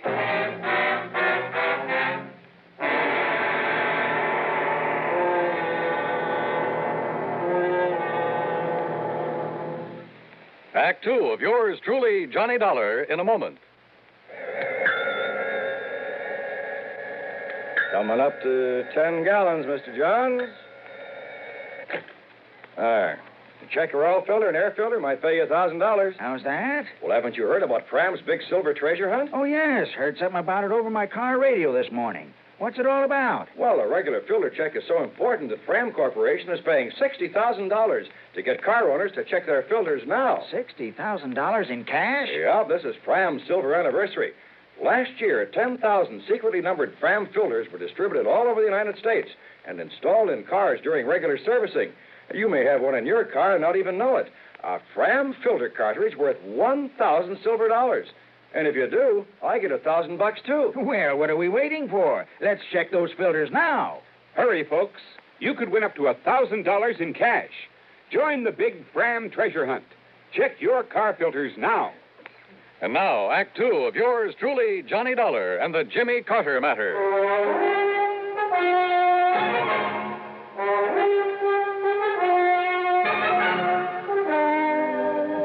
Jimmy Carter, the cute little kid who'd helped me solve an embezzlement case up in a small New England town with the unlikely name of East North Weldon, who'd call me on the phone to report a murder. But when I got there, Jimmy was gone, disappeared. Jimmy said he was going to talk to you, Mr. Dollar. But that was early this morning, and he hasn't come back. What did you do with him, Mr. Dollar? Where is he? Well, I haven't seen him, Mrs. Carter. But he said Well, that he he, was going... he telephoned to me down in Hartford, asked me to come up here and see him because he asked me to come up and see him. He idolized you, Mr. Dollar, ever since you were up here last fall. And when he said he had to talk to you, I thought you were already in town again. But I wonder what he was so anxious to see you about. Oh, well... And he's been acting very strangely the last day or two. Ever since poor old Mr. Parkinson fell off the bridge and was killed the other night. How well did he know this man, Parkinson? Oh, as well as he knew everybody in town, Mr. You don't think his disappearance this way could have anything to do with Mr. Parkinson being killed? Oh, well, what? How? How could it? I'm sure I don't know. Doesn't everybody say Mr. Parkinson's death was an accident? Yes. Yes, they do. Still. Oh, now stop worrying, Mrs. Carter. Jimmy will show up. If he doesn't, I'll find him for you. Oh, dear. Sure. Jimmy's okay. He'd better be. Jimmy had said he was calling me from a booth at the drugstore. As I drove back to it, I noticed the name of the proprietor on the sign over the fly-specked window. Waldo Bottomley, the man who Pat had said was local representative for the insurance company. There you are, Mrs. Atterbury. You just tell him to take one of these every 2 hours. By tomorrow, he'll be all right again. Yes, sir? Mr. Bottomley? Yes, sir. My name is Johnny Dollar. I'm an insurance investigator. I've heard of you, sir. All right, good. Now, look. But if you're here in connection with the death of Mr. Parkinson... Yeah? Well, in addition to representing Amalgamated Life Association, and the claim on Mr. Parkinson's insurance has already been sent down to Hartford... I know that. Well, I'm also the coroner hereabouts. Then it was you who pronounced his death as accidental? Yep, after Dr. Herbert examined the body for me. All right, now listen to me. Mr. Parkinson was an old man, Mr. Dollar. Had trouble with his feet. Eyesight wasn't so good either. Mr. Bottomley... So when he tripped against that old railing on the bridge the other night, and the railing gave way and he fell to the rocks below... Did anybody you know of actually see him trip and fall? Well, no, sir. Well, I think that Parkinson was murdered. And if I can find little Jimmy Carter... Jimmy? Have you seen him today? Do you know where he is? Well, now that you mention him, Mr. Dollar, he should be back from school by now and selling his papers. I asked you, have you seen him at all today?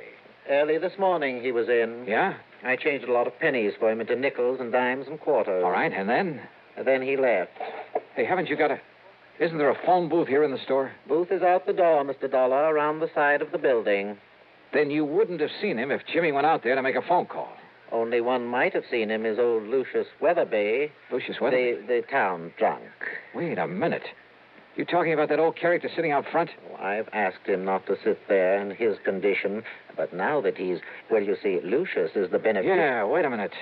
Lucius Weatherby is the beneficiary of Parkinson's insurance. Yep, as I was about to say. No wonder he wouldn't tell me anything about Jimmy. What's that, sir? So he killed Parkinson to collect the insurance. Jimmy saw him. What was that? Bottomly, I have a few questions I'd like to ask that Lucius Weatherby. Now, wait, sir. Yeah? If you expect old Lucius to remember anything... You bet I do. Plenty. Then you'd best take along this bottle of medicinal brandy. What? Yes, sir. That'll be $3.75. Well, break it over his head. But you don't understand. No? He can't remember a thing unless he's had a little... Mr. Dollar! All right, Weatherby. Howdy. You changed your mind about buying me a little... Oh. Where's Jimmy Carter? What did you do with him? If you don't mind letting go of my collar, sir. Come on, start talking. Jimmy? That's right. Where is he? Well, sir, I seen him this morning. You told me that before. Now, what did you do with him? Well, nothing, sir. I swear. He came out of the store this morning, went into that phone booth. Yeah, he did do that. Yeah, and then what? What did you do? Now, sir, if I had a little drink, I could remember better. Come on, you old son, answer me. Well, he went off in that car. Car? What car? Well, he didn't want to, but... Who? Well, who made him go off in a car? Well, if I could just remember, it was a man. Come on, who? Somebody I know. Yeah? I'm sure I could remember if I had a little drink. Now, you listen to me, you lion. He's telling you the truth, Mr. Dollar. Oh, sure he is. Yes, sir. But if you give him a bit of this medicinal brandy to refresh his memory, truly... Okay, let me have it. That'll be $3.75, if you please. Okay, here. I'll get you the change. Don't bother. Because if this doesn't bring the truth out of him, so help me, I'll... Act 3 of yours truly, Johnny Dollar, in a moment. Be sociable, look smart, keep up to date with Pepsi. Drink light, refreshing Pepsi. Stay young and fair and debonair. Be sociable, have a Pepsi. When friends drop in, let your hospitality show you're sociable in the modern manner. Pepsi, you know, is the favorite of the smart and young at heart. Be sociable, look smart, keep up to date with Pepsi. Drink light, refreshing Pepsi. Stay young and fair and debonair. Be sociable, have a Pepsi. Have you tried a Pepsi lately? And now, Act 3 of yours truly, Johnny Dollar. The town drunk, who could only remember things with a drink under his belt. If you ask me, that's a lot of hooey. Nonetheless, item 5, $3.75 for the bottle of what the local druggists call medicinal brandy. Old Lucius Weatherby started lapping it up. Mighty fine, sir. Mighty fine. All right, now listen. You listen to me. I'd better let him have a little more, Mr. Dollar, if he's to remember properly. Yeah, a little more. Oh, and here's your change from the Lucius, $5. you say that when Jimmy walked out of the phone booth, he drove away with somebody. Yeah. Against his will. Yeah. Your change, Mr. Dollar. Forced little Jimmy right in his car. Who forced him? Well, now let me see. His name was... Yeah? Oh, you know him, bottomly. Think, Lucius. Think hard. Come on. Yeah. Now listen, you old son. I want to... Harvey. Huh? It was Harvey. Harvey who? Bottomly, you know everybody. Harvey Willman? Harvey Willman, yeah. Who is he? Well, he's not one of our more respected people, Mr. Dollar. Respected, Yeah? sir. And come to think of it, I believe he was a distant relative of Mr. Parkinson. What does he do? Where does he live? He does nothing, really. He was always trying to beg money from Mr. Parkinson. Never got it, though. Anybody else? I asked you, where can I find him? Where does he live? Witherwind. That's right. On the old farm out on Winter Avenue. You can tell it by all the new machinery out front. Okay, I'll see you later. Oh, your change, Mr. Dollar.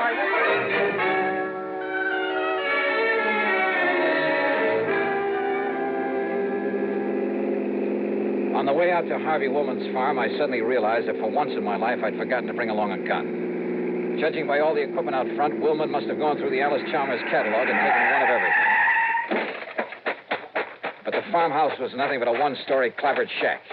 Half hidden at the back of it was a beat-up old sedan. Come on, open up, open up. Jimmy! Jimmy! All right, Willman, open up this door. I'll break it down. Willman! Okay, brother, you asked for it.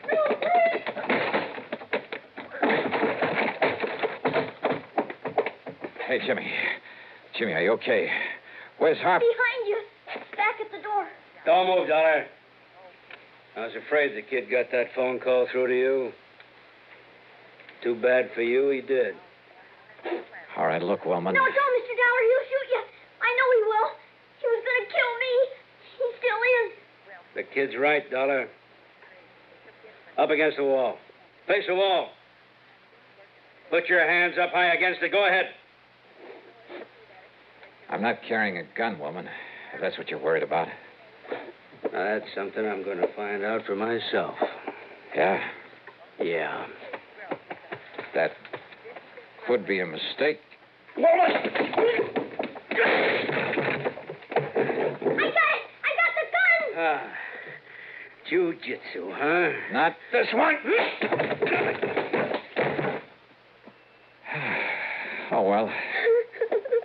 Mr. Dollar. Oh. Mr. Dollar. Oh, hey, come on now, Jimmy. Hey, Jimmy, it's okay now.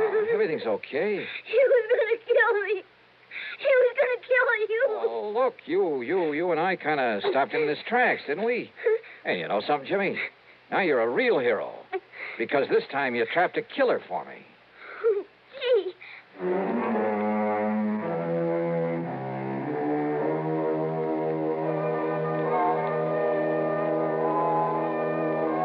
Item 6, 4850 for a new sports jacket without holes in it. Yeah, Harvey Woolman had managed to get off that one shot. Item 7, $61 even, a brand new bike for Jimmy. Why? Because he saved the company from having to pay double indemnity. Expense account total, including mileage on my car, $117. Unless you'd like to tack on a little extra fee. Yours truly, Johnny Dollar.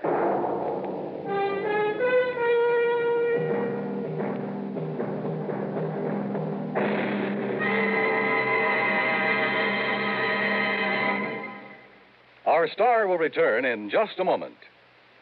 If your 1957 income was more than $5,000, last year, when you filed your federal income tax report, you had to use Form 1040, the long form. Those who earned $5,000 or less were permitted to use the short form, Form 1040A, if they chose. This year, the Internal Revenue Service is offering taxpayers a new Form 1040A, a simplified form with only 15 lines to fill out. The most important difference about this new form is that those whose 1958 incomes were $10,000 or less, and if you take only standard deductions, you're now permitted to file your return on the new short form 1040A. If you earned over $10,000 during 1958 or intend to itemize your deductions or other income variations, the long form 1040 must be used. The Revenue Service again reminds you to be sure to attach all W-2 withholding tax certificates pertaining to your earnings to the form you intend to file. Send your return to the District Director of Internal Revenue at the appropriate district office. Now, here is our star to tell you about next week's story. Next week, San Francisco, a wonderful town. Yeah, for a murder. Join us, won't you? Yours truly, Johnny Dollar.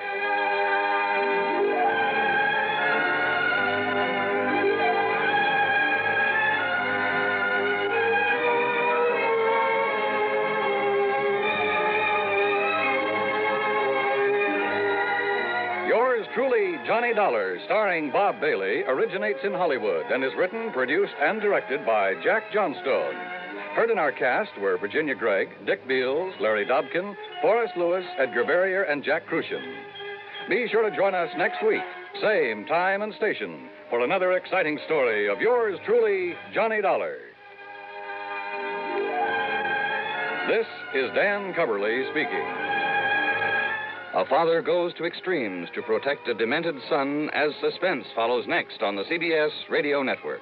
WROW, Albany, New York. Everything is going at Henry S. Mantel's in Latham. Everything must be gone by Tuesday night. Going. Everything must go. Yes, the values are going at Henry S. Mantel's of Latham. Mantel's is closing its Latham store forever. Everything is being sold at cost or less. Save up to 87% on these famous names: Simmons, Haywood Wakefield, Kraler, Lane, and many others. Here are just two of the fantastic values at Mantel's. A three-piece Kraler curved sectional living room suite, regularly $279.95, now $148.77.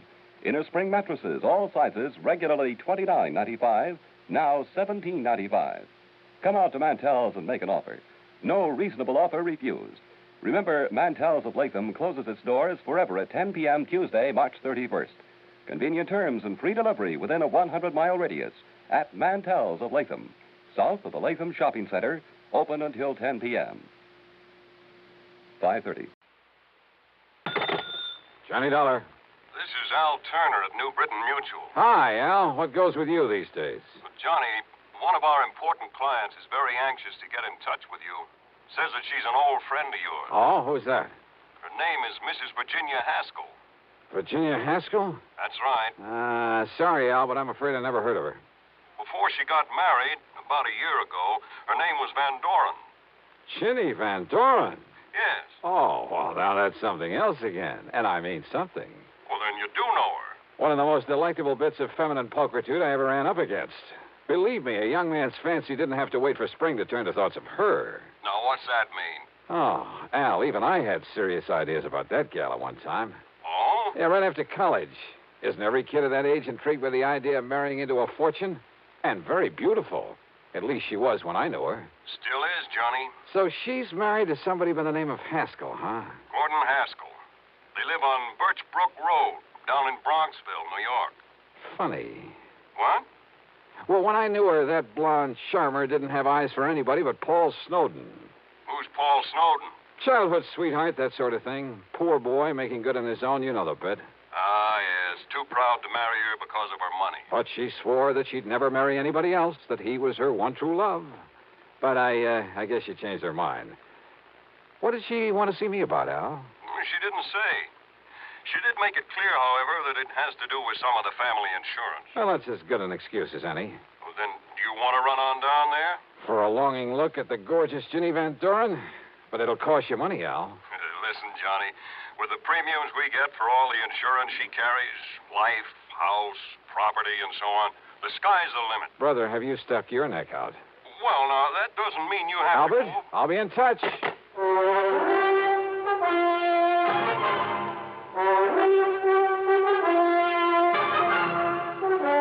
Bob Bailey, in the intriguing adventures of the man with the action-packed expense account, America's fabulous freelance insurance investigator. Yours truly, Johnny Dollar.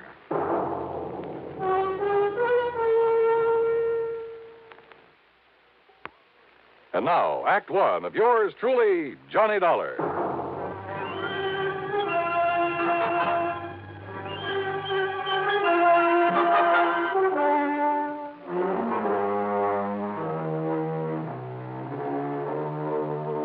Expense account submitted by Special Investigator Johnny Dollar to the New Britain Mutual Insurance Company Home Office, Hartford, Connecticut.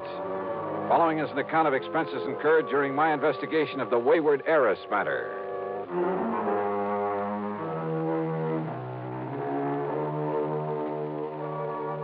I decided it might be handy to have my own car along for this one, so expense account item 1, $4.25 for a tank full of gas.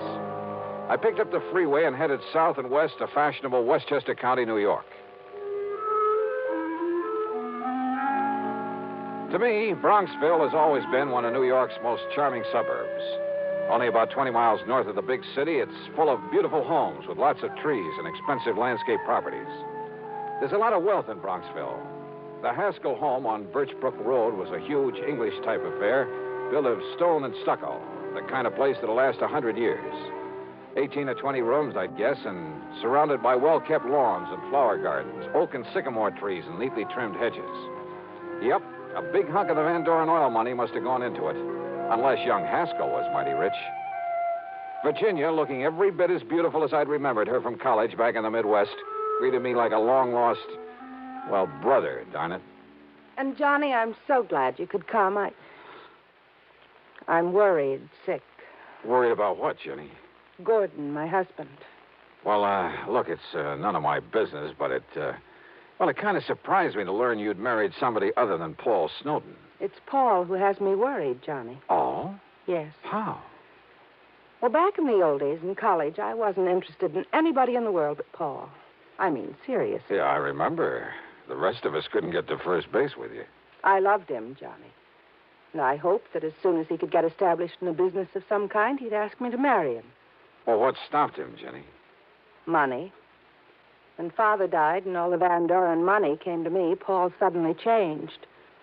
He stopped seeing me. He even avoided me. So then, well, I guess what I did was make a mistake. What was that? I went to see him at his little plant there in Chicago. Chicago? That's where we were living then. And, Johnny, the only reason he stayed there was to be close to me. So you went to see him? Yes. And I proposed to him. Oh? Also, well, this was the big mistake. I offered to finance the machine tool business that he was trying so hard to build up. But he didn't like that and told me so. I'm afraid there was quite a scene there. You've just been looking down your nose at me all these years. It's been nothing but pity. Paul! Yeah, poor, timid little me. Needs help. Maybe needs mothering by somebody who pities him. By somebody who can afford to support him. Paul, that isn't true. Then why do you come offering help, offering money? I don't want pity. Somebody holding up my head for me. I've got to work this out alone. It may take me a long time, but I'm not going to...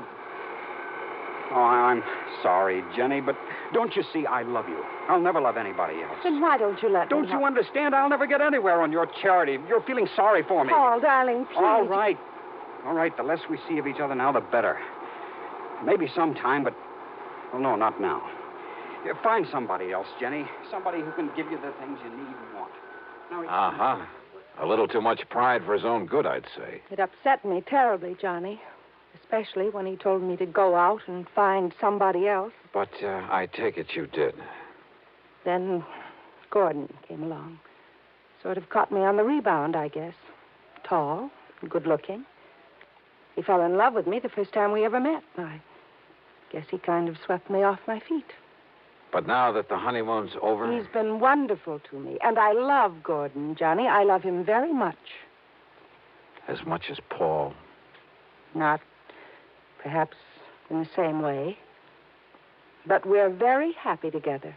And there's never been any strain or tension because of this difference in our fortunes. Gordon isn't wealthy either? Well, he hasn't what I have, of course. But he manages to get along. And I'm being a good wife to him. Oh, I'm sure you are, Jenny. And don't you see if Paul, because of his jealousy, were to kill Gordon... Jenny, you mean you honestly believe he might? Yes. That's exactly what I mean. That's why I sent for you. But good heavens, gal. Oh, Johnny, you've got to stop him.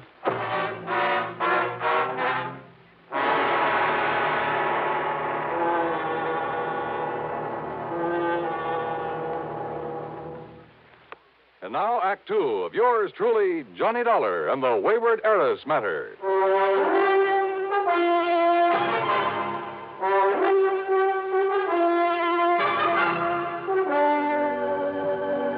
All right, now, Jenny, listen to me. It's true, Johnny. I'm sure of it. Paul Snowden has come here to kill my husband. He's told you as much? Haven't you been listening to me? Well, of course I have. Maybe my marriage to Gordon was on the rebound, on the spur of the moment. Call it anything you like, but it was Paul who turned me down. At least for the time being. I told you what he said. And simply because of a misguided sense of pride, because you had money and he didn't. Yes. Well, how did Paul take it when he learned that you were going to marry Gordon, I mean? He was terribly angry. He made all sorts of wild threats. Well, now, that doesn't necessarily... He said that he would kill anybody else who married me, and he will, Johnny. Does he know Gordon? He's never seen him. But he wants to kill him? Oh, Ginny, that doesn't make any sense. Don't you understand? It was to get away from Paul that Gordon and I came here to get married and settle down. Well, because you were afraid you might still be in love with Paul. It isn't a very nice thing to say, Johnny. But it could be true, couldn't it? Is Gordon in business here in the East? Well, I've helped him to start one, Johnny. A little importing business. What did he do before? Ginny? Well, his family had quite a bit of money once. But they lost it all in some bad speculations. And, well, if you must know, Gordon just sort of played around for a while. Did Paul know all this? I don't know. Because if he did, maybe you shouldn't blame the poor, hard-working guy for not liking him. But Gordon is good, and he's good to me. He's good to you. Seems to me you're the one You mustn't say that, Johnny. He is good to me. And he's all I have now. If only Paul hadn't found out where we've come to live. Oh, look, Jenny, I'm an insurance investigator, not a love counselor, and... Oh, what's the matter? Don't you believe me? All I've told you? Or are you just trying to be very cold-blooded about this? Jenny! All right, then. This happens to be a cold-blooded insurance matter. For the simple reason that Gordon's life is insured. And if you have no heart, if all you can think about is business, all right.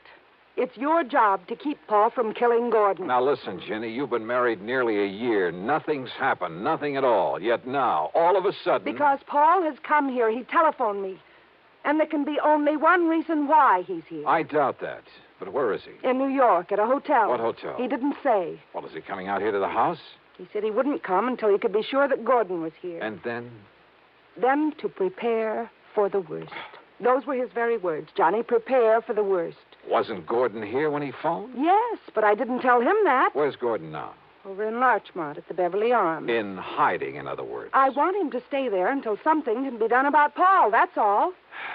Well, if Paul's so all-fired determined... He is, Johnny. He always was. That could be a pretty admirable quality, Jenny. Of course it is.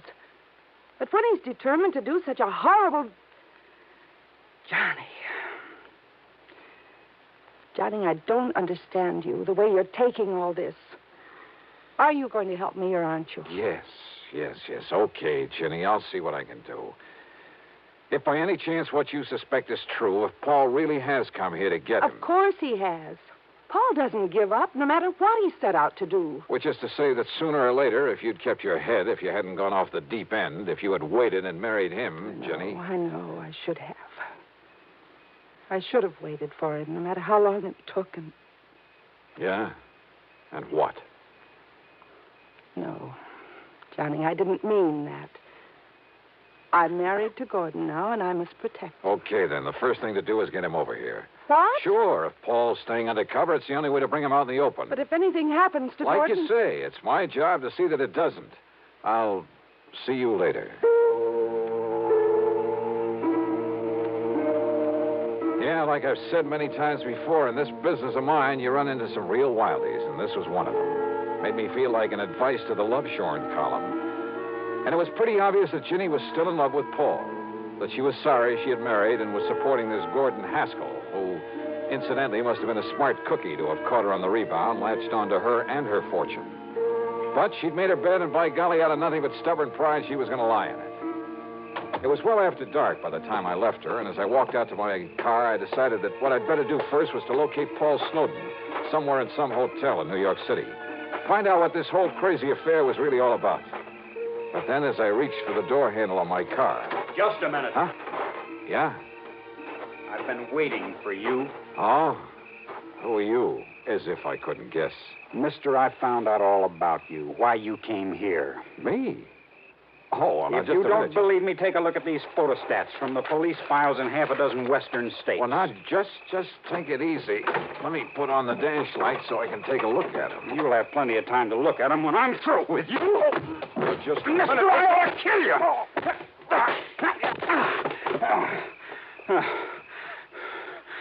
All right, now. You want some more? Johnny, what on earth's going on out there? Huh? Johnny? What? Johnny! Oh, no. Paul! Paul, what have you done to Johnny Dollar?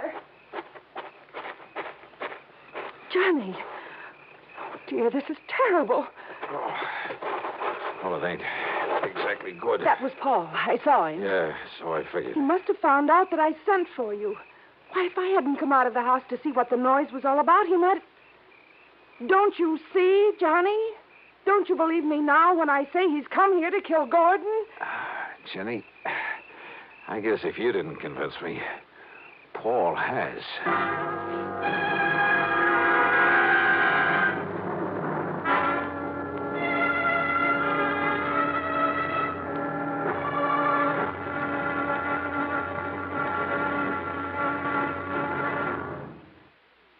Now, Act 3 of yours truly, Johnny Dollar.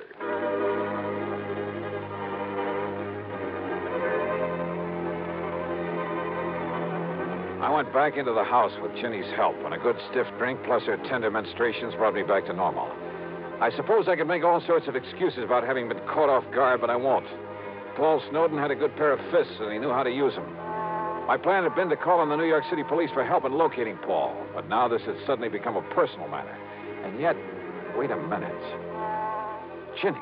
Yes, Johnny. Are you feeling... Listen, didn't you tell me that Paul and your husband Gordon didn't know each other, had never met? Yes. What about those papers, the photostats? Papers? And we've been thinking that Paul jumped me because he'd found out you'd called me in to protect Gordon. Of course. Well, it just happens we were wrong. Oh, Johnny, I don't understand. Listen, I'll be right back.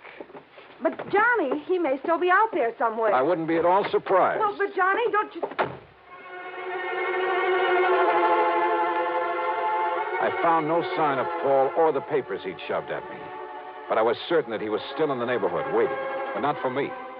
I jumped into my car, drove away, then circled around the block, parked, and sneaked into the house the back way. Johnny! I thought it was Gordon coming in this back door. I phoned him that Paul had been here. Yeah? What'd he say? Only that until Paul is taken care of, he'd better get out of town. But, Johnny, that's such a... Oh, great. And yet, if he plans on being away for any length of time... Excuse me a minute. Yeah, there was a chance, a bare chance, that this whole thing could come to a head very quickly, with a bit of luck. I opened the front door, then called out into the darkness beyond the porch. Paul? Paul Snowden. This is Johnny Dollar. If you're out there, stick around. Now, listen. I'm leaving this front door unlocked, so use your own judgment. I went back into the library. Standing there with Ginny was a man, a few years older, slightly gray around the temples. He had a worried, furtive look about his eyes. He was momentarily startled when I walked in on him. Johnny. Gordon, this is Johnny Dollar. Hiya, Gordon. He sneaked in the back way, Johnny. But I'm not staying around to get killed. Now, listen, Virginia. Gordon, it'll be all right now. No, I don't know who Dollar is or why you've called him in, but I'm not staying around here with Paul Snowden gunning for me. You're afraid of him, Gordon? Wouldn't you be? Come on, Virginia. Open up the safe. You've got plenty of money in it, I know. But look, darling... Come on, get it for me. Give it to me. But to run away like this... Oh, because Paul wouldn't run away. You know that isn't what I... Give me the money, Virginia. Or do you want a dead husband on your hands? Well... Now, listen, Gordon. You listen. This is none of your business. I wouldn't be too sure of that. Well, I am, Virginia. Now, just a minute. Will you keep out of this? No. Oh, yes, you will. You see what I mean? Gordon, that gun... Now, give me that money so I can save my life. Put that thing down, Gordon. Stand back, Dollar. I'll pull this trigger. Brother, that's what you think. Yes? Oh, I'll kill you.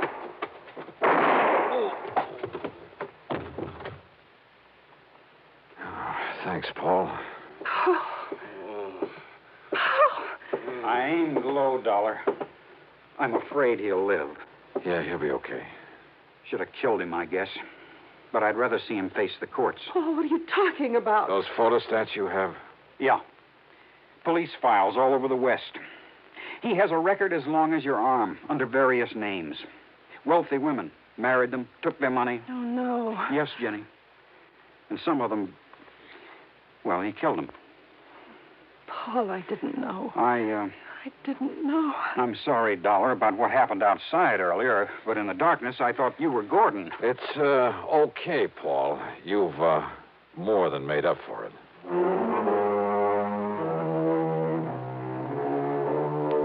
Well, maybe Paul and Ginny will finally get together for keeps. I don't know. I don't even know whether I care.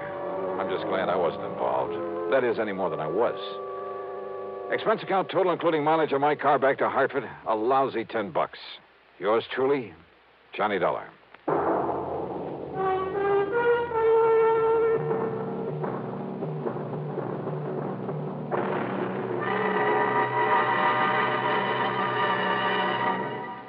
Our star will return in just a moment. Now, here's our star to tell you about next week's story. Next week, a sweet little old lady involved in one of the dirtiest rackets I know. Join us, won't you? Yours truly, Johnny Dollar.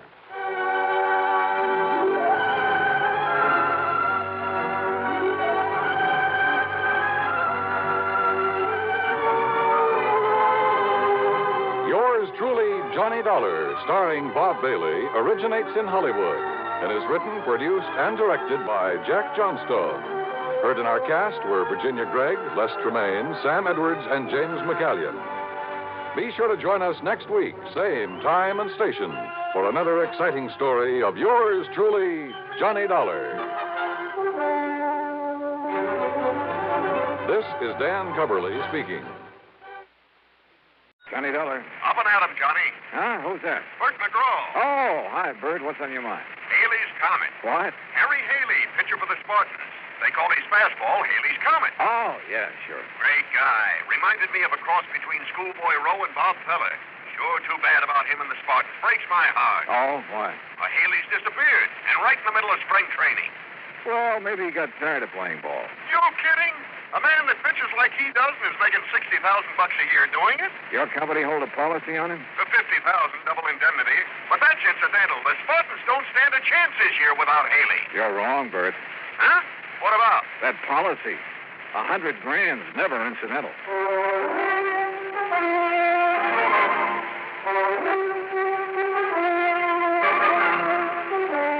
Bob Bailey in the exciting adventures of the man with the action-packed expense account.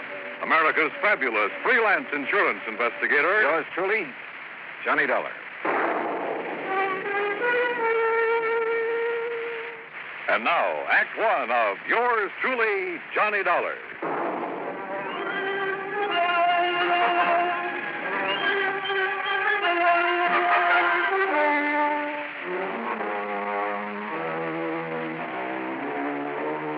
Expense account submitted by Special Investigator Johnny Dollar to the Providential Insurance Company, 393 Dewey Avenue, Hartford, Connecticut. The following is an account of expenses incurred during my investigation of the Melancholy memory matter.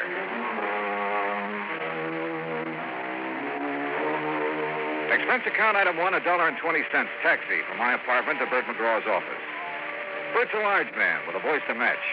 Before becoming an insurance agent, he played ball with the Bush Leagues and eventually spent a year with the Spartans.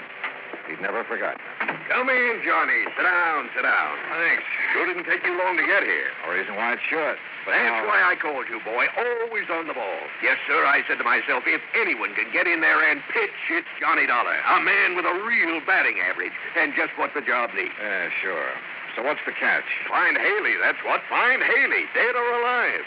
Only I sure hope it's alive.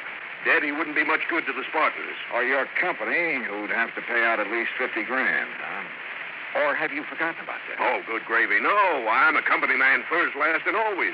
In fact, I'm the bird who sold Haley that policy. What was that? About 6 months ago. The day me and the boys at the Lions gave him a testimonial dinner.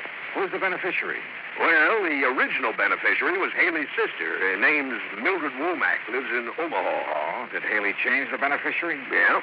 Who figures to collect now? His wife. Her name... Wife? Papers didn't say anything about him being married. I know. Well, it happened recently?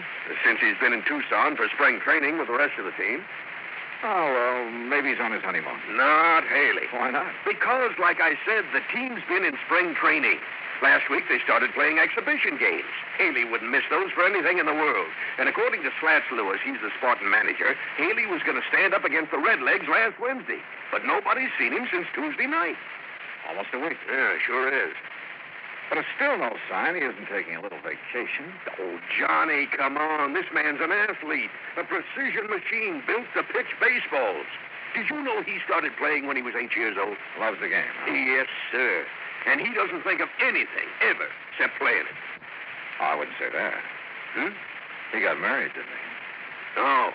Oh, well, you know what I mean. Okay, Bert. Well, what do you got to go on? Well, maybe I'll get it right here. What's that? A telegram came in late yesterday. Here, read it. Feel sure my brother, Harry Haley, has been murdered. Please conduct thorough investigation before settling any claim on his estate. Signed, Mildred Womack. Where did you say she was? Well, she lives in Omaha, but that wire came from Tucson. You have her address out there? Yeah. I'd better have a talk with her. That's the way I'd play it. And, Johnny, Yeah? me and the Spartans, and, of course, the company are counting on you. You get a hit, okay? Coach, I'll do my best.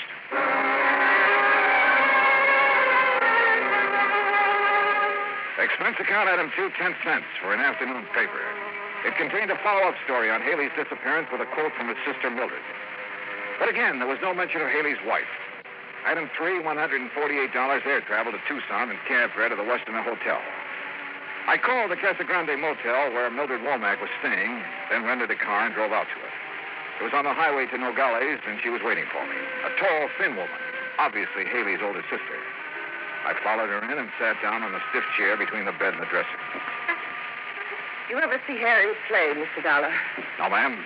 I'm afraid that's something I've missed. Oh. Well, this is his picture in case you want to know what he looks like. I've seen pictures of him in the papers and newsreels, Mrs. Womack. Handsome man, ain't he? And famous. Too famous. All that publicity about his new contract, that's what started the trouble. How do you mean? If he'd never reached the big leagues, he'd be alive today. Do you really believe he's dead? Of course I do. Did you read my telegram? Well, yes, ma'am. But do you have any proof of his death? Have all I need. Would you mind telling me what it is? The record of my brother's doings before I came to Arizona. Oh? I didn't get out here until the day before he disappeared. I came because Harry wasn't writing to me like he was supposed to, so I hired me a detective to find out what he was doing with his time. You hired a detective to follow your brother? There's no law against it. No. Especially when I suspected something was wrong. Yeah, I've had to watch out for Harry since our pa died 12 years ago. How old is your brother? 25. That's physically. But he's still a baby. Mrs. Womack, about this proof you have. I'll get to it. See, before Harry signed up with the Spartans, he never had nothing. And after last year, well, now they're paying him a heap of money.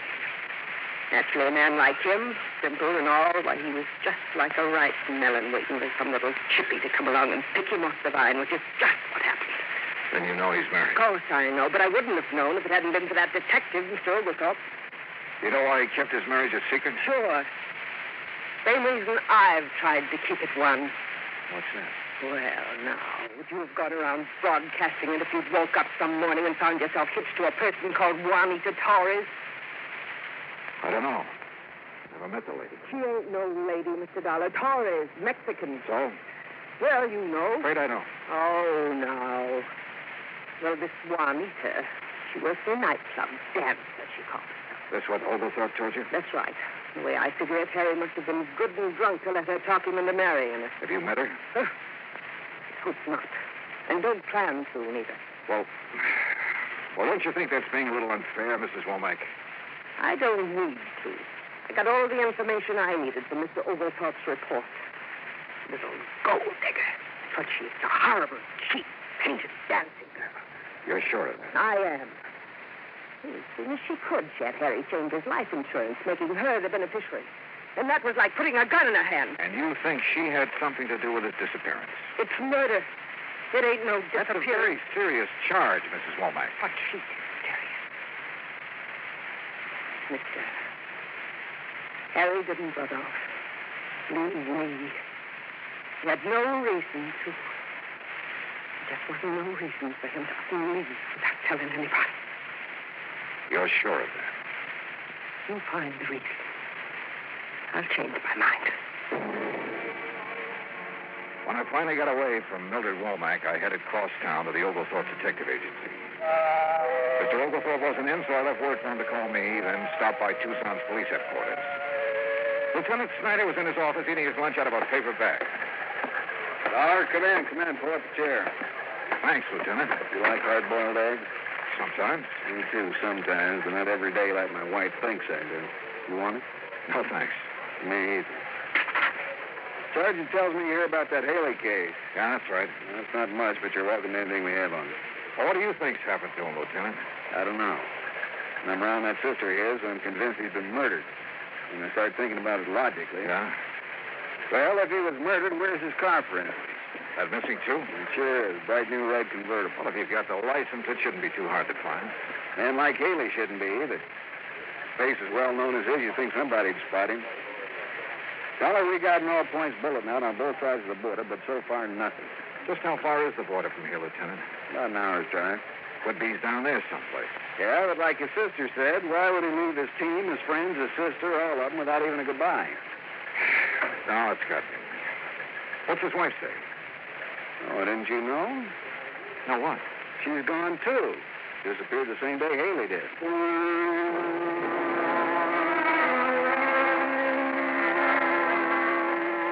The Spartans were playing an exhibition game that afternoon, so after telling Lieutenant Snyder where I was staying and asking him to call me if anything broke, I drove out to the ballpark. You know, there's a saying in baseball, if anybody knows a pitcher, it's the man who catches for him. And the Spartan catcher was Crawfish Crawford. After the game, I sent word in to him. A few minutes later, was standing in the steam-filled locker room. I figured one of you insurance men would be showing up. You knew about his policy, huh, Crawford? Crawfish will do. Yeah, every man on the team knew about it. We've been after him to get something like that. Start saving his money. Hand me that towel, will you? Yeah, sure. Thank you. Now, what was it you wanted for me to tell you? Anything you can about Haley's disappearance. Well, there ain't nothing much to tell. Well, did you see him at all the day he disappeared? Sure. He was my roommate. This was our second year together. A real nice boy. Picked up his clothes, showered every day, didn't snore. Are any of his clothes missing? No, nothing. He even left his razor and toothbrush behind him. What about his wife? Why? Oh, now don't tell me you didn't know he was married. Well? Wasn't much he didn't tell me. But when he'd tell me something he didn't want talked about, I always told him I wouldn't open my mouth to nobody. Don't figure on doing it now. But it's no secret. The afternoon papers are playing his marriage up big. Well, then I reckon it's all right. What sort of a girl was, or is she? I only saw her one time. Reckon she seemed nice enough, but you can never tell about a woman. Boy, I remember one time down Beaumont, Texas, there was this gal, and she looked so sweet, but what she done to me, ooh-wee. Yeah, well, let's get back to Haley. How is he doing this year? Well, it was off, way off. But being in love like he was, well, that can hurt any man's control. Are you sure being in love was the only thing bothering him? I don't know what else could have been. But if I think of something, I'll let you know. Okay, Crawfish. I couldn't make up my mind about Crawfish. I didn't know if he'd held out on me or if he just didn't have any information that would help me find Haley. I drove back to my hotel, put the car in the parking lot, and then started across the lobby when somebody called to me. Hey, Dollar! Johnny Dollar! Ah, yeah? Oh, Lieutenant Snyder. Took a chance on your being here. I received a call from the Nogales police this afternoon. They find Haley? No. It looks like his sister's been right all along. How so? Mexican Highway Patrol found his car abandoned about 30 miles below Nogales. Well, that doesn't mean he's been killed. No, but there's something else that does. What? There was dried blood on the front seat.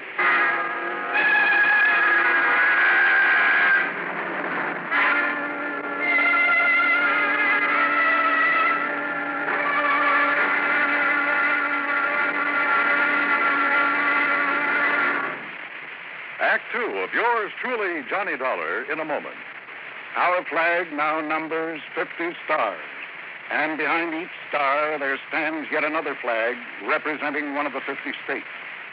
Vermont's state flag, in its early form, imitated our national flag, uniquely bearing 17 stripes and 17 stars, with only the inscribed word Vermont to distinguish it.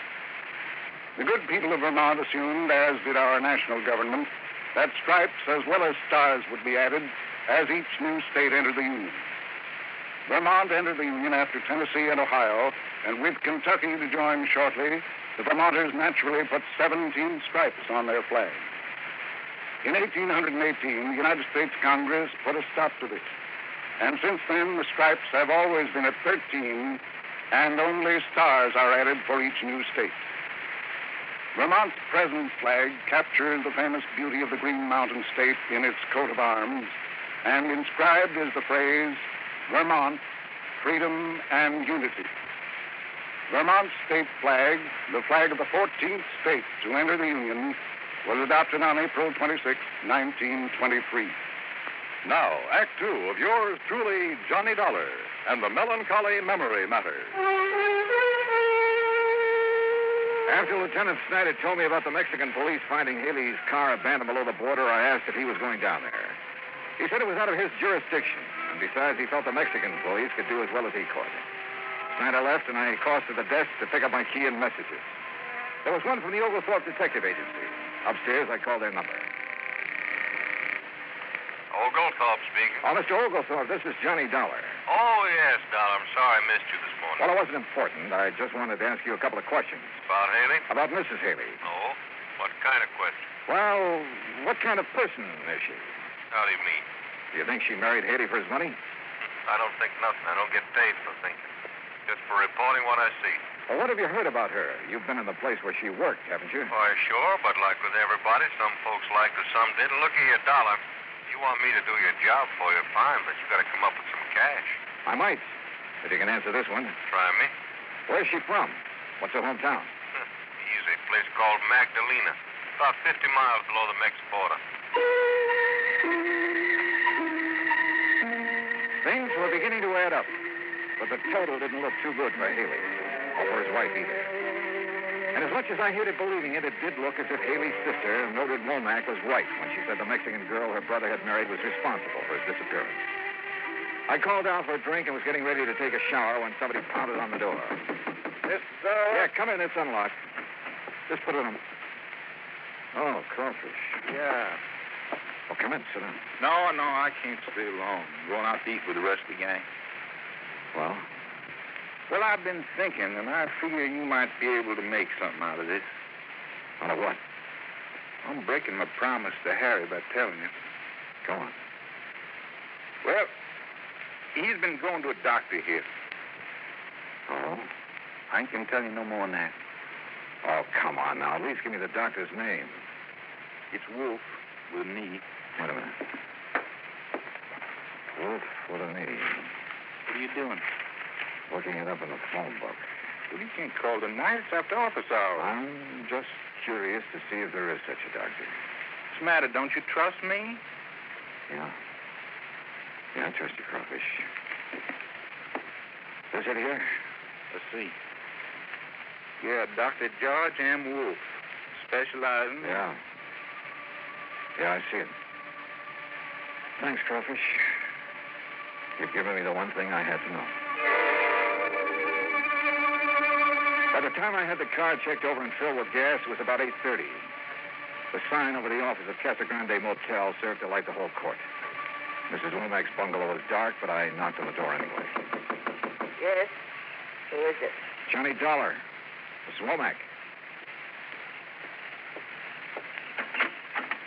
I'm sorry if I woke you up this You didn't.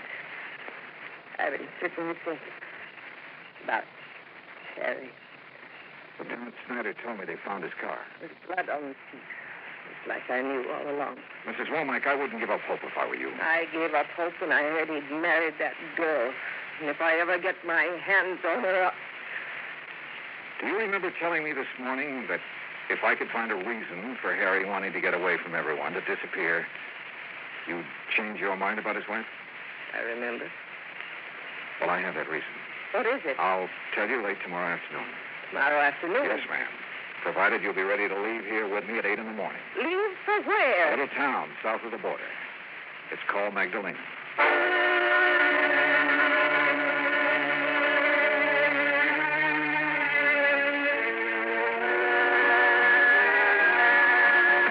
It's 65 miles from Tucson to Nogales.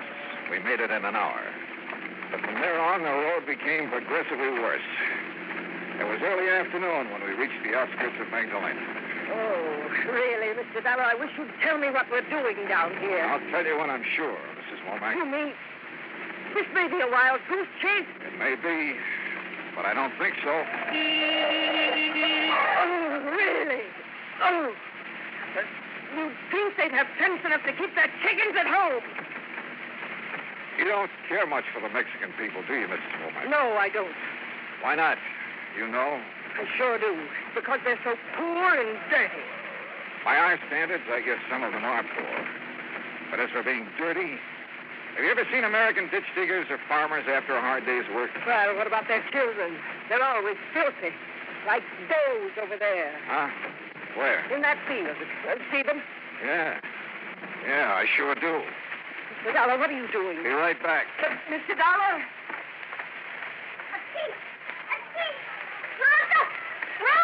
Hey, Sonny. Sonny. Machado. Come over here a minute.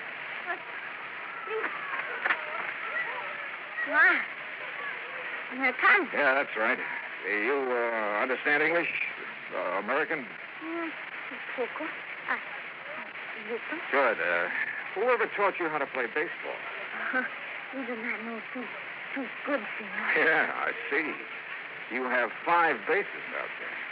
Yesterday, for the first time, she came and explained to us. I am sure there's 5 bases. No? No. No, it does not matter, senor. We are grateful for what she gives to us for the, how do you say it? Home run! The bat. The bat.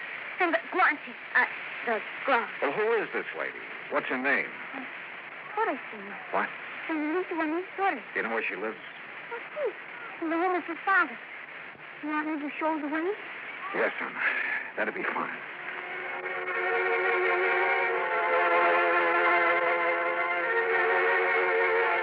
The Torres family home was a large, rambling ranch house made of red brick and tile. I parked the car near the front door and we got out. I still hadn't told Mildred Womack why we were there. I only told her whose house it was.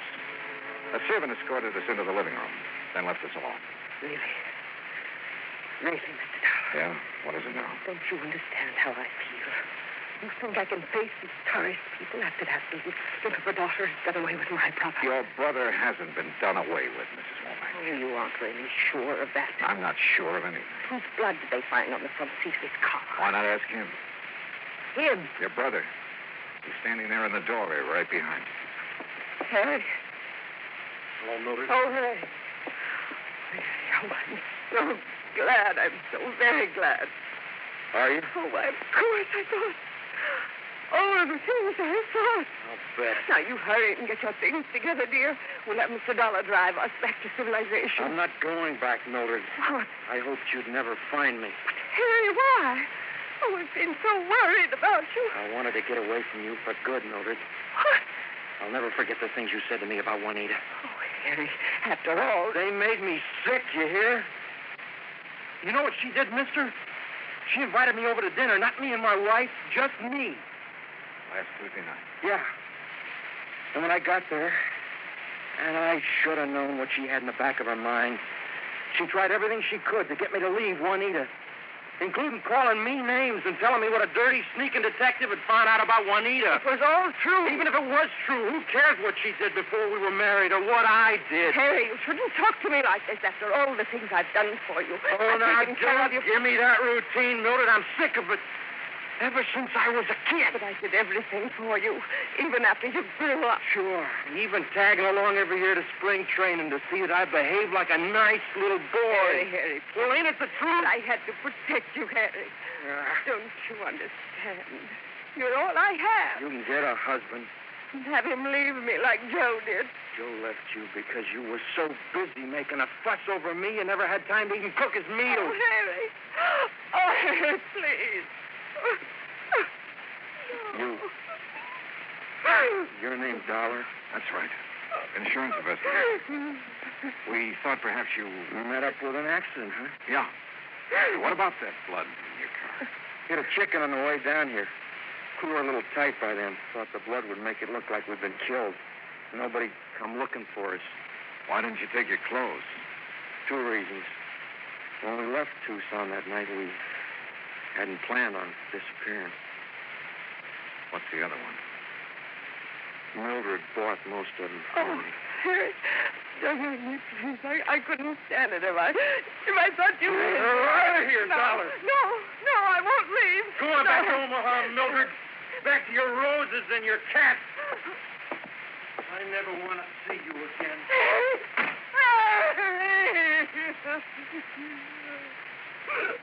Oh, Mac, please. I guess we better. Mr. Dollar, have I been wrong all this time?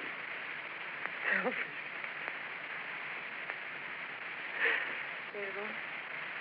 Señor. What? Yes? Señora, I am Juanita Torres Haley. You... I know how you must feel about me, Señora, but please, I cannot help it if I love your brother.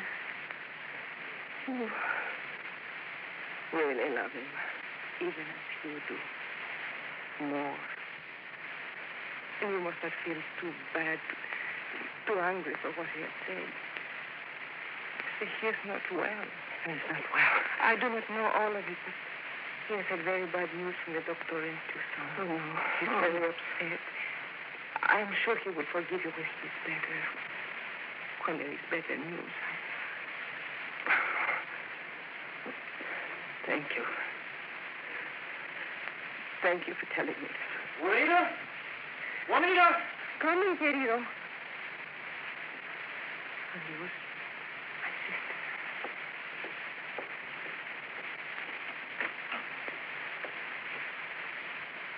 Well,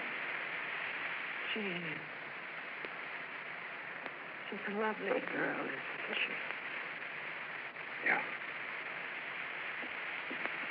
Hey, do you see her, senor?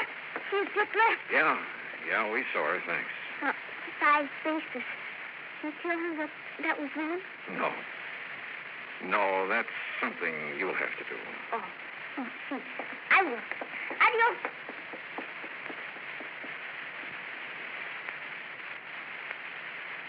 $2. Yeah. In Tucson last night. You said you knew the reason for Harry wanting to disappear. But you couldn't have known what he said just now. I learned he's been going to a doctor in Tucson. A specialist. Diseases of the eye. What? I called the doctor before we left Tucson this morning. He told me your brother is losing his sight. What? He's going blind.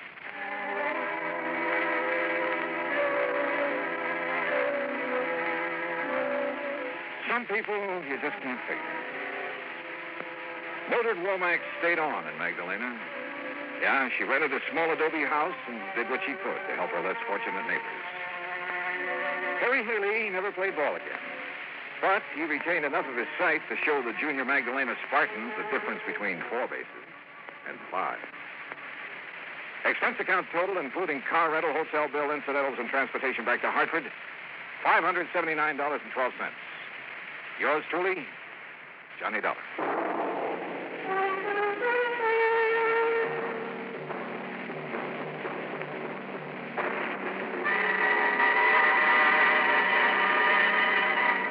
Now, here is our star to tell you about next week's story. Next week, 3 of the most unforgettable characters I've ever met. And believe it or not, a case that solves itself. Join us, won't you? Yours truly, Johnny Dollar.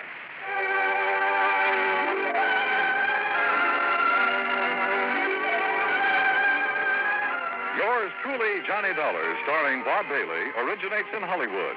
Written by Charles B. Smith, it is produced and directed by Jack Johnstone. Heard in our cast were Virginia Gregg, Lillian Bayef, Richard Beals, Barney Phillips, Frank Nelson, Harry Bartell, Dick Crenna, and Lawrence Dobkin. Musical supervision is by Amerigo Marino. Be sure to join us next week, same time and station, for another exciting story of yours truly, Johnny Dollar.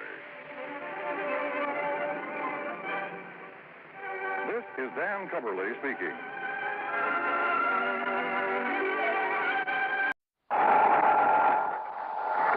Johnny Dollar. Johnny, this is Don Boomhauer down here in Sarasota, Florida. Don, how are you? Oh, great. Yeah? Now, what's the matter? Well, the last time I called you, I mentioned that pal of yours, Earl Foreman. Yeah? Told you he was out in California and that he'd left me holding down the local office of Tri-State Life and Casualty for him. Oh, yeah. I So remember. what's he gone and done? Moved on out there to sunny, smoggy Southern California, bag and back. Yeah, I heard from him a few of Today, I'm still running the Tri-State office here in Sarasota. That's bad? Be fine if it didn't take so much of my time away from my real estate business. But what I called you about, Johnny... Yeah, trouble, Don? Yes, well, no, not exactly. Well, which is it? I mean, not exactly the kind you might expect. Looks like one of our clients, an old man by the name of William Trasker, is dying. Old Bill Trasker, the fishing guy? That's the one. Yeah. Earl and I went fishing with him several times out in the Gulf. Oh, so that's how he knows about you. Well, what's he dying of, Don?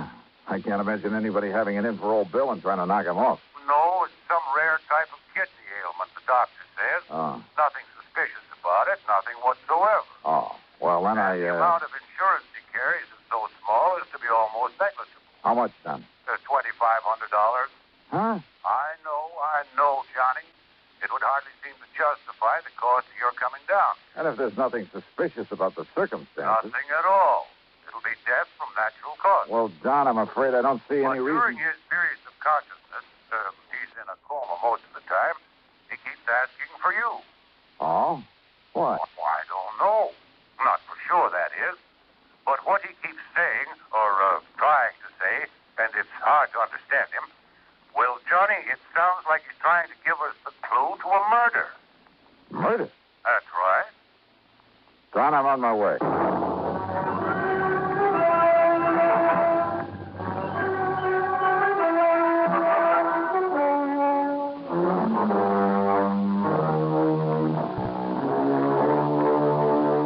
Expense account submitted by Special Investigator Johnny Dollar to the Tri-State Life and Casualty Insurance Company office in Sarasota, Florida.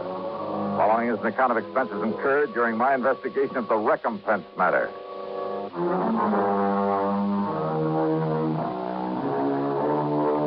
Expense account item 1, $79.70, taxi and a plane from Hartford to New York, then another one to Florida.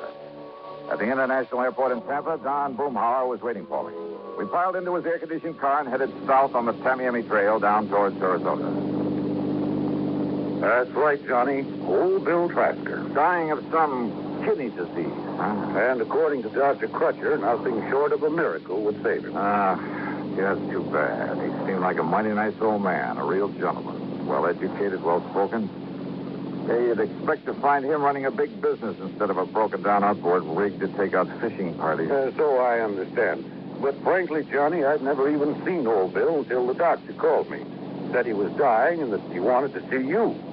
Then I looked up his policy. Yeah, $2,500, you said. Yes, to be spent in giving him a modest but decent burial. And to pay any bills he might leave outstanding. Apparently, then, Bill won't be leaving much of an estate. And you'll understand why when you see the little kind of shack he lives in.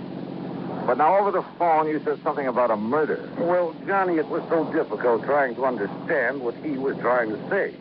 Even when he seemed completely conscious, he was very vague, except perhaps when he was asking for you. When he told us he had to see you before he goes. Well, now, Don, why... He never said the actual word murder, Johnny.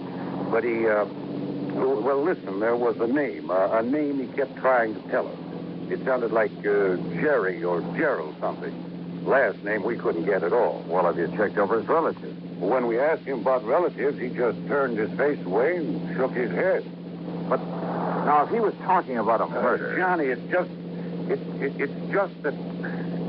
Well, Doc and I agreed that from what he said, and, well, his knowing you and your work and wanting to see you, and, well, you know how deathbed confessions are. You're not making much sense. Look, Doc will be waiting for us, and if Bill is conscious enough to make sense when he talks to you, well, let's just wait and see what you can get out of him. Whatever you say, Doc.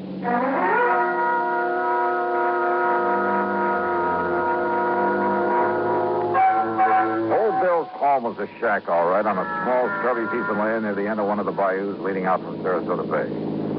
As we stopped in front of the walk, the long path through the palm meadows that led up to it, Doc Crutcher came out to meet us. Johnny, I'm glad to see you. Yeah, how are you, Doc? Don? I just given him a final injection in a course of 7 that... Well, come on in. He's failing, Doc? As a last resort, I've used a new, very radical sort of treatment. One of the so-called but not fully tried miracle drugs. And? I'm just afraid he came to me too late. But, Doc, there is a chance. Oh, there's always a chance, Johnny. But in this case, a very slim one. Doctor... Here we are, Bill. You just relax. See, Tommy. $1. Yeah. Well, here I am, Bill. See? Right here in the flesh. Johnny? That's right. Hey, look, if you expect to take me out fishing, you've got to get well, old man. No.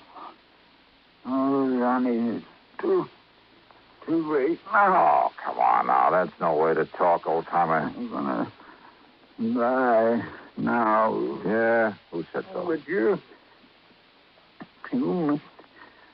must tell him. Tell who, Bill? Tell police. Tell what to the police? No. What? No. Murder. There was a murder? Or you mean there was no murder? Oh, tell police that I did. I did it. Easy, old man. Gerald. Gerald? Yes, I'm Gerald. Gerald who, Bill? Gerald. Yeah. Thornley. Gerald Thornley. Yes. He was murdered? Gerald Thornley. Yeah. So, please, I did it. I did it, Johnny. You tell her. Doctor. Yes. Yes, I'll see if he's...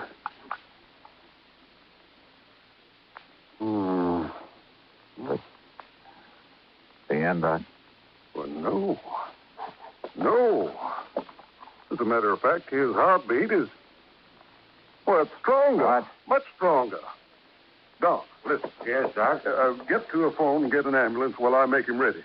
You mean that maybe you can pull him through after all? Yeah. Now, come on, Johnny. Give me a hand with him. Sure, Doc. Save him, huh? Yes, of course. Yeah, so that we can investigate this confession of his. Huh? Sure, and then see that he's executed for murder. Oh, John, for the love of Mike. Yes, call that ambulance.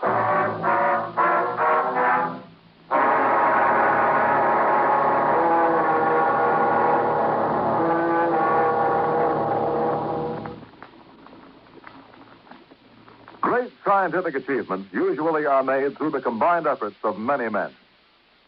Such is the story of the Atlantic Cable, one of the outstanding milestones of the 19th century.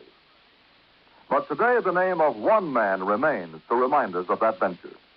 The organizer and director, Cyrus W. Field, a retired paper merchant who risked his fortune, sanity, and integrity in an awesome adventure that lasted 12 long years. Field first was approached in regard to a short underwater cable to Newfoundland in 1854. After a huge investment of both money and energy, the cable was completed the following summer. Field then went to England to tackle the much larger problem of laying the Atlantic cable. Many futile attempts were made. Cable was broken. Splices were made, cable was lost, tempers flew, and ship captains resigned in disgust. Still, Field wouldn't give up. Finally, on August 8, 1858, it appeared that the project had been successfully completed. Cyrus Field went ashore and walked 15 miles to the nearest telegraph station. There he wired his wife, the Associated Press, and President Buchanan. He informed the president that Queen Victoria would telegraph her congratulations over the new cable. But before the Queen's message was completed, the line went dead. The much-hailed project was again a failure. Faulty insulation was blamed. In 1865, the largest steamboat afloat, the Great Eastern, made another attempt. Just 660 miles from Newfoundland, the cable parted. Inadequate hoisting tackle prevented its recovery. Field broke down and wept like a child. And yet, the very next year, he sailed with the Great Eastern for one more try. This time, every failure had been studied, every provision made. On July 27, 1866, Cyrus Field landed at Heart's Content. After personally cabling the unbelievable news, he immediately boarded the Great Eastern, retrieved the broken cable of the year before, spliced it, and laid the second Atlantic cable. Cyrus W. Field, another American whose driving energy insisted that somehow there must be a way. Let's find it. And now, Act Two of yours truly, Johnny Dollar.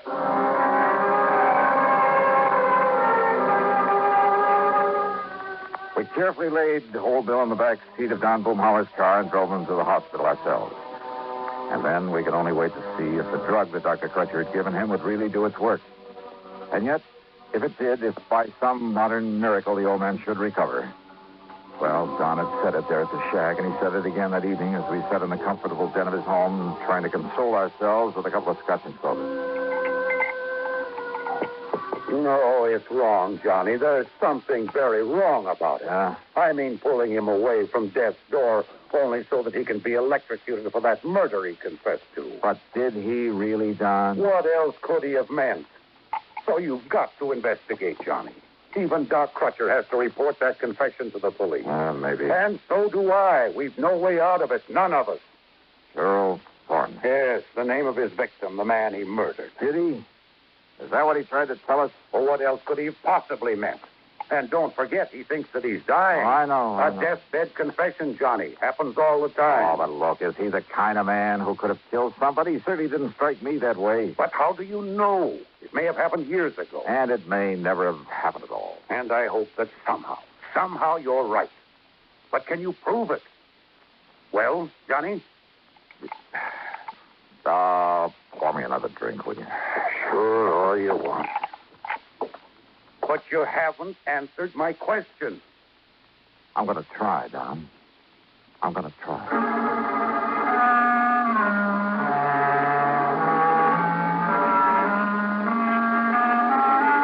At about midnight, Doc Crutcher phoned to say that we should keep our fingers crossed and maybe pray a bit. As it now looked as though Bill Trasker might have a 50-50 chance to live. Then, unexpectedly, a call from Lieutenant Barney Phillips of the police department. Yes, Mr. Dollar. Doc Crutcher told me all about it. And will appreciate any help you may want to give us on this. Well, do you know anything about this Bill Thornley? No, sir. Never heard of him. But we'll find out who he was. Don't you worry about that. Lieutenant, how well do you know old Bill? Well, that's the thing that puzzles me, Dollar. Old Bill is one of the nicest, one of the most kindliest old men I've ever known. Oh? Ever since he came here to Sarasota, that's about 7 years ago, it seems he just went out of his way all the time trying to be nice and helpful to folks. Didn't have much to give to anybody, money I mean, but whatever he had or he could do for somebody, he never would hesitate a minute. I see. But that doesn't keep us from having to do our duty, get the goods on him, see that justice is done.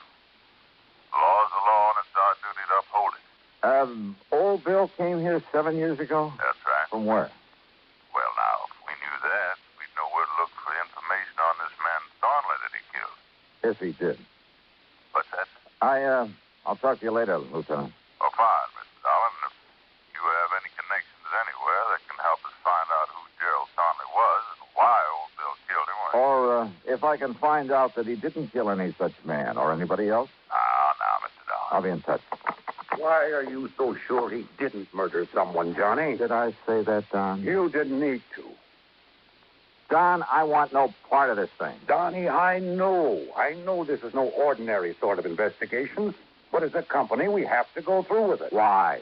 If you can prove that Bill didn't do it, which I doubt, well, it's the least we can do for a client, or something. Yeah. And if you end up proving he did, well, it's a public service by the company, or something. Or something. Let someone else handle it. I want to put it. Why did old Bill ask for you?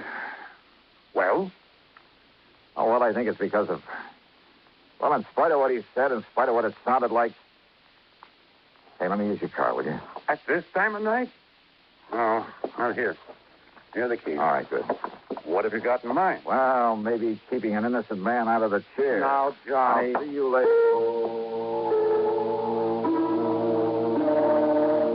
Obviously, the key to this whole matter lay in finding out about Bill's supposed victim, Gerald Thornley. Who he was, where he was, or where he had been. And then if Bill had ever been there. So I drove over to the shack again and went through Bill's clothes, hoping that some of them might be old enough to show where he'd been before he moved to Sarasota. Every one of them bore a New York label. Item 2, $5.20 for a tank full of gas. Item 3, after I reached the airport in Tampa, $4.60 for a long telegram to Ripley Keener, a pal of mine on the New York side. Item 4, $71.70, and shortly after dawn, I was in New York. Rip was waiting for me at the airport. You could have saved yourself the time and money and phoned me, Johnny. Now, just what do you mean by that, Rip? Well, I could have told you all there is to tell about Gerald P. Thornley in one sentence. I handled the story on him for the paper myself. Well, what about him? He ain't. He what? 7 years ago, that crooked promoter disappeared. Promoter? And when the police finally caught up with when and where and how he disappeared, it left him with only one possible conclusion. Thornley was murdered. Nevertheless... No, Johnny. Stop trying to act like a Pollyanna and get on back to Sarasota and nail that old guy for murder.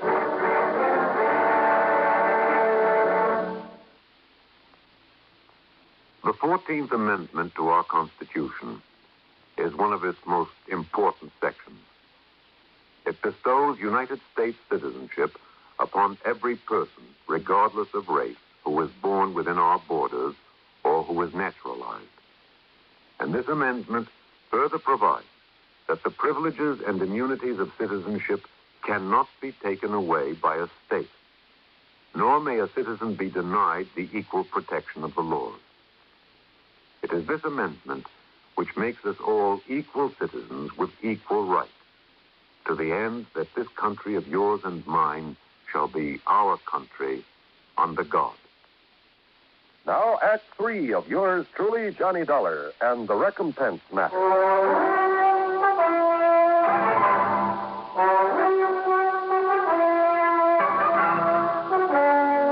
Over breakfast there at Idlewild Airport, Rip Keener told me more about Gerald P. Thornley. Not that Thornley didn't deserve to have somebody knock him off. Now, just what does that mean? When he got through with all his phony real estate promotions, he left more innocent people broke and hungry than you can shake it. Oh, Johnny, that man made millions on his crooked real estate deals. And who suffered? Wealthy people who could afford to lose a few thousand here and there? Oh, no. No, sir. It was poor people who fell for his pitch and then suffered for it. But the law, the authorities, they never got on to him. He was too smart. Every deal he made was perfectly legal at the time. I'll tell you this, Johnny. A lot of the real estate laws got rewritten as a result of him. I mean, in spite of the way it finally turned out, the switcherooning. What? Sure. That gave me material for that feature I hoped was going to win me a Pulitzer Prize. Just what are you talking about, Rip? Back there in 53, after the coroner's jury said it was murder, they went through his papers and bank accounts. They found he left enough dough and instructions for it to pay back every cent he'd taken from the poor suckers. You are kidding. A bit, Johnny. I told you it was a twist. And, Johnny, that's what makes his killer all the more wrong. So get on back there to Sarasota and nail him down. Yeah, Rip, I guess you're following. No, wait a minute. Huh? Handle this right, and maybe your next feature will get you a Pulitzer Prize. Huh?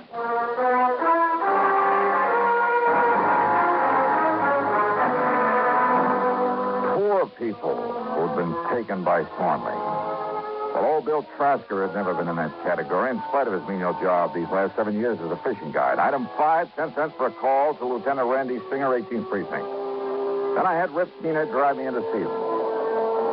There you are, Johnny. A complete set of fingerprints on the late Mr. Gerald P. Thornley. Good. So why I should break my neck getting them in such a hurry for you. Thanks a lot, If Randy. you put that so-called mind of yours to work finding out who murdered him 7.5 years ago, why... Well, that coroner's jury could have been all wet, you know. Huh? Why don't you keep Rip here entertained until I can phone him a feature story for down in Sarasota? Johnny. If, that is. Yeah? If what? Well, if this absolutely crazy hunch of mine pays off. Item 6, another 7170 for a plane back to Florida. From the airport in Tampa, I drove on down to Sarasota, straight to the hospital. It is a miracle, Johnny. If old Bill continues to improve the way he has in these last 12 hours, he'll live until they put him in that chair, much as I hate to say that.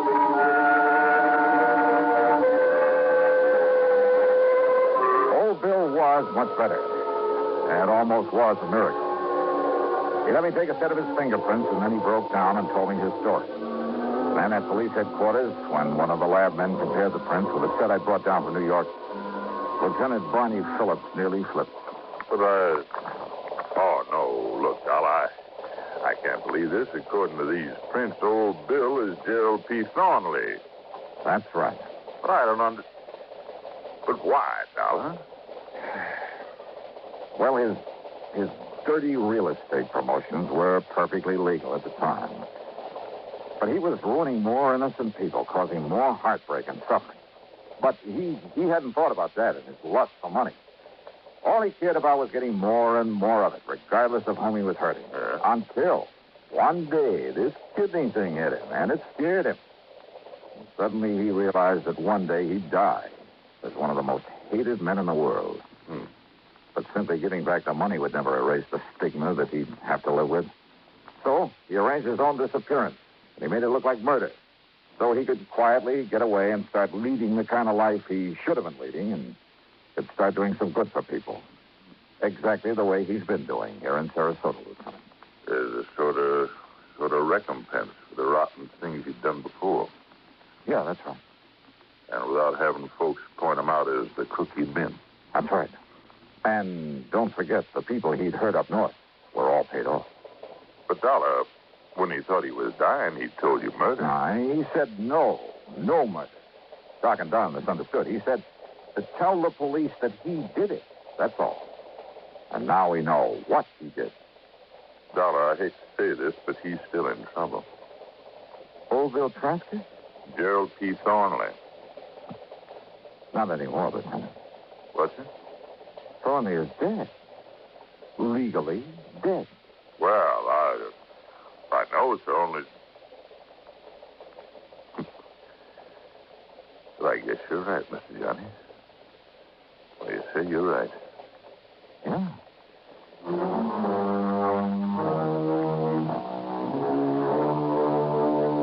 After sticking around a few days to make sure that old Bill's recovery would be complete, well, I changed my mind about giving Rip Keener material for a feature. Let him wonder about it. Expense account total, including a trip back to Hartford, 200 and, no, Don, forget it. Just forget it. Yours truly, Johnny Dollar.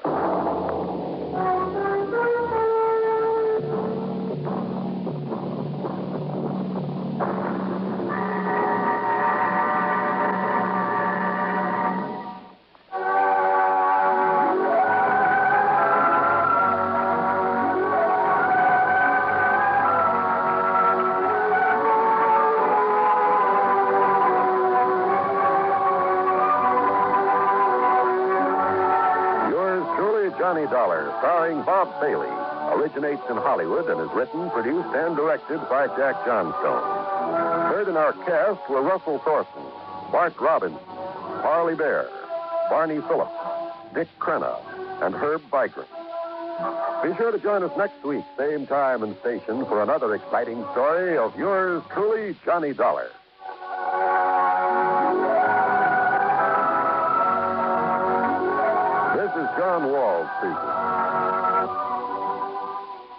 Johnny Dollar has come to you through the worldwide facilities of the United States Armed Forces Radio and Television Service.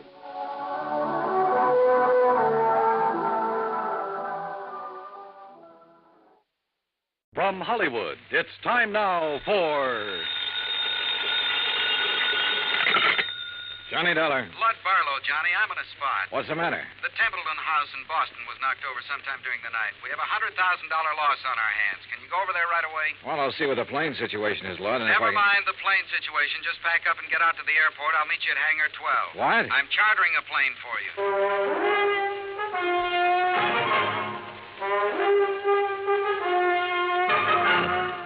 Bob Bailey in the exciting adventures of the man with the action-packed expense account. America's fabulous freelance insurance investigator. Yours truly, Johnny Dollar.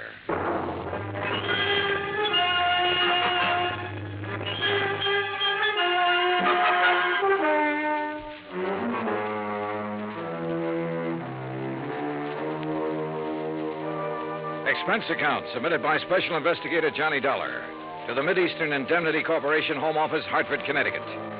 Following is an account of expenses incurred during my investigation of the Templeton matter.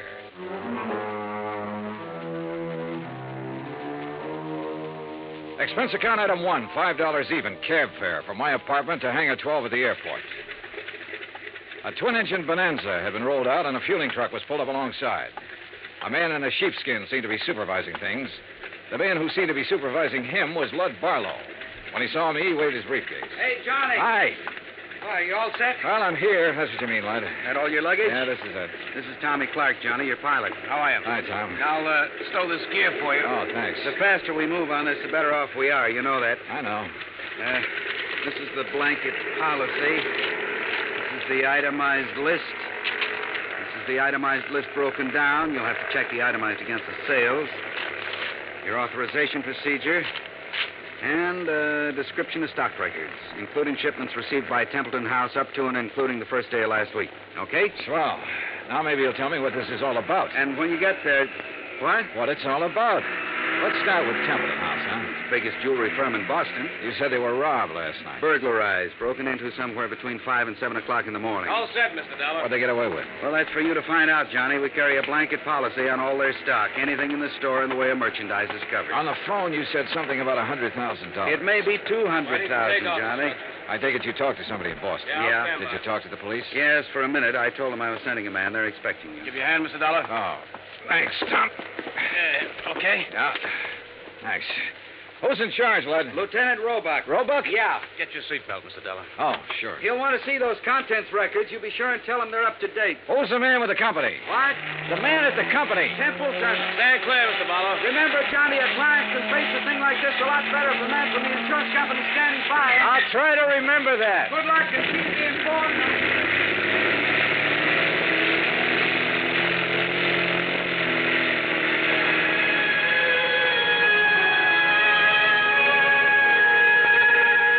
By the time we arrived at the Boston airport, I'd read over the policy and had a fair idea of the coverage involved. Expense account item 2, $10, more cab fare. I dropped my bags off at the Independence Hotel and had the driver take me over to Templeton House. 2 police cars were parked in front of the building, and 2 uniformed police officers were parked in the doorway. I'm sorry, mister. The store's not open today. Well, I'm from the insurance company. Oh. Lieutenant Roebuck's in the back. Go ahead. At the back of the store, a white-coated intern and an ambulance attendant were working over a blanket-wrapped figure laid out on the stretcher. One of them was operating a plasma tube. The other was checking the pulse. A group of men, some in uniform, were watching closely. The tall, thin one seemed to be in charge of things. Roebuck?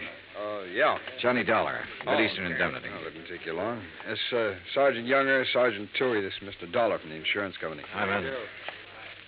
What's this? Oh, this man was a special patrolman working the area. He must have walked right into the middle of it and got himself shot. They've been giving him transfusions ever since they found him. Uh-huh. Said anything yet? He hasn't been conscious. Doc, how about it? We can't do any more here, Lieutenant. We'll have to risk a trip to the hospital and try to operate. Okay, boys, load up. Doc, this is Mr. Dollar, insurance company. How are you, Doctor? Okay. Doc, we're going to want to talk to him the minute he comes around. I'm not going to promise you anything, Lieutenant. Well, see ya. All right. Yeah, Mr. Dollar, you didn't waste much time. I brought a contents list that might help you, Lieutenant. Good. The best help we're going to get from that patrolman. Come on, I'll show you around.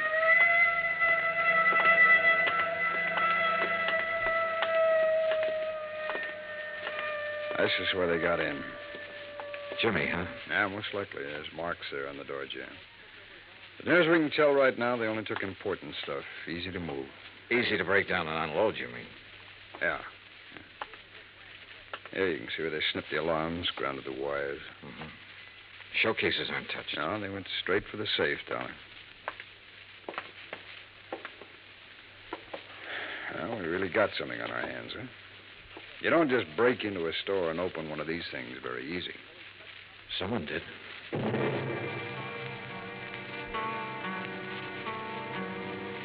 The neighborhood was canvassed for possible witnesses. I spent the rest of the morning with Dorian Templeton, the owner of the company. By noon, we had taken an inventory of the missing stock and drawn up a tentative list. As far as I know, that about does it, Mr. Dollar. Now, what's the next step? I'll check this against the merchandise received reports, Mr. Templeton. It'll take a while. As soon as I have that finished, you can check it over again and file a formal claim. And then? The company will reimburse you in cash. Well, what are the chances for recovery in a case like this? Well, I could quote the actuaries, Mr. Templeton, but I won't. Why not? Whoever broke in here last night knew what they were about. They opened your vault the way you'd open your front door. They took what they wanted and got out very quickly. No alarm, no witnesses. The chances are they planned the rest of it just as well. They probably scattered. The police aren't sure how many men were involved. They know it was at least 2 men, possibly 3. How do they arrive at that? 1 man working on the safe, another man looking out, possibly 2. The point is, the more men who are involved, the harder it'll be for them to take the jewelry, break it down, sell it, and stay out of sight. They're going to get away with it? I didn't say that. Well, nothing seems to have gone wrong with their plans so far. One thing went wrong. That special patrolman surprised them. True, he didn't have time to draw his gun or sound the alarm, but they had to shoot him. And if something hadn't gone wrong, they'd have been satisfied to knock him on the head. Yes. Well, what happens now? Well, that's up to the police. I can tell you their investigation will take some time. Burglary is the toughest kind of thing to work on. Why? No witnesses. I never thought of that. Dollar, you all cleaned up? Well, we got a tentative list. As soon as I check it, I'll give it to you. Okay. Mr. Templeton, I'd like to have you come with me now. Now? Yes, we'll want your statement, sir, and there's quite a bit of work to do with the employees. All right. Dollar, as soon as you get the list up, give me a ring, will you? Yeah, okay. Any news about the policeman? Yeah. It's a murder case now. Expense account item 3, $25, stenographic fees. The public stenographer at the hotel helped me make a comprehensive list of the stolen items, which was verified by Templeton. The amount of loss was set at $100,000. By late afternoon, clerks, stenographers, accountants, designers, salespeople, stonecutters, all in Templeton's employ had made statements to Lieutenant Roebuck. The statements were in the process of being checked. A general roundup of known safecrackers and burglary suspects had begun. Expense account item 4, $3.75 dinner. Lieutenant Roebuck and myself. Well, it's going to be a long night. Yeah. Any luck on the employees? Oh, it's hard to say yet. One of them has a record. Hmm? Yeah, a fellow named Tabor, one of the janitors there. He's a 2-time loser. I had him tucked away in a cell until we clear some of this other stuff away. Has he said anything yet? Oh, he denies all knowledge. As far as time incident goes, he was home sleeping when all this happened, but that doesn't rule him out of somehow getting that safe combination and passing it on to a friend. Yeah. Man with a record's apt to have that kind of friends who'd be interested in just that kind of thing. Hey, how much do you want me around? You're a free agent, Dollar. If you have any ideas, I'll listen. It's a tough baby, any way you look at it. Let me talk to Tabor. There might be a shortcut. Why not?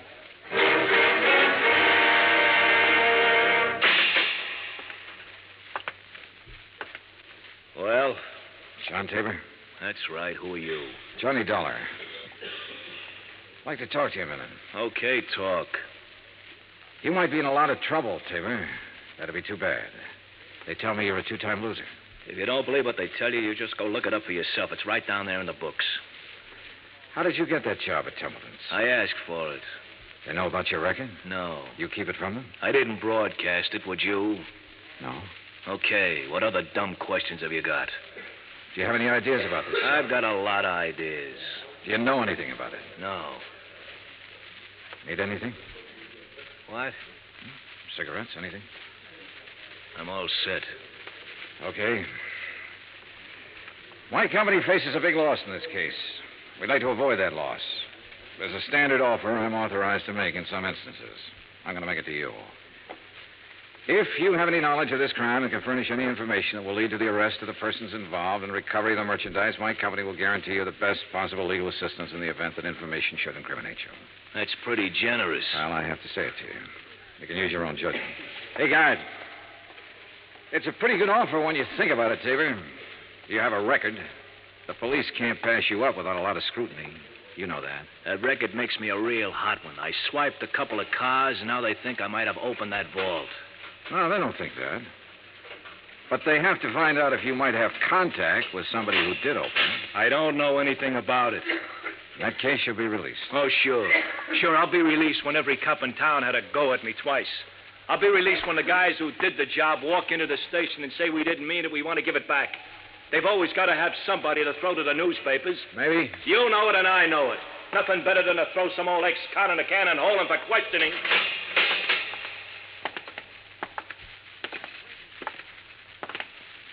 Well, Dolly? You go for it? No. Any more ideas? Turn him loose, Lieutenant. See whom he talks to and whom he meets. John Tabor was released without bail, and a 24-hour watch was put on his residence. By 10 o'clock the next morning, the police had located 3 witnesses to the shots that had killed the special patrolman. However, none of them had seen the burglars or the car that was used.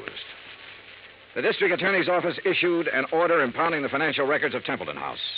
A complete audit revealed that its affairs were in excellent shape. It also revealed that Templeton himself was the only man in the jewelry firm who had the combination to the vaults. His statements emphatically denied giving the combination to anyone. As far as the police were able to determine, he was telling the truth. The search for all known safecrackers extended into New York and Philadelphia and Chicago. On the morning of the 3rd day, a claims adjuster arrived from Hartford with a check for $100,000, full payment on the claim. 2 hours later, we had the first break on the case. Hey! Caller, hey! What? Oh, hello, Lieutenant. Come on, get in. What's up? Well, the Harbor Division found a body down by the docks early this morning, all weighted down with 38 slugs. They were fired from the same gun that killed that special patrolman. They match, huh? Like the dimples on your knee.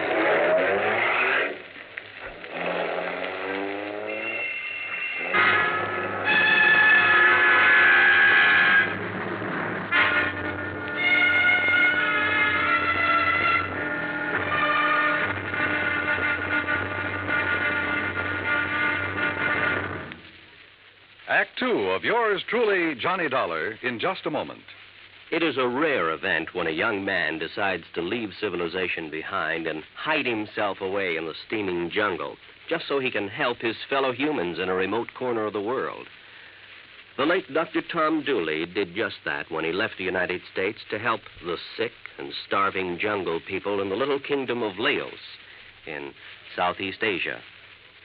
Dr. Dooley's story is well known to nearly everyone. And all over the world, people talk of his little jungle hospital on stilts. That's where he treated the dread diseases of the jungle and trained native medical technicians so that they might help their own people. Dr. Dooley wrote and lectured to many people so that the work of his medical assistance program, Medico, might go on. It was not easy for someone so young and so talented to give up the bright lights of the city and plant himself down in an unknown jungle just for the purpose of helping unfortunate people he didn't even know. But through Medico, Dr. Tom Dooley wanted to help people. They wanted to help people to help themselves. Today, the work of Medico is going forward in a number of countries besides Laos. Young men are being sent to the United States to be schooled in medicine with the idea of returning to their own countries to help their own people. Hundreds of thousands of dollars worth of medical supplies have been donated by American businessmen and pharmaceutical companies. Today, Dr. Tom Dooley's work is being continued for him. It is helping to create better understanding. It is an injection of the spirit of freedom, the right of all men everywhere. Now, Act Two of yours truly, Johnny Dollar and the Templeton Matter.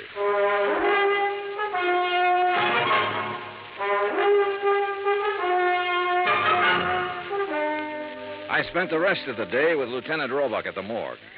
The body that had been found in the harbor was a man about 35 to 40 years old, slim build, dark hair. The labels had been cut out of his clothes and the laundry marks torn off.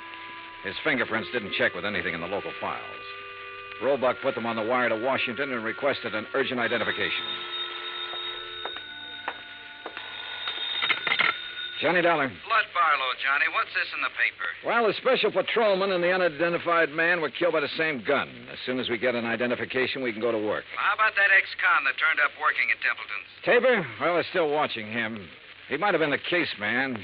So far, it's just an idea. I'd like a recovery on this one, Johnny. So would I. What do you think is possible? Well, 2 days ago, I would have said no. Today, things look better. For one thing, none of the merchandise has shown up on the market. For another thing, there has to be some kind of connection with this unidentified man. I just read your report on Templeton himself. He's out of the question as a suspect? So far, yeah. He's the only one who had the combination to the safe. There's no apparent motive for him to rob himself. But he's the only one Don't who start yelling at me, Lud. I know what you're thinking. Find a motive. Well, give us time, boy. Give us time on everything. Lud? Oh, I guess I hate to pay off big claims. You may get it back. Keep your pants on. Expense account item 5, $50 deposit for rented car. That afternoon, I drove from Boston to Creeksdale, the home of the Grantland Safe Company, where I met a man who looked as formidable as the product he manufactured. I am Grantland, sir. I found him standing inside a shiny new vault, ready for shipment. Beautiful thing, eh? On its way to South America tonight. Well, I never thought of a safe exactly that way, Mr. Grantland. Ah, beauty, strength. Think for a moment, sir, the treasures it will someday hold. But I bore you, sir, with my enthusiasm. Now then, you say you are here on a matter of vaults? One vault, Mr. Grantland. No. The one your company sold and installed at the Templeton house in Boston 17 years ago. Yes. Have you read about the burglary? No, sir, I have not. Templeton house? Yes. The vault was opened. Blasted? Opened. Someone had a combination. I am bewildered, sir. Indeed I am. You'll want a thorough accounting from my organization, of course. Well, that's up to the police, Mr. Grantland. Right now, for my own information, I wonder if you could tell me who might have the combination to that vault. Well, in answer to your question, I would first have to inspect our records. Well, I brought the serial numbers. Oh, well, let me see. That's as good as... the K series. Mr. Keating set the final combination. Mr. Keating? Yes, my chief engineer for years. And who else? Myself, sir. I'd have a record of the combination in my own file. And who are those available to? Myself, sir. I keep them in my own vault. I see. Anyone else? No one here. The people in proper authority at Templeton's. I'd like to meet Mr. Keating if I could. Impossible, Mr. Dollar. Why? Mr. Keating has been dead these 6 years.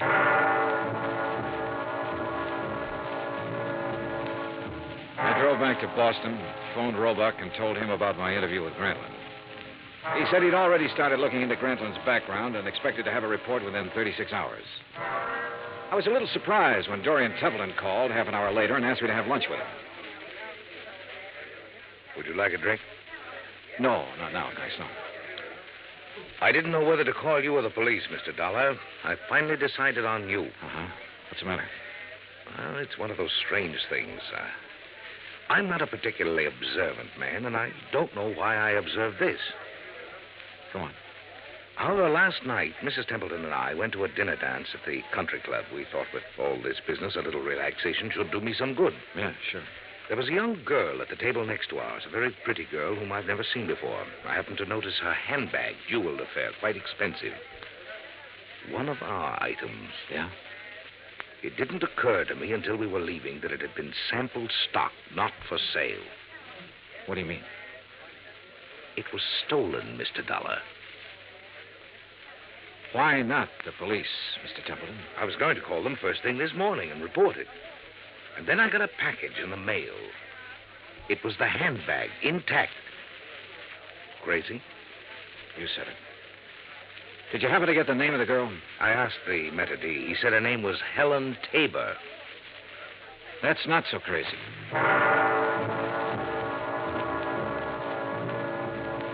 Expense account item 6, 10 cents, one phone call to Lieutenant Roebuck to see if John Tabor was still being watched. Roebuck said that 2 men were on duty watching his house at all time. I saw them when I drove up an hour later. They were parked across the street.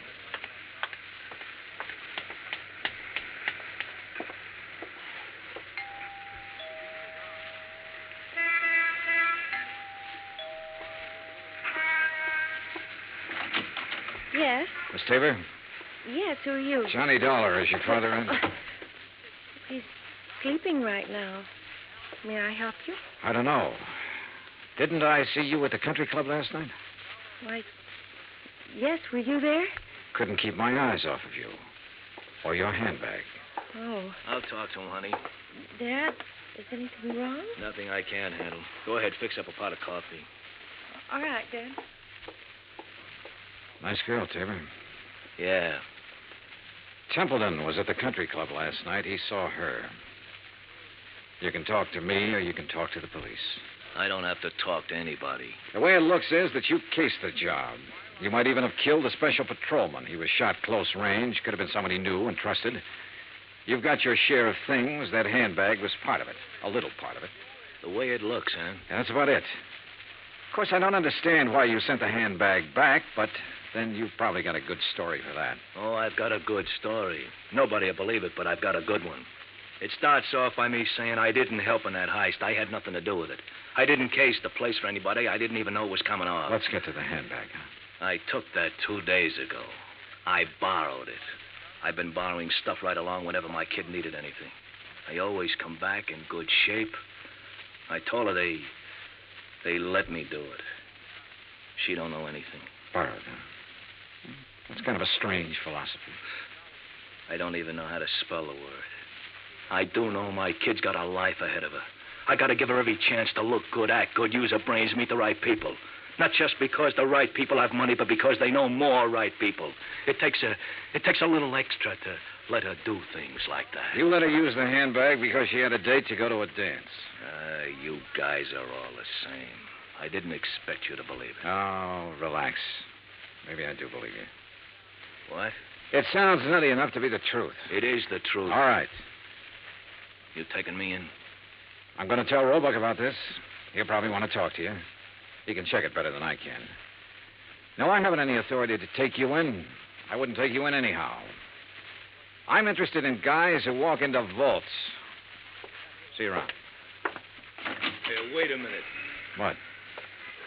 I never thought I'd see the day when I try to help a cop or anybody like a cop. Maybe this is the day. I saw the paper last night. Oh? The picture of that guy they found floating in the harbor.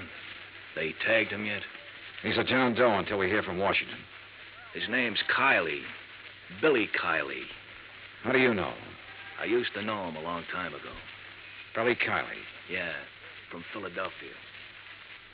Thanks. A check with the Philadelphia police and a comparison of fingerprints identified the man as William H. Kiley. His Boston address was on Parker Street. I drove out there with Lieutenant Roebuck. It was an ordinary, undistinguished apartment house. No one answered at apartment 12A, so we let ourselves in. The room had nothing to offer in the way of evidence. Well, did you find anything? No. Well, I'll have some men come out here and give it a good going over. Well, maybe the manager or the tenant says something that'll help us. Come on, let's go. Yeah. Now, be careful, Dollar. Yeah. Yeah.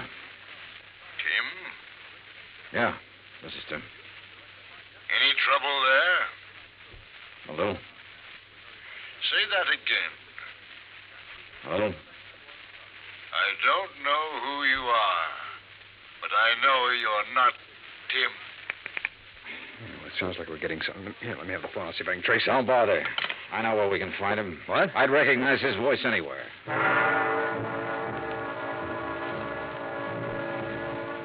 It was dark by the time we got to the Grantland Safe Company factory in Creeksdale. There was a single work light spreading a sickly yellow glow over the main floor loading platform. We were expected. It went off somewhere in the darkness of the building. You okay? Yeah, I'm okay. All right, let's try for that stair railing. Right.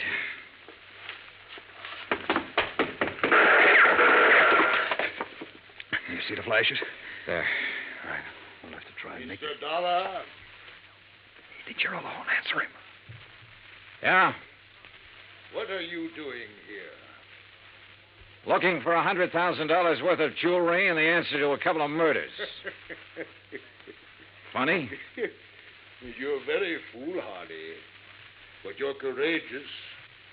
A man of your perception could do well with a part of that money. No, thanks. I'll take it all. You will take nothing, sir. Keep him talking. I'll try to get under the stairs. Are you alone? For a little while. But I've got people coming, though. Oh, people, eh? Mr. Dollar? Still alive and kicking, Mr. Grantland. You can't shoot around corners. No. But then I don't have to shoot around the corner.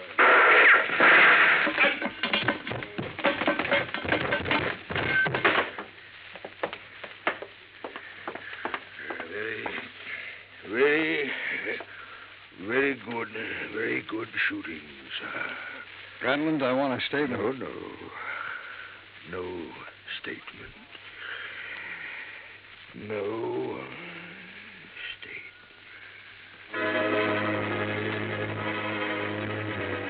He was dead before the ambulance arrived, and there was no statement. There was never a statement. As nearly as it could be pieced together, Grantland himself opened the vaults at Templeton House. William Kiley and possibly a man named Tim helped him. Kiley, of course, was killed for his efforts. Tim never appeared, was never identified. My hotel bill ran up to $168. That's item 7. Item 8, $35, car rental. I got $50 deposit back. Item 9, $32.50, airfare and incidentals back to Hartford. Expense account total, $413.28. Remarks? Put that against the $100,000 the insurance company didn't have to pay off. Johnny Dollar. This is Barlow. I just talked to Roebuck in Boston. There's not one scrap of that jewelry anywhere in that whole safe factory. Not one piece. I know. What? Just about now, there's a safe at the port of New York being shipped to South America. It's a Grantland safe. And if you hurry over there, you can... Yours truly, Johnny Dollar.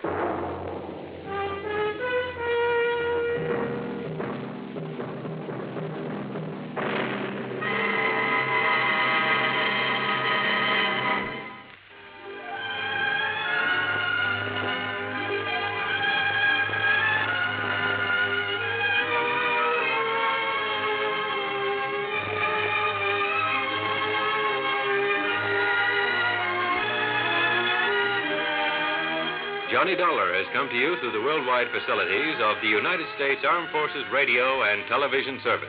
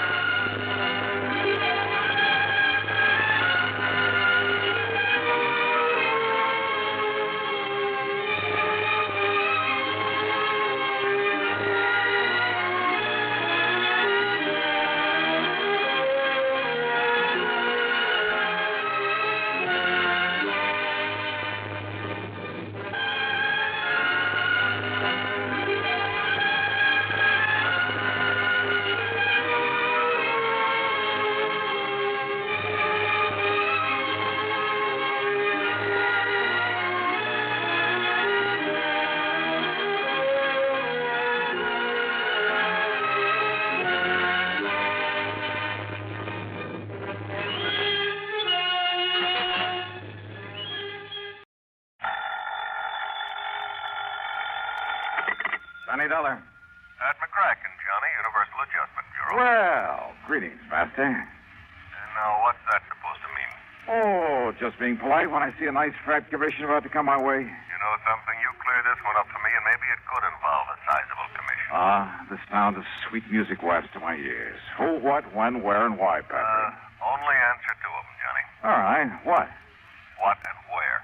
Ever hear of the Rochemont necklace? I never. Well, you should have. But come on over to my office. I'll tell you about it. Missing? That's right, missing. From where? I'll tell you about it. Oh, what's it worth?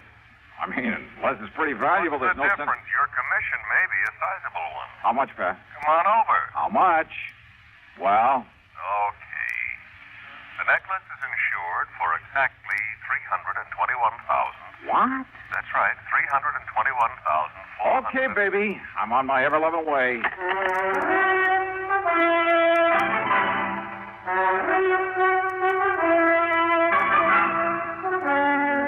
CBS Radio brings you Bob Bailey in the exciting adventures of the man with the action-packed expense account, America's fabulous freelance insurance investigator. Yours truly, Johnny Dollar.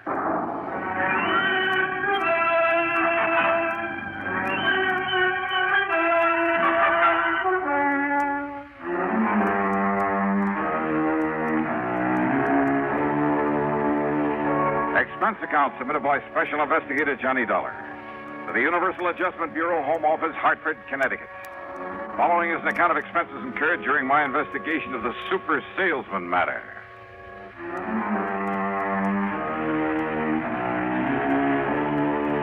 As always, the promise of a big commission did sound like sweet music to me. So, expense account item 1 is $1.25 for a cab to the office of Universal Adjustment in the Spear Building down on the square where Pat was waiting for me. Oh, come in. Sit down and listen, Johnny. Sure, Pat. Right ahead. Well, the Rochemont necklace, part of some old crown jewels or something, came over from Paris a few years ago. Uh-huh. The whole collection was worth $2 million. Now, various parts of it were sold to various people in various parts of the country, but the ruby and diamond necklace went to Mrs. Liza Rochemont. Now, she's a wealthy widow living out on the edge of town. Mm-hmm. Except when she was away in Florida, California, Europe, wherever, when she put it in a vault at the bank, she kept it in a wall safe at her home, a safe to which she alone has the combination, and nobody's ever broken into it. You're sure of that? I'm sure. There's an automatic device that would show it. Well, did she ever wear that priceless hunk of jewelry? Oh, quite often. Which is why she often had it cleaned and the stones checked in the setting. Go on. So a couple of days ago, she handed it over to that jeweler in the new building just across the square there. You see the shop? Parker? Mm-hmm. Clayton Parker. Oh, seems to me she'd pick one of the big ones, one of the old-time firms, or send it down to New York to Tiffany's or Cartier or someone like that. After all, Well, that's exactly what her insurance man, Tim Pringle, you know him, Surety Mutual? Oh, yeah, well, Tim told her this morning when he found out what's happened. What's happened? Clayton Parker called her up in the middle of the night and then barged in on her looking like he'd seen a ghost or two. He laid the necklace in her lap and promptly fainted away. Parker? Parker. And when he came to, with the help of a little brandy, he shakily told her that her necklace, instead of the genuine article worth over 300 G's, was paste, was a fake. You are kidding. No. She took it over to Wilson Brothers, her regular jewelers. They told her Parker was right, so she fainted. Well, now, look. Well, when she came to, she notified Tim Pringle. He notified me. I called you. That is, after I took time out for a little thinking about it. Yeah? A Universal Adjustment Bureau serves a lot of companies. I know. All over the country. I know. We get reports on every client company's problem. So? Well, something rang a bell. I went through the files.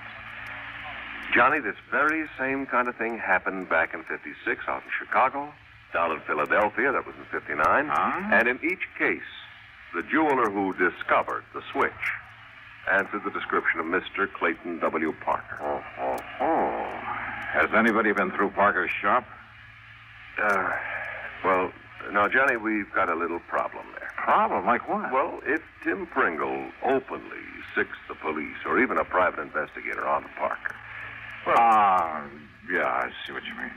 Now, if Tim were to pull a boo-boo, make a wrong charge against his own new client... So, what am I supposed to do? Bust into Parker's shop some dark night? Blow his safe, maybe? Well, Johnny, He does not have a burglar alarm in that little shop of his, nor on the safe inside. So what? And it is easily accessible from a dark alley out in the back. Oh, no. Wait a minute. Well? Are you asking me? Are you Of suggesting course not, Johnny. I'm not asking a thing. What kind of a company do you think this is? Well, don't be ridiculous. However, if somebody were to find the genuine necklace in Parker's safe, someone that is unknown to us, What did you say your name is? I didn't. And yours? What's it to you? Okay.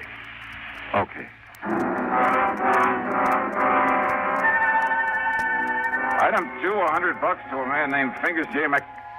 But let's leave his last name out of this. I may have use for his delicate touch again sometime. Well, getting into the back of Parker's store that night was a cinch. And once inside, we could see why he didn't bother with much protection. His stock was small, and most of it was novelty stuff. And he must have been a super salesman to get hold of Mrs. Rochemont's valuable necklace. If it was the real one that he took in for cleaning. While Fingers worked on the old-fashioned safe, I went over to the store with a fine-tooth comb, wearing gloves, of course. No sign of the necklace anywhere, including the safe. So I helped Fingers out of the back window we'd opened, sent him on his way, made a careful check to be sure the place looked the same as it had before, then proceeded to hoist myself out of the window. Now, let's see if I can get this closed again. Huh? Oh, now, wait a minute. Yeah. And this'll keep you here. Oh. Help! Please! Help!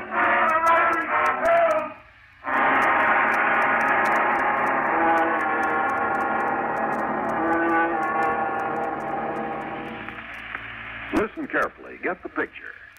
Timber needed for thousands upon thousands of new houses is needlessly destroyed. Watersheds supplying vitally needed water for industry and life itself are laid waste.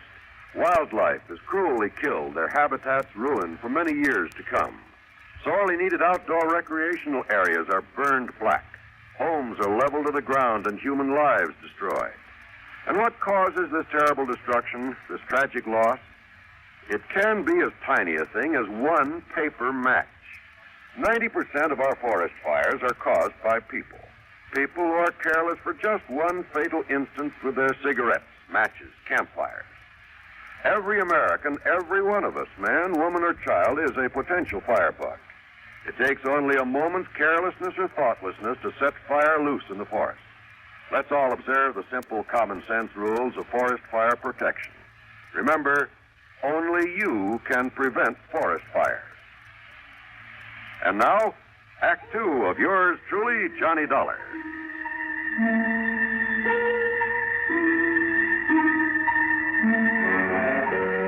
How I managed to get back up on my feet and out of that alley before the police arrived, I'm not quite sure. But I somehow did. I ran a couple of blocks through some other alleys, and then, playing drunk, which wasn't hard after that club in the head, I grabbed a taxi. That's item 3, $1.50. I went back to my apartment, had a couple of stiff drinks, a couple of aspirins, and soaked my aching head with a wet towel. And after a good night's rest, I was all set to call Pat McCracken and tell him to go jump into the nearest lake. Until I remembered that officially he'd had nothing to do with all this. And then I did some thinking. If what Pat had told me was true, only 2 people could possibly have substituted a phony for the Rochemont necklace. The wealthy Mrs. Rochemont herself, of course. This new small-time jeweler, this Clayton Parker. But it wasn't in the store. Yeah. So maybe hidden around his home someplace. Well, I could try. In the meantime, hope he hadn't recognized me in that alley. No doubt he'd be in a shop this morning. And if he was married.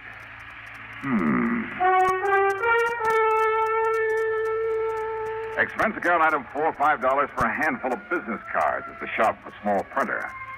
Item 5, $79.95 for a vacuum cleaner, one of the tank-type jobs with all the accessories. And I managed to grab a stack of literature on it. Item 6, $2 1/4 at a pawn shop for a beat-up fiber suitcase. The business cards went into my pocket. The vacuum cleaner went into the back seat of my car, which luckily was badly in need of a wash job, but kind of poorly. The accessories and literature went into the suitcase, then into the back also. Then I crossed my fingers and took off.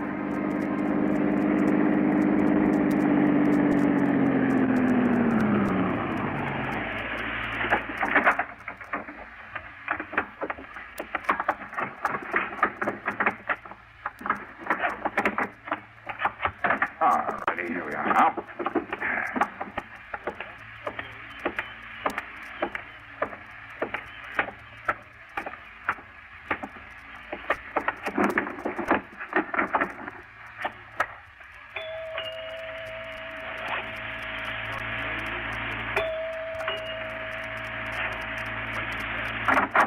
Yeah. Well. Mrs. Parker? Yeah, that's right. Only who... Now, wait a minute. Yes? Didn't you see that sign over the doorbell? No salesman, it's solicitor. Oh, well, of course. Well. But I came in answer to the coupon you mailed asking for more information in the free demonstration. Coupon? Oh, yeah. My name is, well, here's my card. Now, look. No obligation to buy, you know. None whatsoever. Yeah, ma'am. Look, is this some kind of... James-Dixon, sales engineer, International Vacuum Cleaner Service. Yes, ma'am. What the sales engineer? You really want to know? Uh-huh. Well, it's just a glorified name for an ordinary salesman. Well, you're a pretty glorified kind of guy to have to be going around pounding doorbells, Jimmy. Well, gotta make a living. Yes, you do all right, too. A beautiful, lonesome, long-suffering housewife. See a good-looking guy like you at the door and pop off to work somewhere. You probably do all right. Oh, now, wait a minute. You should see some of those lovely, lonely housewives you're talking about. No makeup, hair still up in curlers, a pair of dirty bedroom slippers chewed up by the family pet. What? Yeah, and all decked out in a sloppy house coat with an old apron full of soap suds from the breakfast dishes. Oh, what a picture. Yeah, and maybe even kind of hung over from the night before. You mean that's what you usually run into? Oh, run away from. Are you cute, Jimmy? And that's why it's such a relief to be met by somebody like you. I mean, well, that is. Well? I'm sorry. I mean, I brought the cleaner around to give you the demonstration you asked for when you sent in the coupon. Are you kidding, Jimmy? I didn't send in any coupon. Oh, but you must have. Whoa. Would you like me to go get my list out of the car? Oh, because if you hadn't sent in the coupon, and I wouldn't... hate to do you out of commission. And I sure don't need to buy another vacuum. I'm sorry. Good luck. But I wasn't going to send you one. What? Oh, no. No. They're sold only in the stores. I simply get paid for the free home demonstration. Oh? So just let me come in and show you how it works, huh? Then you can fill out the card saying you have had a demonstration and... Listen, Mrs. Parker. Yeah, my name's Gloria. Well, look, things have been kind of tough. And if I don't fill my quota this week, well, look, I'll do the whole house for you, and no obligation whatsoever. Well, Mrs. Parker? Oh, look, Jimmy, if my husband should ever know that he doesn't like people in here while he's out, well, come on in. And after all, if you have to work so hard, maybe you could use a little drink. Come on. Just to make the demonstration. Sure. Come on in.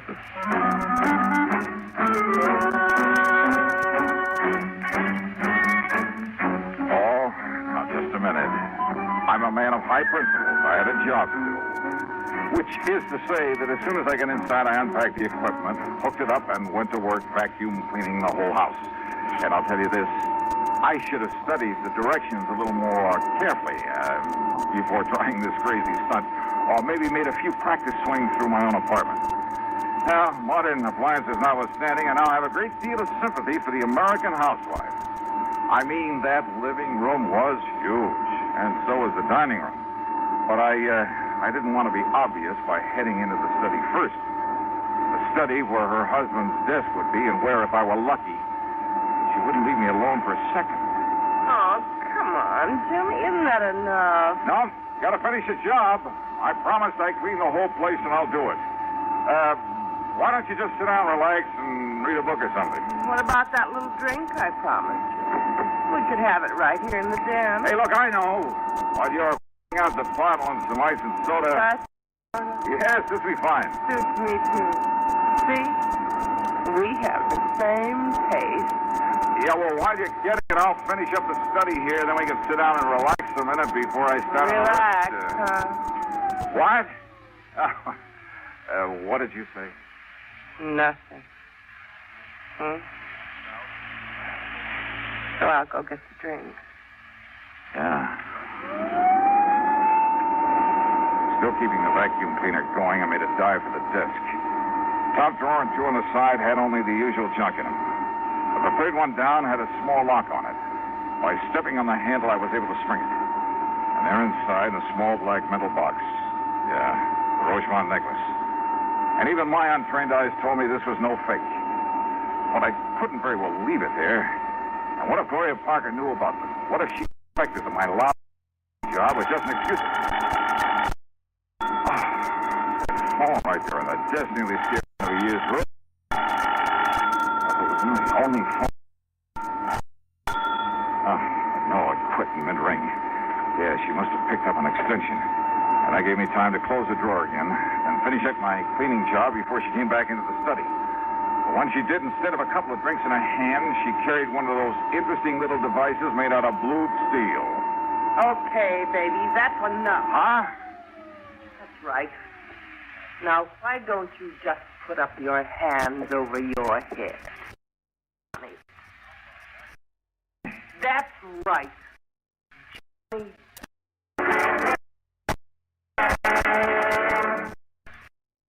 You're one of those people who newsmen are on the move all the time, always in the direction of developments of the day. Schedule practical understanding of the value listeners put upon their services. They know you rely on them for accuracy at all times. And they have a first-hand appreciation of the importance of clarity and brevity as well. That all of these standards are kept in mind by our highly skilled, highly experienced men. Here are. The busier you are, the more you'll appreciate the efforts of our CBS News staff. These men offer you a direct link with history day by day. But more than that, they do their job with full regard for your busy schedule. For accuracy, brevity, and clarity in news reports. For news at frequent intervals at the most time. Every day. Now, Act 3 of yours truly, Johnny Dollar, and the Super Salesman Matter.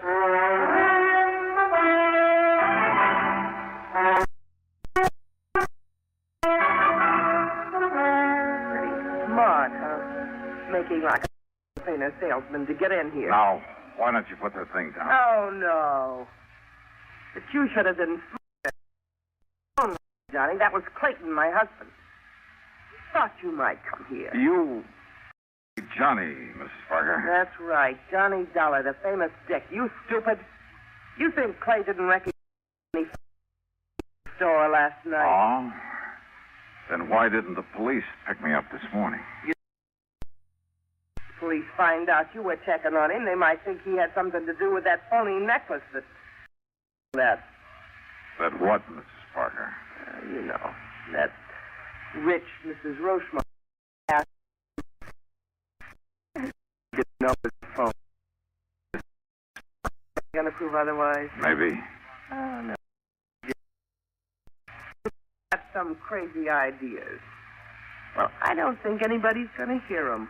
Because when Clay gets here... Ideas? What? What if I have some proof? Any...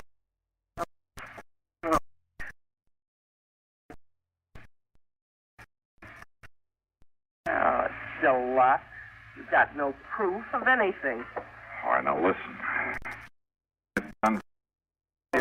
So, you got you my record. Gloria. Shut up!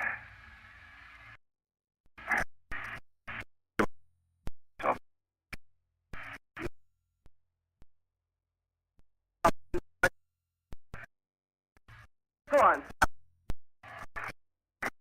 You're waiting. Maybe you'd better pray.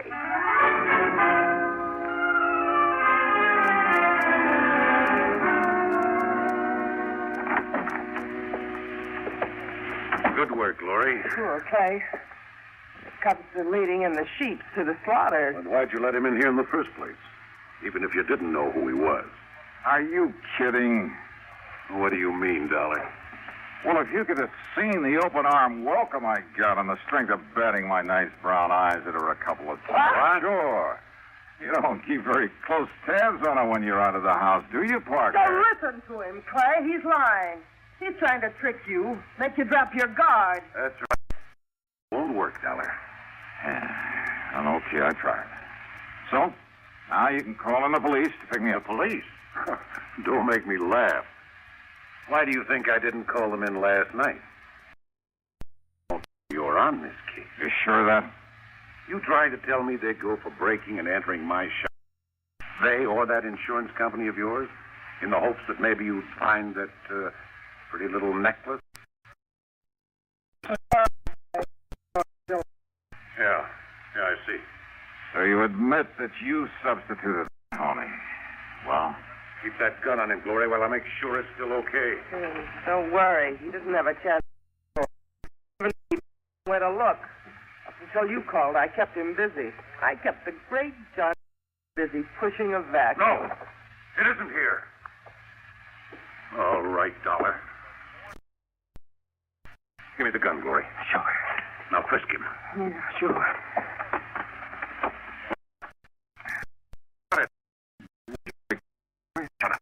Perfectly willing. Shut up! Not on him. Is anybody else in this house? No, Clay. And I only left him alone in this room for... Here, then. And shoot him down if he makes one move. Worry. He turned the room upside down, looked in and around, even outside the windows. He made me strip to my shorts and went through every inch of my clothes.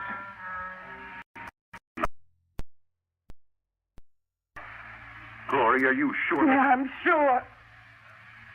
Well, then, if I'll leave you two to figure out what might have happened. Dollar, you don't leave this room alive.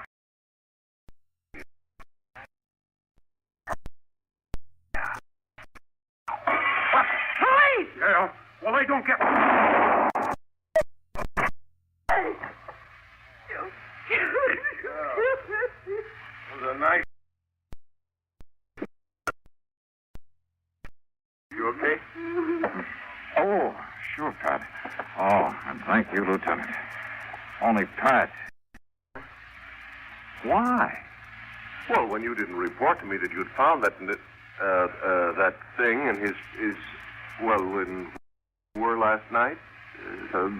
Please go on. Yes. Well, when I saw Parker from my office window, they saw him tear out of a shop a few minutes ago and burn rubber heading out in this direction. Obvious. So Thanks. Yeah, thanks, Pat. And would you like to see the necklace? Somewhere inside this vacuum cleaner I didn't sell.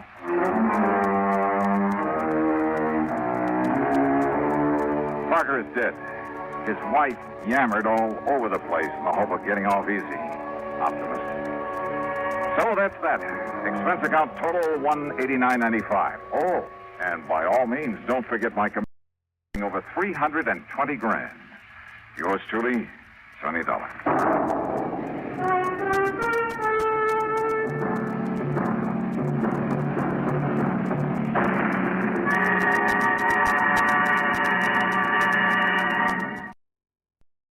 Hollywood, it's time now for Sonny Dollar. Johnny, this is Fritz Melchior at Star Mutual. Fritz, I can't think of anybody I'd rather hear from. What? Every insurance case you've called me on has put a lot of dough in my pocket. Well, now, And Johnny... it just happens that right now I can use a few extra bucks. Quite a few. So what's the deal? Well, as a matter of fact, I hadn't thought in terms of any fee on this one. Oh. But of course, we'll pay whatever expenses you may incur. Oh? You trust me with my expense account, Fritz? Are you kidding? Of course not. Okay, then, now that we understand each other, what's the problem? Or rather, who's the problem? John Wakefield Edwards. Ever hear of him? No, I can't say that I have. Retired businessman. Leather goods, I think it was. He lives just outside of Albany, New York. So what's happened to him? Well, nothing that I know of. But he has a lot of insurance with it, including a straight life policy worth $155,000. How old is he, Fritz? In his late 60s. Married? His wife died, 3 or 4 years ago. Then who's the beneficiary? His adopted daughter, Marilyn. And how old is she? In her late 20s. She's a very attractive girl, I understand. Then who cares about a fee? Fritz, I'll take the assignment. Easy, Johnny. You probably won't even see her. Oh, why not? But she lives and works over in Troy. Well, what's happened to the old man? Well, he called me a few minutes ago and asked, or rather demanded, that I send you over to see him immediately. Yeah, why? He wouldn't say. What he did say, though, just before he hung up, is that under no circumstances are you to let her know that you're coming. Meaning Marilyn? I would assume so. I wonder. So do I, Johnny. So if I were you, I'd hop on over there. Tonight? Well, first thing in the morning? Okay, Fritz, we'll do.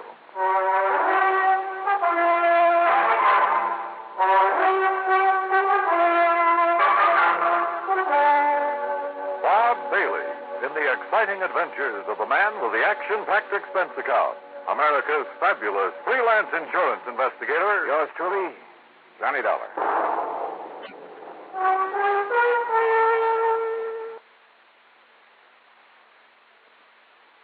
And now, Act One of yours truly, Johnny Dollar.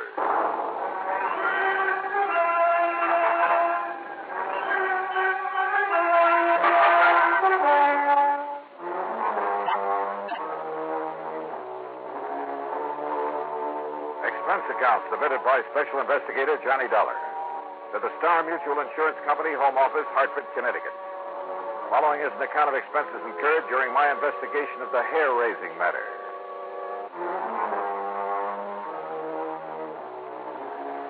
When a beautiful girl and a fortune are involved, well, instead of waiting until morning, I got out my car and drove over to Albany. Item 1, 1720 for mileage. I arrived shortly after midnight, checked in at the Sheraton Tenike, and although I was pretty tired, I ran up item 2, a dime for a phone call. Yes, this is John Wakefield Edwards. Johnny Dollar, Mr. Edwards. Well, why do you waste your time and money calling me? I told Fritz Melcher to send you up here. I'm right here in Albany, sir. Oh, good. Do you want me to come out and see you right away? It's pretty late. No, first thing in the morning will be all right. I'm sure nothing will happen before then. Nothing will happen. I'll expect you to have breakfast with me. I beg you. What was that? I said be here at breakfast. 7:30 sharp. Oh, okay. But now, just what did you mean about nothing will happen? I'll tell you about it in the morning. Goodbye, Mr. Dollar. Well, now, wait a minute. Look. You're the boss.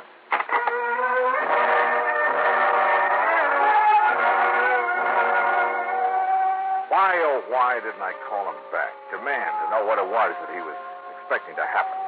For it obviously tied in with his wish to see me. But I guess I was tired after the long drive, and he seemed to think the morning was time enough. So I hit the sack.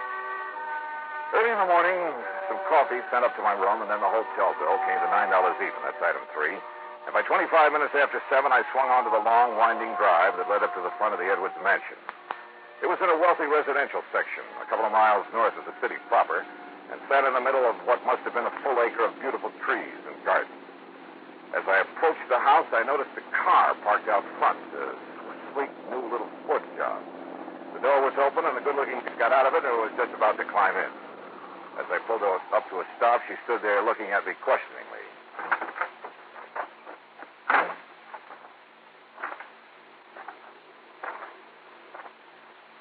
This is the Edwards home, isn't it? That's right.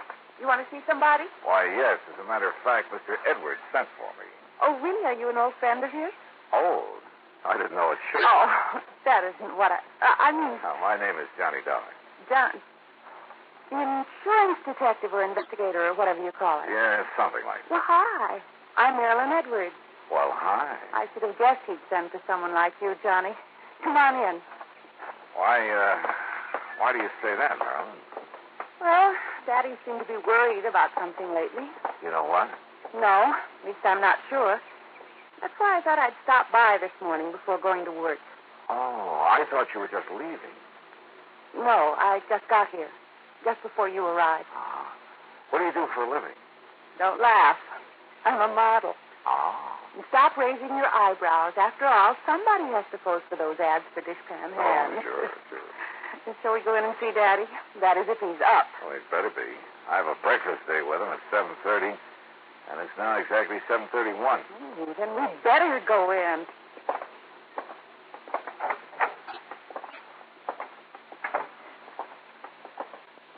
Hi, Daddy.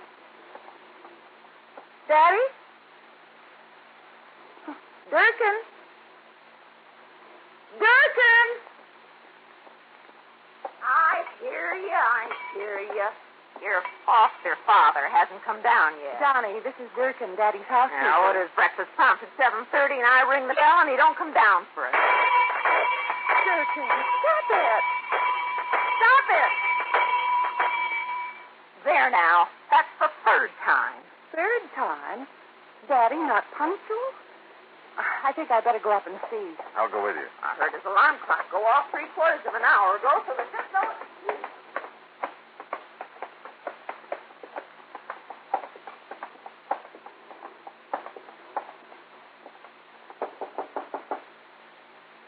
Daddy? Wait a minute. What is it, Johnny? I thought I caught a whiff of cordite. Cordite? But no, I guess not. Daddy? Johnny? Johnny! Oh, no! I'm afraid so, Marilyn. He's dead.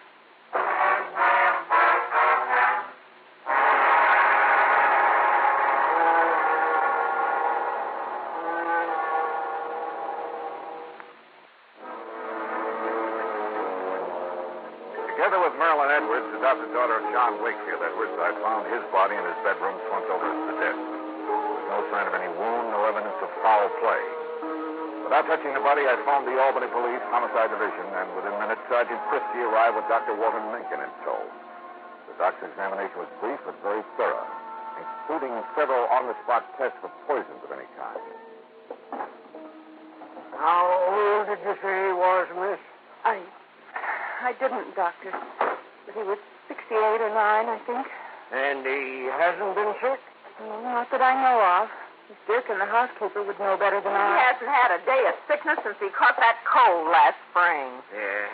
Well, his pump gave out, that's all. Can't expect that in a man his age. Yeah, I know. But you're doing okay. You didn't find anything, did you, Chris? No, not a thing, Doc. Why they bothered to call us in instead of his own doctor? Yeah. Of course, if you folks want, I can order an autopsy. Oh, no. That would be terrible. And down it goes to natural causes. Time of death, approximately 7:15. Doctor. And I expect you can carry on from here, can't you, miss? I'll take care of things. Yeah, and if he can't, I will. Beginning with closing these windows. There. Anybody wants to freeze me? Well, come on, Sergeant. Back to the morgue. Oh, the morgue. Easy, Doc. Better? Well, you two want some breakfast? Ain't gonna do him any good now. Durkin, how can you... But I suppose we may as well, Johnny, and do whatever we have to do here.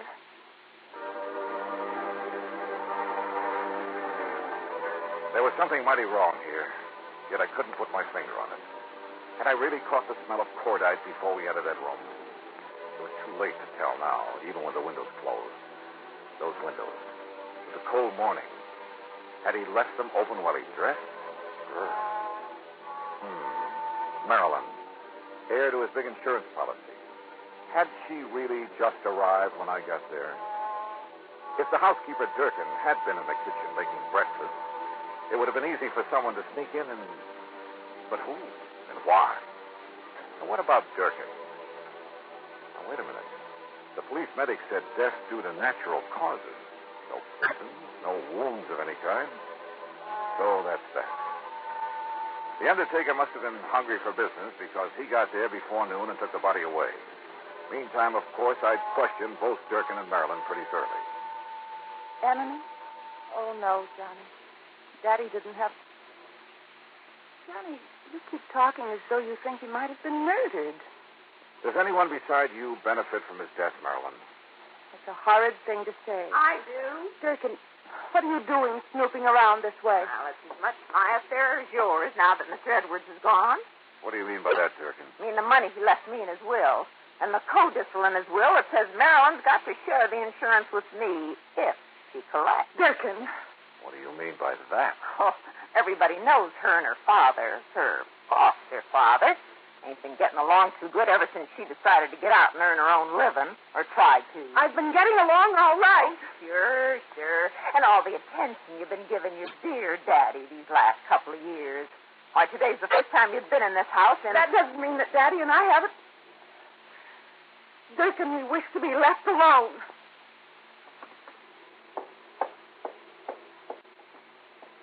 I'm sorry, Johnny. Marilyn, I want to go up and look at your father's room again. All right, if you like. And I'll go along with you. No, thanks. I'd rather do it alone. Oh? And what did I find? Nothing. Sure, there were a couple of old bottles of hair tonic hidden away under some shirts. But after all, I mean, at his age. And that funny little thing on his dressing table. There was a little, well, hat stand, I guess you'd call it. The kind you find in a woman's hat shop. You know, a little wooden stand about 8 or 10 inches high. Johnny, look. Huh? Where did you get that? After what you said downstairs, I guess I began to wonder. Pretty special. So I looked around outside, for footprints or, well, I don't know what I was looking for. And you found this handgun? It was in the middle of a myrtle bush. It was Daddy's gun. Oh? And see, one shot has been fired. Yeah. I also see you've carefully put your fingerprints all over it. Oh. Hey, what? Fine. Now, my prints are all over it. So if it was used to... What am I talking about? If there'd been a shot, Durkin would have heard it. What's more, there would have been a bullet wound, and there was no sign of anything in the... Wait a minute. Marilyn, maybe there was.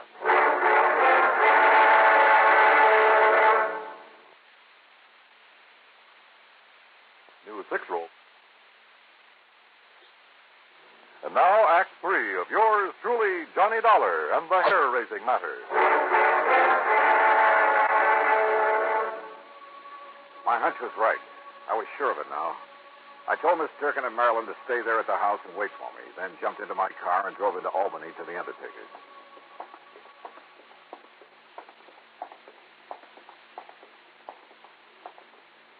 Here we are, Mr. Dollar. The embalming room is right here. Though I must confess we haven't had opportunity to prepare Mr. Edward's body yet. Good. We've been rather rushed all day. Yeah, sure. Now, where is he? Right over. Here we are. Was he a relative of yours? No. Just... Wait a minute. What are you doing? Just, trying to make sure that a crazy hunch I had is... Look here now. Are you trying to pull his hair out? No. Off. What? I think. Now, look here, young man. Look. Do you see what I'm trying to do here? What? Yeah. Good heavens, I can't believe it.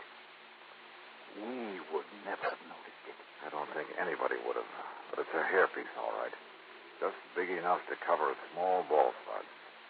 It matches the rest of his hair so perfectly. Hey, you got some kind of a solvent? I don't want to have to rip it off. Why, yes, I think we have. To be here somewhere.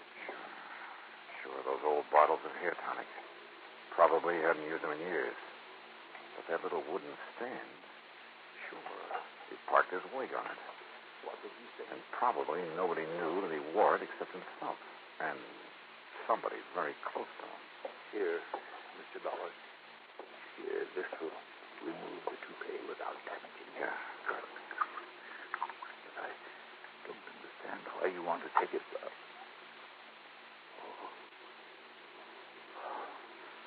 Good Lord. Yeah. Right in the middle of his ball spot. Covered up by the hairpiece. And the bullet that made it was a .38 special.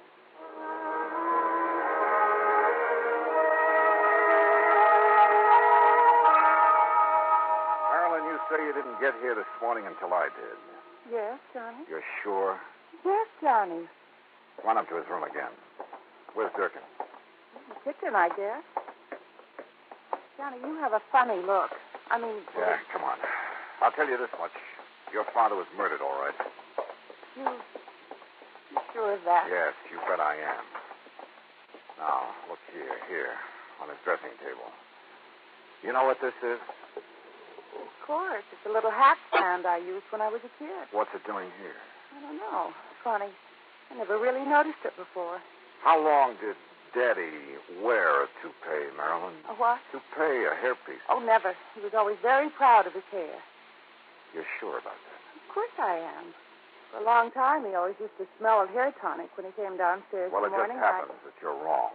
What? A small, very well-made hairpiece covered the bald spot where he was shot this morning. With this .38 you say you found outside. But I did. Honestly. All right, I believe you. In spite of the way you covered up any fingerprints that may have been on it. You did too, Johnny. Yeah, that's right. Now listen. That leaves only one person who could have known about the hairpiece, have killed him, and then covered up the bullet wound with it. I knew I'd smelled burnt gunpowder when we first came up here. Johnny, do you think that... Yeah, but to prove it, well, I've got to try a bluff. Yeah, see if I can bluff her. I can't believe it.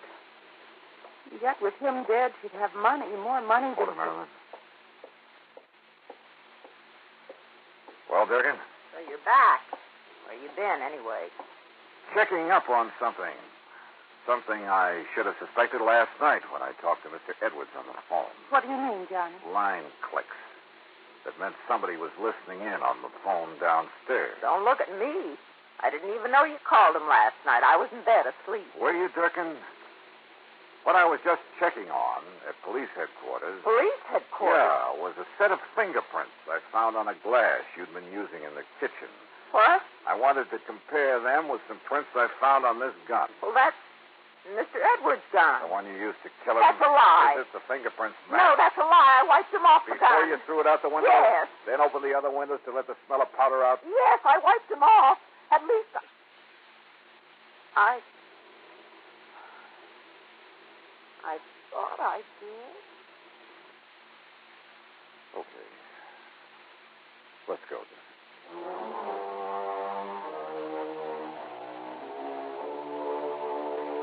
Don't worry. There'll be no part of the insurance or any other money for Durkin. The courts will take care of that. And probably with vengeance. As for Marilyn, well, you know something? There's a gal I think I'd like to see again. And I don't mean because of her fortune. Expense account total, including all the mileage on my car, $47.50. Yours truly, Johnny Dollar.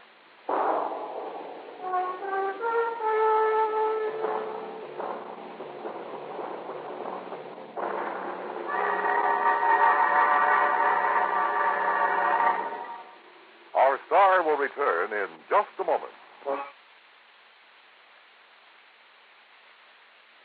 Now, here is our star to tell you about next week's story. Next week, a little jade statue is the key to one of the cleverest plots I've ever seen. Join us, won't you? Yours truly, Johnny Dollar.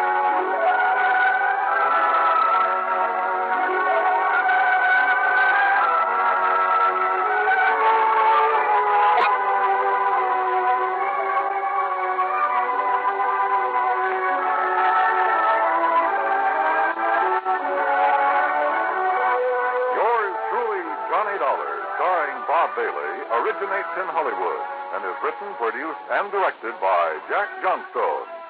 Heard in our cast were Virginia Gregg, Shirley Mitchell, Jack Edwards, Ralph Moody, Junior Matthews, and Parley Bear. Be sure to join us next week, same time and station, for another exciting story of yours truly, Johnny Dollar. This is Dan Cumberly speaking.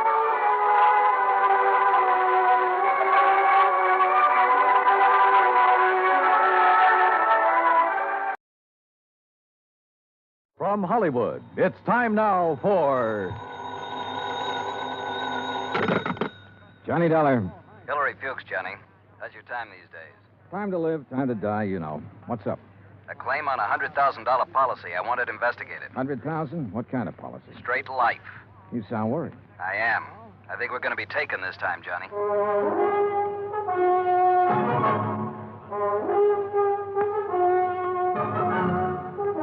Bob Bailey in the exciting adventures of the man with the action-packed expense account, America's fabulous freelance insurance investigator. Yours truly, Johnny Dollar.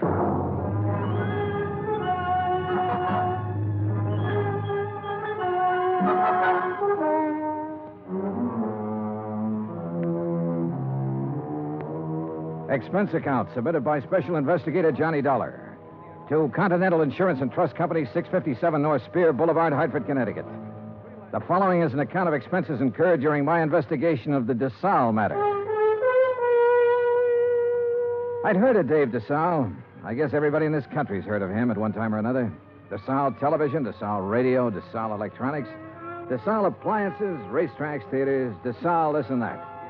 But up until the time I talked to Hillary Fuchs about the case, I had never put a man behind the name. Expense account item 1, $2, 2 drinks for Hillary Fuchs and myself. We had them in his office out of my bottle over his desk. Just plain worn out with it. Stuck. Ooh, have some water. Oh. But I'll tell you this. I'm not going to make a present of $100,000 of stockholders' money to anybody. I wouldn't do that either. Drink your drink. Here's to war. Salute. Now, while that's settling, maybe you'll settle down and tell me what it's all about. Dave Desalles. Know him? I've heard the name, yeah. Well, he's dead. Drowned 4 days ago out on the coast. So? Did you ever see our K policy series? I've heard of it. Well, the premium's about triple a normal life policy. It's designed only for people with big money. Sure. But it's got a feature that makes those people with money look at it a long time. Uh-huh. This clause isn't anything more or less than the old accident clause paying double indemnity. Broken down, we aren't taking much of a chance. The incident statistics are with us. All right, I'll look it up if I need it. Okay. 3 months ago, we insured Dave Desalles on one of those K policies. 4 days ago, he fell off the back of a yacht and drowned, and we're hooked for $100,000. Well, accidents happen. You betcha, all the time. But I'm not sure it was an accident. At least there's not enough proof in this coroner's report to convince me. You say it happened 4 days ago? Yes. Has a claim been filed yet? Yes, and the beneficiary is the deceased's widow. Inquest? Inquest, burial, everything. Was there an autopsy? No, there was not. Investigation? Yes, it was handled by the local police in San Ladillo. San what? San Ladillo, a little place about 30 miles south of Los Angeles.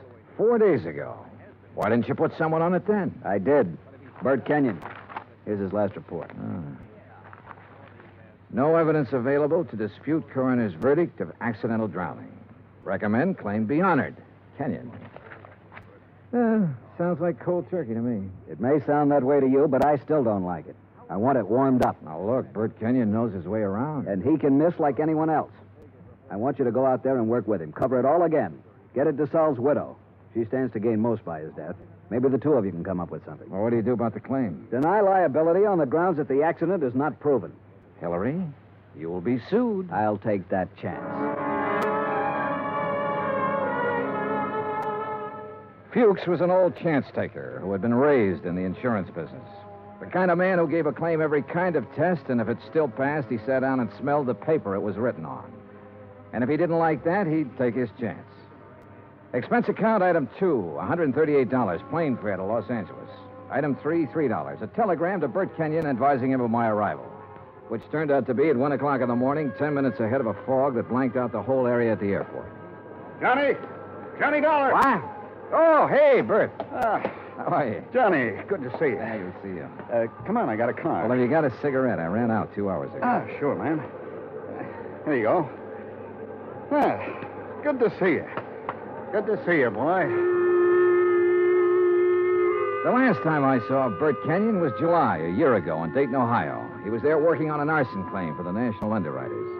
Before that, I'd run into him in Denver, Portland, and Chicago. And we'd worked together for 2 weeks in New Orleans on the San Antonio case. He sent me a Christmas card every year. I sent him one. We were as close and as far apart as two friends can be. When I saw him this time, he looked tired and thinner, and he lit one cigarette after the other. You'll like San Ladillo, Johnny. Yeah? How's the hotel? Oh, old Spanish job. Big rooms, fireplaces, smells kind of damp all the time. You get used to it. Are you tired? Yeah. Well, tell me about the claim, Bert. Nothing to tell. Routine so far. Oh, Fuchs was pretty worried about it. He doesn't like the coroner's report. Ah, you know, Fuchs, worry. That's what he gets paid for. Oh, that's what we get paid for, too. Okay. On the face of it, I'd question the claim right away. Just on the 3 months period alone, I'd question it. You still think it was an accident? I think we should pay up and shut up.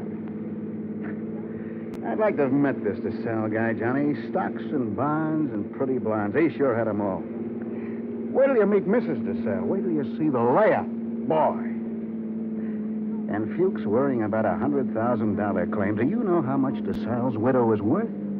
$8 million. $100,000 means about that much to her. Not that much. Peanuts. You want to hear something funny? Real funny? Go on.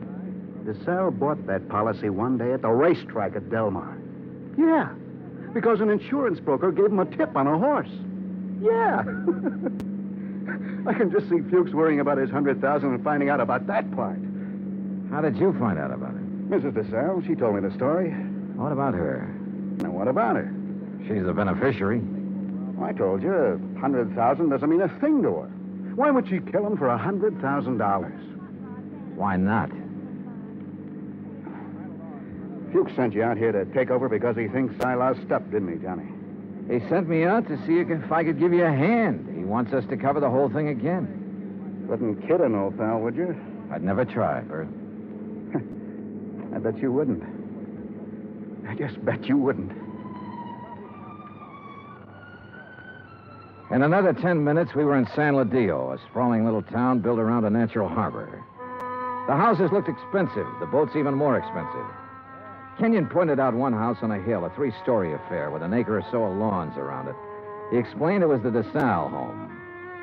I checked into the San Ladillo Hotel and got a good night's sleep. Next morning, Bert Kenyon and I went over to the statements of everyone who had been on the yacht the night Desalles went overboard. Then we went out and interviewed everybody again, including Mrs. Desalles. It's getting awfully dull. You understand we have to do this. All right. Dave and I were having drinks with a few friends. He said he felt like getting a little air. He went up on deck. A few minutes later, someone was looking for him. Mr. Burke. It might have been. Well, that's what's on your statement. All right. Mr. Burke. We couldn't find Dave, and then I remembered he was on deck. We went up there and saw his hat floating on the water. We looked around. We didn't see him. I sent one of the crew to call for help. They fished him out an hour or so later. You were never on deck until then? No, I wasn't. Who were they? You said they fished him out. Police. Someone. I don't know. We're a lot of men. They tried to give him artificial respiration. Well, what did you do? I watched. What else was there to do? Hard thing to watch, Mrs. Desalles. Your husband just drowned. Yes. Yes, it was. Is that all? Yeah. That's all.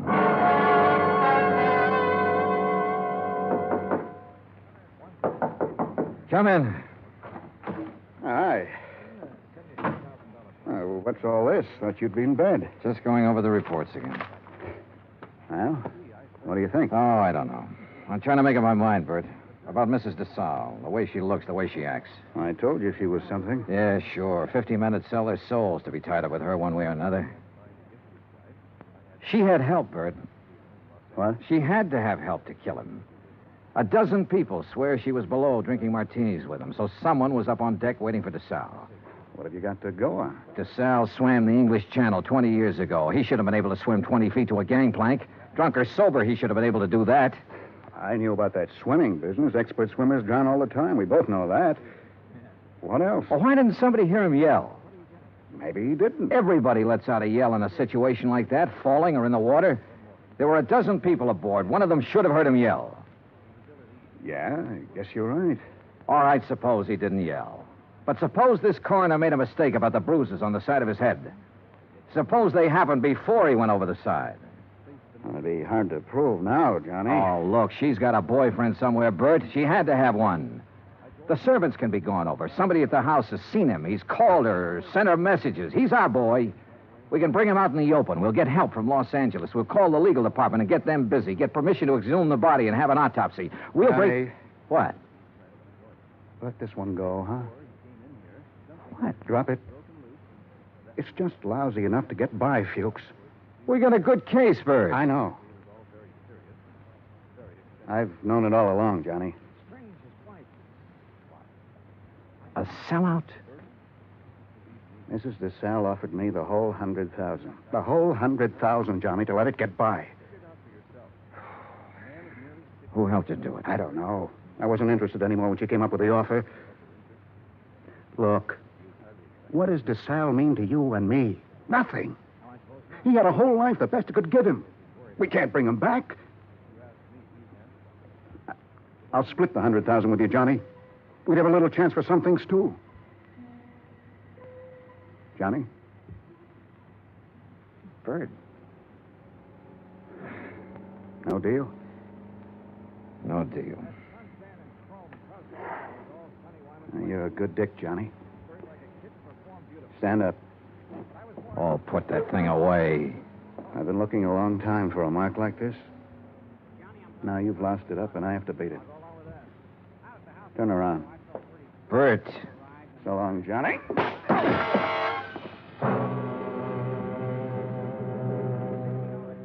I went down to my knees trying to hold onto the desk. I saw him stand there a minute, like he might want to help me. And then he was gone. I did everything I could to make my feet, but my legs wouldn't work. And then it was all over.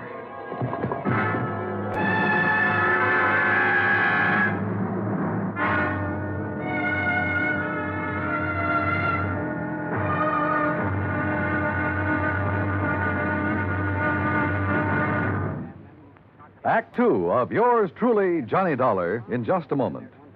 Democracy. What does it mean? The word itself is of Greek origin. Demos meaning the people, and kratos meaning authority. Thus, in a democracy, the people have the authority to rule themselves. But where does the authority come from? The authority comes from the people themselves. They put it in their Constitution, and the Constitution can't be changed by anyone except the people. That puts the supreme power of the government of a democratic country right in the hands of the people, and the people elect their representatives to run the government. In that manner, democracy gives everyone equal representation in the government. Democracy provides mankind with its greatest legacy of freedom. Now, Act two of yours truly, Johnny Dollar, and the Desalles matter.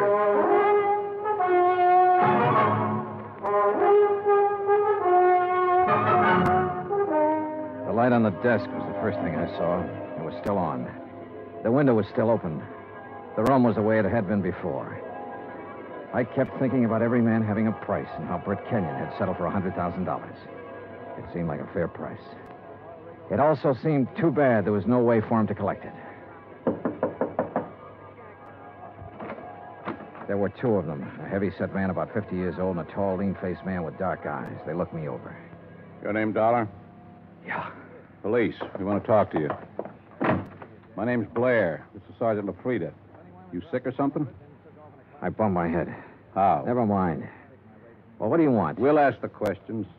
What are you doing in San Ladillo? I'm standing around in a hotel room talking to a couple of cops. Just answer up. Don't be funny, fella. I don't feel even a little bit funny.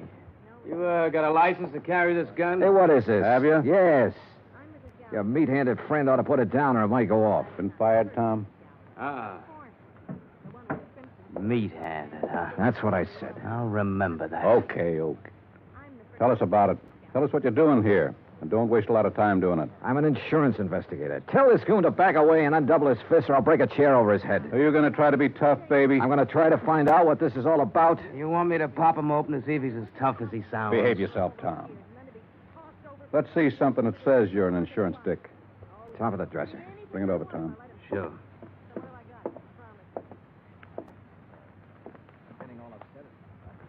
Yeah. Okay. Now tell us what you're doing in town. The Desalles case. Now, you tell me You know what Bert Kenyon? I know him. I've been working with him. Well, he's been around town 4 or 5 days. We haven't seen you. I only got here this morning. You could prove all that, could you? Oh, sure. With a plane ticket, with a hotel clerk downstairs, with a bellhop who brought up my luggage, with a dozen people or more I've talked to today. And tonight? What about tonight? Right here. You could prove that, too? Try the clerk downstairs. Ask Kenyon. Where is Kenyon? I don't know. You ought to know. Why don't you sit down, Tom? Okay. Now, when did you see Kenyon last? A couple of hours ago. Now, tell us what you talked about, and don't forget anything. We talked about the Desalles case. Kenyon have something new on it? No. Don't hold out on me, boy. This is police business. Tom here's pretty edgy for a cop, but I'll turn him loose on you if I have to, because I haven't got a whole lot of time to waste being sweet. Tom worries me to death. One more minute. Just one more minute is all I'm going to take off this guy. Oh, shut up. I'll ask you again, Dollar. What's new on the Desalles case? What did Kenyon tell you? The way we look at it, you came out here because something new popped up that might take 2 guys to handle it. Look at it any way you want to. Blair, you going to take this stuff? Never mind. Okay. Get your hat and coat, Dollar. We're going to see a fella. Not unless I know why. And I mean that. Dollar, your buddy's been killed. What? Kenyon. Somebody shot him up an hour ago.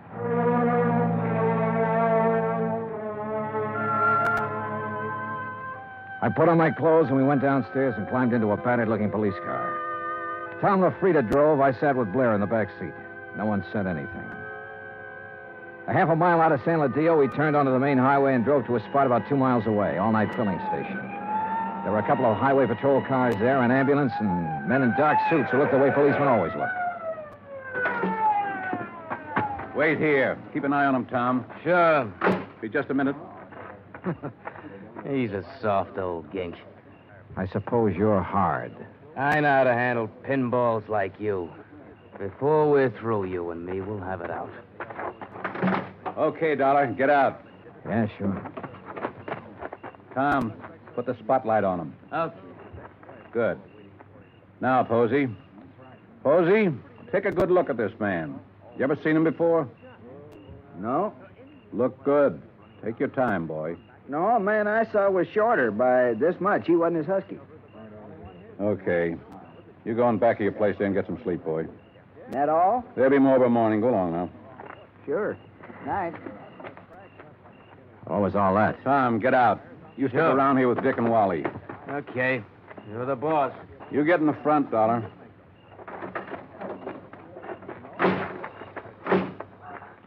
You're lucky. Posey didn't recognize you. I suppose I am. Why? An hour ago, Posey's pumping gas. He hears 3 or 4 shots off in the dark. Then a car starts up and gets out of there real fast. Then Posey sees your pal Kenyon stagger out across the highway, full of lead.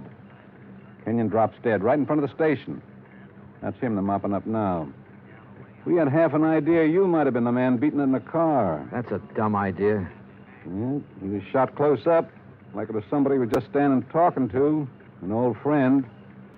You're an old friend of his. Blair, you got it all wrong. Huh? We haven't been friends for 3 hours. His full name was George Blair. He'd been on the Los Angeles force 12 years. Then they retired him at half pay when a holdup man shot off part of his right foot.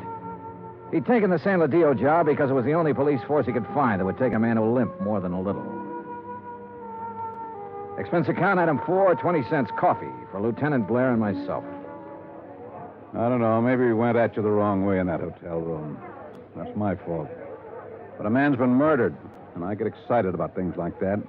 I don't blame you. No hard feelings. No. As long as I don't have to do business with your boy, Tom. Yeah, I got Tom LaFrida and 3 other boys. None of them worth the press in their pants. I need help, darling. What? This town's popping open tonight. Your buddy got it. It's tied in with this Desalles thing somewhere. You're sure he didn't have anything new for you? No. You wouldn't want to tell me about that bump in your head, would you? Not right now, no.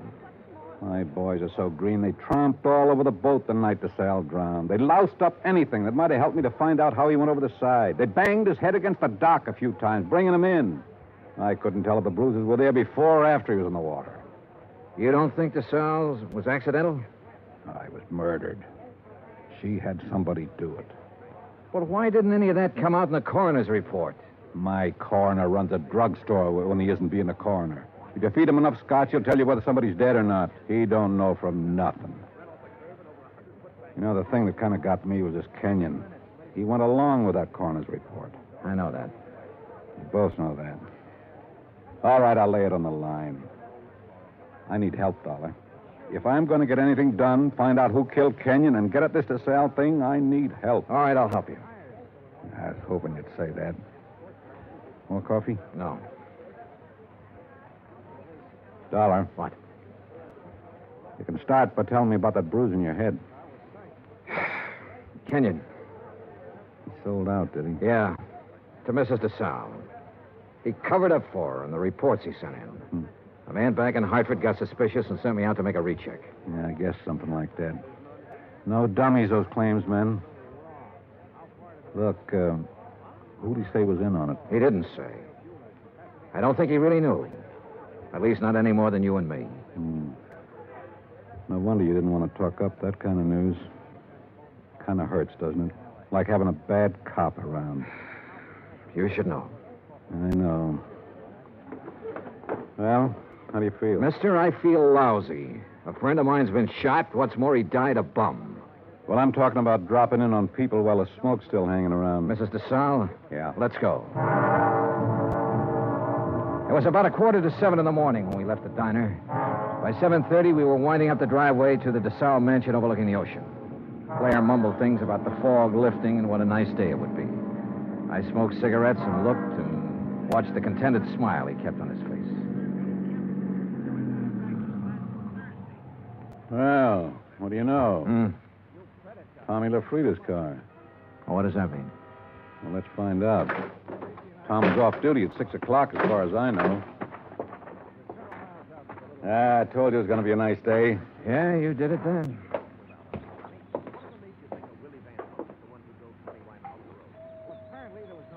Nice place.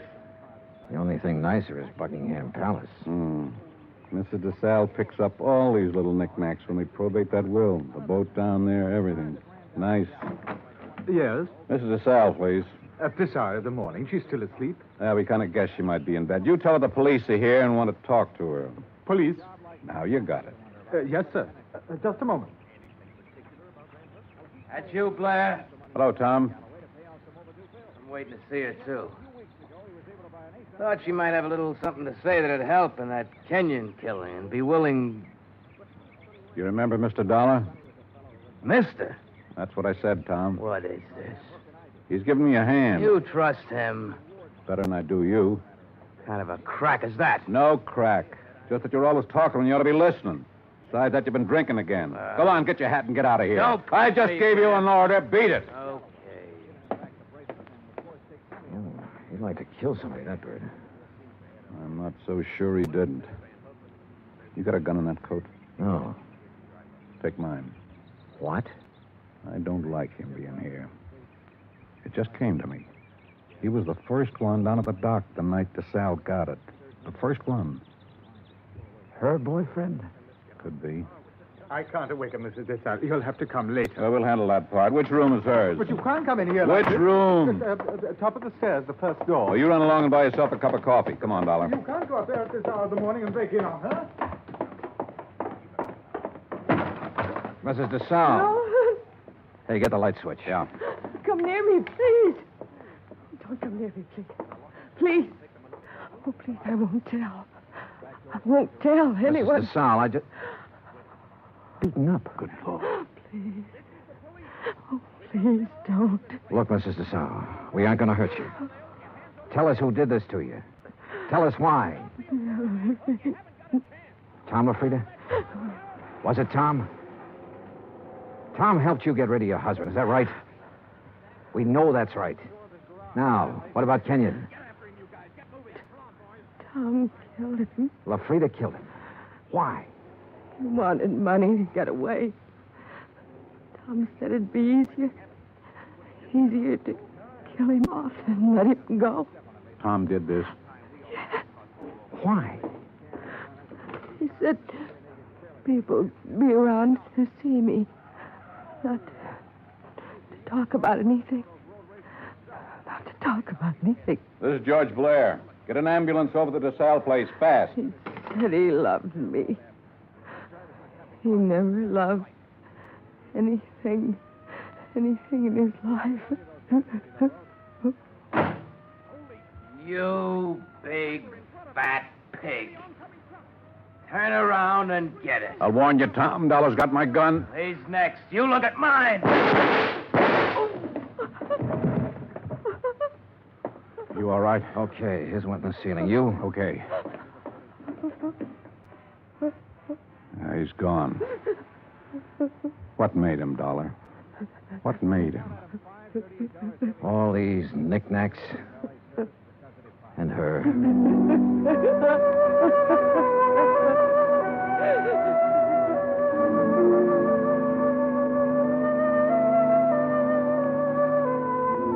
Expense account item 5, $25. One phone call to Hartford. I told Hilary Fuchs the whole story, and he promised to send out the necessary legal aid. Item 6, $10. Flowers for Bert Kenyon. Item 7, $2. One drink. To one good cop with a bad foot. The drink cost $1. The glass cost $1. The drink for the good. The smashed glass for the bad. Oh, yeah, it was hammy, but it made me feel... Expense account total, $416. Remarks, none. Yours truly, Johnny Dollar.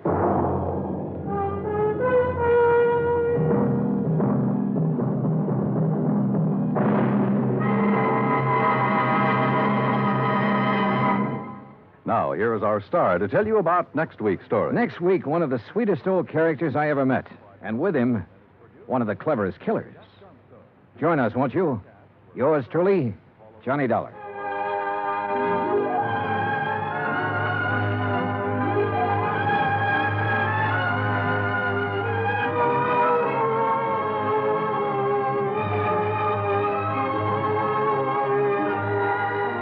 Yours truly, Johnny Dollar, starring Bob Bailey, originates in Hollywood. It is written by John Dawson and is produced and directed by Jack Johnstone.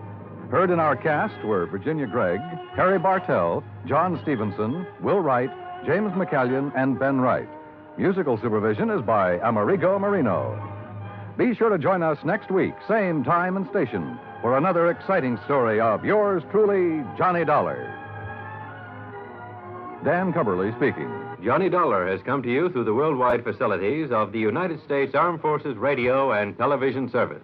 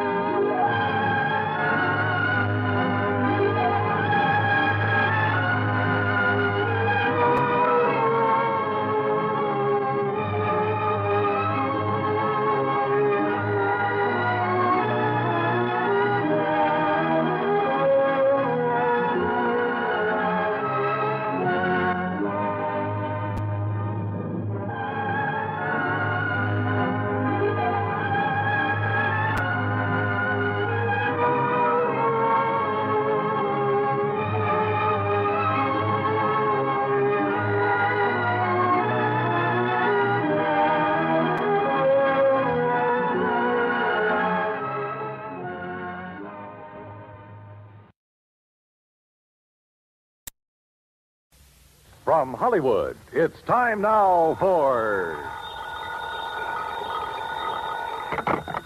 Johnny Dollar. Pat McCracken, Johnny, Universal Adjustment Bureau. Hi, Pat. What's on your mind? $75,000. Yours or somebody else's? Johnny, ever hear of the Subala diamond? Sabala. Yeah, matter of fact, I have. It's a pink diamond, isn't it? That's right. One of the companies we represent wrote a $75,000 policy on it. The owner of the stone, a jeweler named Joseph Wentworth, was trying to sell it. So? So last night, the Subala diamond was stolen. I'll be right over.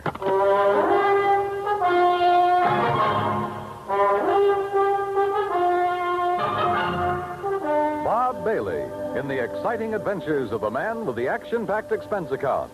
America's fabulous freelance insurance investigator. Yours truly, Johnny Dollar.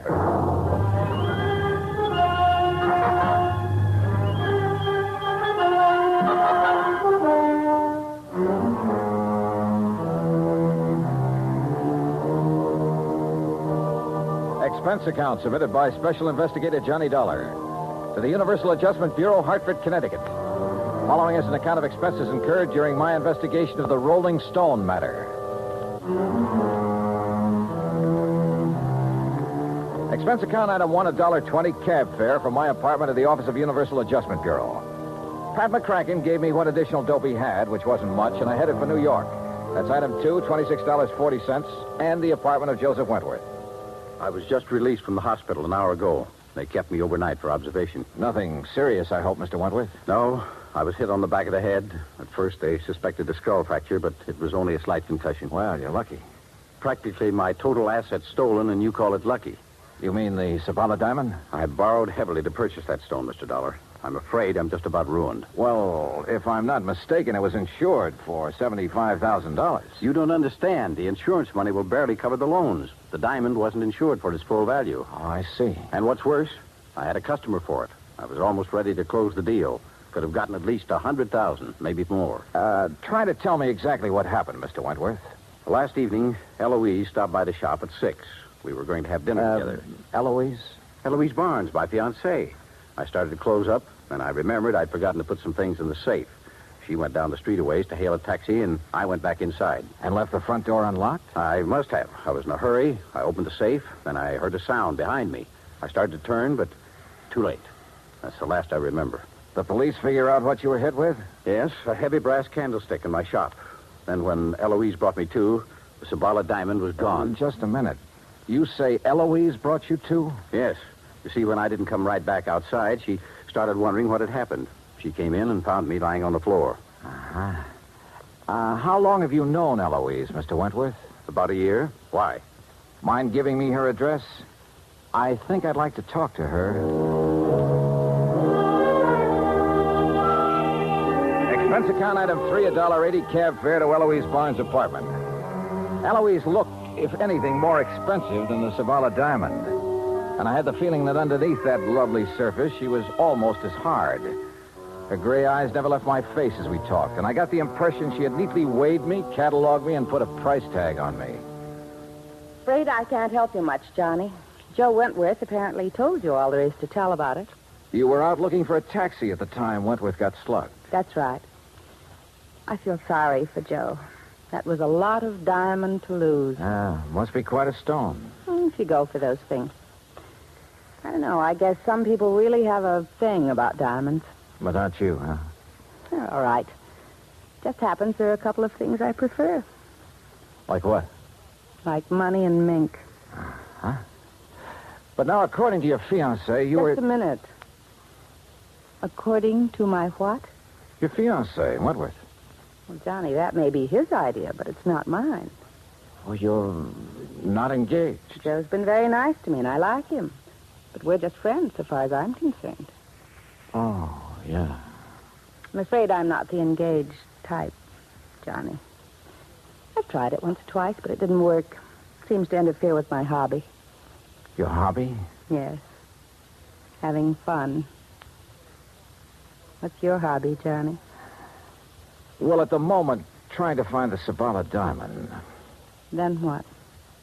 Well, I have been known to have fun now and then. Johnny. I hope you find the diamond real soon.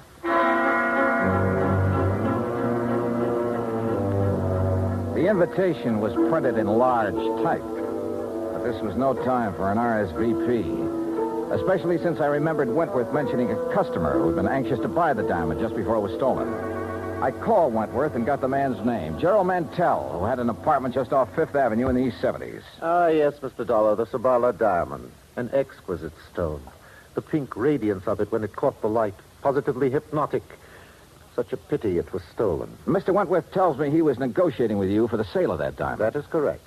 Unfortunately, we had reached a stalemate yesterday. You see, he wanted more than the diamond is worth. Well, maybe that's a matter of opinion. Mr. Dollar, I am a collector and a connoisseur. I know what such things are worth. Oh, yes. I only hope it will be recovered before Friday. It would make things so much more enjoyable for me. What happens Friday? I'm leaving for Europe. Oh? Business trip? Not really. As a matter of fact, more of an impulse than anything else. Uh-huh. Anything wrong with that? Well, Mr. Mantell, that's a good question.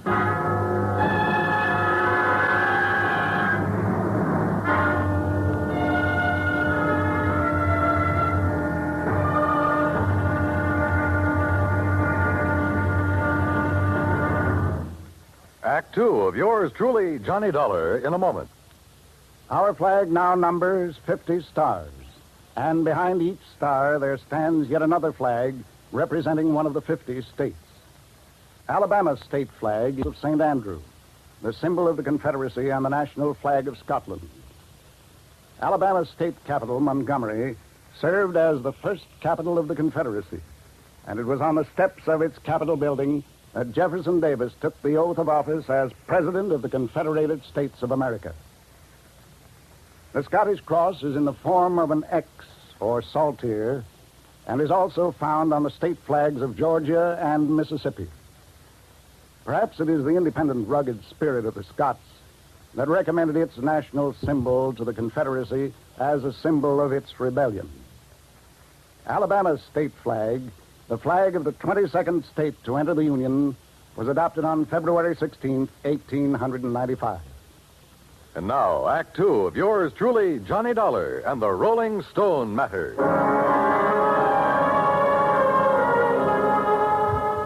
I went back to my hotel, stretched out on the bed, and went over the whole thing in my mind. Eloise, who liked the things that money could buy, and who supposedly had been looking for a taxi while Wentworth was slugged and the diamond lifted. Then there was Gerald Mantell, the collector, who was now suddenly leaving for Europe. Yeah, could be either of them.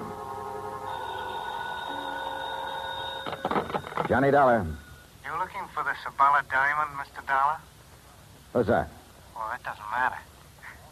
I know where the diamond is. Oh, where? Not so fast, Dollar. I'm sure the insurance company you represent would pay quite a bit to get that stone back. The question is, how much? Oh, there's a bigger question than that, friend. Whether you're on the level or not. Suppose I can show you the case the diamond was kept in. Would you be convinced then? Maybe. Antonio's bar on East 53rd? Yeah. Maybe there in an hour. Now, wait a minute. How'll I know you? I'll know you. Hey, wait a minute.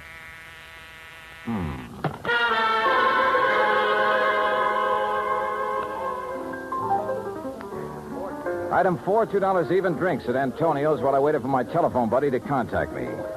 A half hour went by, nothing happened. Then somebody came in and went to a corner booth.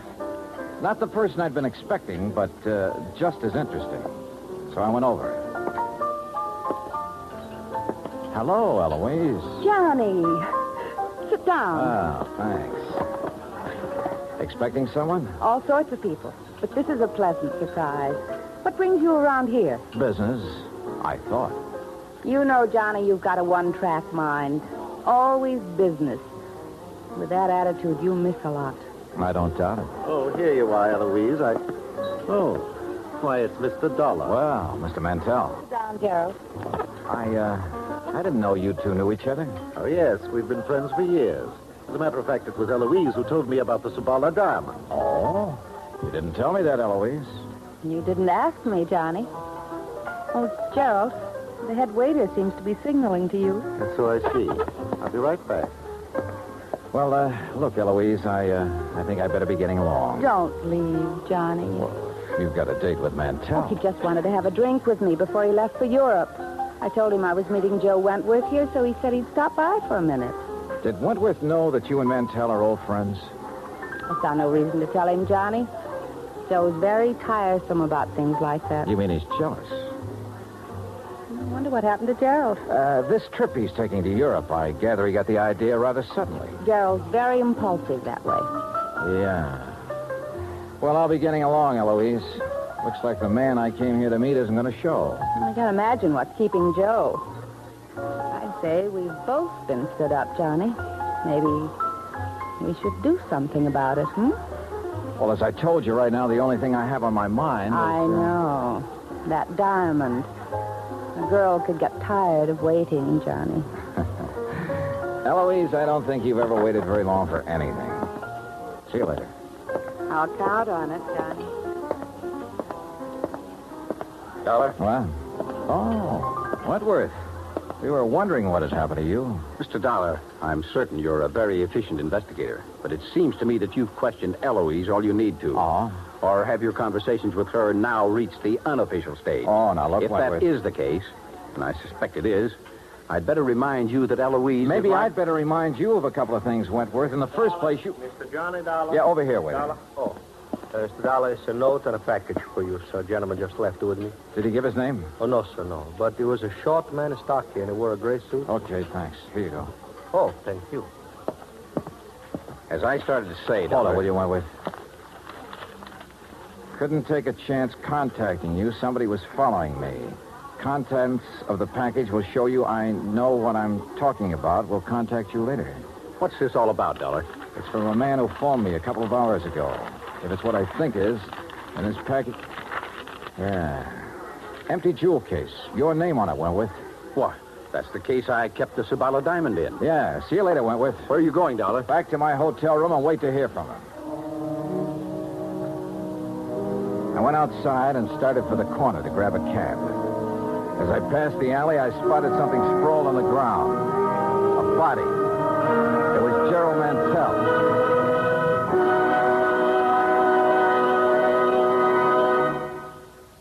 Act 3 of yours truly, Johnny Dollar, in a moment. The way a man conducts himself at ease or under stress shows what he's made of. It shows his character under the strongest light. This is particularly true when a man becomes a prisoner of war. One of the points of the Code of Conduct of the American fighting man says, "If I become a prisoner of war, I will keep faith with my fellow prisoners. I will give no information nor take part in any action which might be harmful to my comrades. If I am senior, I will take command. If not, I will obey the lawful orders of those appointed over me and will back them up in every way." The very essence of the ideals set forth in those words were displayed by Commander, later Rear Admiral, Richard Antrim in April 1942, while a prisoner of war in Macassar, Dutch East Indies, during World War II. Acting instantly on behalf of a naval officer who was subjected to heavy punishment, Commander Antrim boldly tried to quiet the guard and to persuade him to discuss the charges against the officer. The guard refused. Tension increased. The entire enemy prison force was faced by 2,700 Allied prisoners. An order was given to continue the punishment. Suddenly, Commander Antrim, at the risk of his own life, stepped forward and volunteered to take the remainder of the punishment. This sudden move got a roar of acclaim from the inspired Allied troops and so amazed the enemy that both men were spared any further indignities or punishment. Commander Antrim's heroic and unselfish conduct brought about better conditions for the prisoners and earned new respect for American officers and men. Commander Richard Antrim upheld the highest ideals of an officer and earned for himself the Medal of Honor. And now, Act 3 of yours truly, Johnny Dollar and the Rolling Stone Matter.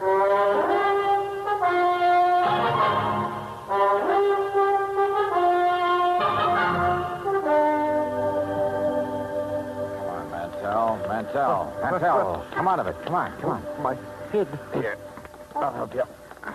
All right, easy now. Are you okay? Yes. So, who did it? I don't know, Dollar. The head waiter told me a taxi driver wanted to see me outside. I came out, but there was no cab in sight. I thought he might be at the corner, so I started walking. Past the alley here? Yes. Mr. Dollar, why would anyone want to beat me up? I can think of one possibility, Mantell. Yes? You wanted the Sabala diamond pretty badly, but Wentworth wouldn't sell at your price.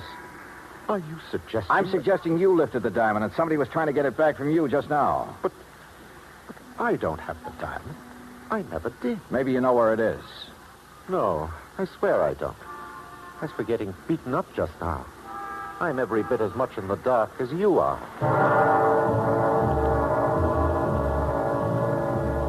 I didn't know whether he was telling the truth or not, but I had no proof he was lying. Item 5, $1, even a pot of coffee in my hotel room while I tried to pull some threads together, but they didn't pull. If Mantell had the stone, who'd phoned me and sent the empty jewel case to convince me he had information? How did he fit? Yeah, coming. Oh, Wentworth, come in. Hey, Mr. Dollar, I have some information that will interest you. Yeah? Yes, first, though, I owe you an apology for, well, flying off the handle when I saw you with Eloise at Antonio's. Okay, so you're touchy about Eloise. Now, what's the information? Well, just a few minutes ago, a man telephoned me at my apartment. Huh? Yes, I think he was the same one who phoned you and sent the empty jewel case. Well, what'd he say? That he knew where the diamond was, and for a price would furnish the information. Ah. Now, I wonder why he suddenly switched negotiations from me to you. Well, perhaps he thought it too dangerous to continue with you. Yeah, maybe. Speaking of danger, I wish I could locate this character before something happens to him. That's the point, Mr. Dollar. I think I know where he is. How? Well, he must have placed his call to me through a switchboard, because I heard an operator in the background saying Hotel Maysfield. Hotel Maysfield, huh? Thanks for the lead, Wentworth. I'll check with you later. I headed for the Maysfield and described the man I was looking for to the desk clerk. The clerk said his name was Krause, that he'd checked out that morning. This I didn't get because he'd called Wentworth from the hotel shortly before. I had the clerk let me into Krause's room, hoping I could find some lead on where he'd gone. I did. A scratch pad with the imprint of a pencil still visible. A phone number and a name, Cathcart Hotel. I headed there fast and was referred to room 413.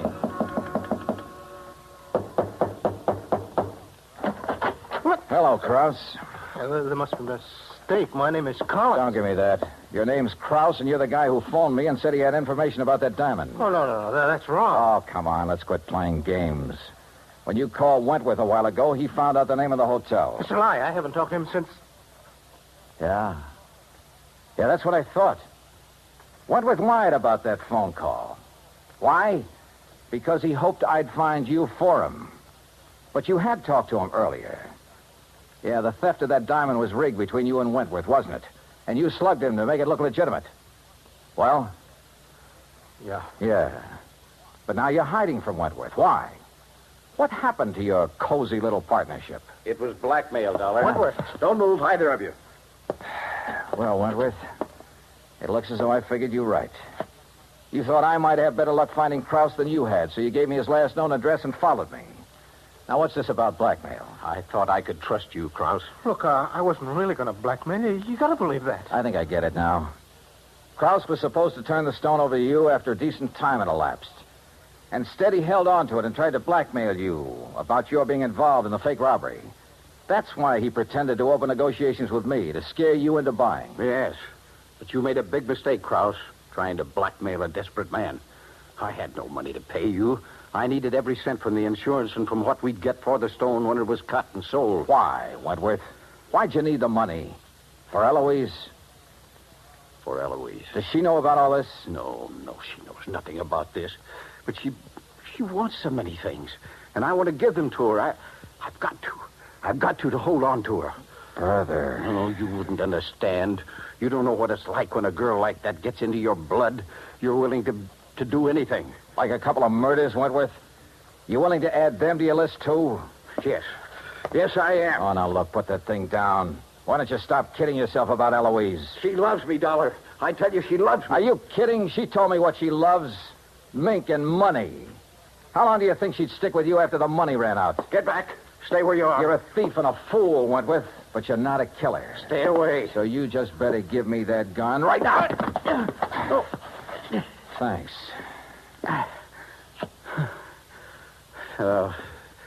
You're right about Eloise. I guess I always knew it, but I just couldn't face it. You just did. And you were right about me, Dollar. I'm no killer. You want to know something, Wentworth?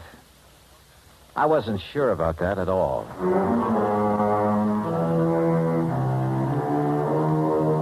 Expense account total, including the trip home, $146 even. Remarks? Krause handed over the diamond. He and Wentworth are both in custody. It was Wentworth who beat up Mantell for hanging around Eloise. And Eloise, last I heard, she was going her merry way, having fun, as she calls it. I never did accept her invitation to join her after the diamond had been recovered. And I'm not about to. Yours truly, Johnny Dollar.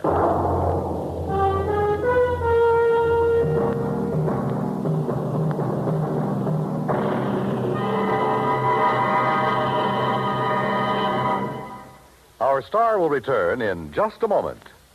Our flag now numbers 50 stars, and behind each star there stands yet another flag representing one of the 50 states.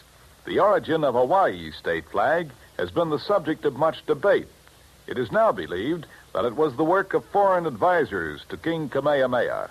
Legend also has it that it was designed at the request of King Kamehameha by George Beckley, an English sea captain.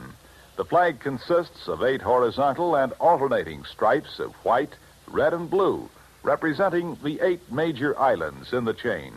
Also represented is the British Union Jack, a reminder of Captain Vancouver, who on his voyage around the world in 1794 gave King Kamehameha a British flag and the promise of British protection. The Union Jack is also a reminder of Captain James Cook, who discovered the Hawaiian Islands in 1778. Hawaii's state flag, the flag of the 50th state to enter the Union, was adopted in 1845. Now, here is our star to tell you about next week's story. Next week, well, the title of the yarn is The Ghost-to-Ghost Matter, and the story lives up to it. So join us, won't you? Yours truly, Johnny Dollar.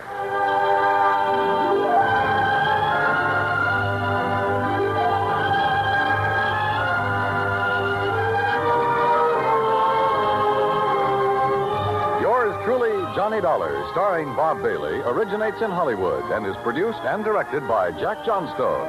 Today's story was written by Robert Stanley. Heard in our cast were Virginia Gregg, Larry Dobkin, Forrest Lewis, Edgar Barrier, and Don Diamond. Be sure to join us next week, same time and station, for another exciting story of yours truly, Johnny Dollar. This is Dan Cubberly speaking.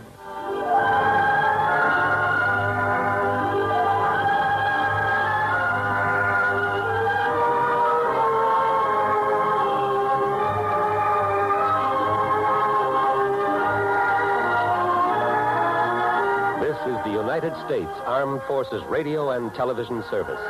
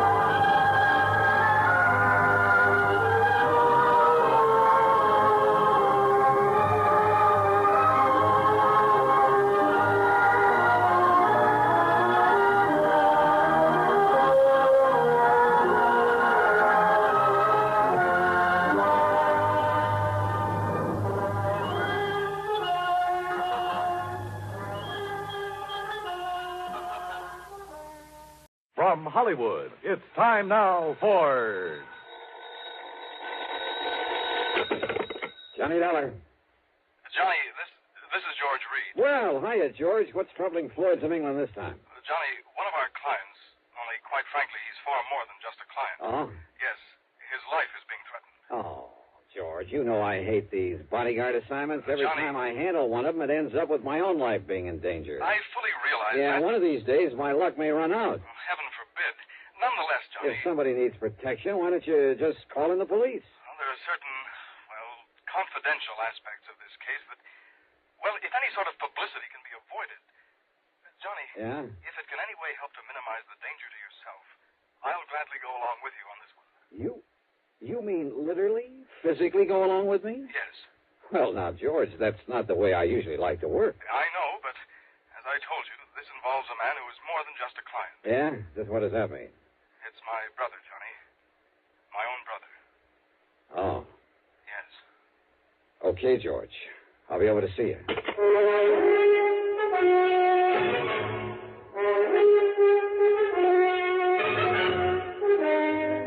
Bob Bailey in the exciting adventures of the man with the action-packed expense account. America's fabulous freelance insurance investigator. Yours truly, Johnny Dollar.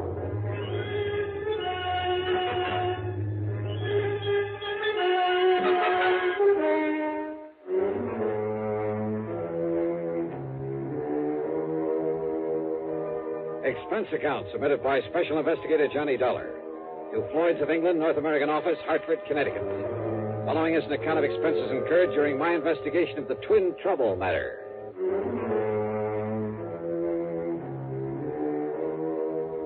Expense account item 1, $1.20 for a taxi over to George Reed's office at Floyd's of England in downtown Hartford. I found him pacing the floor waiting for me, and needless to say, he didn't waste any time getting down to business. As I told you over the phone, Johnny, this matter involves my brother, my twin brother, Adam. Oh, you're a twin? Yes, we're identical in every way, except perhaps for our manner of speaking. Why is that? Well, you see, Adam completed his education at the University of Dublin, whereas I stayed on in England, then did postgraduate work over here. Oh, I see. About 18 years ago, Adam and his wife came here to the United States. Is he also with some branch of Floyd's of England? No, Johnny. Adam owns a small brokerage office down in Newark, New Jersey. He lives in a nearby town called Upper Montclair. Say, tell me, has this business of his anything to do with the threat against his life? Everything, I'm afraid. Now, don't tell me he went around selling a lot of worthless stocks and bonds, and now somebody wants to get even with him. Of course not. Adam is a completely honest, reliable dealer in legitimate securities. Then what's the trouble?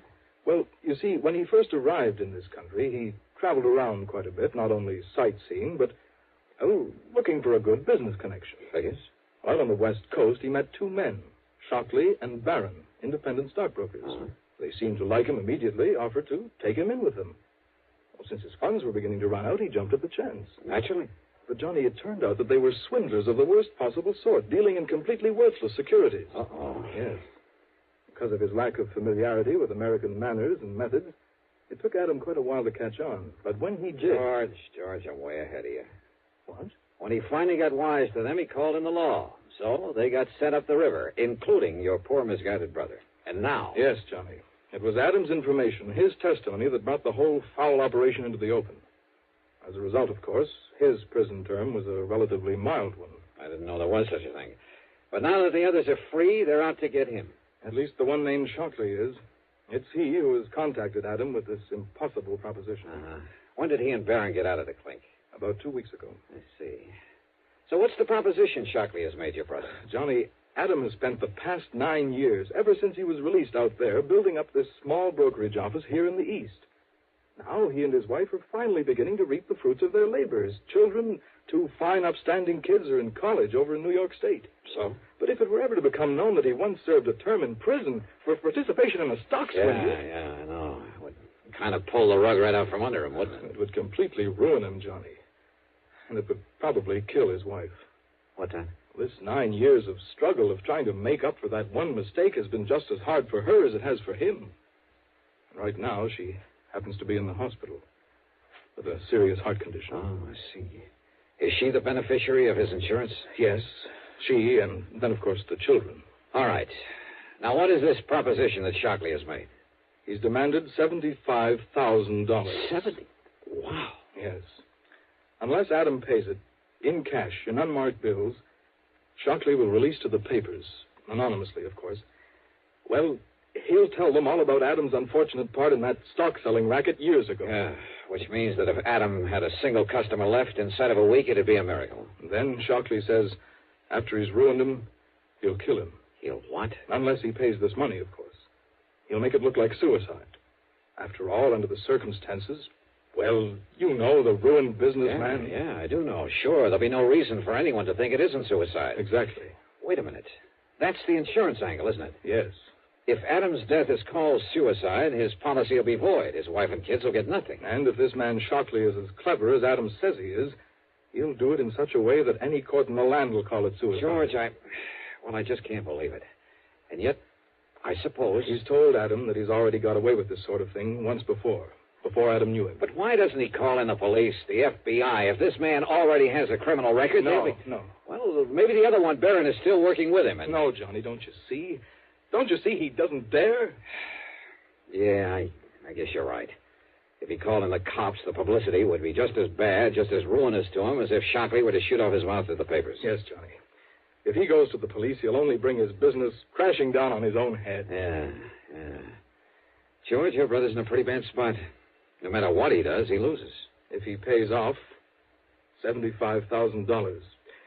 But who knows whether that one payment would be the end? Well, of course it wouldn't. But if he doesn't, don't you see it means not only his business, his wife, his children, but his own life? I know. If it were me, alone, a bachelor with nobody else to think about.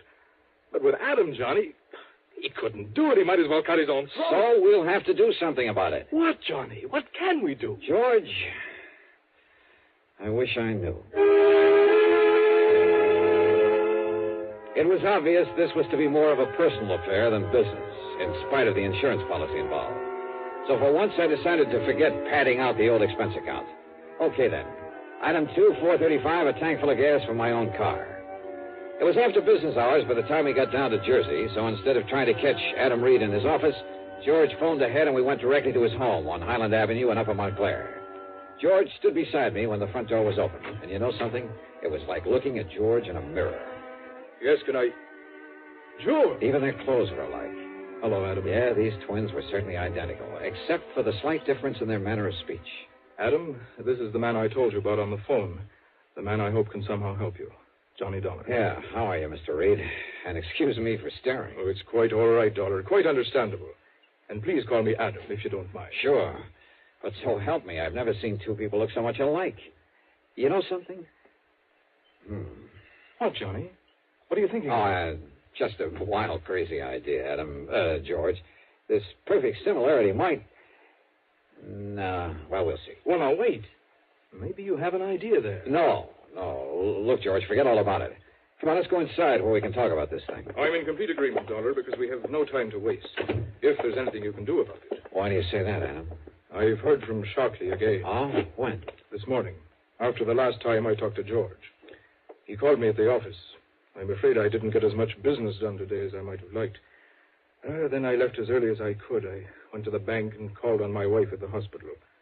She's very seriously ill, sir. Yes, so I understand. I've not yet had the heart to tell her about this whole ungodly affair. And I can't say that I blame you. And yet, what difference would it make? Whatever happens, whatever this man does to me, it's bound to affect my darling. Oh, it's a terrible thing, Dollar. Now, this phone call today. Yes. Shockley says that he's coming here tonight. Tonight? Yes. Uh-oh, with my car out front. Well, that's why I stopped at the bank today. He says he must have $10,000 as a sort of down payment, as evidence of my good faith. $10,000? Well, I say that he won't get it. Oh, now, wait a minute, George. No, Johnny. I tell you, I won't let Shockley get away with it. George, If he comes here tonight and demands that money, I'll kill him rather than let Adam give him a single cent. Now, listen, will you? I told you, Johnny, with me it doesn't mean a thing. But with Adam, his wife, his children... You think he'd come in here with my car out front? If he does, I want to be ready for him. Give me your gun, Johnny. George. This whole rotten thing has gone too far. I tell you that if I have to in order to stop it, I'll... No, Adam, wait. Is there an extension phone? In the next room, in the library. Good. But, Dollar, if it's Shockley and he hears you pick it up... He won't, if we do it right. Now, wait till I call to you, then pick it up immediately. I'll do the same on the other end. Yes, all right, Dollar. Can you hear me? I can hear you. All right. Now. Yes? Are you alone, Adam? I'm alone, Shockley. You haven't called in the police. You know as well as I do what that would mean. The publicity. I'm glad you realize that. But I don't trust you, Adam. What? So instead of my coming to your home, you're going to meet me. You've got the 10,000 for me. I have. All right. Cedar Knoll, about 7 miles north of here. Do you know the place? Yes. Cedar Knoll. There's a little shack on top of it, empty. Get into your car. Your own car, Adam. I'll recognize it. Meet me there. Very well, Shockley. Just one thing. Yes? Just be sure that you're alone. Because if you're not, somebody's going to die, Adam. It won't be me. But if there's anybody with you, you understand, Adam? I understand. Cedar Knoll.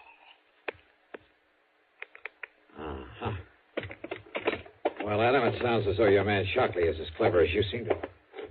So where's George? Dollar, he listened to the phone next to my ear. Yeah? As soon as Shockley named the meeting place, George took the gun out of my desk and left. He what? He's going up there to kill Shockley. Unless I can stop him, Adam, he's going up there to get murdered.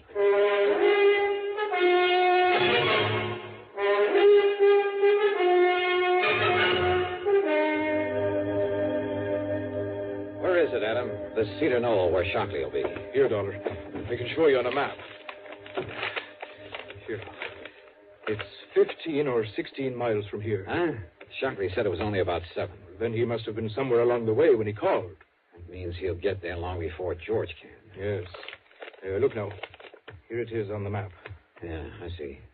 Straight up 23 and west of Pumpton Plains. Yes. All right. Now, George took your car. What kind is it? That little coupe I saw out in the street? That's it. Oh, fine. There are 10 million of them on the highway, all alike. What's the license number? Well, come on.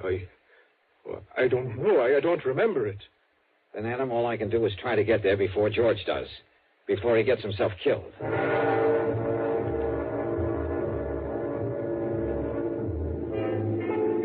Traffic was heavy, and I don't know why, but Highway 23 was lousy with police patrol cars. I wanted to stop one of them, tell him to come along with me.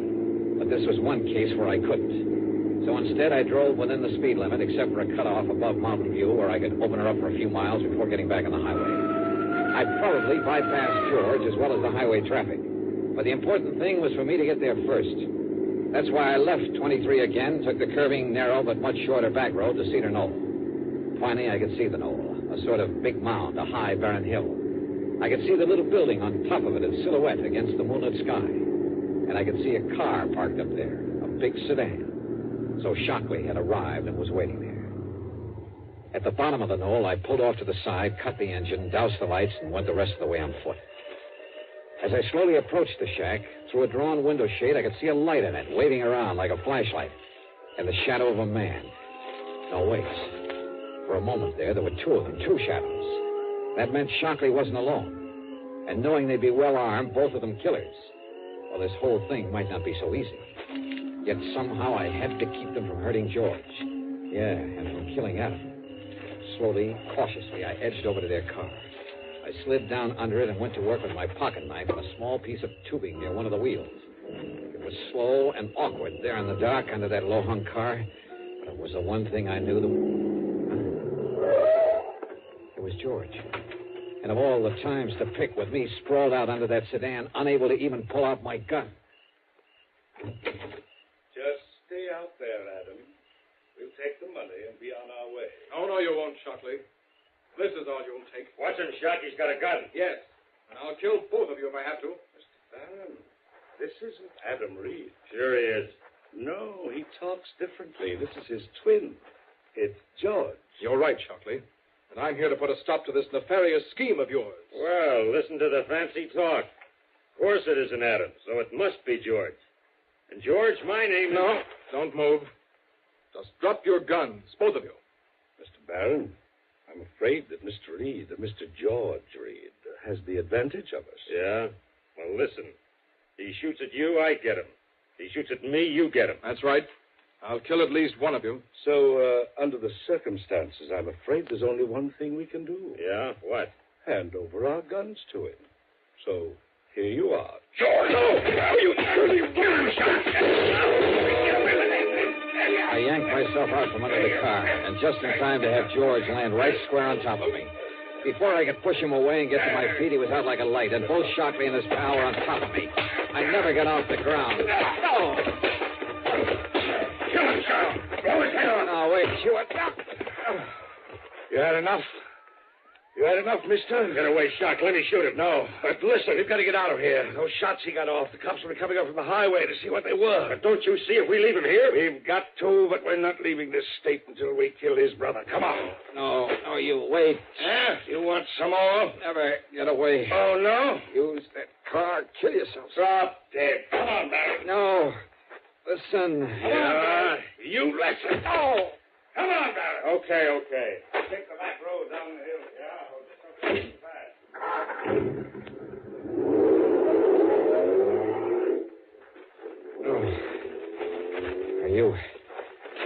Are you okay, George?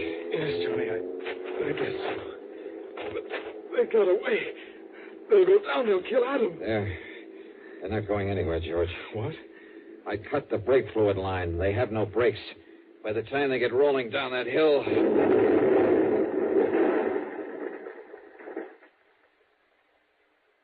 Good heavens. No, George. They're not going anywhere.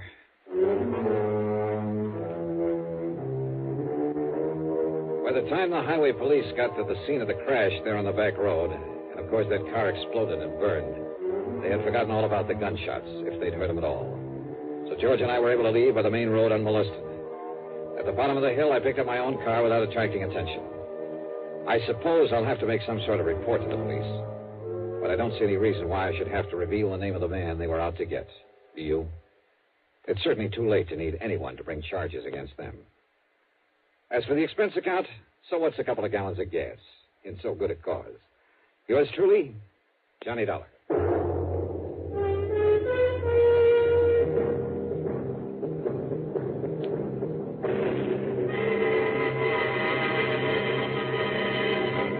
Now, here's our star to tell you about next week's story.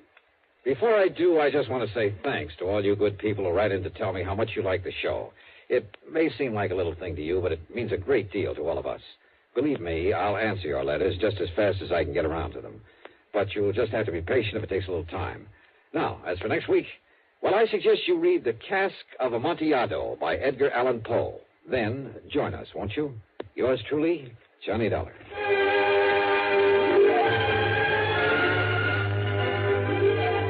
Yours truly, Johnny Dollar, starring Bob Bailey, originates in Hollywood and is written, produced, and directed by Jack Johnstone. Heard in our cast were G. Stanley Jones, Alan Reed, and Frank Driscoll. Be sure to join us next week, same time and station, for another exciting story of yours truly, Johnny Dollar. This is Dan Cubberly speaking. Frank Lovejoy stars in a hair-raising psychological thriller, A Friend of Daddy's, as suspense follows next on the CBS Radio. From Hollywood, it's time now for... Johnny Dollar. George Reed here, Johnny. Well, George, I'm really glad to talk to you. Oh? Why do you say it that way? Because every insurance case I handle for that company of yours pays me a nice fat fee. And right now I can use a little extra cash. Well, now, Johnny... So tell me all. What's Floyd's of England upset about this time? Well, I'm not sure. Uh-oh, here we go again. But, Johnny, I just received a transatlantic telephone call from Paris, France, from a man who wanted to contact you but didn't know where to call you. And he identified himself only as Le Chat Gris. Oh? Le Chat Gris? It's French, Johnny. No. And I believe it means the gray cat. Yeah. And George, the name fits him. You know him, then? His real name is de Marsac. He probably knows more about the dark alleys and back streets of Paris. Oh? Yeah, and about the people. In other words, the underworld. What did he call about? He mentioned the Blue Madonna. The what? It's a painting, Johnny, a small oil painting by a modern artist named Vincent Bardot. It's owned by Mr. Kingsley Holland down in Philadelphia. Yeah? It hangs in the Gavin Galleries, and we've insured it for $12,000. Well, what did he have to say about it? Only that you're to call him. His number there in Paris is Orleans 57722. Uh-huh. That he has some very interesting information for you about that painting. Oh, sure. That he'll be glad to give me for a price. Exactly. I can't for the life of me figure what his interest is in it, If there were anything amiss, I'm sure the gallery would have called me. George, if you knew that character as well as I do, you'd okay my expense account without even looking at it and be willing to pay me that big fee I was talking about. What do you mean? Want to make a bet? What kind of a bet? I'll give you odds of 10 to 1 that whatever's hanging in that gallery down there in Philadelphia is not the Blue Madonna. What? Now, look, Johnny, good heavens. George, I'll be talking to you.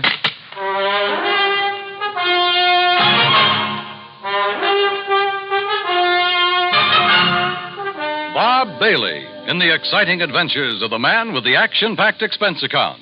America's fabulous freelance insurance investigator. Yours truly, Johnny Dollar.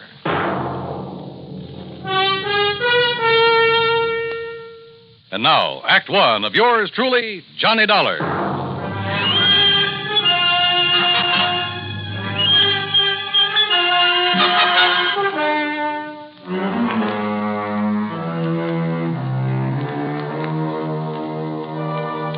Expense account submitted by Special Investigator Johnny Dollar to Floyd's of England, North American Office, Hartford, Connecticut. Following is an account of expenses incurred during my investigation of the Blue Madonna matter. Expense account item 1, $12 even for a phone call to my underworld contact in Paris, France, a man by the name of Dumarsac, who calls himself the Gray Cat. Oh, oui, Monsieur Dollar. This is your very dear friend, Le Chagris? Very dear friend, huh?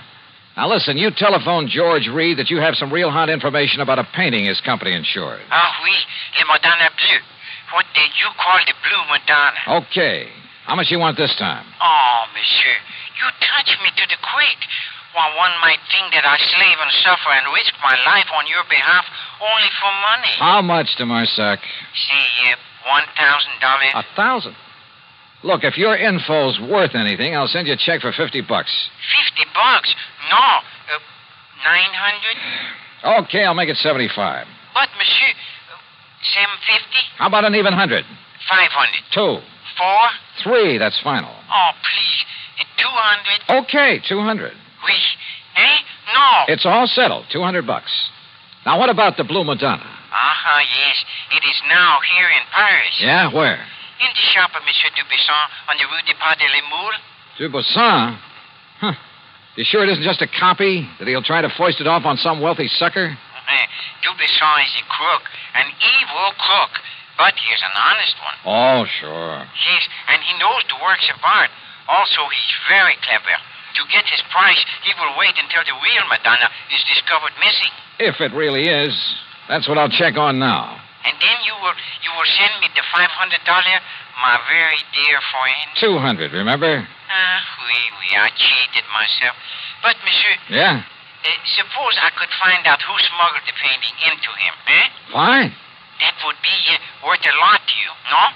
Say, 1,000? We'll see. I'll be talking to you. Item 2, 420. I phoned to my old pal, Foster Harmon, down in Sarasota, Florida. Told him I'd pay his fare if he'd grab the first plane out and meet me in Philadelphia at the Bellevue Stratford Hotel. I knew that if anybody could identify the genuine painting, he could. Item 3, $9.40 for my own transportation to the city of brotherly love. Item 4, $9.50, cocktails and dinner for the two of us there at the Bellevue. Yes, the Blue Madonna is one of Vincent Bardot's best-known works. I don't think there's another living artist who could so effectively use various shades of just one color. But what about it, Johnny? Well, first thing in the morning, I want you to come along with me and take a look at it. It's in the Gavin Galleries, isn't it, up on Walnut Street? Yeah, at least it's supposed to be.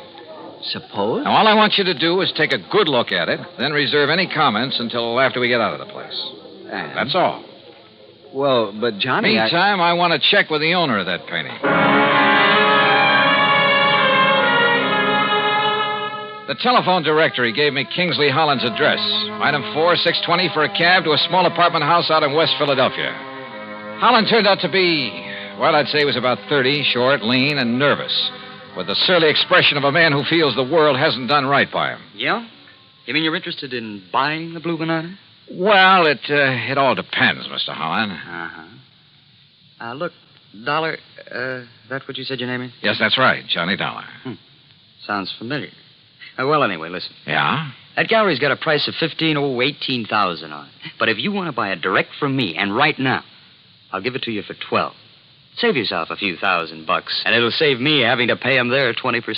But if you've already commissioned the gallery to sell it for you... So I'll tell them I changed my mind, that I want to keep it. Then when they find out that I've sold it, well, let them try and catch up with me and collect. Because me, I'll be right back in little old gay Paris. Back in Paris? Sure, I'd be there still, only I ran out of money.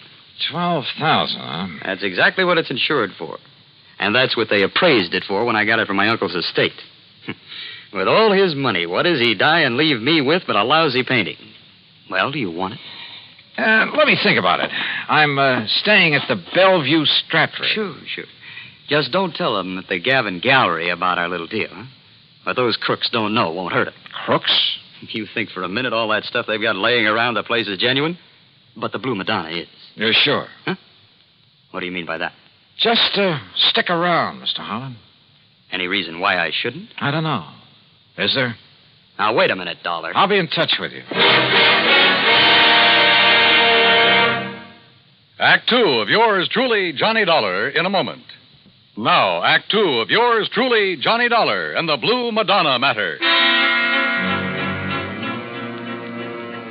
Had Kingsley Holland, the owner of the painting, recognized my name? I thought so. And if a switch in that painting had been made and he knew about it, well, I'd do well to look out for him. Yeah, the more I thought about it, the more certain I became that whatever hung in the Gavin galleries was not the Blue Madonna. Item 5, another $6 for a taxi back to my hotel. Item 6, $5.80, breakfast the next morning for Foster Harmon and myself. By 10 o'clock, we were at the Gavin galleries, looking at a pretty modern, but I must say beautiful painting. It's amazing, Johnny, amazing. The most extraordinary... Well, I just can't believe it. Can't believe what, Foster? That it's the real thing or just a good copy? Oh, good morning, sir. That's just it. You see? I've helped these gentlemen. Johnny... Hold it, Foss. That painting, you know, is a genuine Bardot. Yeah? My name is Johnny Dollar. This is Mr. Foster Harmon. Gentlemen, I'm Arnold Gavin. You're interested in buying the Blue Madonna? If this is really it. Johnny, listen. Wait, Foster. What is the price of it, Mr. Gavin? 20,000. Mr. Dollar, did you say? Yeah, but, wow. Haven't you got a Bardot that's a bit cheaper? His Laconic Lagoon is priced at 10,000. Holy. Well, how about a copy of this? Bardot has never allowed his works to be copied. Johnny, listen. Yeah, Foster. It looks like this stuff is too rich for our blood. No. Come on, let's go back to the Bellevue Stratford. No, listen. Perhaps there's something else that might interest you. No, I'm afraid not, but thank you. That's quite all right. Now, look, suppose I come back later. Johnny, listen. Come on, will you? Yeah, I'll see you tomorrow, Mr. Gavin. Now, Johnny... Just take it easy. Well, Foss? It's a fraud, Johnny. It's a copy. I'm sure of it. Hey. Did you say that Blue Madonna's a copy, mister? Yes. Wait, Well, I thought you were looking at it kind of funny there in the gallery. Yes, sir. It's a fraud. Foster. You don't mind my asking, who are you? My name is Foster Harmon. Harmon?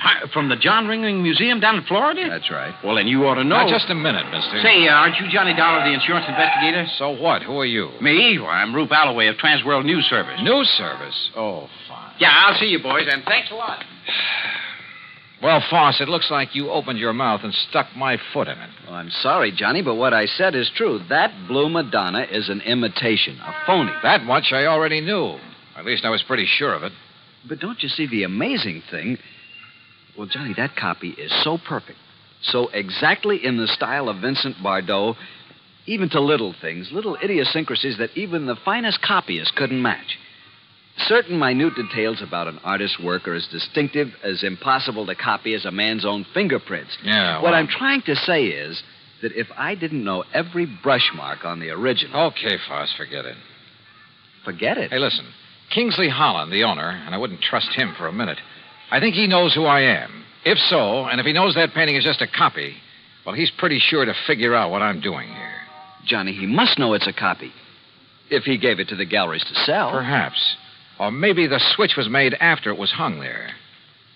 Then what you're saying is that either one of them could be responsible for the fraud. That's right. How well do you know the Gavin galleries? Well, they're not very big. You could see that for yourself. And, of course, they're rather new in the business. I think I'd better get a rundown on this Arnold Gavin while we're waiting at the hotel. Waiting? What for? Well, you plant a couple of seeds. You hope that one of them will sprout. I'm afraid I don't understand. Foss, I told both of them who I am in the hope they'd guess at why I'm here. I also gave them reason to suspect I think that Blue Madonna's a phony. Well, I'm afraid that I may have led Arnold Gavin to feel that way. Same thing. I also made it very plain to them that I'm staying at the Bellevue Stratford. In other words... Good heavens, Johnny, if you mean what I think you do. Yeah? Like what, Foss? You think that one of them, the crook, will come to the hotel and try...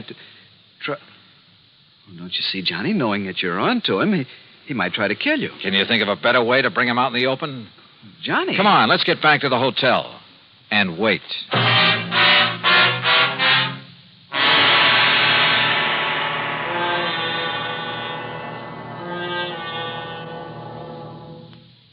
Act 3 of yours truly, Johnny Dollar, in a moment.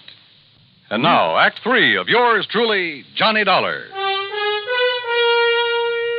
After all, there was no reason to drag Foster any further into this mess, although I knew he'd be game to see it through. So I paid him for all his expenses. That's item 7, 151 even, and sent him on back to Sarasota. Item 8, 10 cents for a phone call to Sergeant Jerry Hawkins at police headquarters. About mid-afternoon, he called me back. Boy, did you ever start a riot. Well, what'd you find out for me about Gavin and Holland? Well, Holland's just a lazy kid that's been trying to live off his relatives all his life. And Gavin? Okay, so far as we know. But listen, you seen the papers? No. The story about that phony painting is on every wire service in the country. All you can see in the headlines is that name Bardot. And I don't mean Bridget. Johnny, you and that Foster Harmon ought to collect a publicity fee. Are you holding Gavin or Holland? Well, what on? Sure, the boys have questioned both of them, but unless we can show some evidence that one of them pulled the switch. Johnny, you got any ideas? Yeah, Jerry. Suddenly, I think maybe I have. Well, then start talking so I can make a pitch. No, I don't think you will. What do you mean, if you know who did it? Well, I didn't say that. But, Jerry, I've got a hunch, a real potent one. And if it's right... Yeah? Well, read tomorrow's papers. Huh? Item 9, half a buck for an evening paper and a tip for the bellboy who brought it up to me. Yeah, the sergeant was right. This was the most free advertising any artist has had in years. Prices on genuine Bardots were skyrocketing. As for the fake Blue Madonna, I put in a fast call for Paris. But before the operator could get it through... Yeah? Arnold Gavin, Mr. Dollar. Well, Mr. Gavin... Do you see what has happened? Have you seen the papers? I sure have. And the police have closed my shop, my galleries. Can you blame them? But don't you understand? I've had offers of up to $30,000 for the Madonna. I've received wires offering me nearly $20,000 for the other Bardot, the real one. No kidding. Well, I'll show you how much I'm kidding. I've cabled Bardot to paint some more for me. Paint anything. Don't you see? After all this publicity, we'll make $1 million. So it was you that rigged this whole thing, huh, Gavin? I, Mr. Holland? Why, of course not. Sure, to raise the price of some of your lousy painting. Why, how can you say that? You who gave me that copy. Expert, huh? You trying to tell me you didn't know that was a copy? No. It was only this morning when the authority from Sarasota, when I called in the people from the museum here in Philadelphia.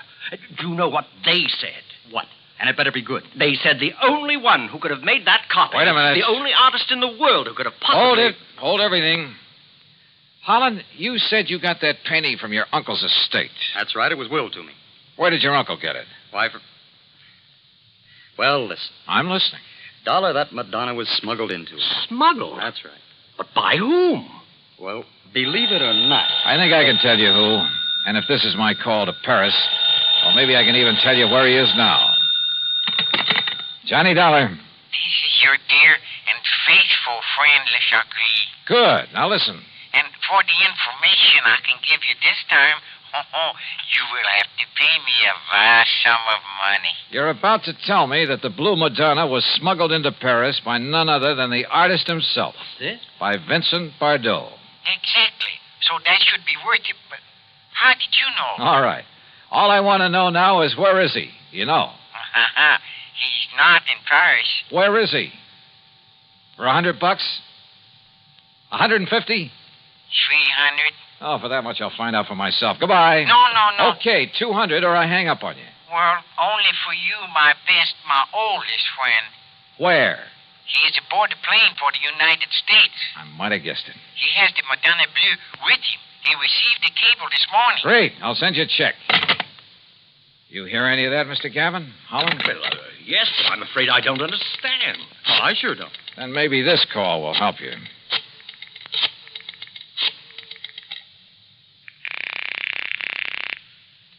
Headquarters? Sergeant Jerry Hawkins. Yes, sir?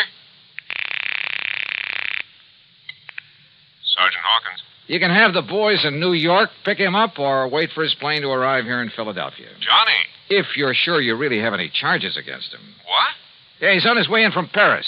The guy who painted the copy of the Blue Madonna. Or maybe this is really the original over here. Huh? Well, at any rate, he'll have the other copy with him. So do you want to tell the papers or shall I? Look, will you make sense? Oh, and his name is Bardot. Bardot? That's right, Vincent Bardot. Well? You mean that he painted two of them? Sure, with probably something like this in mind. But I can't And believe... look what it's done for him. Put him on the map. Anything he paints now will net him a fortune. And I don't think you'll suffer particularly either, Mr. Gavin. Well, no. As for you, Holland, well, you'll get a lot more than you thought for that painting of yours. Man, what a fast. Sure. But you know something? What, Mr. Dollar? I just wonder if Le Chagris was in on this thing with him from the beginning. Le Chagris? So help me, I wouldn't put it beyond him.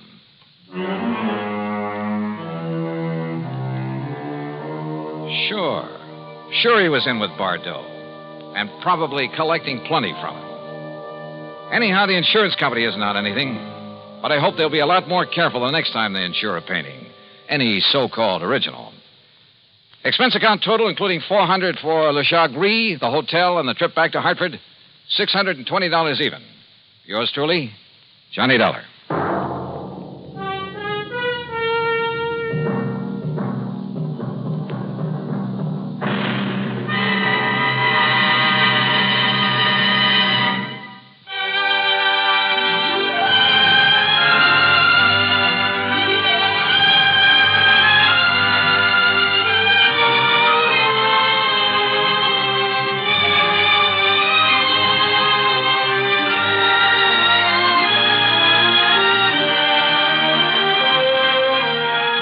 Yours truly, Johnny Dollar, starring Bob Bailey, originates in Hollywood and is written, produced, and directed by Jack Johnstone.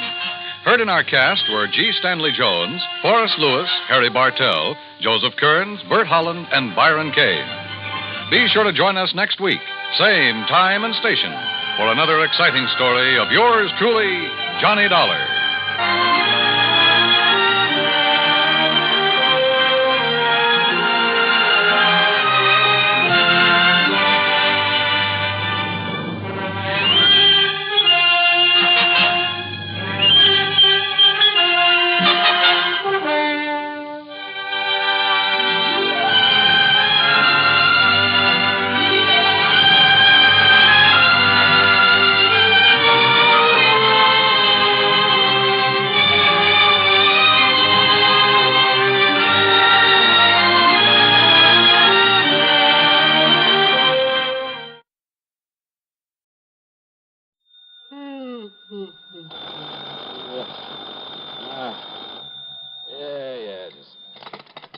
Johnny Dollar. We're all clear, Johnny, because I've assured them that you have more than adequate federal security clearance. After all, you were permitted to investigate that missing missile matter. No, wait a minute. What? So, in spite of the fact this sort of thing isn't exactly covered by the insurance we've written for them, well, I wish you'd go over there right away. Wait a minute, will you? Who are you? Oh, I'm sorry. This emergency and all. This is George Reed, Floyd's of England, here in Hartford. Now, Johnny, if you're free... Holy George, don't tell me you're in your office at this ungodly hour. Johnny... It isn't even 9 a.m. yet. I know. I just got here a few minutes ago. What's the big emergency? A phone call I just received from Dr. Paulus Rayburn. Do you know him? Who he is? Rayburn? No. He's the head of Nuclear Processors Incorporated. Where's that? Out on Woodland, beyond the north end of town. You know, that large group of concrete buildings at the edge of Piney Woods? Nuclear processors, huh? Yes, that's right. Now, we handle all the insurance on the place and its equipment, though I understand there's no actual coverage in this specific instance. Nonetheless... What do you mean? Nonetheless, because they're a client, in view of our reputation for extraordinary service at all times, plus the sizable premiums we collect from them, well, I hardly think we should let this call... Yeah, well, what's bothering this Dr. Rayburn out there? Something very important has been stolen, he tells me. Like what? I don't know. He wouldn't didn't say, but he did imply it's something vital to the outer space rocketry program. Okay, George. So, in view of the fact you have security clearance... Yeah, I said okay. And the fact it'll take some hours for an investigator to come up from Washington... Yes, George. Plus the fact he made it plain the time element is George. most important. And since you're right here within a few miles... George, stop yammering and hang up that phone so that I can... Okay, baby. Oh.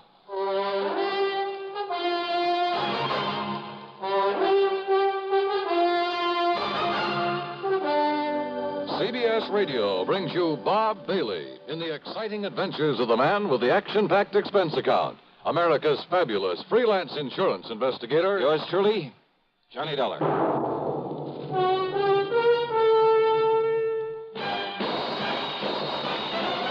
Are you smoking more now, but enjoying it less? Have a real cigarette, have a Camel. The best tobacco makes the very best smoke. Have a real cigarette, have a Camel. Are you looking for flavor and mildness? Have a real cigarette, have a Camel. The best tobacco makes the very best smoke. Have a real cigarette, a real cigarette, a real cigarette, have a Camel. Again, for the 11th straight year, Camel outsold every other cigarette, filter, king size, and regular. The best tobacco makes the best smoke. So if you're smoking more now but enjoying it less, change to Camels. Get more real satisfaction every time. Start to really enjoy smoking again. Have a real cigarette, a real cigarette, a real cigarette, have a Camel. And now, Act One of yours truly, Johnny Dollar.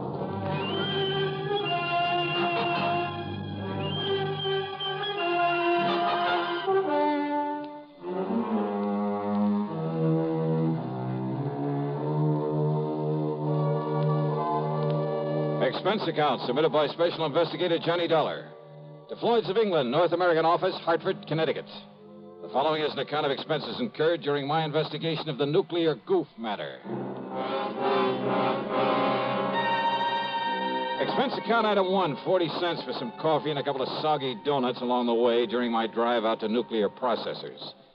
A tall, heavy wire fence surrounded a group of squat, windowless buildings, partially hidden by the huge oak and fir trees of piney woods. At a sort of glorified sentry box beside the gate stood not one, but 3 armed guards. One of them was chewing out the other 2. But he stopped long enough to look over my credentials, make a phone call from inside the sentry box, then open the gate for me. He directed me to a big steel door in the otherwise unbroken face of one of the nearby buildings.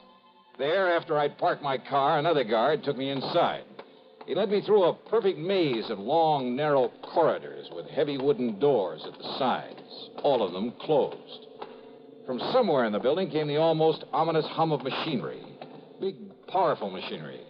Or maybe I felt it rather than actually heard it. Finally, we came to a door with a single name Rayburn on it.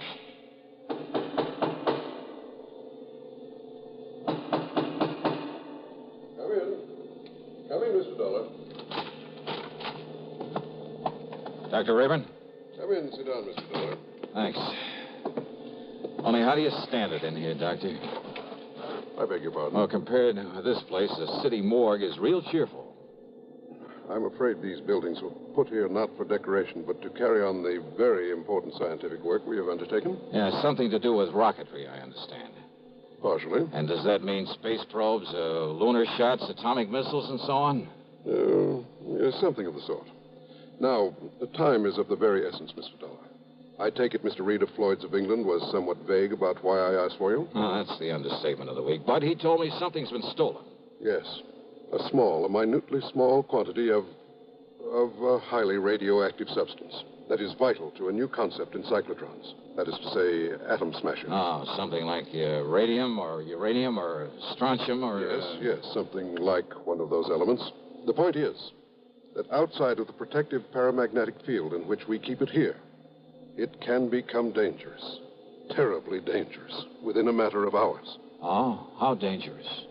The tiny amount in the container that was stolen. That container, made of lead, is no larger than this book, by the way. Well, Dollar, although its chain reaction is limited, there's enough in that container to wipe out a small city.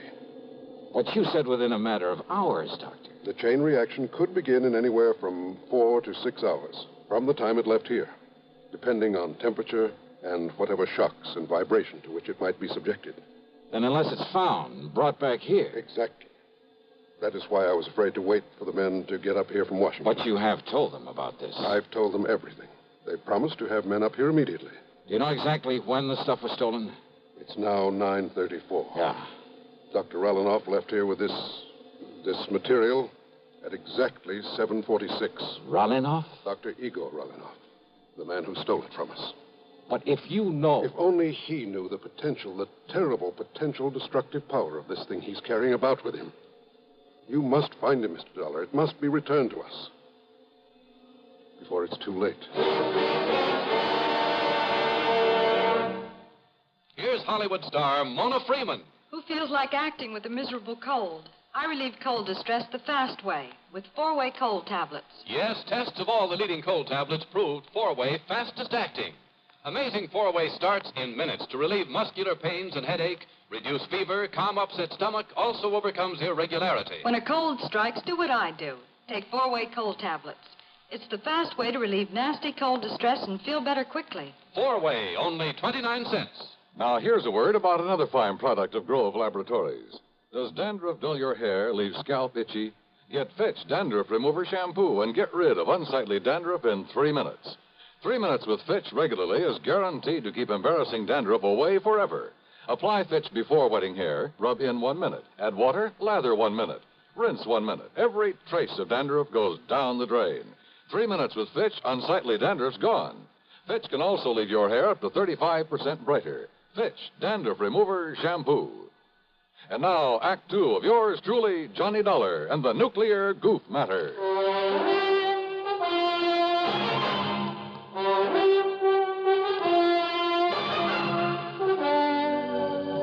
Yes, Mr. Dollar. Dr. Igor Sergei Rallinoff, whom I myself called in to work with us on one of our important secret projects. But it was one that had nothing whatsoever to do with this dangerous radioactive material he has stolen from us. He does not realize the potential death and destruction he's carrying about with him. He doesn't know what it is? Then why did he steal it? Not knowing what it was, not knowing its destructive power, he nevertheless must have realized it would be of importance to, shall we say, to a foreign government. Rallinoff. You see, because of pressure from Washington on the project to which I had assigned him, well, I had employed him. I alone am responsible for bringing him here before obtaining a final security clearance on him. Oh, then I guess you're in real trouble. If you can find him, if you can return that leaden container with that deadly material in it... And you have no idea where he might have gone when he took off from here? We have only his address and a list of the names of some of his friends here in Hartford. Then let me have them. Yes, of course. I'll have my secretary get them for you right away. I don't know who your contacts in Washington are, but have you notified the FBI of this? Not yet. After all, Mr. Then do Dollar... it right away. Call the New York office. If nothing else, they'll at least be able to tell you if this Rallinoff is a spy. I'm afraid he can be nothing else. If only the guards had questioned his leaving so soon after he got here. If only you hadn't hired him in the first place.